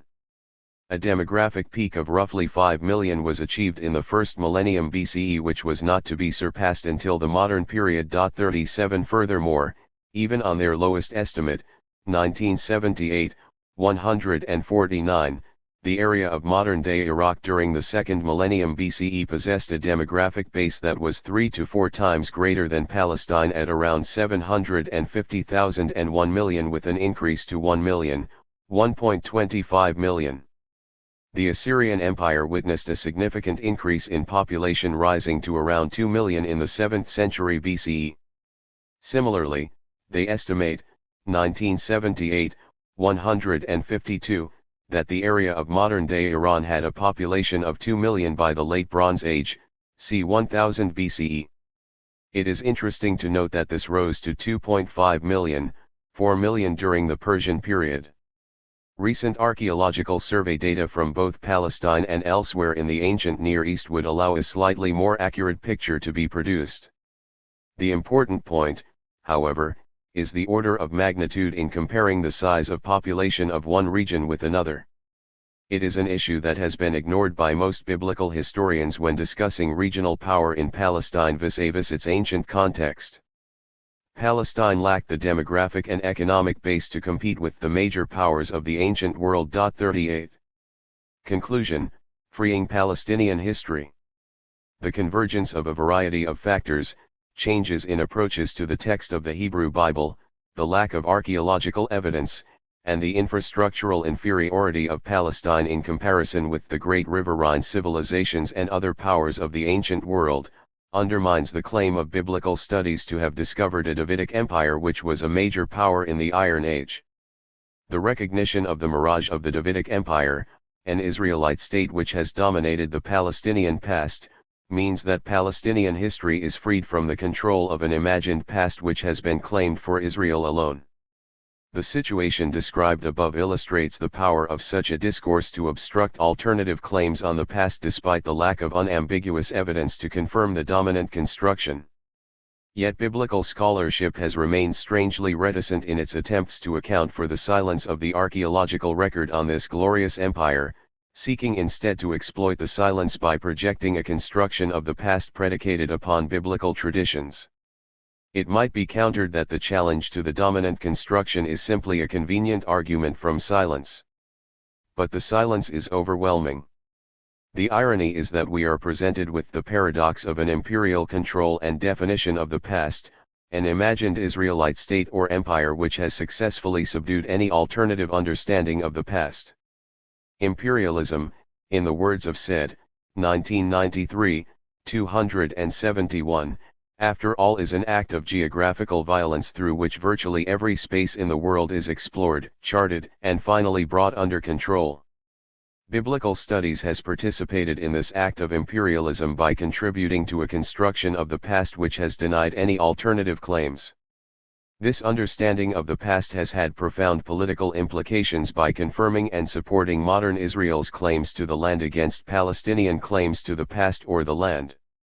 The dominant discourse of biblical studies has been involved in this act of dispossession through its continued reiteration of a series of claims which tie the past to the present, the claim to the land through historic right on the basis of prior state formation and possession of the land, the stress on the corruption or incompetence and failure of indigenous political structures to reach the pinnacle of Western civilization, the need for external influx in order to realize the potential of the land, the notion of a defensive empire, and the notion of Greater Israel.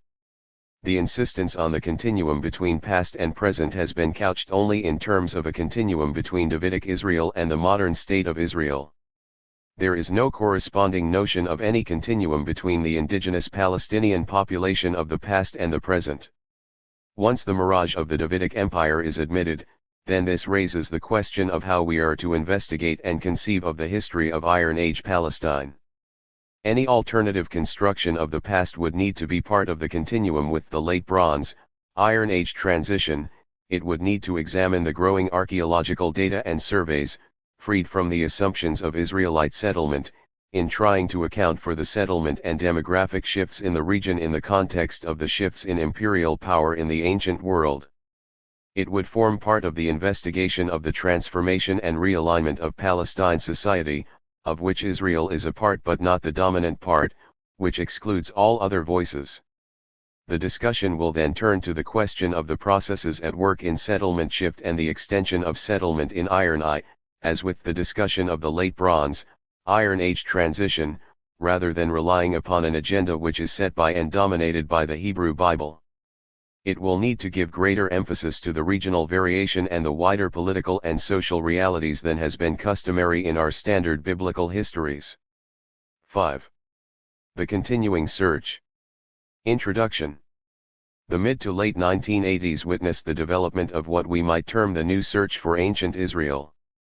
This new search is represented by a series of publications, Lemsch 1985, Ahlstrom 1986, Coote and Whitelam 1987, Finkelstein 1988, which have been understood as a major challenge to the dominant constructions considered in Chapter 3, contributing to a significant shift in perceptions as to the nature or existence of early Israel in the Late Bronze, Iron Age transition.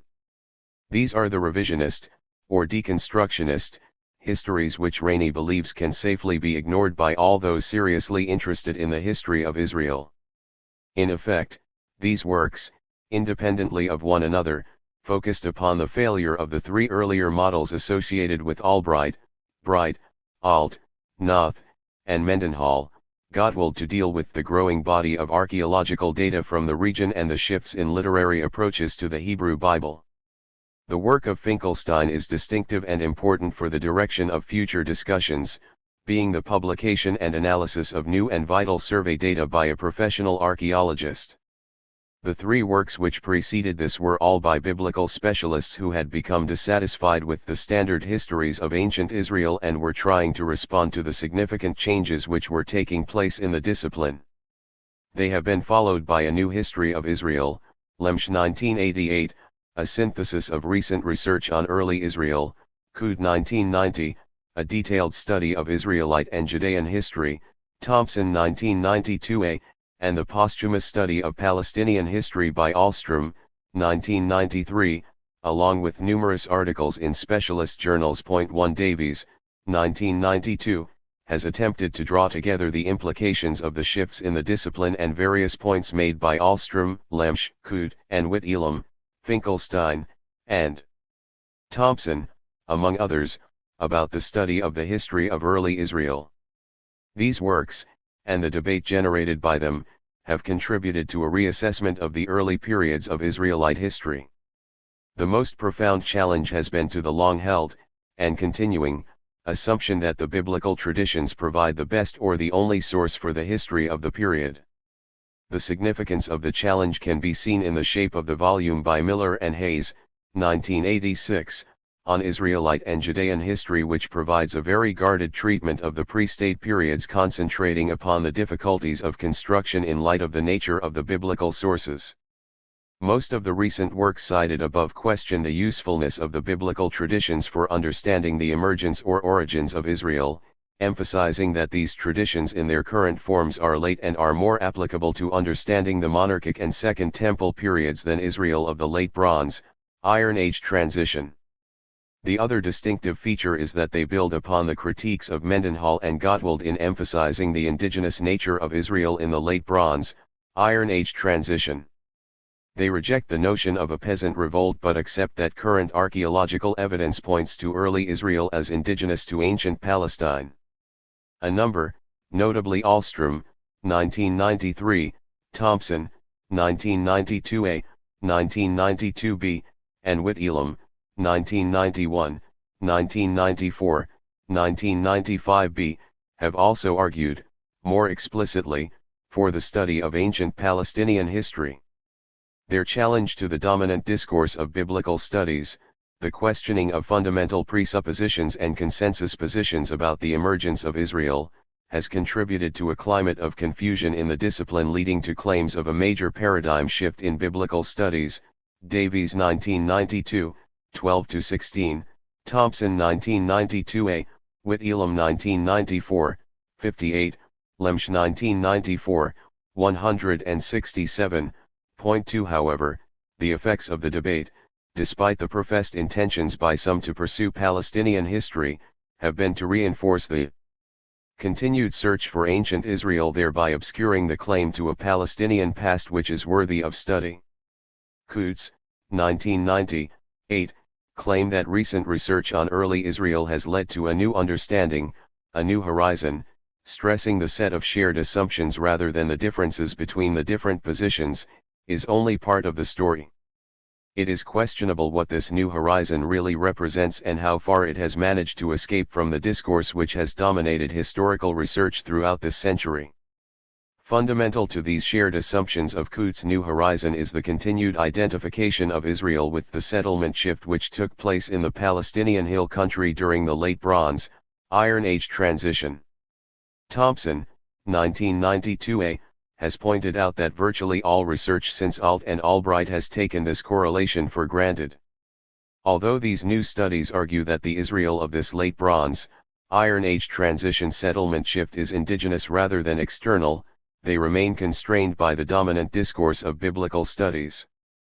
The conclusion that Israel was indigenous to Palestine rests upon the interpretation of the material culture of the rural sites in the Central Hill Country and margins.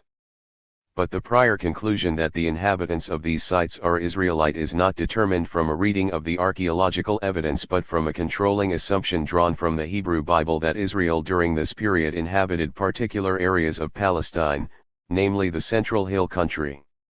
It is the discourse of biblical studies that has determined that these settlements are to be identified with Israel and Israel alone. It is the power of this discourse which continues to define the horizon and what might be found once the horizon is reached.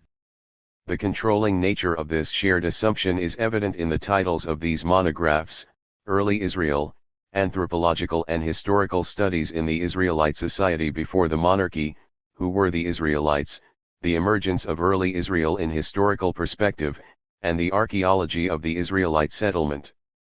The titles reveal that it is Israel which is the focus of attention, the object of the new search. They are locked into the dominant discourse, bound by a powerful circular argument which continues to shape research strategies and findings. All of these works, despite their appearance of radical critique, have continued the search for ancient Israel. Rather than representing a new horizon, they represent the endpoint of the classic search for ancient Israel, a search which only now, at least in some quarters, is being seen as having failed.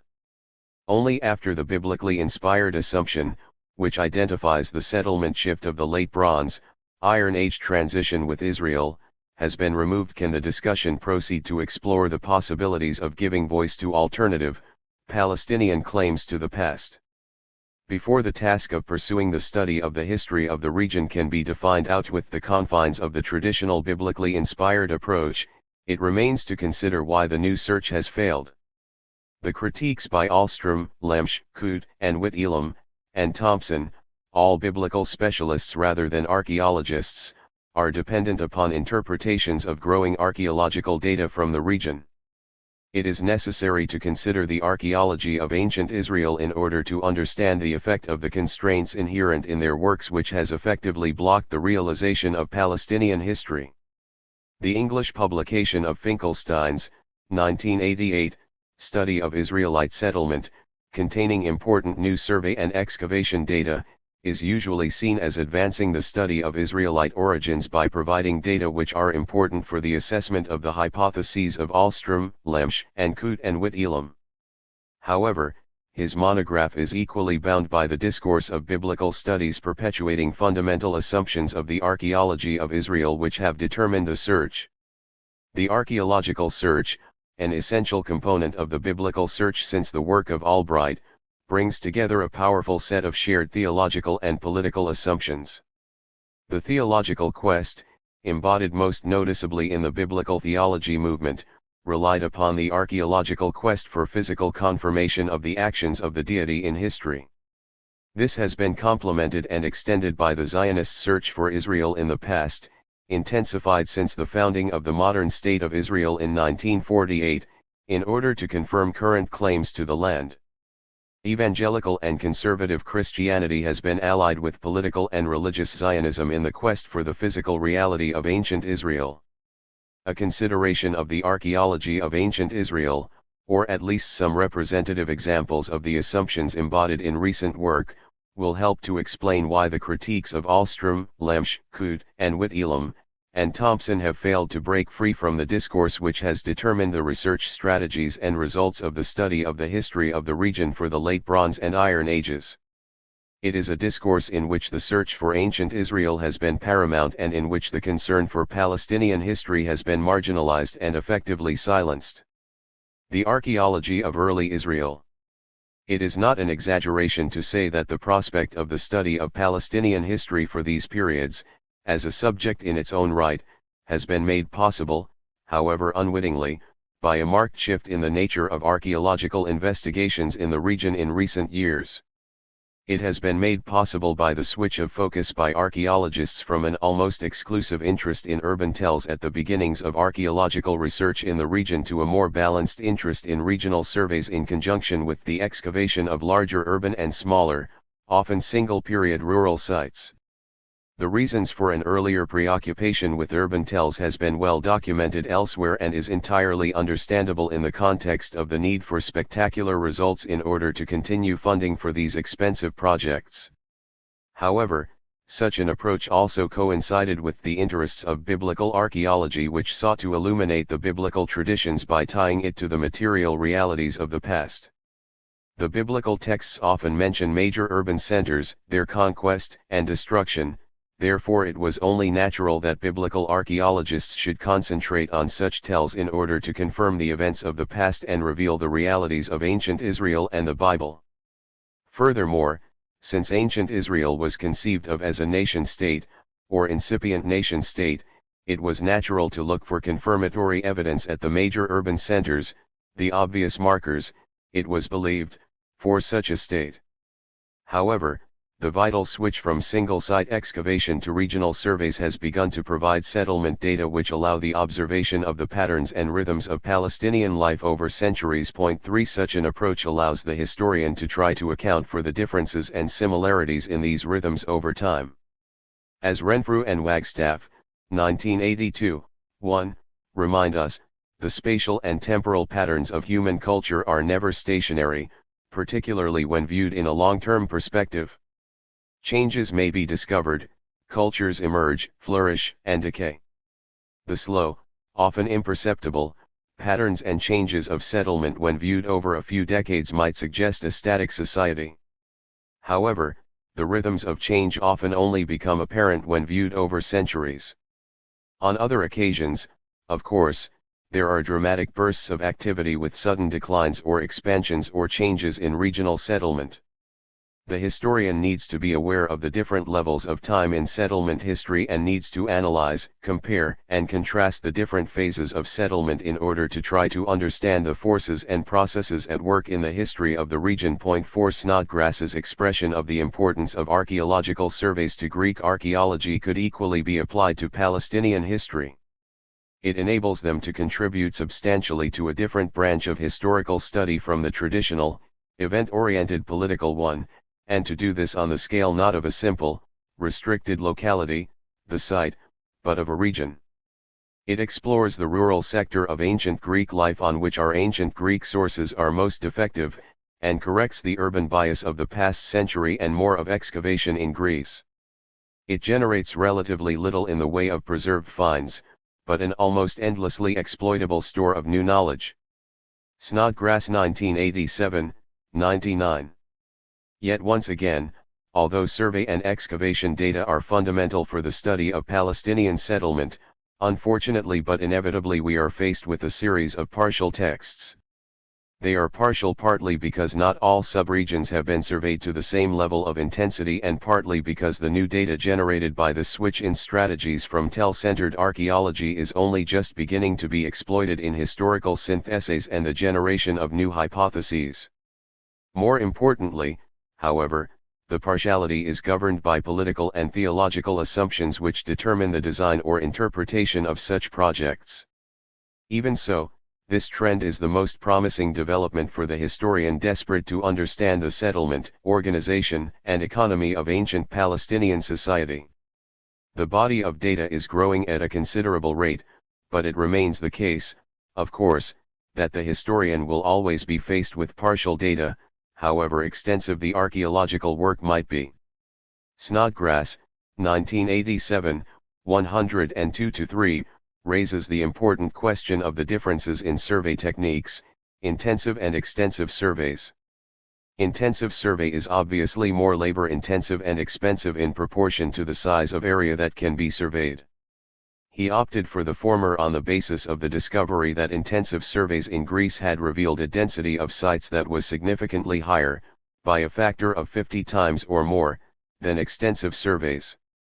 As he notes, this raises the serious question that a great deal of information is likely to be missed by extensive surveys. This is a serious hindrance to the study of settlement patterns and changes in Palestinian history since the historian is forced to work with data that can only allow large generalizations about demographic, economic, or settlement trends in a region. Even though we are dealing with an expanding database, it is nonetheless the case that practical and financial difficulties will severely hinder the completion of intensive surveys for the whole region.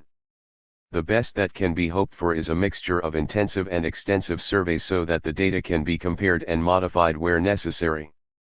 Snodgrass points to another important limitation. In the task of understanding and explaining the classical past, survey offers an entirely fresh and potentially valuable dimension. It is a dimension that brings put very clearly another relationship, emphasized in some recent non-classical work, but previously much neglected, I mean the relationship of the archaeological record to the present day. The archaeological record, writes Louis Binford, is here with us in the present, and the observations we make about it are in the here and now, they are not historical statements. The truth of this observation is perhaps more apparent to the surveyor, painfully conscious of the vulnerability of his raw data to the effects of seasonal, even ephemeral, modern activity, than it is to the excavator, for we all share to some degree the illusion that a progress downwards into the earth is a journey backwards into the past. It is not. The stratified deposits uncovered by the excavator all began their existence as surface deposits, for however fleeting a period, and were thus subject to some of the processes of degradation, displacement, and dispersal for which the data of surface survey are often criticized, not to mention the multifarious effects of post-depositional factors once these deposits disappeared from sight. Snodgrass 1987, 130-1. Yet there is a more important connection with the present day which Snodgrass does not go on to develop. In the case of Greek archaeology and history, although it has been subject to the same Eurocentric representation, it has not suffered from the search for ancient Israel. The utilization of the new store of knowledge pertaining to the ancient Palestinian past has been dictated and hindered by the powerful political and theological assumptions which have guided the search for ancient Israel. The irony of the situation is that the new possibilities for the study and development of Palestinian history, which have been opened up by these surveys, have been masked by the all-consuming search for ancient Israel. The new store of knowledge has been exploited by the very same research strategies which have invented and located Israel in the Late Bronze, Iron Age transition and Early Iron Age. The theological and political assumptions inherent in the search for ancient Israel, in defining research strategies, have determined the nature and utilization of the results. This is not an objective search that provides objective data for the historian simply to arrange into a narrative which reflects a trustworthy account of the past. The historian is faced with partial texts in every sense of the term. Again, it is the fascination with Israel which has dominated biblical archaeology so that the focus has often been upon those sites, subregions, or periods which are thought to illuminate the emergence and development of Israel. The obsession with the emergence of Israel has meant that vast scholarly resources have been focused upon the Late Bronze, Iron Age transition and Iron Age in terms of survey and excavation where it is believed that Israel is to be located. It is noticeable that the most intensive survey work has been carried out in the central hill country of Palestine because it was assumed from the time of Alt and Albright onwards that this was the location of Israelite settlements.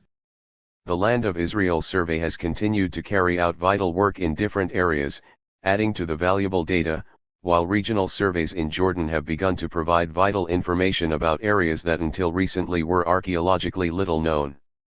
Yet the coastal area of Palestine, so vital in the history of the region, has not been surveyed to the same extent. Therefore it is simply not possible to make comparisons between some, often very important, subregions. Israel Finkelstein, who has contributed so much to providing the new body of survey and archaeological data, states that Canaanite urban centers had nothing to tell us of the processes of Israelite settlement, 1988, 22-3.5. Similarly, Finkelstein, 1985a, 123, defined the goals of the Shiloh excavation as elucidation of the history of the site prior to Iron Age I and the circumstances of its development into an important Israelite religious, economic and political center, determination of its character during Iron Age I and its position in the overall settlement pattern and social system of the period, a better understanding of the material culture of the Central Hill country in the Middle Bronze, Late Bronze, and Iron Age I periods. Once again it is Israel which dominates the agenda and forms the assumptions of archaeological and historical investigation. The initial investment of precious resources in excavations and regional surveys has been heavily influenced by biblical scholarship and the all-consuming search for ancient Israel. 6. This partiality is manifested in the regions where extensive surveys have been carried out, since in a number of cases, where results have been published, the focus has been upon the Iron Age, the period of the essential Israel. The principal interest in the results has been to quantify and qualify Israelite settlement or the development of the monarchy. Earlier and later periods are less well served, either in terms of the publication of results or the detailed analysis of the data. 7 The patterns and rhythms of settlement need to be studied, compared, and contrasted, in the long term. It is vital to try to understand how any one period fits into the settlement history by comparing it with earlier and later periods from the Stone Age to the present. Such a task will not be possible until all regions are surveyed with an equal intensity and, equally importantly, the data for all periods, not just those thought to be of interest to biblical archaeologists and historians whose special interest is the emergence and development of Israel, are published. The task of the latter is not well served by the partial surveys or the partial publication of data, since it denies important comparisons over la longue durée. Finkelstein has described the developments in archaeology since Albright's excavations at Tel el-Ful as a veritable revolution in research on Israelite settlement, 1988, 20. He has made a major contribution to research through the timely publication of data from his own Land of Israel survey and his excavations at Isbitzarta and Shiloh. Yet his revolution, like Coote's New Horizon, is more apparent than real. It is a term that might be used to qualify the rapid increase in the quality and quantity of data since the heyday of Albright's work in the field. However, the essential assumptions which underlie the archaeological investigation of the region for the period of the Late Bronze and Early Iron Ages have not changed significantly. If anything, the political search for the reality of ancient Israel has grown stronger since 1948, supplementing and strengthening the theological motivations which informed Albright and a host of other biblical archaeologists. This so-called revolution suffers from the very same distractions of the search for and invention of ancient Israel, the problems of trying to free historical research of the region from the constraints imposed by the Hebrew Bible and the discourse of biblical studies, which historical research has encountered throughout the century. The switch from site excavation to regional survey, or a combination of these, has succeeded in intensifying rather than diminishing the search for ancient Israel. The way data, which are vital to the realization of Palestinian history in its own right, are utilized to continue the search for Israel and to silence Palestinian history is illustrated in the opening pages of Finkelstein's monograph. His assumptions, shaped by the dominant discourse, mean that the past belongs to Israel, effectively silencing any alternative construction. The settlement of the Israelites in the 12th and 11th centuries BCE, and their transformation from a society of isolated tribes into an organized kingdom, is one of the most exciting, inspiring, and at the same time controversial chapters in the history of the Land of Israel. Finkelstein 1988, 15. The terminology, partly explained in a footnote, 1988, 15 and 1, is significant. He uses settlement to refer to Israelite settlement, while the same term in lower case, settlement, is used with its regular meaning. This suggests from the very outset that there is something special about Israelite settlement, whereas the settlement of other groups is not particularly noteworthy, or at least is not to be demarcated in any special way. Furthermore, this is the Land of Israel. The denial of any Palestinian claim to this space is completed by the manipulation of time. The historical concept settlement period or period of the settlement and judges is synonymous with the term early Israelite period, and the archaeological definitions Iron I and Early Iron Age, Finkelstein 1988, 15 and 1. He then adds that this is equivalent to the period from the end of the Late Bronze Age to the beginning of the Israelite monarchy, whatever the label. The last comment suggests a matter-of-fact reporting which assures the reader that there is nothing contentious here. But, as we have seen, the label is crucial. The terms are not neutral, they imply claims to the land and the past denying other competing claims. The reference to the period of settlement and judges already indicates the influence of the periodization of the Hebrew Bible, and alerts the reader to the possibility that the biblical traditions have played a much greater role in the interpretation of the archaeological data than is at first apparent. The aside that Iron I and Early Iron Age are synonymous with the early Israelite period drives home the notion that this is Israel's past. However, before turning to this issue, the way in which recent surveys have determined the conceptualization and control of the ancient past needs to be considered. The surveys which have been carried out embody a paradox. They are vital to the pursuit of Palestinian history, but they are also an expression of a claim to the land by the mapping and conceptualization of that land. Thus Israeli scholars have recently conducted surveys in Manasseh, Zertel, Ephraim, Finkelstein, Judah, Ophir, Western Galilee, Frankel, and Lower Galilee, Gal. Again, the terminology is significant since the claim that these are surveys of tribal areas, embodied in the names Manasseh, Ephraim, and Judah, reinforces both the search for ancient Israel and the belief that this is the Land of Israel. The concentration of effort on the occupied West Bank underlines the search for Israel as conceived in the biblical traditions. It is an expression of a claim to the land by naming and mapping that land. One of the early surveys conducted by Kochavi in the Central Hill Country and the Golan was entitled Judea, Samaria, and the Golan, Archaeological Survey 1967-1968. This is the Judea and Samaria of Begin, which in modern political parlance embodies the claim through historic right to inhabit the land of biblical Israel. The discovery of Israelite sites in this politically sensitive region is bound to have considerable political consequences for the present. Significantly, those areas which are thought to have been Canaanite, particularly in the coastal lowlands, have not been subjected to such intensive research. Finkelstein, 1988, 22-3, acknowledges the selective use of archaeological data in his analysis.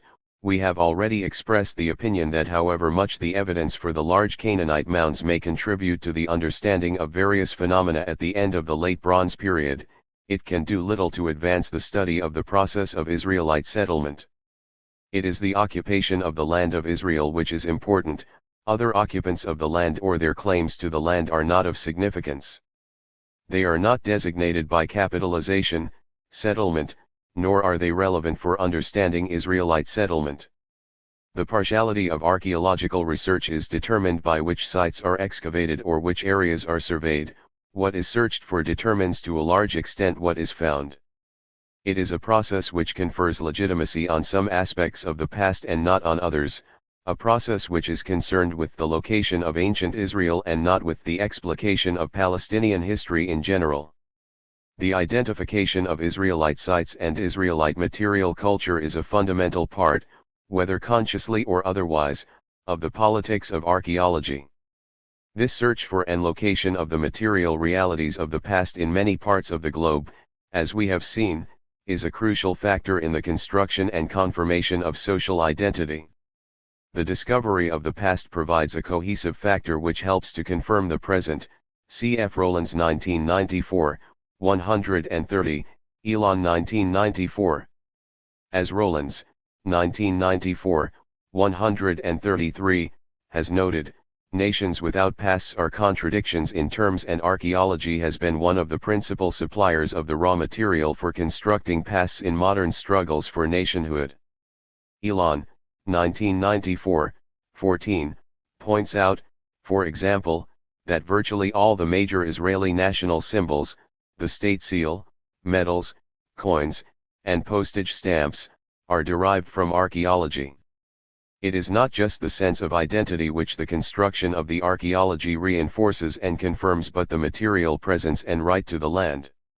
This has been an important aspect of the invention of ancient Israel from the inception of biblical archaeology, but has become of even more vital concern since the growth of Zionist immigration in the 1920s and particularly the foundation of the modern state in 1948. Elon, 1994, 14, relates the story of the discovery of a synagogue mosaic at Beit Alpha in 1928 during the construction of an irrigation system. The inhabitants of the commune, members of the socialist Hashomer Hatzair, the Young Guard, debated whether or not to cover it up as an irrelevant religious symbol.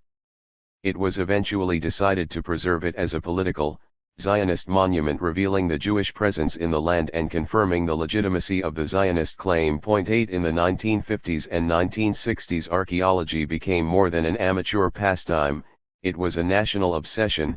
Elon 1994, 16, Silberman 1989, 87-136. But it was an obsession with the search for ancient Israel which cemented their claim to the land and helped to forge a sense of shared identity among a disparate population. The archaeological investigation of the Late Bronze Iron Age transition and Iron Age in recent years is in reality a narrative about possessing the past. It has been couched in terms of objectivity and scientific investigation which mask the power of representation. See, for example, Bond and Gilliam 1994. The theologically motivated search of Western biblical studies, the search for confirmation of divine action within history, has articulated well with and been enhanced by the politically motivated search of the modern state of Israel. The development of archaeology in the service of the present has probably been more advanced in Israel than any other area of the modern world. It reflects the need of the nation-state to legitimize its possession of the present by discovering itself in the past. The search for ancient Israel has been given reality through the very materiality of the archaeological process. Thus the real irony of the claim is that it is the switch to survey work which has provided the prospect of progress in the realization and articulation of Palestinian history, whereas the practical effect has been to establish the presence of ancient Israel in the past, thereby creating a real presence in terms of its historic right to the land. The recent intensive surveys have added an impressive catalogue of sites which has reinforced the reality of Israel. How could it be dismissed as an imagined past when the material reality of presence and possession is so evident in the surveys of Finkelstein, Gall, Zertel, Frankel, and Ofer? The cataloguing of hundreds of Iron I sites and their identification as Israelite, particularly in the hill country, modern Israeli Judea and Samaria, have only emphasized Israel's claim to the land both past and present. The archaeology of ancient Israel has effectively confirmed, for most scholars, that the past belongs to Israel. It is only with the recognition of the essential circularity of reasoning that it becomes clear that the interpretation of excavation and survey data has resulted in an imagined past. This can be illustrated from the first major survey of southern Upper Galilee conducted by Aharoni in the 1950s. He discovered a number of small sites in close proximity and assigned them to the Late Bronze Iron Age transition on the basis of the pottery assemblage at Khirbet el Tolil, Horvat Harashim. He was then able to conclude that this wave of settlement from the beginning of the Iron Age is Israelite, 1957, 149. Notice that he refers to a wave of settlement echoing the domain assumption, common at the time, that social change was the result of waves of Semitic nomads coming from outside. However, the crucial point here is that this conclusion, drawn from a reading of the biblical traditions rather than the archaeological evidence alone, follows in the tradition of Alt and Albright that such early Iron Age sites must be Israelite. It contains an essentially circular form of reasoning in order to sustain the notion of identity and land. The definition of Israelite culture and sites has been determined archaeologically. The Hebrew Bible indicates which areas were Israelite during the Late Bronze and Early Iron Ages. Those sites which fall within these areas are Israelite. Israelite material culture is defined as the material culture at the sites in areas designated by the Hebrew Bible to be Israelite. The discovery of these Israelite sites confirms the essential historicity of the biblical narratives. The debate in archaeology has not concerned the identity of the inhabitants. This was taken for granted as self-evident until recently. The concern has focused on the dating of particular sites and the direction of settlement. It is only once the circularity of argument is admitted that the full implications of recent archaeological data become apparent. Yet it is the power of the discourse of biblical studies which has helped to mask the circularity. The numerous reports on site excavations and surveys of Iron I settlements have stressed, with varying degrees of emphasis, the continuity between Late Bronze Age material culture, particularly ceramic assemblages, and finds at these sites. Any alternative constructions which might try to make sense of all relevant data, particularly the anomalies which do not fit with dominant constructions, have remained unthinkable or marginalized within the discipline. It has taken a long time for significant numbers of scholars to come to the conclusion that the evidence points to indigenous development. The discourse of biblical studies, the network of associations and assumptions that have grown up reinforced by religious and political beliefs, is so strong that the prevailing belief has been that these sites are to be identified with Israel. The heat of the debate over the various models of Israelite origins and the initial hostile reception to the suggestion of indigenous origins in the form of a peasant revolt only succeeded in masking the more crucial issue of the far-reaching implications of recently published archaeological data. The grip of the discourse of biblical studies in controlling the interpretation, in preventing scholars escaping from dominant models and domain assumptions, is evident in a wide variety of archaeological publications. It is instructive to begin with Finkelstein's major publication, 1988, of the results of his Land of Israel survey and accompanying excavations at Isbitzarta and Shiloh. This is now generally recognized as the most complete review and interpretation of archaeological evidence pertaining to the emergence of Israel, which will be fundamental to future research in this area. He appears at first sight to escape the methodological bind of the Hebrew Bible, which has colored previous scholarship. He rejects the failures of traditional biblical archaeology to reconstruct the process of Israelite settlement. Although he acknowledges the importance of the Hebrew Bible for the study of the history of Israel, he believes that the book of Joshua, the primary biblical source, redacted centuries later, presents an understanding of Israelite settlement at the end of the period of the monarchy rather than as a contemporary record of the Late Bronze, Iron Age transition, 1988, 22, see also 1991, 56. Thus he appears to give methodological priority to the interpretation of archaeological data. The implications of this data for an understanding of the biblical narratives can only follow as a secondary step in the research strategy. The real test of this strategy is provided in his discussion of Israelite identity and the precise meaning of the term Israel in archaeological terms. Finkelstein, 1988, 27, believes the formation of Israelite identity to have been a long, intricate, and complex process which was not completed until the beginning of the monarchy. Yet his definition of Israelite identity precedes his review and analysis of excavation and survey data from all regions of the country. The professed research strategy is effectively reversed and undermined. An important intermediate phase of this crystallization is connected with the establishment of supertribal sacral centers during the period of the Judges. The most important of these centers was the one at Shiloh, whose special role at the time is elucidated in 1 Samuel, a historical work, as all agree. Finkelstein 1988, 27, emphasis added. The archaeological evidence, presented in his preliminary report on the excavations at Shiloh, 1988, 205-34, does not support his bold conclusion that Shiloh was a supertribal sacral center or that this site, therefore, played a crucial role in the crystallization of Israelite identity. His evidence for a sanctuary is the terraced structures in Area C, which he believes hint at the physical character of the sanctuary itself, 1988, 234, cf. also 1985a, 168-70. He thinks that these structures are no ordinary houses and represent the only public buildings found at an Israelite settlement site. Dever, 1991, 82, rejects this claim as nothing but wishful thinking, hardly worthy of the hard-headed realism Finkelstein exhibits elsewhere. The attempt to discover the archaeological remains of a sanctuary at Shiloh is governed by his acceptance of its status in the Samuel traditions. Yet the archaeological evidence is extremely flimsy, as Dever points out. Finkelstein, nonetheless, believes that this is not just a sanctuary but a supertribal sacred center. What is it in the archaeological record which would point to such a conclusion, or what evidence would an excavator have to find in order to justify such an assertion? It is clear the biblical traditions have methodological priority in his research strategy.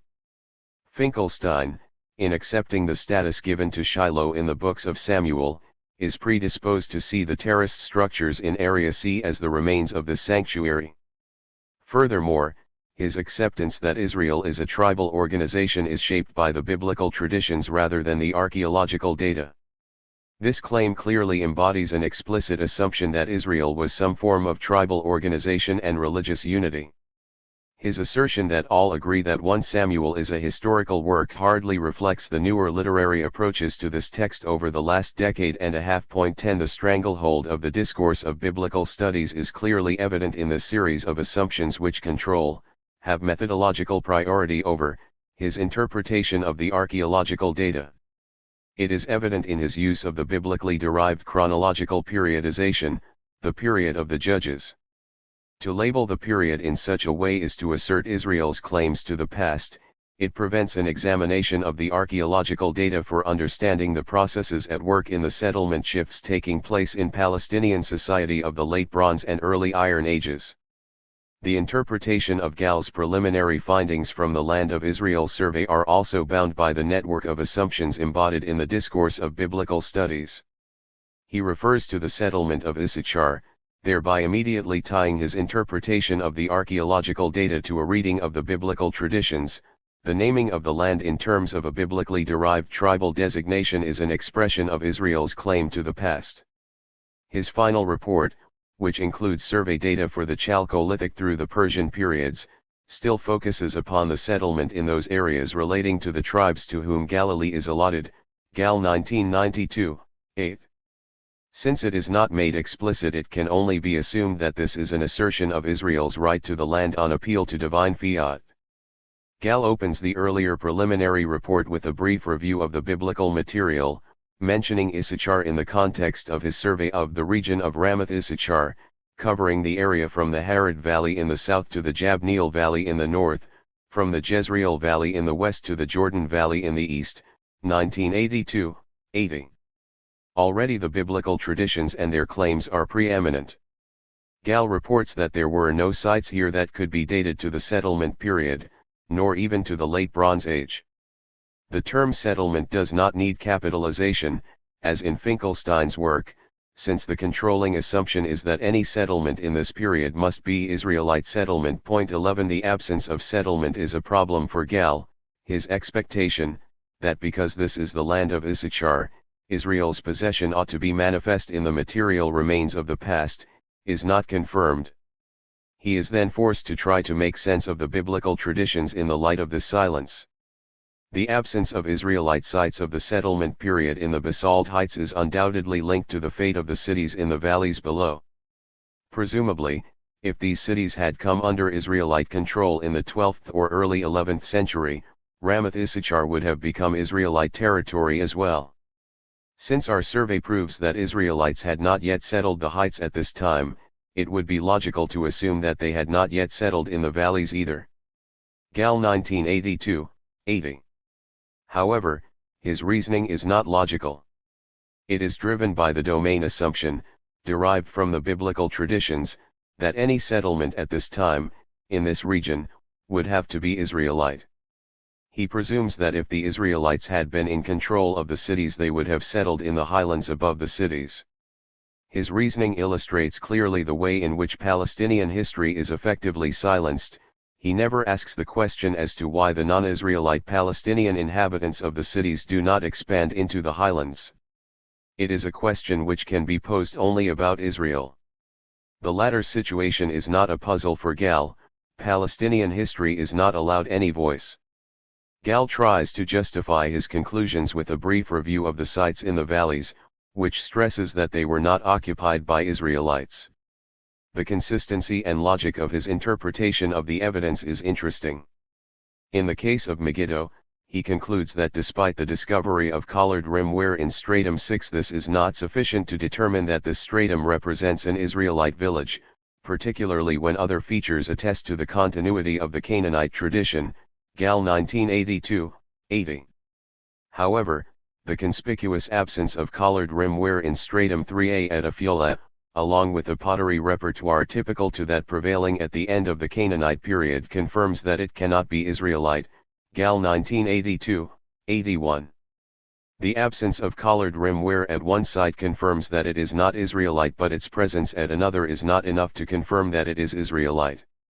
How much collared rimware needs to be present in order to confirm the presence of Israelites? In the case of other sites in the valley such as Tel Kadesh, Tel Kiri, Tel Kishan, and Tel Menorah, the controlling factor in determining the ethnicity of the inhabitants is the continuity of pottery repertoires with the late Bronze Age. Gal then tries to correlate the findings from his survey with a re-examination of the biblical traditions about Issachar. Thus the failure to mention Issachar in the story of Gideon's pursuit of the Midianites or the Battle of Deborah, Judges 4, is seen as confirming that Issachar was absent from the land assigned to it. He does not puzzle over why a territory named after the tribe is empty of that tribe. Instead, references to Issachar's tenuous connection with the Samarian hills, 1 Chronicles 7, 1, 1 Kings 15, 27, results in the claim that in the light of this archaeological and biblical evidence, we may conclude that Issachar settled together with Manasseh within the latter's territory in the northern Samarian hills, Gal 1982, 83. Only after the destruction of the Canaanite cities at the beginning of the 10th century BCE did some of the clans of Issachar move to the basalt heights of eastern Lower Galilee, Gal 1982-83, seemingly, moving to a territory which according to Gal was already named after them. It is his understanding of the biblical traditions and not the archaeological evidence which governs his assumptions about the location of Israel or particular tribes. There is nothing in the archaeological data which would allow particular sites to be identified with Issachar or Israel for that matter. The presence or absence of particular pottery types seems to have no effect upon the decision. The findings of the survey, in particular the absence of early Iron Age sites in this region, ought to lead to questions about the process of settlement and the factors which affect it. Are the sites indigenous? Do they show clear signs of material continuity? And, if so, why did sites appear here in the early Iron Age? But instead the concern is with trying to correlate this with the biblical traditions. Despite all the problems inherent in interpretation of the archaeological data, no thought is given to the possible relevance of this material for the pursuit of Palestinian history. The circularity of reasoning which stems from the central problem of the discourse of biblical studies in the quest for this imagined past of ancient Israel is evident in a number of other influential and representative reports and monographs on the archaeology of early Israelite settlement. The excavation and publication of the small rural site of Gilo on a high ridge to the southwest of Jerusalem with Bethlehem on the southeast provides a case in point. Mazar 1981, 1-36, 1982, 167-78. Mazar asserts that it is the only site in the northern part of Judah which can be related with much certainty to the earliest Israelite settlers in this area. Mazar 1981, 2. Emphasis added. The certainty is dependent, however, on an understanding of the material finds at the site read in conjunction with the traditions of the Hebrew Bible.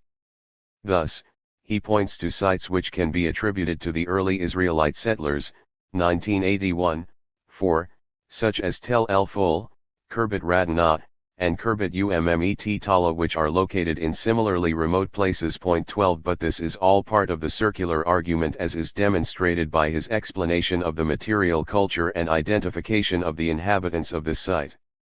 He notes that the four-room house type, found at Gilo, is known in non-Israelite regions of the country, 1981, 10, as at Tel Kissel, Tel Sira, and Megiddo Stratum Vibe, but still insists that because it is also found at Khirbet Radna, Isbitzarta, and Tel Massos, it has become clear that this plan was common in Israelite sites of the Iron Age. 1981, 10.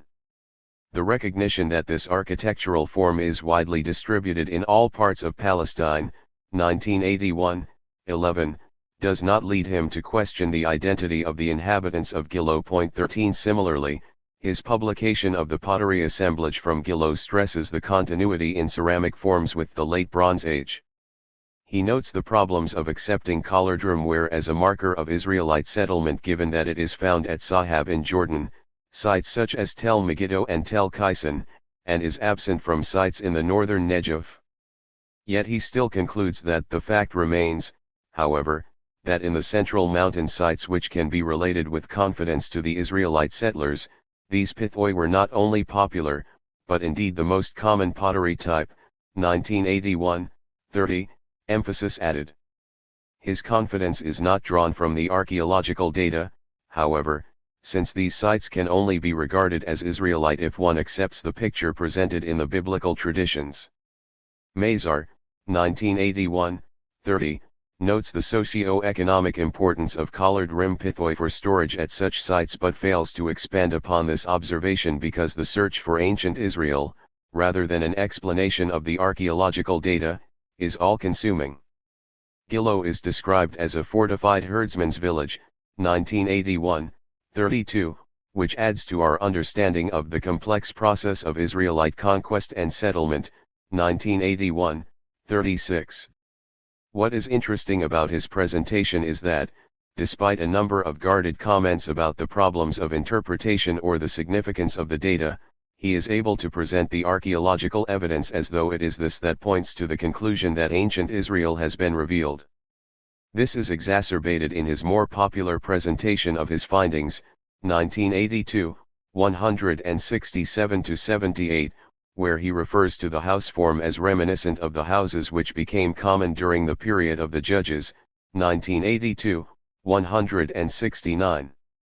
The problematic distribution of ceramic or architectural types is overcome when the reader is informed that the identification of the settlers with the earliest families of Judah who settled in this region suggests itself naturally, 1982, 170. But why is it such a natural conclusion?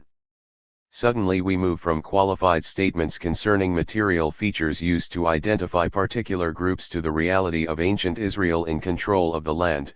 The architecture of the excavated private house, apparently an early example of typical Israelite private architecture, reinforces this conclusion. The site at Gilo effectively illustrates the process of Israelite settlement in the Central Hill Country, 1982, 170. Yet the ambiguous archaeological data cannot confirm any such conclusion. Such an assertion is dependent upon factors external to the archaeological data, namely the biblically inspired idea that Israel is to be found in the Palestinian Hill Country. We find similar problems in the interpretation of a small iron eye site on a ridge in the northern part of the Central Hill Country. Mazar, 1982, 27, describes this site, in the opening paragraph of his report, as an open cult place situated on a hill in the land of Manasseh and dated to the period of the Judges. Palestinian history is silenced before it can have a chance to speak. The labels used emphasize that this time and this space belong to Israel. He concentrates on the bronze figurine found at the site, which despite its obvious connections with indigenous Palestinian religious iconography and imagery is thought to be in the possession of Israelites. The use of a sophisticated bronze figurine by Israelite settlers of the 12th century BC can be explained in the light of our knowledge of the continuation of Canaanite metallurgy during the Iron Age, as evidenced from the finds at Megiddo, Beth Shan, and Tel Es Sedi. Mazar 1982, 32. It seems they either obtained this by trade or, less plausibly, through manufacture by an Israelite craftsman inspired by Canaanite traditions.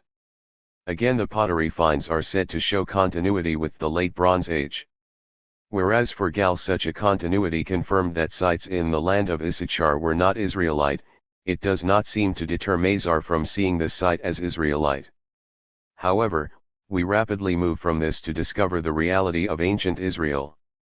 The site is said to be located in the midst of a cluster of iron eye sites which should probably be related to the settlement process of the Israelite tribes in the area, 1982, 37. 14 The so-called bull site is then considered to be a central ritual place for the group of settlements, 1982, 37-8, a conclusion which then leads to a further conclusion that Israelites, probably of the tribe of Manasseh, were builders of our site, 1982, 38. Thus a chain of probabilities, based on assumptions drawn from the biblical traditions, concludes with the discovery of Israel. Here is Israel located in the land, located in the past. This imagined past, however, has blocked any attempt, however tentative, to explore alternative constructions of the past based upon the archaeological evidence freed from the straitjacket of the Hebrew Bible. Mazar's, 1990, recent general review of the archaeology of the land of the Bible shows a growing awareness of the problems of interpretation which have governed this search. He makes a conscious attempt to use the term Palestine rather than Land of Israel or Eretz Israel to refer to the region.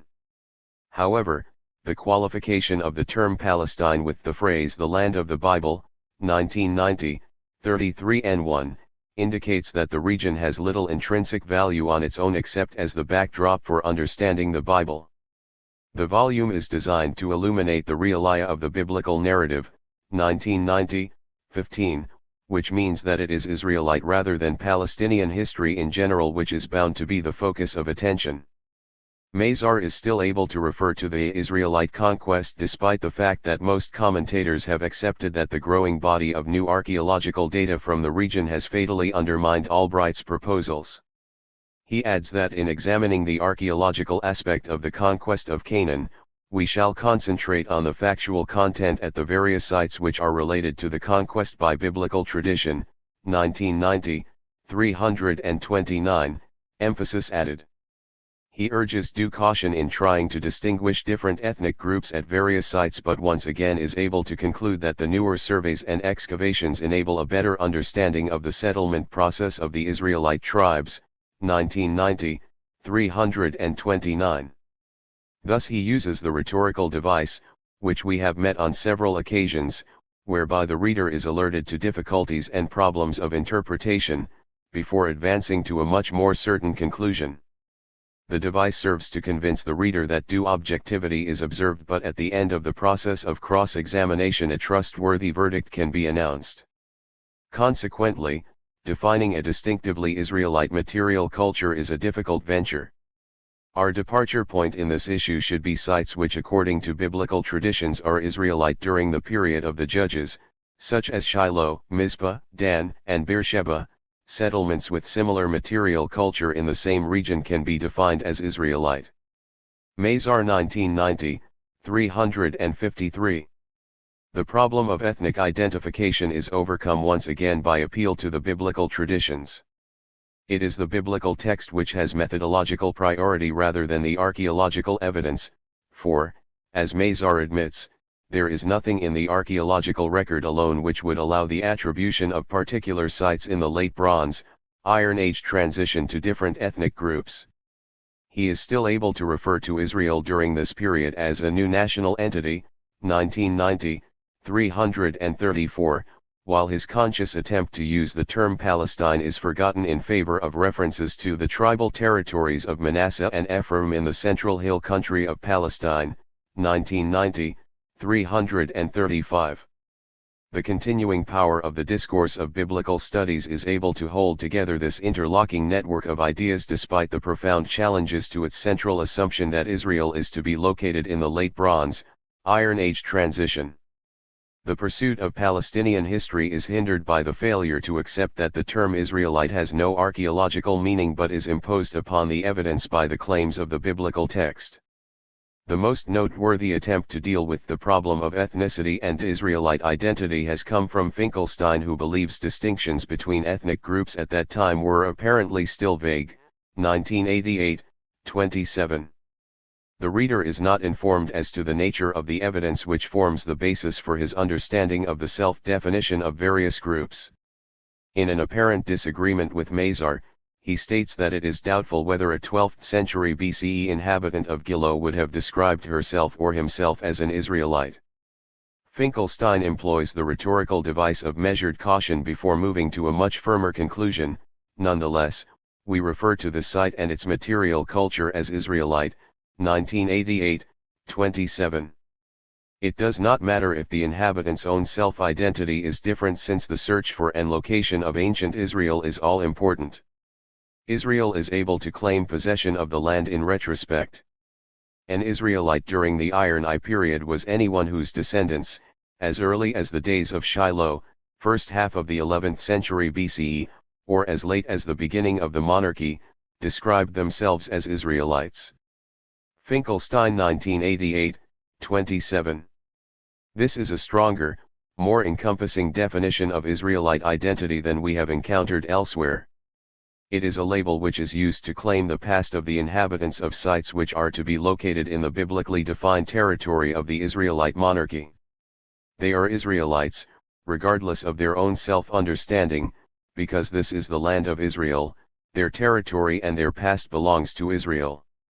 Once again, the controlling factor in all this, as we have already noted, is an acceptance of the essential historicity of the narratives in 1 Samuel, see Miller 1991a, 97-9. The conceptualization and control of the past inherent in Finkelstein's definition is drawn into sharp relief by the problem of Galilee, as he is aware, 1988, 28. Here is a region of Palestine which is not considered to be part of the territorial jurisdiction of the early monarchy. It does not therefore qualify as Israelite under the terms of his definition. Furthermore, he argues, against Aharoni, that Iron Age settlement in the area was later than previously thought, belonging to a later or secondary phase rather than as part of the first phase of settlement, 1988, 323-30. As is well known, these settlements are not characterized by the collared rim where common in the Central Hill Country and other areas of Palestine. Yet none of these seemingly fatal objections prevents him from insisting that it is Israelite. It then becomes part of his definition of what it is to be Israelite.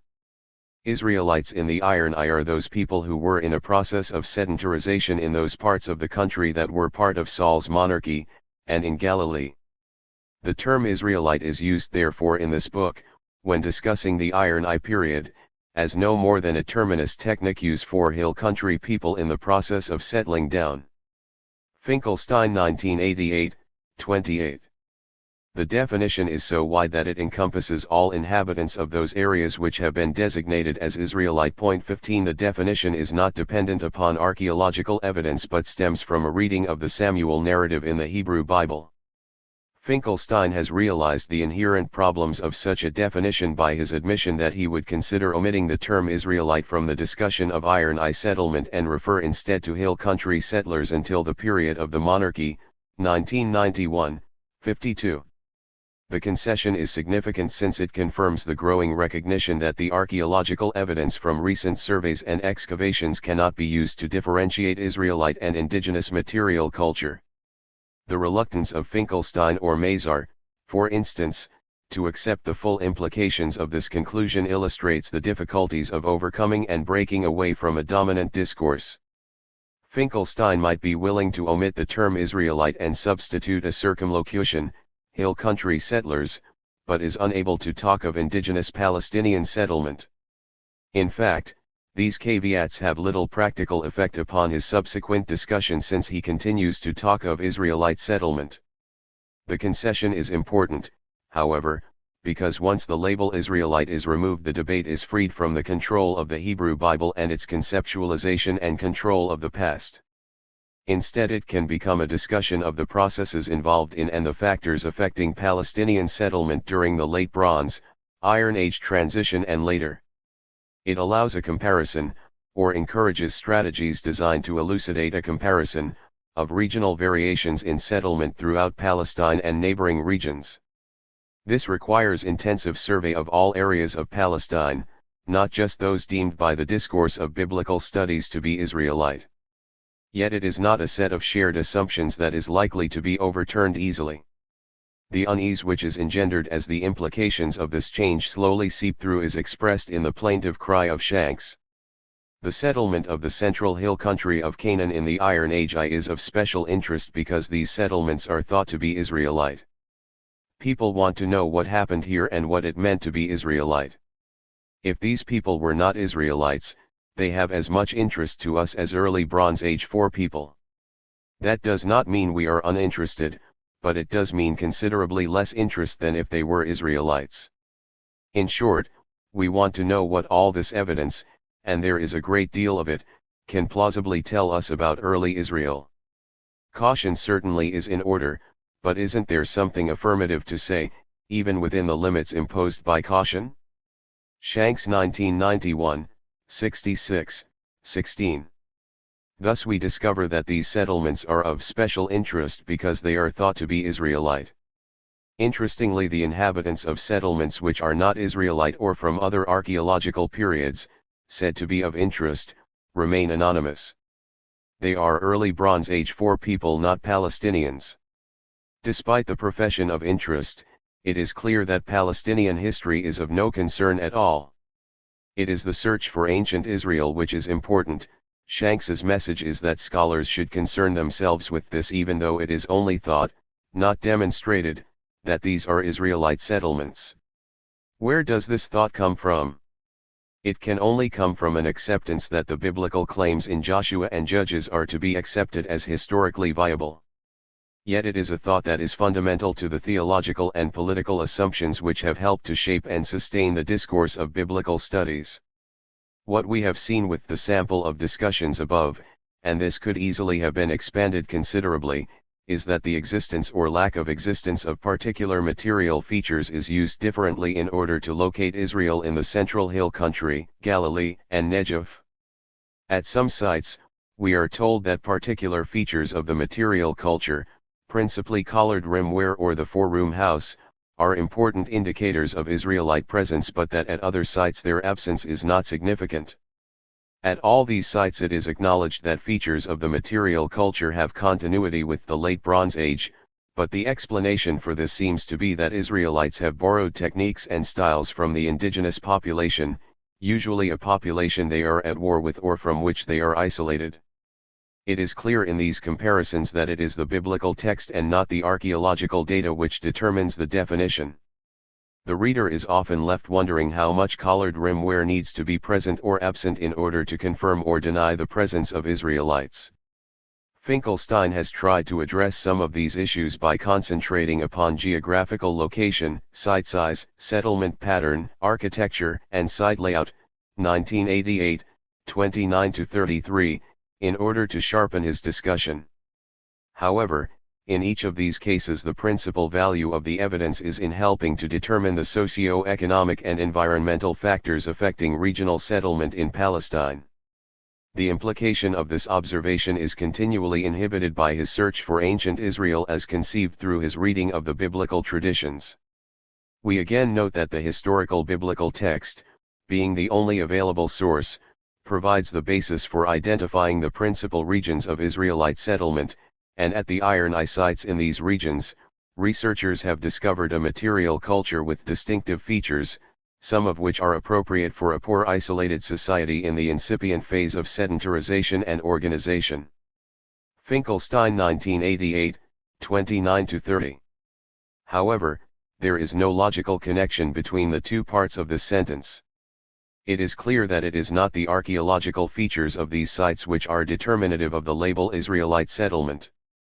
This just continues the circularity of the discourse of biblical studies as illustrated in his assertion that Israelite cultural traits must therefore be deduced from the Iron Eye sites in the Central Hill Country, especially the southern sector, where the identity of the population is not disputed, 1988, 28, emphasis added. Yet, like so many other archaeologists, he notes that all these material features have precedence or connections with features at non-Israelite sites or previous periods and that they are probably determined by topographic and economic considerations. The last point is vital to the pursuit of Palestinian history, but its implications are denied by the search for ancient Israel. This is evident in his subsequent presentation of survey and site information, of which the discussion of the territory of Benjamin is typical. The accumulated archaeological data for Benjamin, combined with the biblical descriptions of the days of Samuel and Saul, indicate that the main Israelite activity in Benjamin in Iron Eye was concentrated in the eastern part of the ridge and the desert fringe. The territory of Benjamin was thus divided along ethnic lines. The Hivites settled in the west and the Israelites in the east. In any case, we are unable to single out differences in material culture between these two ethnic entities living in the territory of Benjamin at the beginning of Iron Eye. Finkelstein 1988, 65, emphasis added. It is abundantly clear that despite the sophisticated use of percentage counts of pottery types or the comparison of other material features, there is nothing in the archaeological record which allows one site to be labeled Israelite or another Hivite. Finkelstein does not even attempt to discuss Hivite identity, it is a label which is taken over from the Hebrew Bible. He admits that he does not know how the Hivites came to be in the region or how the cities came to be Israelite. This ethnic differentiation is drawn on the basis of the biblical traditions, despite the fact that there is nothing to confirm this in the archaeological data. As we have seen throughout, the puzzle for archaeologists is that they have assumed that ancient Israel inhabited particular areas of the country and therefore it ought to be possible to distinguish Israelite occupation. Even after it became clear that particular ceramic and architectural forms were found in diverse parts of Palestine or in areas which the Bible does not reckon to be Israelite, the drive to find Israel continued. It is the discourse of biblical studies which has encouraged this blinkered pursuit of an imagined past, a situation which has been reinforced by the political needs of the modern state of Israel to find itself in the past. Despite the fact that the increasing body of archaeological data and the undermining of historical critical approaches to the biblical texts have effectively shattered the dominant paradigm, it has such a hold on the conceptions and consciousness of Western and Israeli scholars that it has clung on tenaciously in the face of such overwhelming dissonance. This is one of the best illustrations of the power of the discourse of biblical studies to silence Palestinian history and obstruct any alternative construction or claim to the past. The politics of archaeology, evident in so many different regions of the world, has been raised to a fine art in biblical studies. Anderson, 1991, 183, notes that archaeology is such a profoundly political enterprise that the personnel of a colonial state are unlikely to be aware of the fact. This deeply political shaping of archaeology has rarely been acknowledged in the discourse of biblical studies. It is not as if this is a matter that has not been recognized by political commentators such as Elon. In the political culture of Israel, the symbolic role of archaeology is immediately evident. Israeli archaeologists, professionals and amateurs, are not merely digging for knowledge and objects, but for the reassurance of roots, which they find in the ancient Israelite remains scattered throughout the country. Elon 1983, 280. He also refers to the treatment of the discovery of the Dead Sea Scrolls as assuming a hallowed air, considered by many to be almost titles of real estate, like deeds of possession to a contested country, 1983, 285. Yet the discourse of biblical studies has tried to present the search for these roots, the excavation and mapping of various sites, as the objective search for knowledge. The critical issue which Elon identifies, the implications of archaeology or the constructions of the past for contemporary struggles over a contested land, is ignored or denied in the discourse of biblical studies. The stranglehold of this discourse, its ability to disguise the political shaping of the past, is revealed ironically and unexpectedly in Silbermann's, 1992, review of recent scholarship. Silbermann remains strangely silent on the politics of this new archaeology of Israel.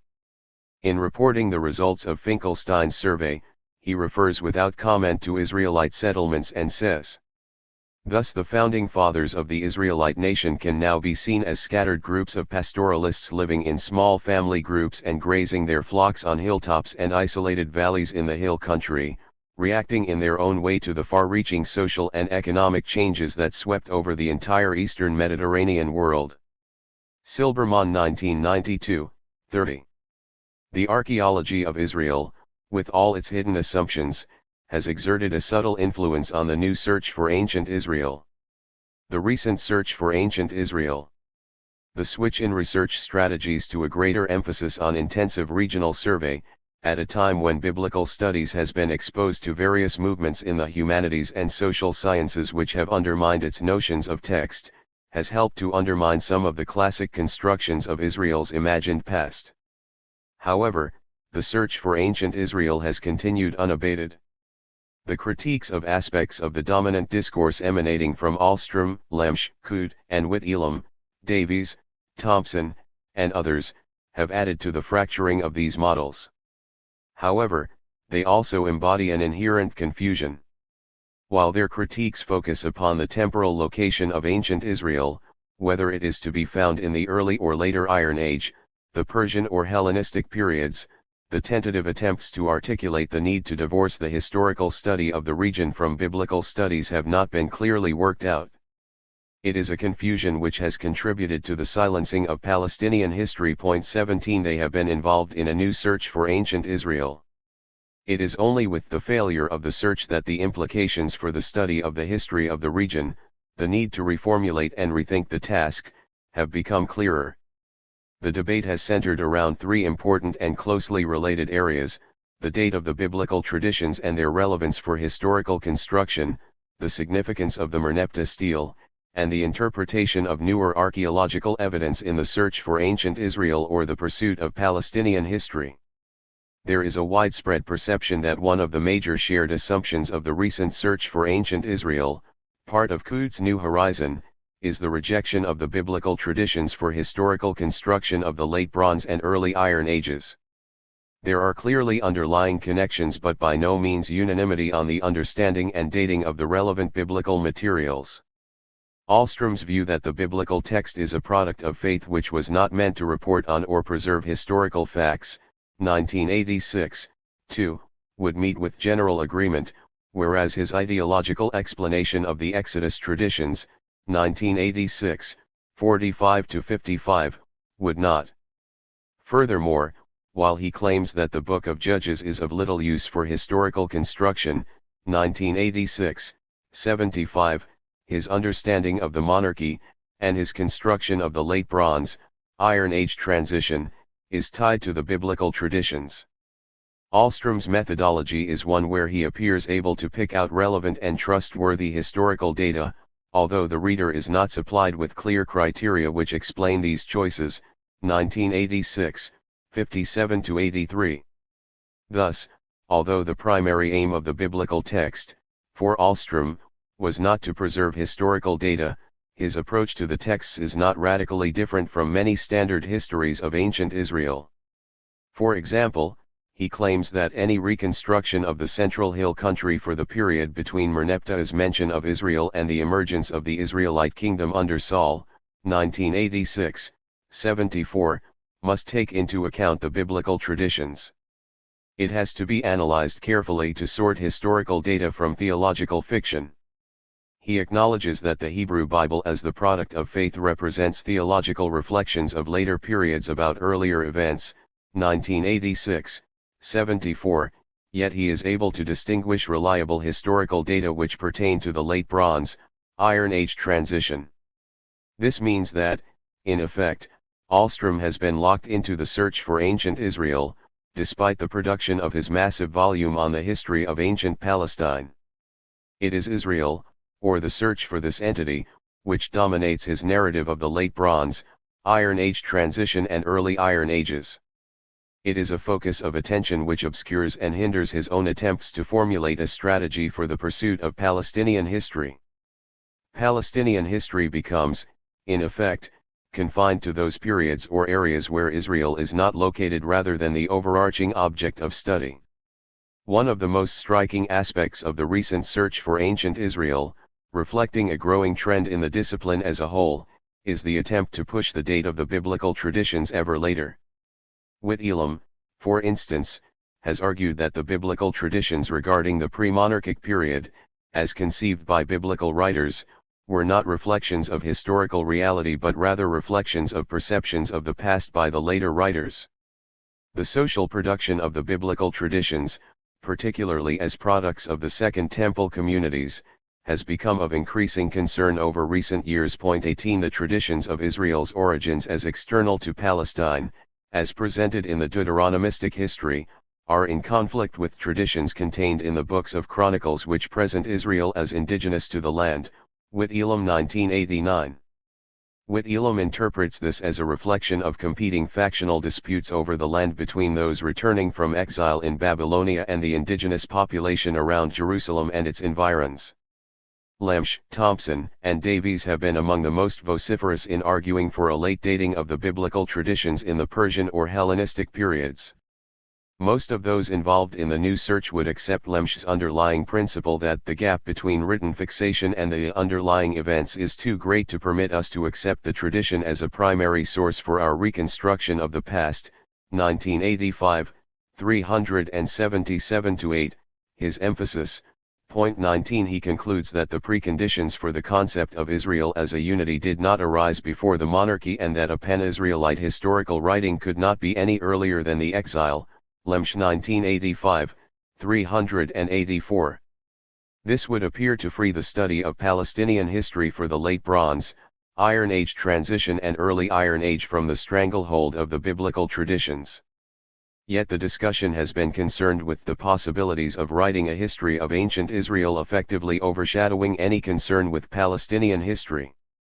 The attacks upon text-based approaches to the history of ancient Israel, the challenge to source-critical analyses in the light of newer literary approaches, helped to undermine the confident production of a whole series of volumes on Israelite history in the 1970s and 1980s. This at least gave pause for thought as to the nature of the enterprise. Point 20. However, attempts to redefine the nature of the historiographic task by appealing to the growing body of archaeological data for the region were still locked into the search for ancient Israel. Whitelam 1989, Thompson 1987, 13-40.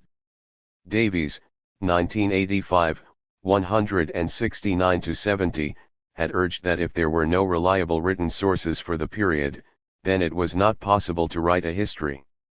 The debates focused upon the type of history which was possible, a move from the event-centered, personality-dominated narratives of traditional biblical histories to a broadly uninspired concern with social history in its broadest terms. Coote and Whitelam 1987, Whitelam 1989. But, at the point when some were arguing that the study of the Late Bronze, Iron Age transition and Early Iron Age had been freed from the constraints of the periodization and characterization of the biblical traditions, the new search remained in the grip of the powerful assumptions of the discourse of biblical studies. It remained a search for ancient Israel rather than a pursuit of Palestinian history. Point 21. The central confusion between the relationship of Israelite to Palestinian history remained the stumbling block to a realization of the far-reaching implications of the shifts which were taking place in biblical studies and related disciplines. Thompson's vision of an independent history is couched in terms of the history of Israel rather than of Palestine.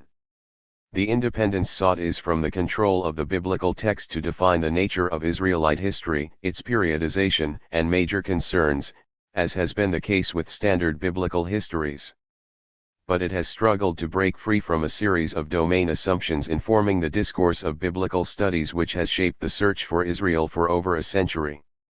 Although Thompson talks of a new historiographical paradigm, 1992b, 2, the full implications of the series of shifts he identifies under this label remain obscured by Israel's control of the past. The talk is still of researching Israel's origins, 1992a, 107, as methodologically apart from the late Judean historiography about its past, 1992a, 108. The effect of the concern with the late, ideological construction of the past has been to push the starting point of the history of Israel to later periods, producing essentially a history of the gaps. For Sagan and Miller and Hayes the starting point has to be delayed until the period of the Davidic monarchy, whereas for Lemsch, Thompson, and Davies the focus of attention switches to the Persian and Hellenistic periods. The effect is that as preceding periods become devoid of history, the focus on Israel and its past is so all-consuming that the gaps become of little intrinsic interest as the gaze follows the temporal movement of ancient Israel. Lemsch, Ahlstrom, Coote, Thompson, and Whitelam refer to the desire to pursue a wider regional history of Palestine, but it is rarely clearly demarcated from the search for ancient Israel. Thompson, for instance, can state that the issue of whether a history of Israel can be written at all must take central stage in all future discussions, 1992a, 110. Yet the logic of his argument, as with others involved in the new search, is not prosecuted with sufficient vigor in order to articulate the priority of the study of the history of ancient Palestine divorced from the concerns and control of biblical studies. The recent search has shown how difficult it is to escape from the limits of a particular discourse which shapes academic research in ways of which the participants are often unaware. The full implications of the increasing location of biblical traditions in the Persian and Hellenistic periods or their relationship to historical reality have not been worked out in freeing the past from the control of Israel or of the biblical traditions. The challenge to the dominant discourse, the attempts to offer alternative constructions of the past, have remained bound by other of the domain assumptions which have shaped historical research in biblical studies, helping to marginalize and silence the study of the history of ancient Palestine. The Merneptah stele, first discovered in 1896, containing the first mention of Israel in an extra-biblical text, has begun to assume an importance in recent discussions similar to that of the Tel Dan inscription in the defense of the biblical traditions of David.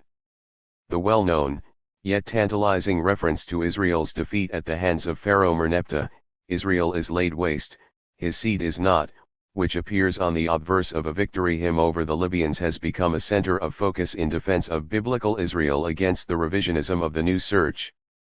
Bimson, 1991, provides a spirited defense of the biblically inspired imagined past of Israel based on his interpretation of the stele.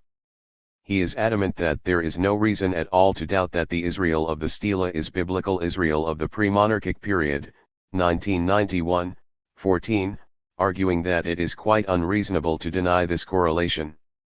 The appeal to what is reasonable is part of the rhetoric of objectivity in order to support the dominant construction of Israel's past within the discourse of biblical studies. Any opposing views are by definition unreasonable and to be rejected. However, the reasonableness of Bimson's conclusion is not immediately apparent. He does not elaborate on the nature of biblical Israel in terms of whether or not it is a picture drawn from the Pentateuch, the Deuteronomistic history, Joshua, Judges, Chronicles, or an amalgam of all these and other biblical materials. He acknowledged that the stele does not provide information on the social organization of this entity Israel, but he remains reasonably sure that Merneptah's Israel was a tribal confederation, such as we find reflected in the Song of Deborah, 1991, 14. It is difficult to see what is reasonable about this conclusion. The notion that Israel was a tribal organization is drawn from his understanding of biblical traditions. Point 22. It is only reasonable if one accepts his reading of the traditions and the assumption that these traditions in some way reflect the historical reality of the Late Bronze, Iron Age transition. It still remains to make a clear and unequivocal connection between the entity mentioned in the stele and Bimson's biblical Israel. Point 23. The only clear information provided by the inscription is that some entity called Israel was encountered in the region by the pharaoh's troops towards the end of the 13th century BCE. It does not confirm or deny whether this was a tribal organization or geographically extensive. The stele has also played a central role for some of those involved in the new search. Ahlstrom's distinctive contribution to the discussion has been to insist that the term Israel was originally a territorial designation for the Central Hill Country of Palestine. He asserts this on the basis of his proposal that the final lines of the stele have a distinctive ring structure which equates different elements. Thus Heru is composed of Canaan and Israel, where Canaan refers to the more densely populated coastal lowlands and Israel designates the hill country. He traces the development of the use of the term Israel from a territorial term, to a political term designating the state in the Central Hill Country established by Saul, to its later restriction to the northern kingdom until 722 BCE. It later became a religious term to designate the people of Yahweh, was then restricted to the returnees under Ezra's law, before eventually becoming an ideological term for Judaism. Ahlstrom 1986, 118. On the basis of his understanding of its origins as a geographical term, he goes on to argue that it was with the emergence of Saul's kingdom that the name Israel came to signify a political entity. Ahlstrom 1986, 40. Ahlstrom was one of the first scholars to question the common application of ethnic labels to iron eye sites supposedly on the basis of the archaeological evidence. He was also a pioneer in articulating the need for the study of Palestinian history, a long-term project which was seemingly realized with his posthumous volume, 1993. Paradoxically, however, he has perpetuated the search for ancient Israel and its claim to the past. His focus is clearly upon Israel and Israelite self-definition, marginalizing any Palestinian perspective. The territorial label of the Central Hill Country as Israel, the modern occupied West Bank, reinforces, however unwittingly, the claim of Israel to its possession through historic right. The Merneptah stele has also figured prominently in Coote's exploration of the new horizon which he perceives as resulting from the new search. His description of Israel as a Palestinian tribe or tribal confederation is based upon a reading of the Merneptah stele and Anthropological Studies of Tribal Societies, 1990, 71-93. The discussion of tribal organization, social relations, and settlement provide a valuable basis for the study of Palestinian history in general. However, like Bimson, he draws a series of far-reaching conclusions which can hardly be supported by an appeal to the ambiguous reference provided by Merneptah's scribes. Israel, for Coote, was a political entity, in his words a name for a structure of power. Coote 1991, 40, a tribal organization, which Imperial Egypt was forced to confront and then sustain in order to bolster its empire against the Sea peoples and the Hittites to the north, see also 1991, 45. His valuable discussion of political and social relations in the Late Bronze and Early Iron Ages is undermined by the distraction of his search for ancient Israel. His appeal to anthropological parallels in understanding the nature of tribal society. Israel was not a single religious group, family, nation, race, nor ethnic group, 1990, 71, is governed by a concern to find Israel. Palestinian history remains muted and marginalized. Coote is able to assert that the origin of Israel, while indeterminate, is not, in my view, a mystery, 1998. While recognizing that the entity referred to as Israel by Merneptah's scribes predates the shift to highland settlement, 1990, 72, he still makes a direct link between this entity and the inhabitants of the settlements, continuing the assumption which has dominated the discourse of biblical studies and shaped the archaeology of ancient Israel. In the 12th and 11th centuries, people named Israel inhabited recently founded villages in the highland, 1990, 72. The appeal to social anthropology and historical parallels has failed to free the study of the history of ancient Palestine from Israel's dominance of the past. This dominance is so complete that Coote is able to state that the political integrity of much of Palestine depended upon Israel's viability, 1990, 75. The Merneptah stele is very similar to the Tel Dan inscription in that it offers very little unambiguous evidence about the nature and location of ancient Israel or its connection with the picture presented in different parts of the Hebrew Bible. The problem turns on the significance and meaning of the determinative which has been applied by the Egyptian scribes to Israel compared with other entities or locations mentioned in the same context.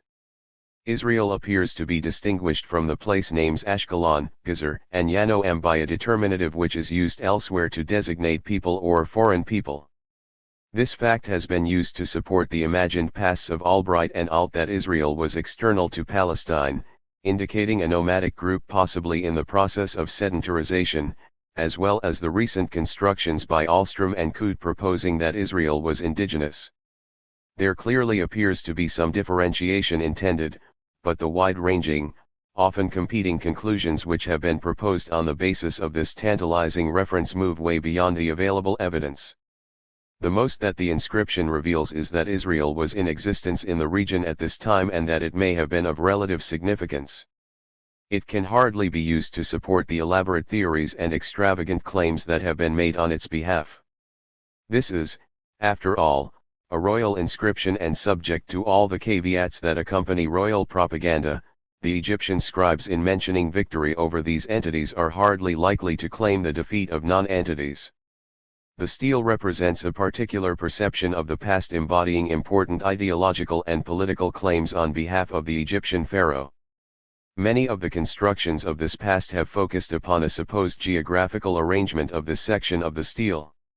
This supposed south-north arrangement has been used to support a northern location for Israel and, as we have seen, underlies Coote's claim that Israel was a Palestinian tribal organization used by the pharaoh as a buffer against the Hittite threat from the north. 24 Yet this is hardly conclusive since this perceived arrangement is dependent upon the mention of 2 or 3 towns and a further unidentified site.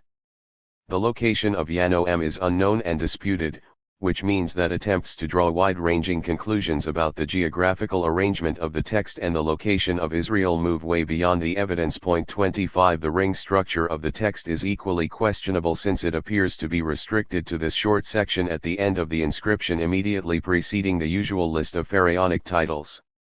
Even if there is a formal literary structure, as Ahlstrom, Edelman, and Bimson suggest, it is difficult to be sure that this then reflects a geographical arrangement given the small number of sites mentioned. It certainly provides no information on the social organization or geographical extent of the entity Israel. Yet the reading of the Merneptah stele comes to form part of the interlocking network of assumptions which inform the archaeology of ancient Israel. Israel is to be connected with the settlement shift to the highlands of Palestine in the Late Bronze, Iron Age transition. Therefore Merneptah's Israel must be located in the hill country. The circularity is self-confirming since the reference in the stele is then appealed to, as we have seen with Bimson, to confirm the archaeological connection which then has been used to justify the picture of biblical Israel in Joshua and Judges. The entity Israel, one of a number of different entities which the Pharaoh claims to have defeated, is no longer an aspect or participant in Palestinian history. It dominates the whole of Palestinian history, preventing the construction of any alternative claim to the past. The other characteristic feature of the new search has been a self-conscious attempt to question the biblically inspired constructions of the past in the light of social anthropology and the interpretation of archaeological data from the region. Lemsch's massive tome on early Israel began as a critique of Mendenhall and Gottwald, incorporating a wealth of anthropological detail on the nature of social relationships in ancient Palestine. He acknowledges that the discussion of current anthropological work takes up a disproportionate amount of space, 1985, 14. Yet he provides one of the most comprehensive treatments of anthropological theory and data as part of a critique of what he terms the revolution hypothesis and the earlier constructions of the past by Altnoth and Albright, Bright. Similarly, Coote and Whitelam, 1987, Coote, 1991, and Thompson, 1992a, rely heavily upon social anthropology in trying to understand the nature of social relations in Palestine in the Late Bronze and Early Iron Ages. Yet throughout these works it is the distraction of the label Israel, the distraction of the search for ancient Israel and the power of Israel's imagined past presented by the biblical writers, which continues to hinder and confuse the pursuit of Palestinian history. Ahlstrom, 1986, is less explicit in his use of anthropological parallels but was one of the first to question the veracity of ethnic labels used to differentiate Iron sites. He was well aware that archaeology alone reveals nothing about the origins of Israel but provides information on the settlement patterns and cultural traits of the population of Palestine during the period in which Israel appeared in history, 1986, 2, 1991a, 19. He notes that the interpretation of archaeological data has been guided by a pan-Israelite ideology, 1991a, 24.26. This increase in settlements in the sparsely populated hills in the 13th to 12th centuries BCE is understood by Ahlstrom as motivated by a desire to escape from the wars and upheavals of the period. See also Callaway, Coote, and Whitelam. He appeals to the Amarna letters to show that it is possible to deduce that social unrest and discontent were primary forces which prompted the movement of population groups from all directions, Ahlstrom 1986, 18-19. However, the material evidence for the central hill country of the 14th to 13th centuries BCE was Canaanite, as was the material culture of the Negev for the period c. 1200 BCE. This is evident in the house types and the pottery, 1986, 27-8, .27. His summary, 1986, 83, of the period as showing a material and religious cultural continuum from the Late Bronze Age to the Iron Age period is echoed in the works of Lemsch, 1985, Coote and Whitelam, 1987, Coote, 1991, and Thompson, 1992a. All this would appear to point to a clear articulation of the broad features of Palestinian history in the Late Bronze, Iron Age transition. Ahlstrom makes clear that the settlement shift is indigenous to Palestine and explainable in terms of social and political processes at work throughout the region. However, this construction of the past, the further probing of Palestinian history from this perspective, is hindered because of his continued fascination with the search for ancient Israel. Thus he describes his study as principally an attempt to situate the Israelites in history, 1986, 1. Despite his questioning of many domain assumptions of standard reconstructions of the period, he is bound by biblically based reconstructions of the pre-monarchic and monarchic periods of Israelite history. Thus he argues that the increase in cultivation in the highlands led to bigger clans and villages and eventually to centralization and to the formation of an extensive political unit, the territorial state, Ahlstrom 1986, 20. Israel again emerges to dominate and effectively silence the Palestinian past. 28. Lemsch complains of the circularity of interpretation common within biblical studies, pointing out that the period around 1200 BCE is hardly ever described as an archaeological phase rather than a historical period. The reason for this seems to be the fact that some archaeologists appear to find it more fascinating to hunt for proof of the presence of Israel, since even the most minute changes in architecture, pottery, town layout, and so forth, have been taken to show the presence of new, foreign, elements among the existing population at this time. Lemsch 1985, 386. He calls for a description of the Late Bronze, Iron Age transition in Palestine from an international perspective along similar lines to the archaeologically based historical surveys of the Mediterranean, particularly for Greece. 29. He points out that merely to note settlement change, like alt, does not confirm that this is the result of external immigration. What is needed is a clear understanding as to the continuity, or discontinuity, of material culture, which accompanies such settlement shifts. This, he notes, was not possible for alt since his conclusions were based on available textual material, and he did not have access to current archaeological information. This led to an important conclusion which has resonance with others involved in the new search. Our conclusion is therefore unambiguous: archaeology and text may not be subsumed under a single formula.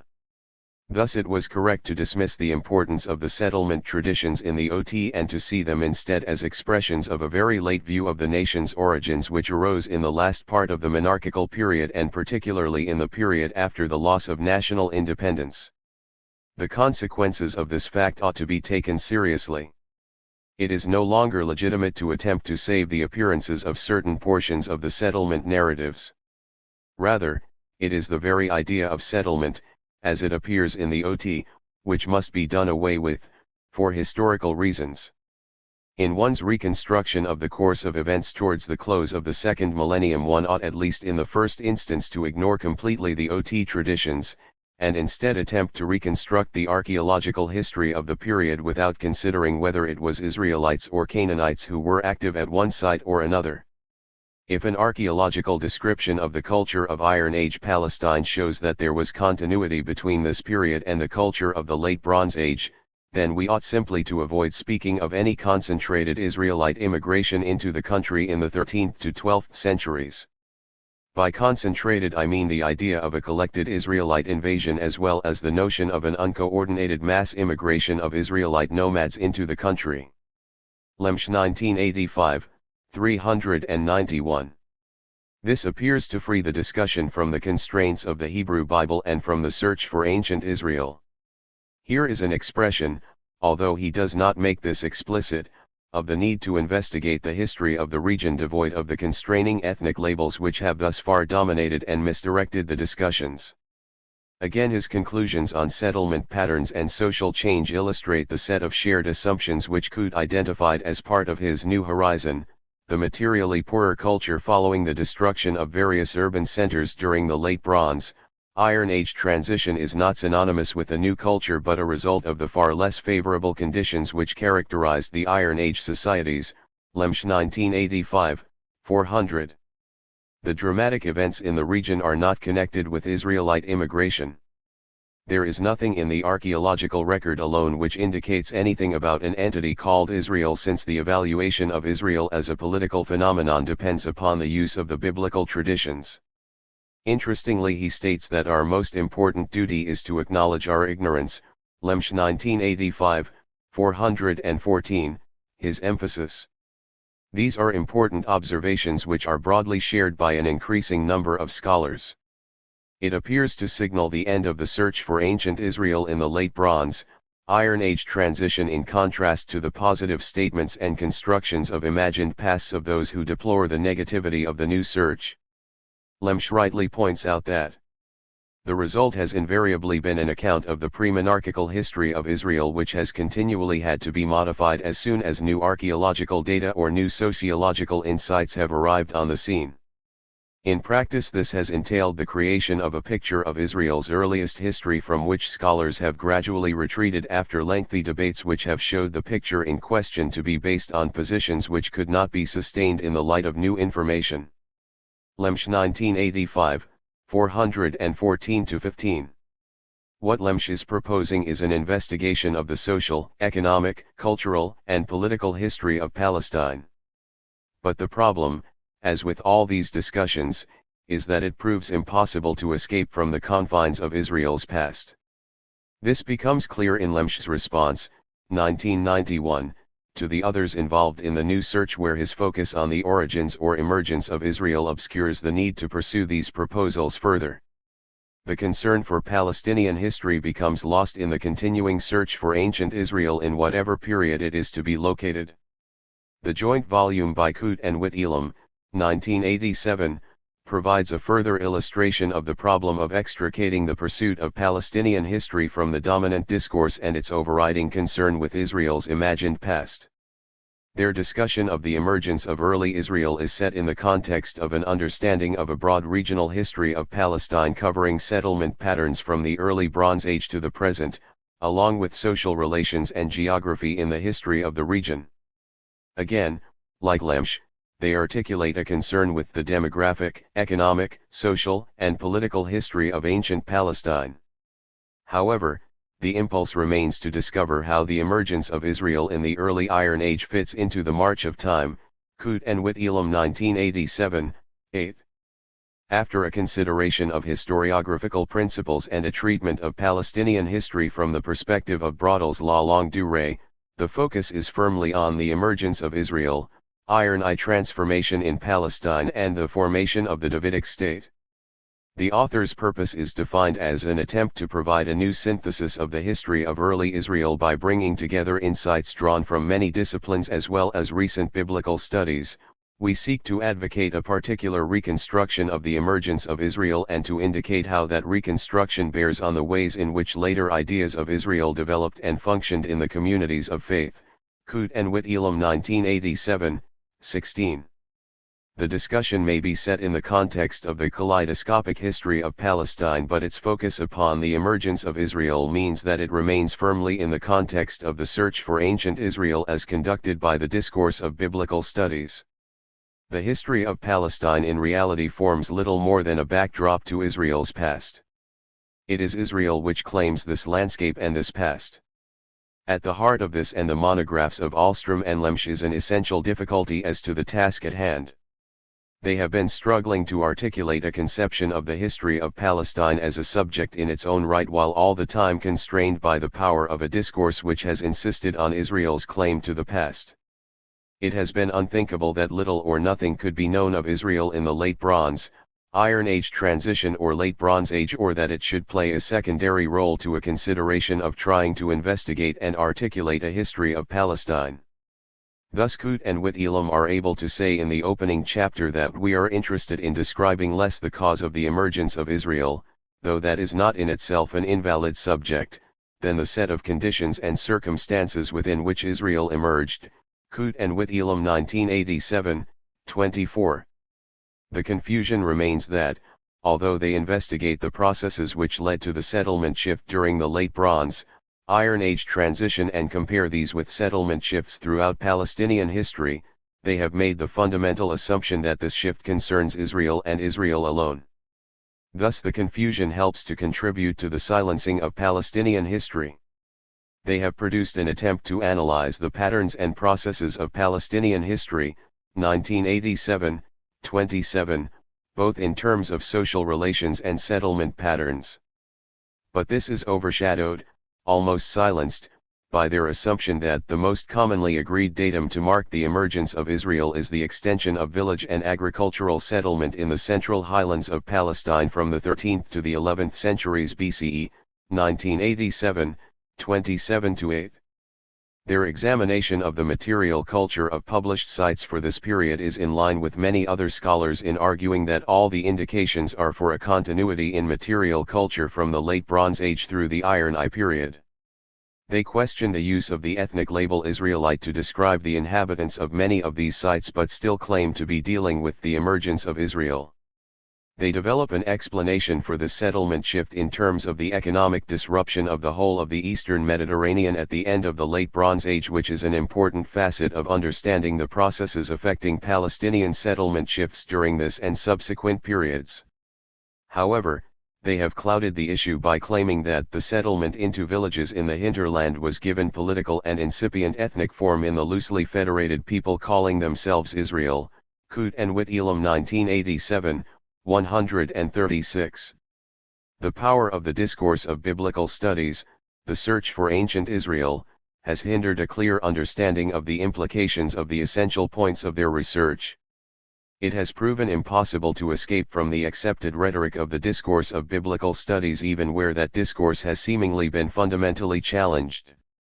They discuss, 1987, 167-77, the reasons why biblical scholarship from the early 19th century onwards has perpetuated the biblical picture of the origins and unity of early Israel without realizing that they have contributed to that perpetuation. The understanding of Israel as indigenous is a common thread running through all these works. At the time it was considered radical, building on and challenging the work of Mendenhall and Gottwald. Yet it's very radically obscured a much more important conclusion which was hinted at throughout, namely, the attempt to articulate the study of Palestinian history in its own right, to offer an alternative construction of the past which challenged the dominant understanding of the present in which both past and present belong to Israel. Kut and Whitelam, 1987, 167, hint at the problem but are never able to articulate it clearly. Our assumption, shared by many historians and archaeologists, that the emergence of numerous rural sites in the highlands and margins of Palestine during the transition from the Late Bronze to the Early Iron Age is to be identified with a single people, Israel, itself begs the question. They ask why the traditions obscure the nature of the emergence of Israel but do not ask about the much greater act of obscuration, the silencing of Palestinian history. Similarly, in a footnote to the introduction, Kut and Whitelam 1987, 179 and 3, they claim that we do not assume that by referring to the early Iron Age highland settlement as Israel that we have said anything qualitative about early Israel. We focus our history of Israel on this highland settlement because it is the clearest archaeological datum that precedes the eventual emergence of the kingdoms of Israel and Judah. The use of quotation marks betrays an unease with the term Israel, but it has little practical effect in freeing the discussion of the history of the region from the domination of biblical studies. Point 30. It is now becoming clear that once the label Israel is removed from the discussions, these authors are describing or trying to account for the political and social factors which affect the transformation and realignment of Palestinian society. Kut's, 1990, later attempt to articulate his understanding of the common trends in the new search is a case in point. The title of the work, Early Israel, A New Horizon, makes it clear where the focus and concern really lies. He notes that the Merneptah stele and the spread of settlement have been known for a long time and insists that these new settlements housed much of the population called Israel in early scriptural texts. The controlling assumption in reading the Merneptah stele and the archaeological evidence is his understanding of the production of many of the biblical materials at the court of David. It is part of the stranglehold of the discourse of biblical studies which has imagined a past from which biblical scholars and archaeologists have struggled but failed to free themselves. This is illustrated in Kut's elaboration of the New Horizon which, while recognizing that the inhabitants of the settlements are largely indigenous, claims that Israel was a strong tribal confederacy developed by Egypt and Palestinian chiefs, 1990, 5, or that the population of these new settlements enlarged the tribes of Israel, whose chiefs were increasingly regarded by Western Palestinians as the legitimate alternative to European and Anatolian rule, 1990, 5. He recognizes that Israel and the highland settlement are not coterminous and tries to explain this. Nevertheless, the spread of settlement and the origin of Israel were not the same thing. The extent of the settlement was not coterminous with Israel. Israel was a tribal force before the reversal of settlement trends, and settlement spread in many areas other than those that became Israelite. Before the spread of villages in the highlands, Israelites had contacts there, but most Israelites were located elsewhere, in the northern lowlands and the outlying settlements. Moreover, there was nothing unique about the spread of settlement that produced highland Israel. Like its people, highland Israelite society was an extension of Palestinian Israel in the 13th century. The highland settlement had everything to do with the age-long survival of the name Israel, but nothing to do with its origin. Coote 1990, 115, re-emphasized in 1991, 45. The problem here remains the distraction of the label Israel and claims to knowledge about the nature and social organization of this entity on the basis of the Merneptah stele and the biblical traditions. No evidence is offered to support the claim that Israel had contacts in the highlands before the settlement shift. The previous assumption that the settlement shift was to be equated with the emergence of Israel has been replaced by an assumption that this was an extension of tribal Israel. Thus Israel remains the focal and dominating point of all Palestinian history. He moves away from the conclusion of Coote and Whitelam, that the settlement shift was related to the economic disruption of the Eastern Mediterranean, to stress that it was due to a change in political circumstances in which tribal Israel was the political entity in the best position to oversee the spread of settlement and agriculture in the areas that later became highland Israel. The political change must have involved them. Coote 1990, 116, 1991, 44. This, he concludes, led to a shift from a tribal confederation in the northern lowland and frontier Palestine which was tied to Egypt, to a tribal confederation located mainly in the central highlands at first tied to Egypt and then freed from it after the decline of the New Kingdom. It was this latter entity which was involved in a struggle for supremacy with the lowland Philistine power. Many aspects of his synthesis point to the kinds of issue, the processes of settlement shift, economic and political organization which ought to be the focus of a regional Palestinian history of the period. However, once again, Palestinian history has been effectively silenced by the failure to escape from the all-pervading search for ancient Israel which comes to dominate the past by blocking and obscuring alternative constructions of the Late Bronze, Iron Age transition. What he terms the basics of the revolution, 1997, are not a revolution in our understanding of early Israel except as an illustration of Lemche's plea for an acknowledgement of ignorance. The significance of Coote's discussion of tribal society, minus the label Israel, lies less in the search for early Israel than in the pursuit of Palestinian history freed from the domination of this imagined past constructed by biblical studies from its understanding of the European nation-state and the emergence of Zionism in the 19th century. The continued confusion and failure to escape the search for ancient Israel, to step outside the discourse of biblical studies, is illustrated by T.L. Thompson's, 1992a, The Early History of the Israelite People, from the Written and Archaeological Sources. This is an extensive critique of biblical historiography which has many points of contact, as well as very significant differences, with the works of Ahlstrom, Coote, Lemche, and Whitelam. 31 in trying to describe what he terms the search for a new paradigm for the history of Israel, 1992a, 105, Thompson refers to the historiographical crisis created by the rapid deconstruction of biblical history from the 1970s onward. Yet, like most other works, it is bound by the distraction and confusion of the search for ancient Israel as the title suggests. Thus he describes the current situation in the following terms.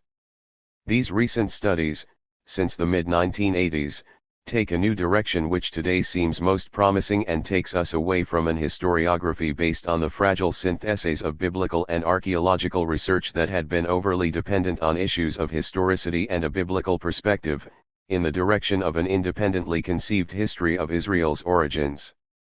Thompson 1992a, 107. In commending Finkelstein's study, within a larger critique, he concludes that his book establishes a firm foundation for all of us to begin building an accurate, detailed, and methodologically sound history of Israel, 1992a, 161. But how can it, if the label Israelite is removed from the interpretation of the data, If it is agreed that there is no distinction between this and other forms of material culture indigenous to Palestine from the Late Bronze through the Early Iron Age, it establishes no such foundation. It provides instead important data for studying the Late Bronze, Iron Age transition in Palestine as part of a history of the region freed from the discourse of biblical studies and the search for ancient Israel. Thompson actually outlines such an enterprise, or at least one version of such an enterprise, a few pages later, 1992a, 162-4, but the force of his argument is lost because it forms a subtheme to his concern for an independent history of Israel and Judah. The concern for Palestinian history becomes even more muted in light of the claim that recent publications show clearly that a history of Israel's origins can now be written, in a relatively objective, descriptive manner, once issues relating to the historicity and relevance of later biblical tradition are bracketed. Thompson 1992a, 168-9. But history writing should not be merely descriptive, nor is it objective, as we have seen. The implications of the vast archaeological data which he reviews bear testimony to the fact that we know nothing of the origins of Israel. Nevertheless, Thompson believes that recent scholarship has been building a foundation for a new history of Israel. Thompson 1992a, 169. He recognizes that Israelite history, of whatever period, forms part of the history of Palestine. Thus he observes that the focus of this book has been on the implications of interdisciplinary historical research in Palestine in the hope of developing an understanding of the history of Israel within the context of a comprehensive regional and historical geography of Palestine. 1992a, 402, his emphasis. Yet the problem inherent in this and other works associated with the new search is that such sentiments have little practical effect upon the realization of a history of ancient Palestine. They are all limited by their failure to break free from the inherent confusion involved in their attempts to construct alternative pasts. This failure to escape from the constraints of the dominant discourse ensures Israel's control and domination of the past. Conclusion. The history of ancient Palestine has been dominated by a single entity, ancient Israel. Possibly the most remarkable aspect of this domination is that it has not been achieved by a powerful political or geographically extensive entity. Palestinian history has been silenced by an entity which in literary terms is extremely small. The sections of the various works associated with the new search from the mid-1980s onward which offer positive constructions of Israel in the Late Bronze, Iron Age transition are strikingly brief, see Coote 1991, 42. In Lemsch's case, of a work which is nearly 500 pages long, only 24 pages are devoted to his alternative explanation of Israel's origins, which he terms evolutionary Israel. This would rise to 49 pages if his discussion of the archaeological evidence was included. Similarly, Coote and Whitelam, 1987, 117-38, only devote 21 pages to the emergence of Israel out of 188. Thompson, 1992a, is more difficult to quantify because his proposals are dispersed throughout a wide-ranging review of scholarly discussions and archaeological data, although again it is a tiny percentage of a massive study. The bulk of these works is not given over to the exploration of Palestinian history but to the analysis of anthropological and historical parallels, the results of excavations and surveys, and reviews of previous scholarship.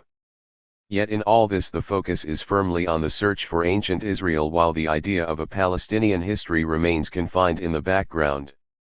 The welcome reassessment of the Persian and Hellenistic periods as the temporal locus for the development and crystallization of much of the biblical material has also opened up a consideration of the ideologies which have shaped these narratives.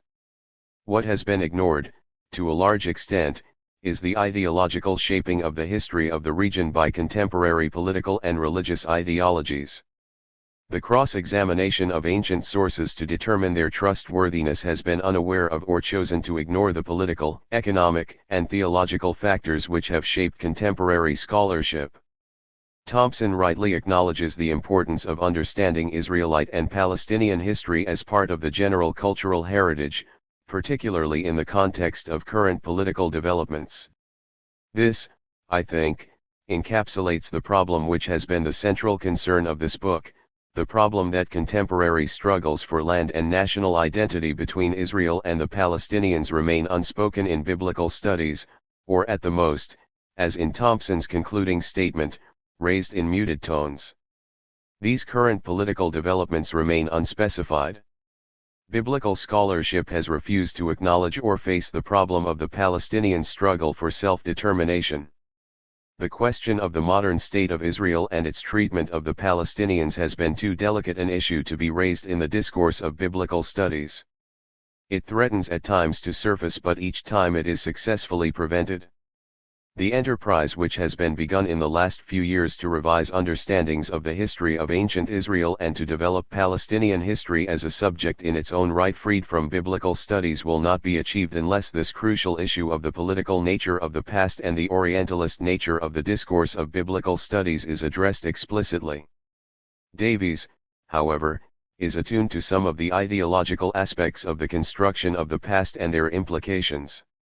Exporting a literary construct and dumping it into Iron Age Palestine has succeeded in creating a history of ancient Israel.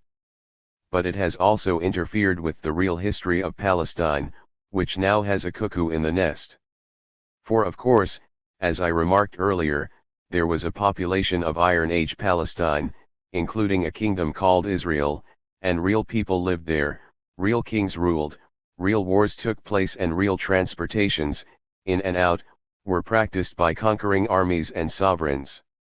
These are the people and societies whose relics archaeologists discover when they dig for ancient Israel. If it is clear that biblical scholars are not writing their history, who will write it? Who will write the history of a people whose real character has been obliterated by a literary construct? If what I am saying is right, biblical scholarship is guilty of retrojective imperialism, which displaces an otherwise unknown and uncared for population in the interests of an ideological construct. Davies 1992, 31. Biblical scholarship is not just involved in retrojective imperialism, it has collaborated in an act of dispossession, or at the very least, to use Said's phrase, passive collaboration in that act of dispossession. The construction of the literary entity Ancient Israel, to which Davies refers, has silenced the history of the indigenous peoples of Palestine in the early Iron Age. He points out how biblical scholars have long assumed that there is no difference between ancient Israel and the population of Iron Age Central Palestine. Certainly, no biblical scholar has ever explicated that distinction. 1992, 32. It is the explication of that distinction which needs to be undertaken if the idea of a history of ancient Palestine is to be achieved. But it cannot be undertaken until the ideological influences which are inherent in all historical narratives are acknowledged and confronted. The failure to make this distinction clear, the failure to acknowledge that the constructions of the past which have dominated the discourse of biblical studies for the past century or more are shaped by political and social locations, has ensured the silencing of Palestinian history. 6. Reclaiming Palestinian history. Representing the history of Palestine. The right to represent the history of ancient Palestine for the Late Bronze and Early Iron Ages, along with many other periods, has been claimed by theology and religion through the discourse of biblical studies. It is the continuation of a right claimed by European travelers during the 18th and 19th centuries. For the last 2 centuries, Palestinian history has become one of the many excluded histories as a result of the stranglehold on the study of Palestine and the ancient Near East which biblical specialists, historians, and archaeologists have exerted. See Bowerstock 1988, 164. The consequence of this has been that Palestinian history has been denied a place in Western academic discourse. Europe's strategic concern with Palestine coincided with its quest for the roots of its own civilization as identified with ancient Israel and the Bible.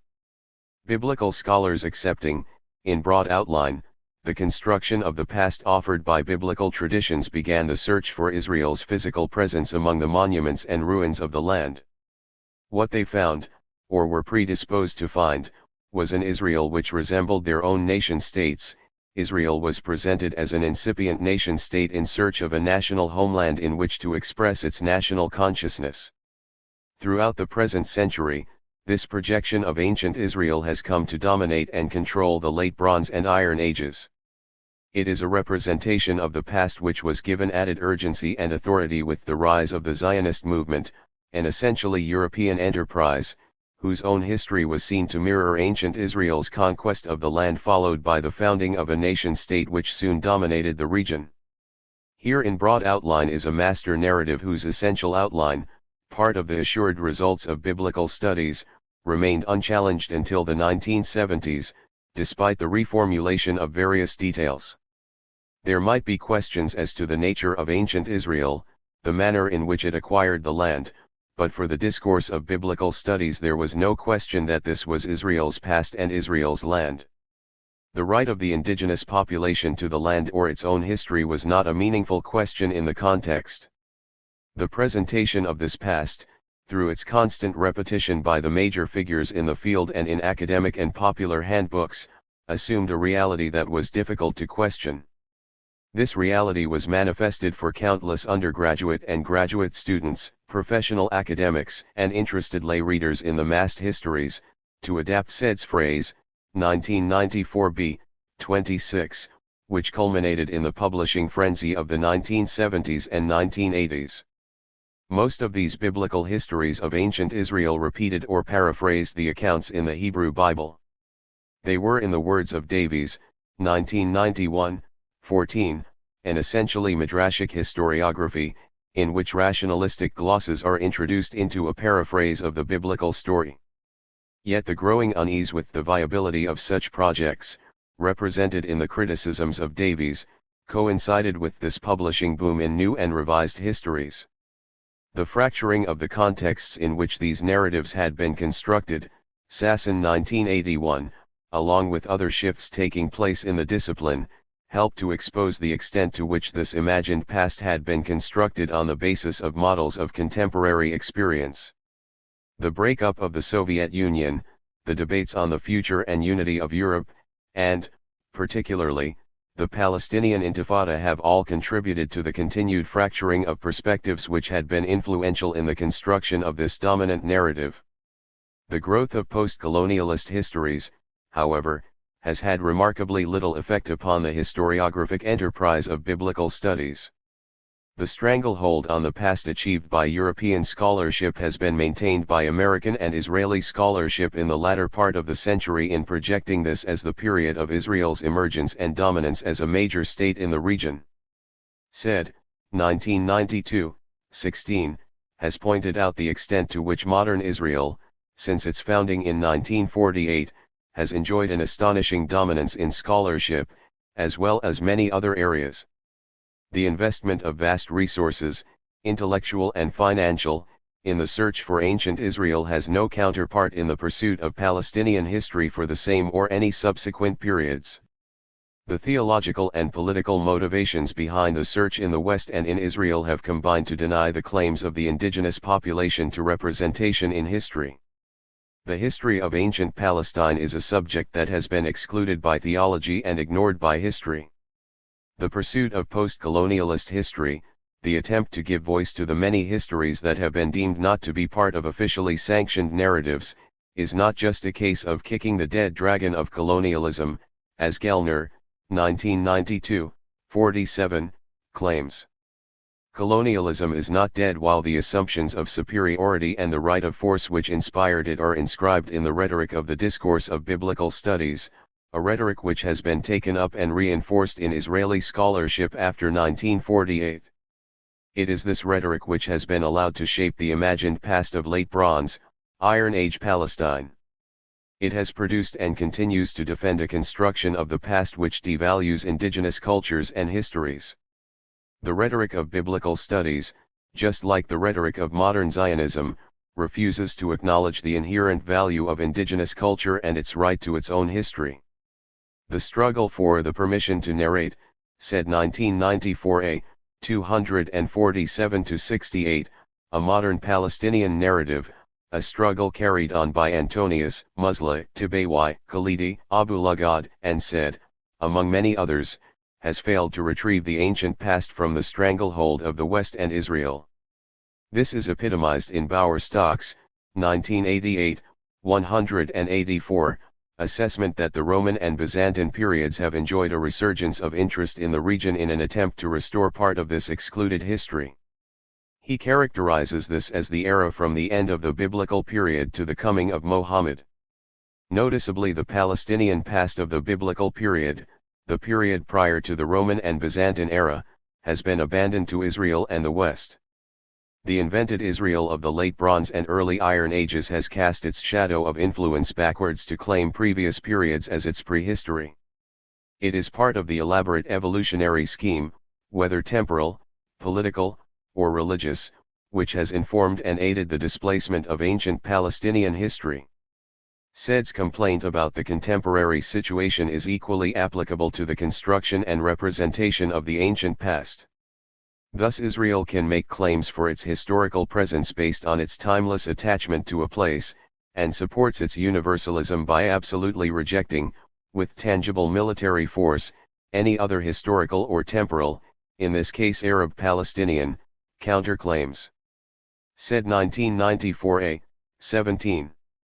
Biblical studies has formed part of the complex arrangement of scholarly, economic, and military power by which Palestinians have been denied a contemporary presence or history. As we have seen, countless scholars have referred to the area in the Late Bronze and Iron Ages as Palestine, including a Palestinian economy, Palestinian highlands, or Palestinian coastline, but the population have remained anonymous or described by some ethnic label which reinforces the evolutionary assumption that they have been supplanted and surpassed by Israel. Said complains that one of the greatest successes of Zionism has been the absence of a major history of Arab Palestine and its people. It is as if the Zionist web of detail and its drama choked off the Palestinians, screening them not only from the world but from themselves as well, said 1994a, 35. However, the silence of history is even more profound than Said appears to appreciate. His concern is with the modern history of Palestine as a counter-narrative to Zionist or Zionist-influenced histories dealing with the 18th century to the present. But Europe's search for itself, taken up and reinforced by Zionism seeking to legitimize its roots in the past, has removed the Palestinian claim to the Late Bronze and Iron Ages. This removal is so thorough that the idea of a history of ancient Palestine is not even contemplated by contemporary writers concerned with countering Zionist histories of the present. The oppressive weight of silence pervades the whole of biblical studies. Any recognition of the context in which biblical historians and archaeologists work, the contemporary struggle for land and self-determination, is absent. When it does appear, it is couched in the form of regret or anguish for this troubled land and a hope for peace for its peoples. Yet it is a recognition of the realities and implications of the political struggle between Israel and the Palestinians which is not allowed to impinge upon the presentation of objective, academic discourse. The implications of the construction of Israelite history for the contemporary struggle remain largely unarticulated, except for a few notable exceptions. It is epitomized in Silbermann's, 1989, 1992, recognition of the political implications of Albright's or Yadin's work but his failure to address the same issues in reviewing more recent hypotheses of Israelite origins, Silbermann 1992.1. The power of the discourse of biblical studies to mask these problems has been illustrated in the failure of recent revisionist scholarship to break free of this control of the past. The paradox inherent in the work of Mendenhall and Gottwald is that it promises to give voice to the Palestinian peasantry only for this to be stifled by insisting that the essential nature of Israel is derived from a revolutionary religion or social organization brought from outside, allowing Israel to transcend the failure of indigenous social, political, and religious organization. Similarly, faltering attempts to articulate a history of ancient Palestine by Ahlstrom, Lemsch, Coode, Thompson, Weipert, and Whitelam are distracted by their continued search for ancient Israel. It is only slowly and begrudgingly recognized that the virtual self-evidence, Foucault, of the network of ideas and assumptions that have sustained the discourse of biblical studies is the product of self-interest and subjectivity. The problems of trying to escape from a dominant discourse, the problem of trying to adopt a different perspective in order to imagine a counter-narrative have been highlighted by Mannheim. Ruling groups can in their thinking become so intensely interest-bound to a situation that they are simply no longer able to see certain facts which would undermine their sense of domination. The collective unconscious of certain groups obscure the real conditions of society both to itself and to others. Mannheim 1985, 40. The painfully slow, but perceptible, shift towards a regional history of Palestine has been obstructed by the lack of an appropriate rhetoric with which to represent this alternative past. The only rhetoric available has been that of a biblical studies in search of ancient Israel. The theological paradigm of biblical history has been maintained by the consent of biblical specialists located in faculties of theology and seminaries who have contributed to and accepted its claim to the truth. Davies 1992, 15-16. There has been no rhetoric available by which to articulate and pursue the history of ancient Palestine. The heated reaction to the revisionism of the late 1980s and early 1990s signals that the consensus is beginning to fracture. The master narrative is becoming increasingly difficult to maintain and defend. The trend from the 1980s onwards towards slimmer and slimmer volumes or sections of volumes on the history of ancient Israel and Judah, often prefaced by longer prolegomena, indicates that a critical point in the representation of the history of the region has now been reached. In order to give voice to an alternative Palestinian past, to a post-colonial, contrapuntal reading of the ancient Palestinian past, it is vital to construct a rhetoric of Palestinian history. Reclaiming Palestinian history. The earlier discussion of the new search for ancient Israel revealed that a growing number of scholars were questioning the biblically inspired interpretation of archaeological data from surveys and excavations. The domain assumption, since the time of Alt and Albright, that the growth of Palestinian highland settlements was to be identified with Israel had been qualified by the increasing recognition that the inhabitants of these settlements were indigenous. The term Israelite when applied to these settlements has become meaningless, as Thompson, 1992a, 310, suggests. It is misleading to speak of the term Israelite in an archaeological context of Iron I Palestine. The archaeological data covering the Late Bronze, Iron Age transition and the Early Iron Age provide valuable information on the demography, settlement, economy, and social organization of Palestinian society. They say nothing directly of an entity called Israel, even though the Merneptah stele reveals that some entity by that name was in the region. However, Finkelstein's, 1991, 53, concession that he is willing to replace the term Israelite with a broader term such as Hill Country settlers is little more than a rhetorical device which continues to deny Palestinian history. It is noticeable that he does not label these sites as Palestinian. The inhabitants are now anonymous settlers in the highlands. The lack of an appropriate rhetoric with which to articulate a history of ancient Palestine means that the settlement shift has not been understood as part of a general transformation and realignment of Palestinian society which took place at the end of the Late Bronze Age and had far-reaching effects well into the Iron Age. The search for ancient Israel predisposed historians and archaeologists to emphasize disruptions in material culture as evidence for cultural and ethnic discontinuity. This articulated well with the view that the cultural and ethnic break which had been brought about first by European colonialism and later through Zionist immigration was mirrored in the ancient past.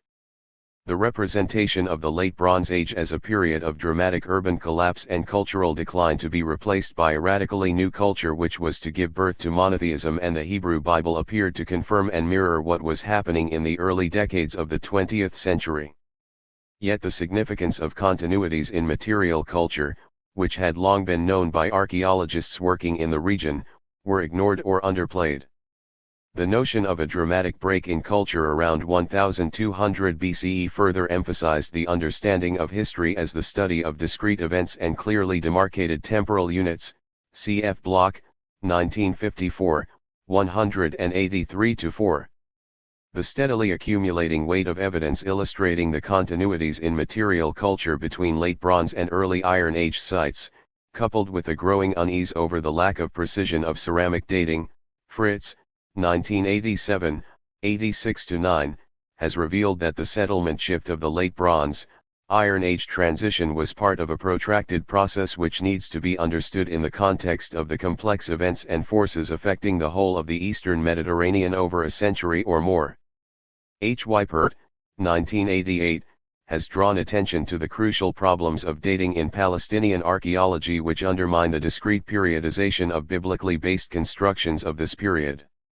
Her insistence that different areas of Palestine probably experienced considerably different rates of development, Weipert 1988, 26-7, has been confirmed by T. Dothans, 1989, 1-14, recent reassessment of the initial appearance and settlement of the Philistines and other Sea peoples in Palestine.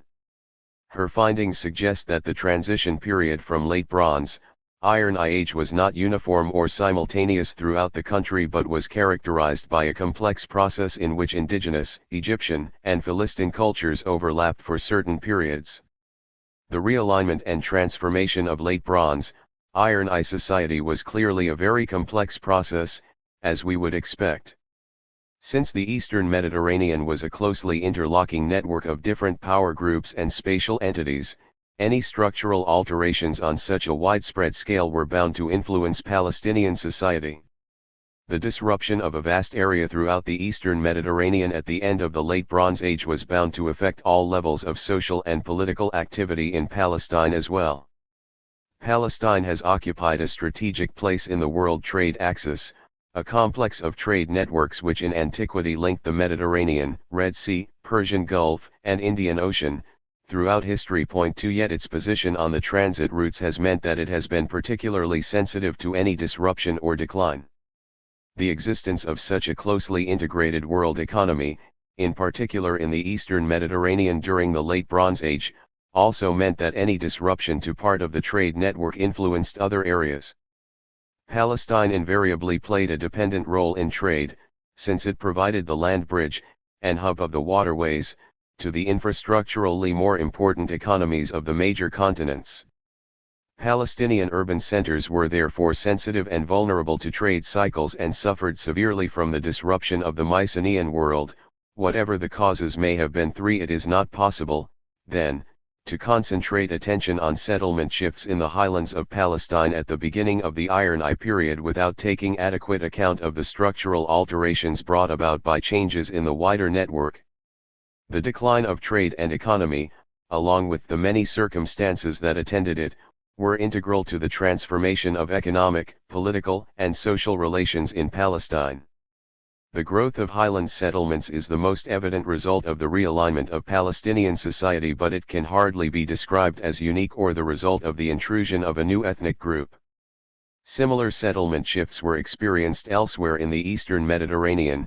Desborough 1972, 19-20, 29, 41, 82, 88, Snodgrass 1971, 34, 40, and have been part of the centuries-long cycle of growth, stagnation, decline, and regeneration in the history of Palestine.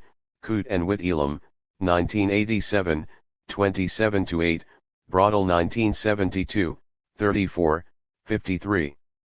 A central feature of the study of Palestinian history for the period ought to be the investigation of the socio-environmental and economic features of settlements throughout the region.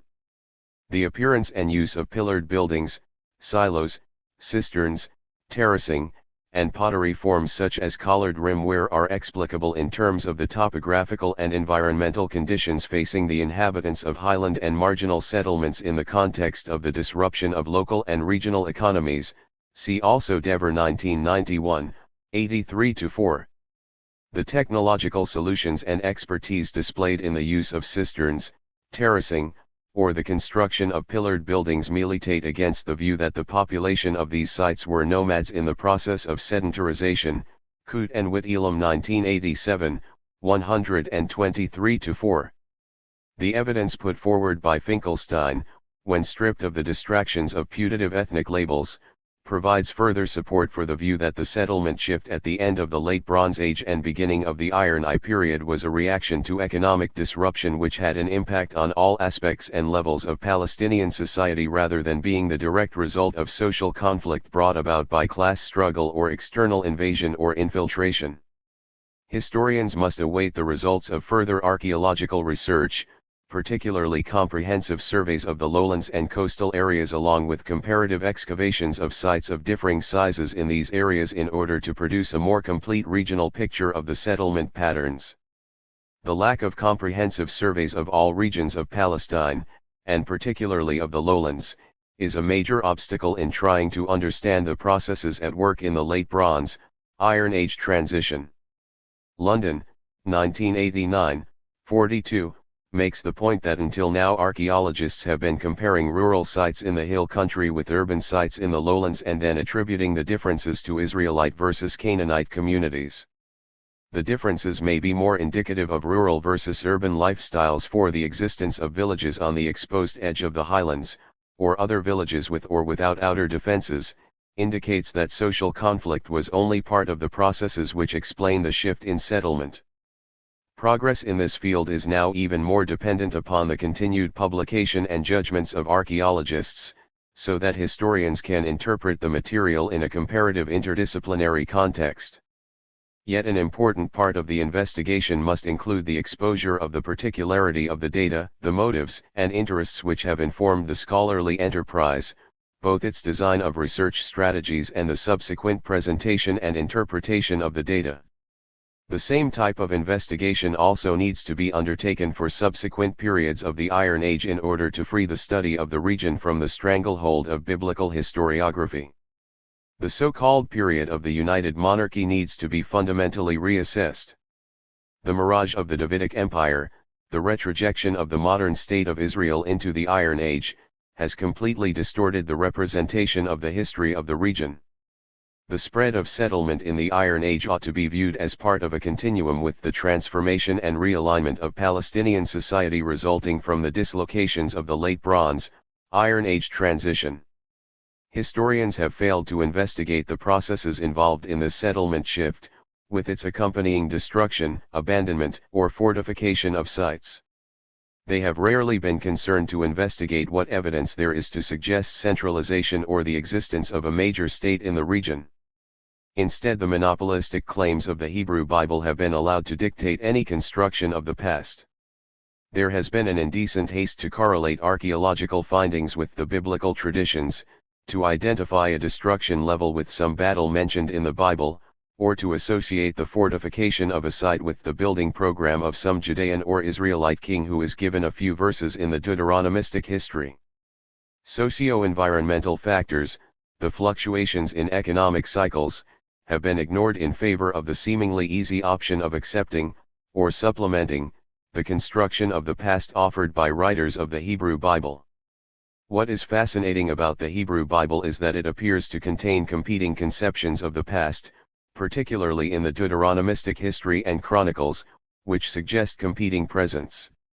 Yet, above all, it gives access to the privileged conception of reality of a literate stratum of society, revealing little or nothing of what Hobsbawm terms the subliterate culture or the deep-seated movements of history.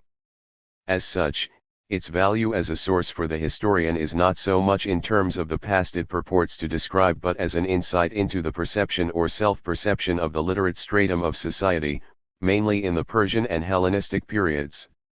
It is important, therefore, as much for what it chooses to leave out as for what it includes. If as historians we choose to accept the testimony of this version of the past, then we participate in helping to silence other past realities. We know, for instance, that the pastoral nomadic element has been a constant in the social continuum of the region. Yet this element of society does not form part of the self-perception of those responsible for the development of the traditions. While nomads may have been a constant in the history of the region, their part in the past, and so the present, has been silenced by the literate elite of the Second Temple period, or whoever is responsible for this construction of this past. Furthermore, these traditions tell us little or nothing of how Israel and Judah or the region in general was linked to the wider economy, whether Egyptian, Assyrian, Babylonian, Achaemenid, Hellenistic, or Roman. Nor is it informative of demography, settlement patterns, or economic trends, the best indicators of the deep-seated movements of history which provide the wider perspective from which to view the short-term trends that are the inevitable focus of our literary deposits. This will be misunderstood or misrepresented as the denial of Israelite history, as the fierce debate on the Tel Dan Stele already indicates. Yet it is not a denial of the existence of Israelite and Judean monarchies, it is an attempt to redress the balance whereby Israelite and Judean history has been presented as the history of the region rather than as a part of a history of ancient Palestine. The same process needs to be applied to later Persian and Hellenistic periods, where, for example, the claims to the past of the tiny province of Yehud have been allowed to silence virtually all other competing claims. Davies 1992, 58. The danger inherent in the reassessment of the Persian and Hellenistic periods is that the methodological mistakes of the past will simply be repeated here. There is a danger that as the starting point of Israelite history is pushed back even further, the Persian period will come to represent one more, temporary, plug to fill the gap. The location of the biblical traditions in the Persian and Hellenistic periods, rather than in the periods of emergence or monarchy, allows the discourse of biblical studies to continue to claim the past for Israel. The insistence of this discourse that written texts form the basis for writing history means that the methodological circularity of the earlier search for Israel is likely to be transferred to the Persian period. The literary construct that is ancient Israel, which has obscured the history of ancient Palestine in the late Bronze and Iron Ages, will be allowed to achieve the same objective for later periods. The tiny province of Yehud, Ahlstrom 1993, 843-4, has been allowed to monopolize and dominate discussions of the period. It is a period desperately in need of reassessment in order to free Palestinian history from the tyranny of the discourse of biblical studies. A rhetoric of Palestinian history would also provide a much more positive appreciation of the material and cultural achievements of the inhabitants of the region as a whole. The evolutionary scheme which has presupposed the replacement of Canaanite by Israelite culture has detracted from the aesthetic and cultural qualities exhibited in the rich deposits of ceramics, faience, glass, jewelry, etc., evidenced throughout Palestine. The discovery of female figurines and statuettes in the different levels at many Palestinian sites is invariably presented as evidence of a widespread fertility cult. 5 The implication is that the degenerate and immoral indigenous religions have been replaced by a monotheism which is conceived as the basis of Western civilization. In the same way, Israel has replaced the indigenous population, the Canaanites. Little thought is given to the aesthetic qualities of the representation and modeling of the human form or what that might reveal about the values or achievements of the artist or the society of which she or he was a part. The positive elements of indigenous religious systems, the concern for the marginalized and underprivileged or the notion of harmony, are masked by the representation of a static and degenerate culture which must inevitably be replaced. The lack of an appropriate rhetoric to represent indigenous cultural achievements has meant that the only rhetoric available has been adopted, a rhetoric which is designed to denigrate any cultural achievement which is not thought to have been derived from Israelite religion which formed the basis of later Judaism and Christianity. We have concentrated on the two defining moments for biblical studies because it is these two periods which have represented Israel's control of the past.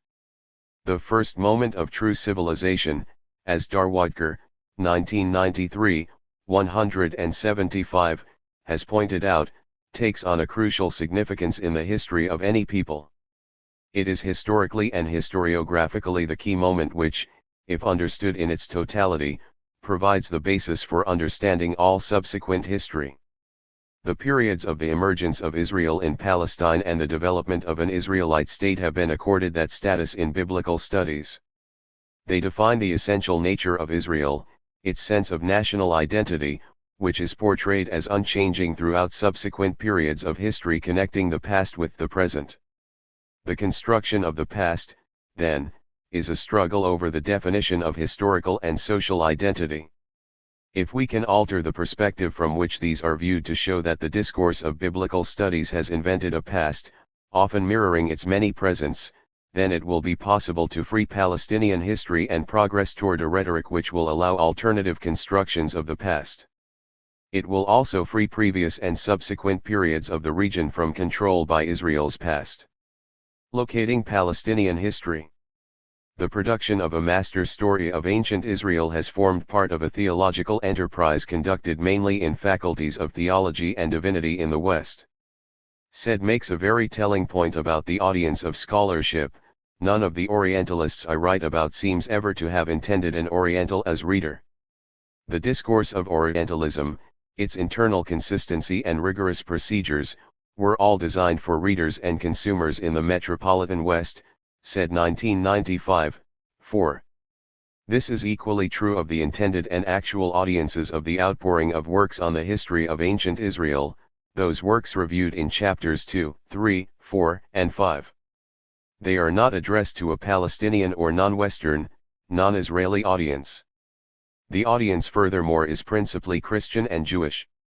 Orientalism was, in the words of Prakash, 1990, 384, a European enterprise from the very beginning. Biblical studies has been part of, and in many ways an extension of, Orientalist discourse. At no point is the intended reader shown to be Palestinian or any other non-Western reader, they are European, American, and Israeli. These histories are couched in the language of reasonableness, of a profane detached objectivity. Yet as part of that wider interlocking discourse of Orientalism they are implicated in the politics of representation. The indigenous cultures of Palestine are represented as incapable of unified action, national consciousness, or outright immorality. They are often anonymous, rarely named as Palestinians, the opposite of the sophisticated, rational, objective Westerners who have a clear notion of their own national identity. This has been reinforced during this century in the growth of Israeli scholarship, which continues the theme of Israel as set apart from its environment, bringing civilization and progress to the region, and achieving a level of political development of which the indigenous groups were incapable. Biblical studies, as a discipline, has evolved a rhetoric of representation which has been passed down without examination, which has dispossessed Palestinians of a land and a past. It is a discourse of power, seen from a non-Western, and particularly Palestinian, perspective. This discourse has excluded the vast majority of the population of the region in a search for Europe's and, latterly, modern Israel's roots in the past. It is also a discourse which through its location in faculties of theology and divinity has been given the full weight and authority of Western universities. The question remains, however, as to where such a history of ancient Palestine, and with it the histories of Israel and Judah, will be located. If it is no longer to be excluded from the discourse of history, if it is to form part of the contested versions of the past, it has to have a location from which it can be pursued. The location of alternative narratives of the past is crucial, therefore, since it is an acknowledgement of the permission to narrate. If Palestinian history is to be freed from the tyranny of the discourse of biblical studies, it must be freed from the theological constraints which have governed the history of the region. This means that an alternative location, outside the confines of biblical studies, will need to be found. Palestinian history has to be recognized as a subject in its own right, as part of the study of history and cultural studies discourse, if it is to be given a voice of its own to challenge the invention of ancient Israel and to contest the past of the late Bronze and early Iron Ages. Liberation movements of the 20th century have given voice to the marginalized and underprivileged of society and history. One of the ironies of said Orientalism is that, though it focuses upon the Middle East, its greatest success in terms of reclaiming the past has been achieved by Indian historiography. Yet there is no body of comparable material which offers a critique of the Orientalist assumptions of the discourse of biblical studies or ancient Near Eastern history. For instance, even though Said himself acknowledges that biblical studies is part of the Orientalist enterprise, 1985, 17, 18, 51. Whereas the past has become a contested territory in so many other fields of study, in so many other areas of history, this has not been the case in biblical studies. The struggle for the Palestinian past is only just beginning. For it to succeed, it will be necessary to expose the political and religious interests which have motivated the invention of ancient Israel within the discourse of biblical studies. It will also need to create its own space, in order to produce its own contested narrative of the past, thereby helping to restore the voice of an indigenous population which has been silenced by the invention of ancient Israel. The Subaltern project has been successful in challenging dominant models of Indian historiography, drawn from its colonial past, because it has been able to claim an academic context from which to work and from which to subvert official narratives. It has also created a forum, Subaltern Studies, Writings on South Asian History and Society, to present and develop its research strategies and findings. The scholars involved in this movement have been located, to a large extent, in departments of history. They have been contesting both an ancient and a modern space. By contrast, attempts to articulate a history of ancient Palestine, to challenge the dominant narratives of ancient Israelite history, have come from biblical specialists located in departments of biblical studies. If Palestinian history is to be freed from the constraints of biblical studies, which it must if it is to have a voice, it will need to create its own space or contest the current spaces available. It is not clear where this space might reside which will allow the permission to narrate ancient Palestinian history. To begin with, the contest will take place within current academic locations, within departments of biblical studies and its cognate subjects, which means by and large within departments and faculties of theology. The reason for this is because the most immediate task is the need for self-reflection of its practitioners on the development of biblical studies in the context of the colonial enterprise. The task is to demonstrate the politics of biblical scholarship and its construction of the past. It will require an investigation of the archival materials which exist in order to allow a complete reappraisal of the motives and interests which have been masked in the public writings of the discipline. Only after that task has been undertaken with sufficient rigor will it be possible to prize ancient Palestinian history from the grasp of the vested interests which have helped to silence it for so long. Yet the question of its location remains crucial. There is no forum within the discipline, comparable with subaltern studies, which permits the narration of this history. Nor is it granted permission to narrate within departments of history. In order for the idea to be realized, it will be necessary to break free from the confines of biblical studies and try to claim its rightful location within the academic discourse of history which has ignored it as part of the biblically based history of ancient Israel. The principal challenge, however, still remains to discover the rich cultural heritage of ancient Palestine which testifies, through its written texts and traditions, including the Hebrew Bible, ceramics and artifacts, monuments and material remains, to the achievements of its many peoples. It is, surely, an idea worth pursuing.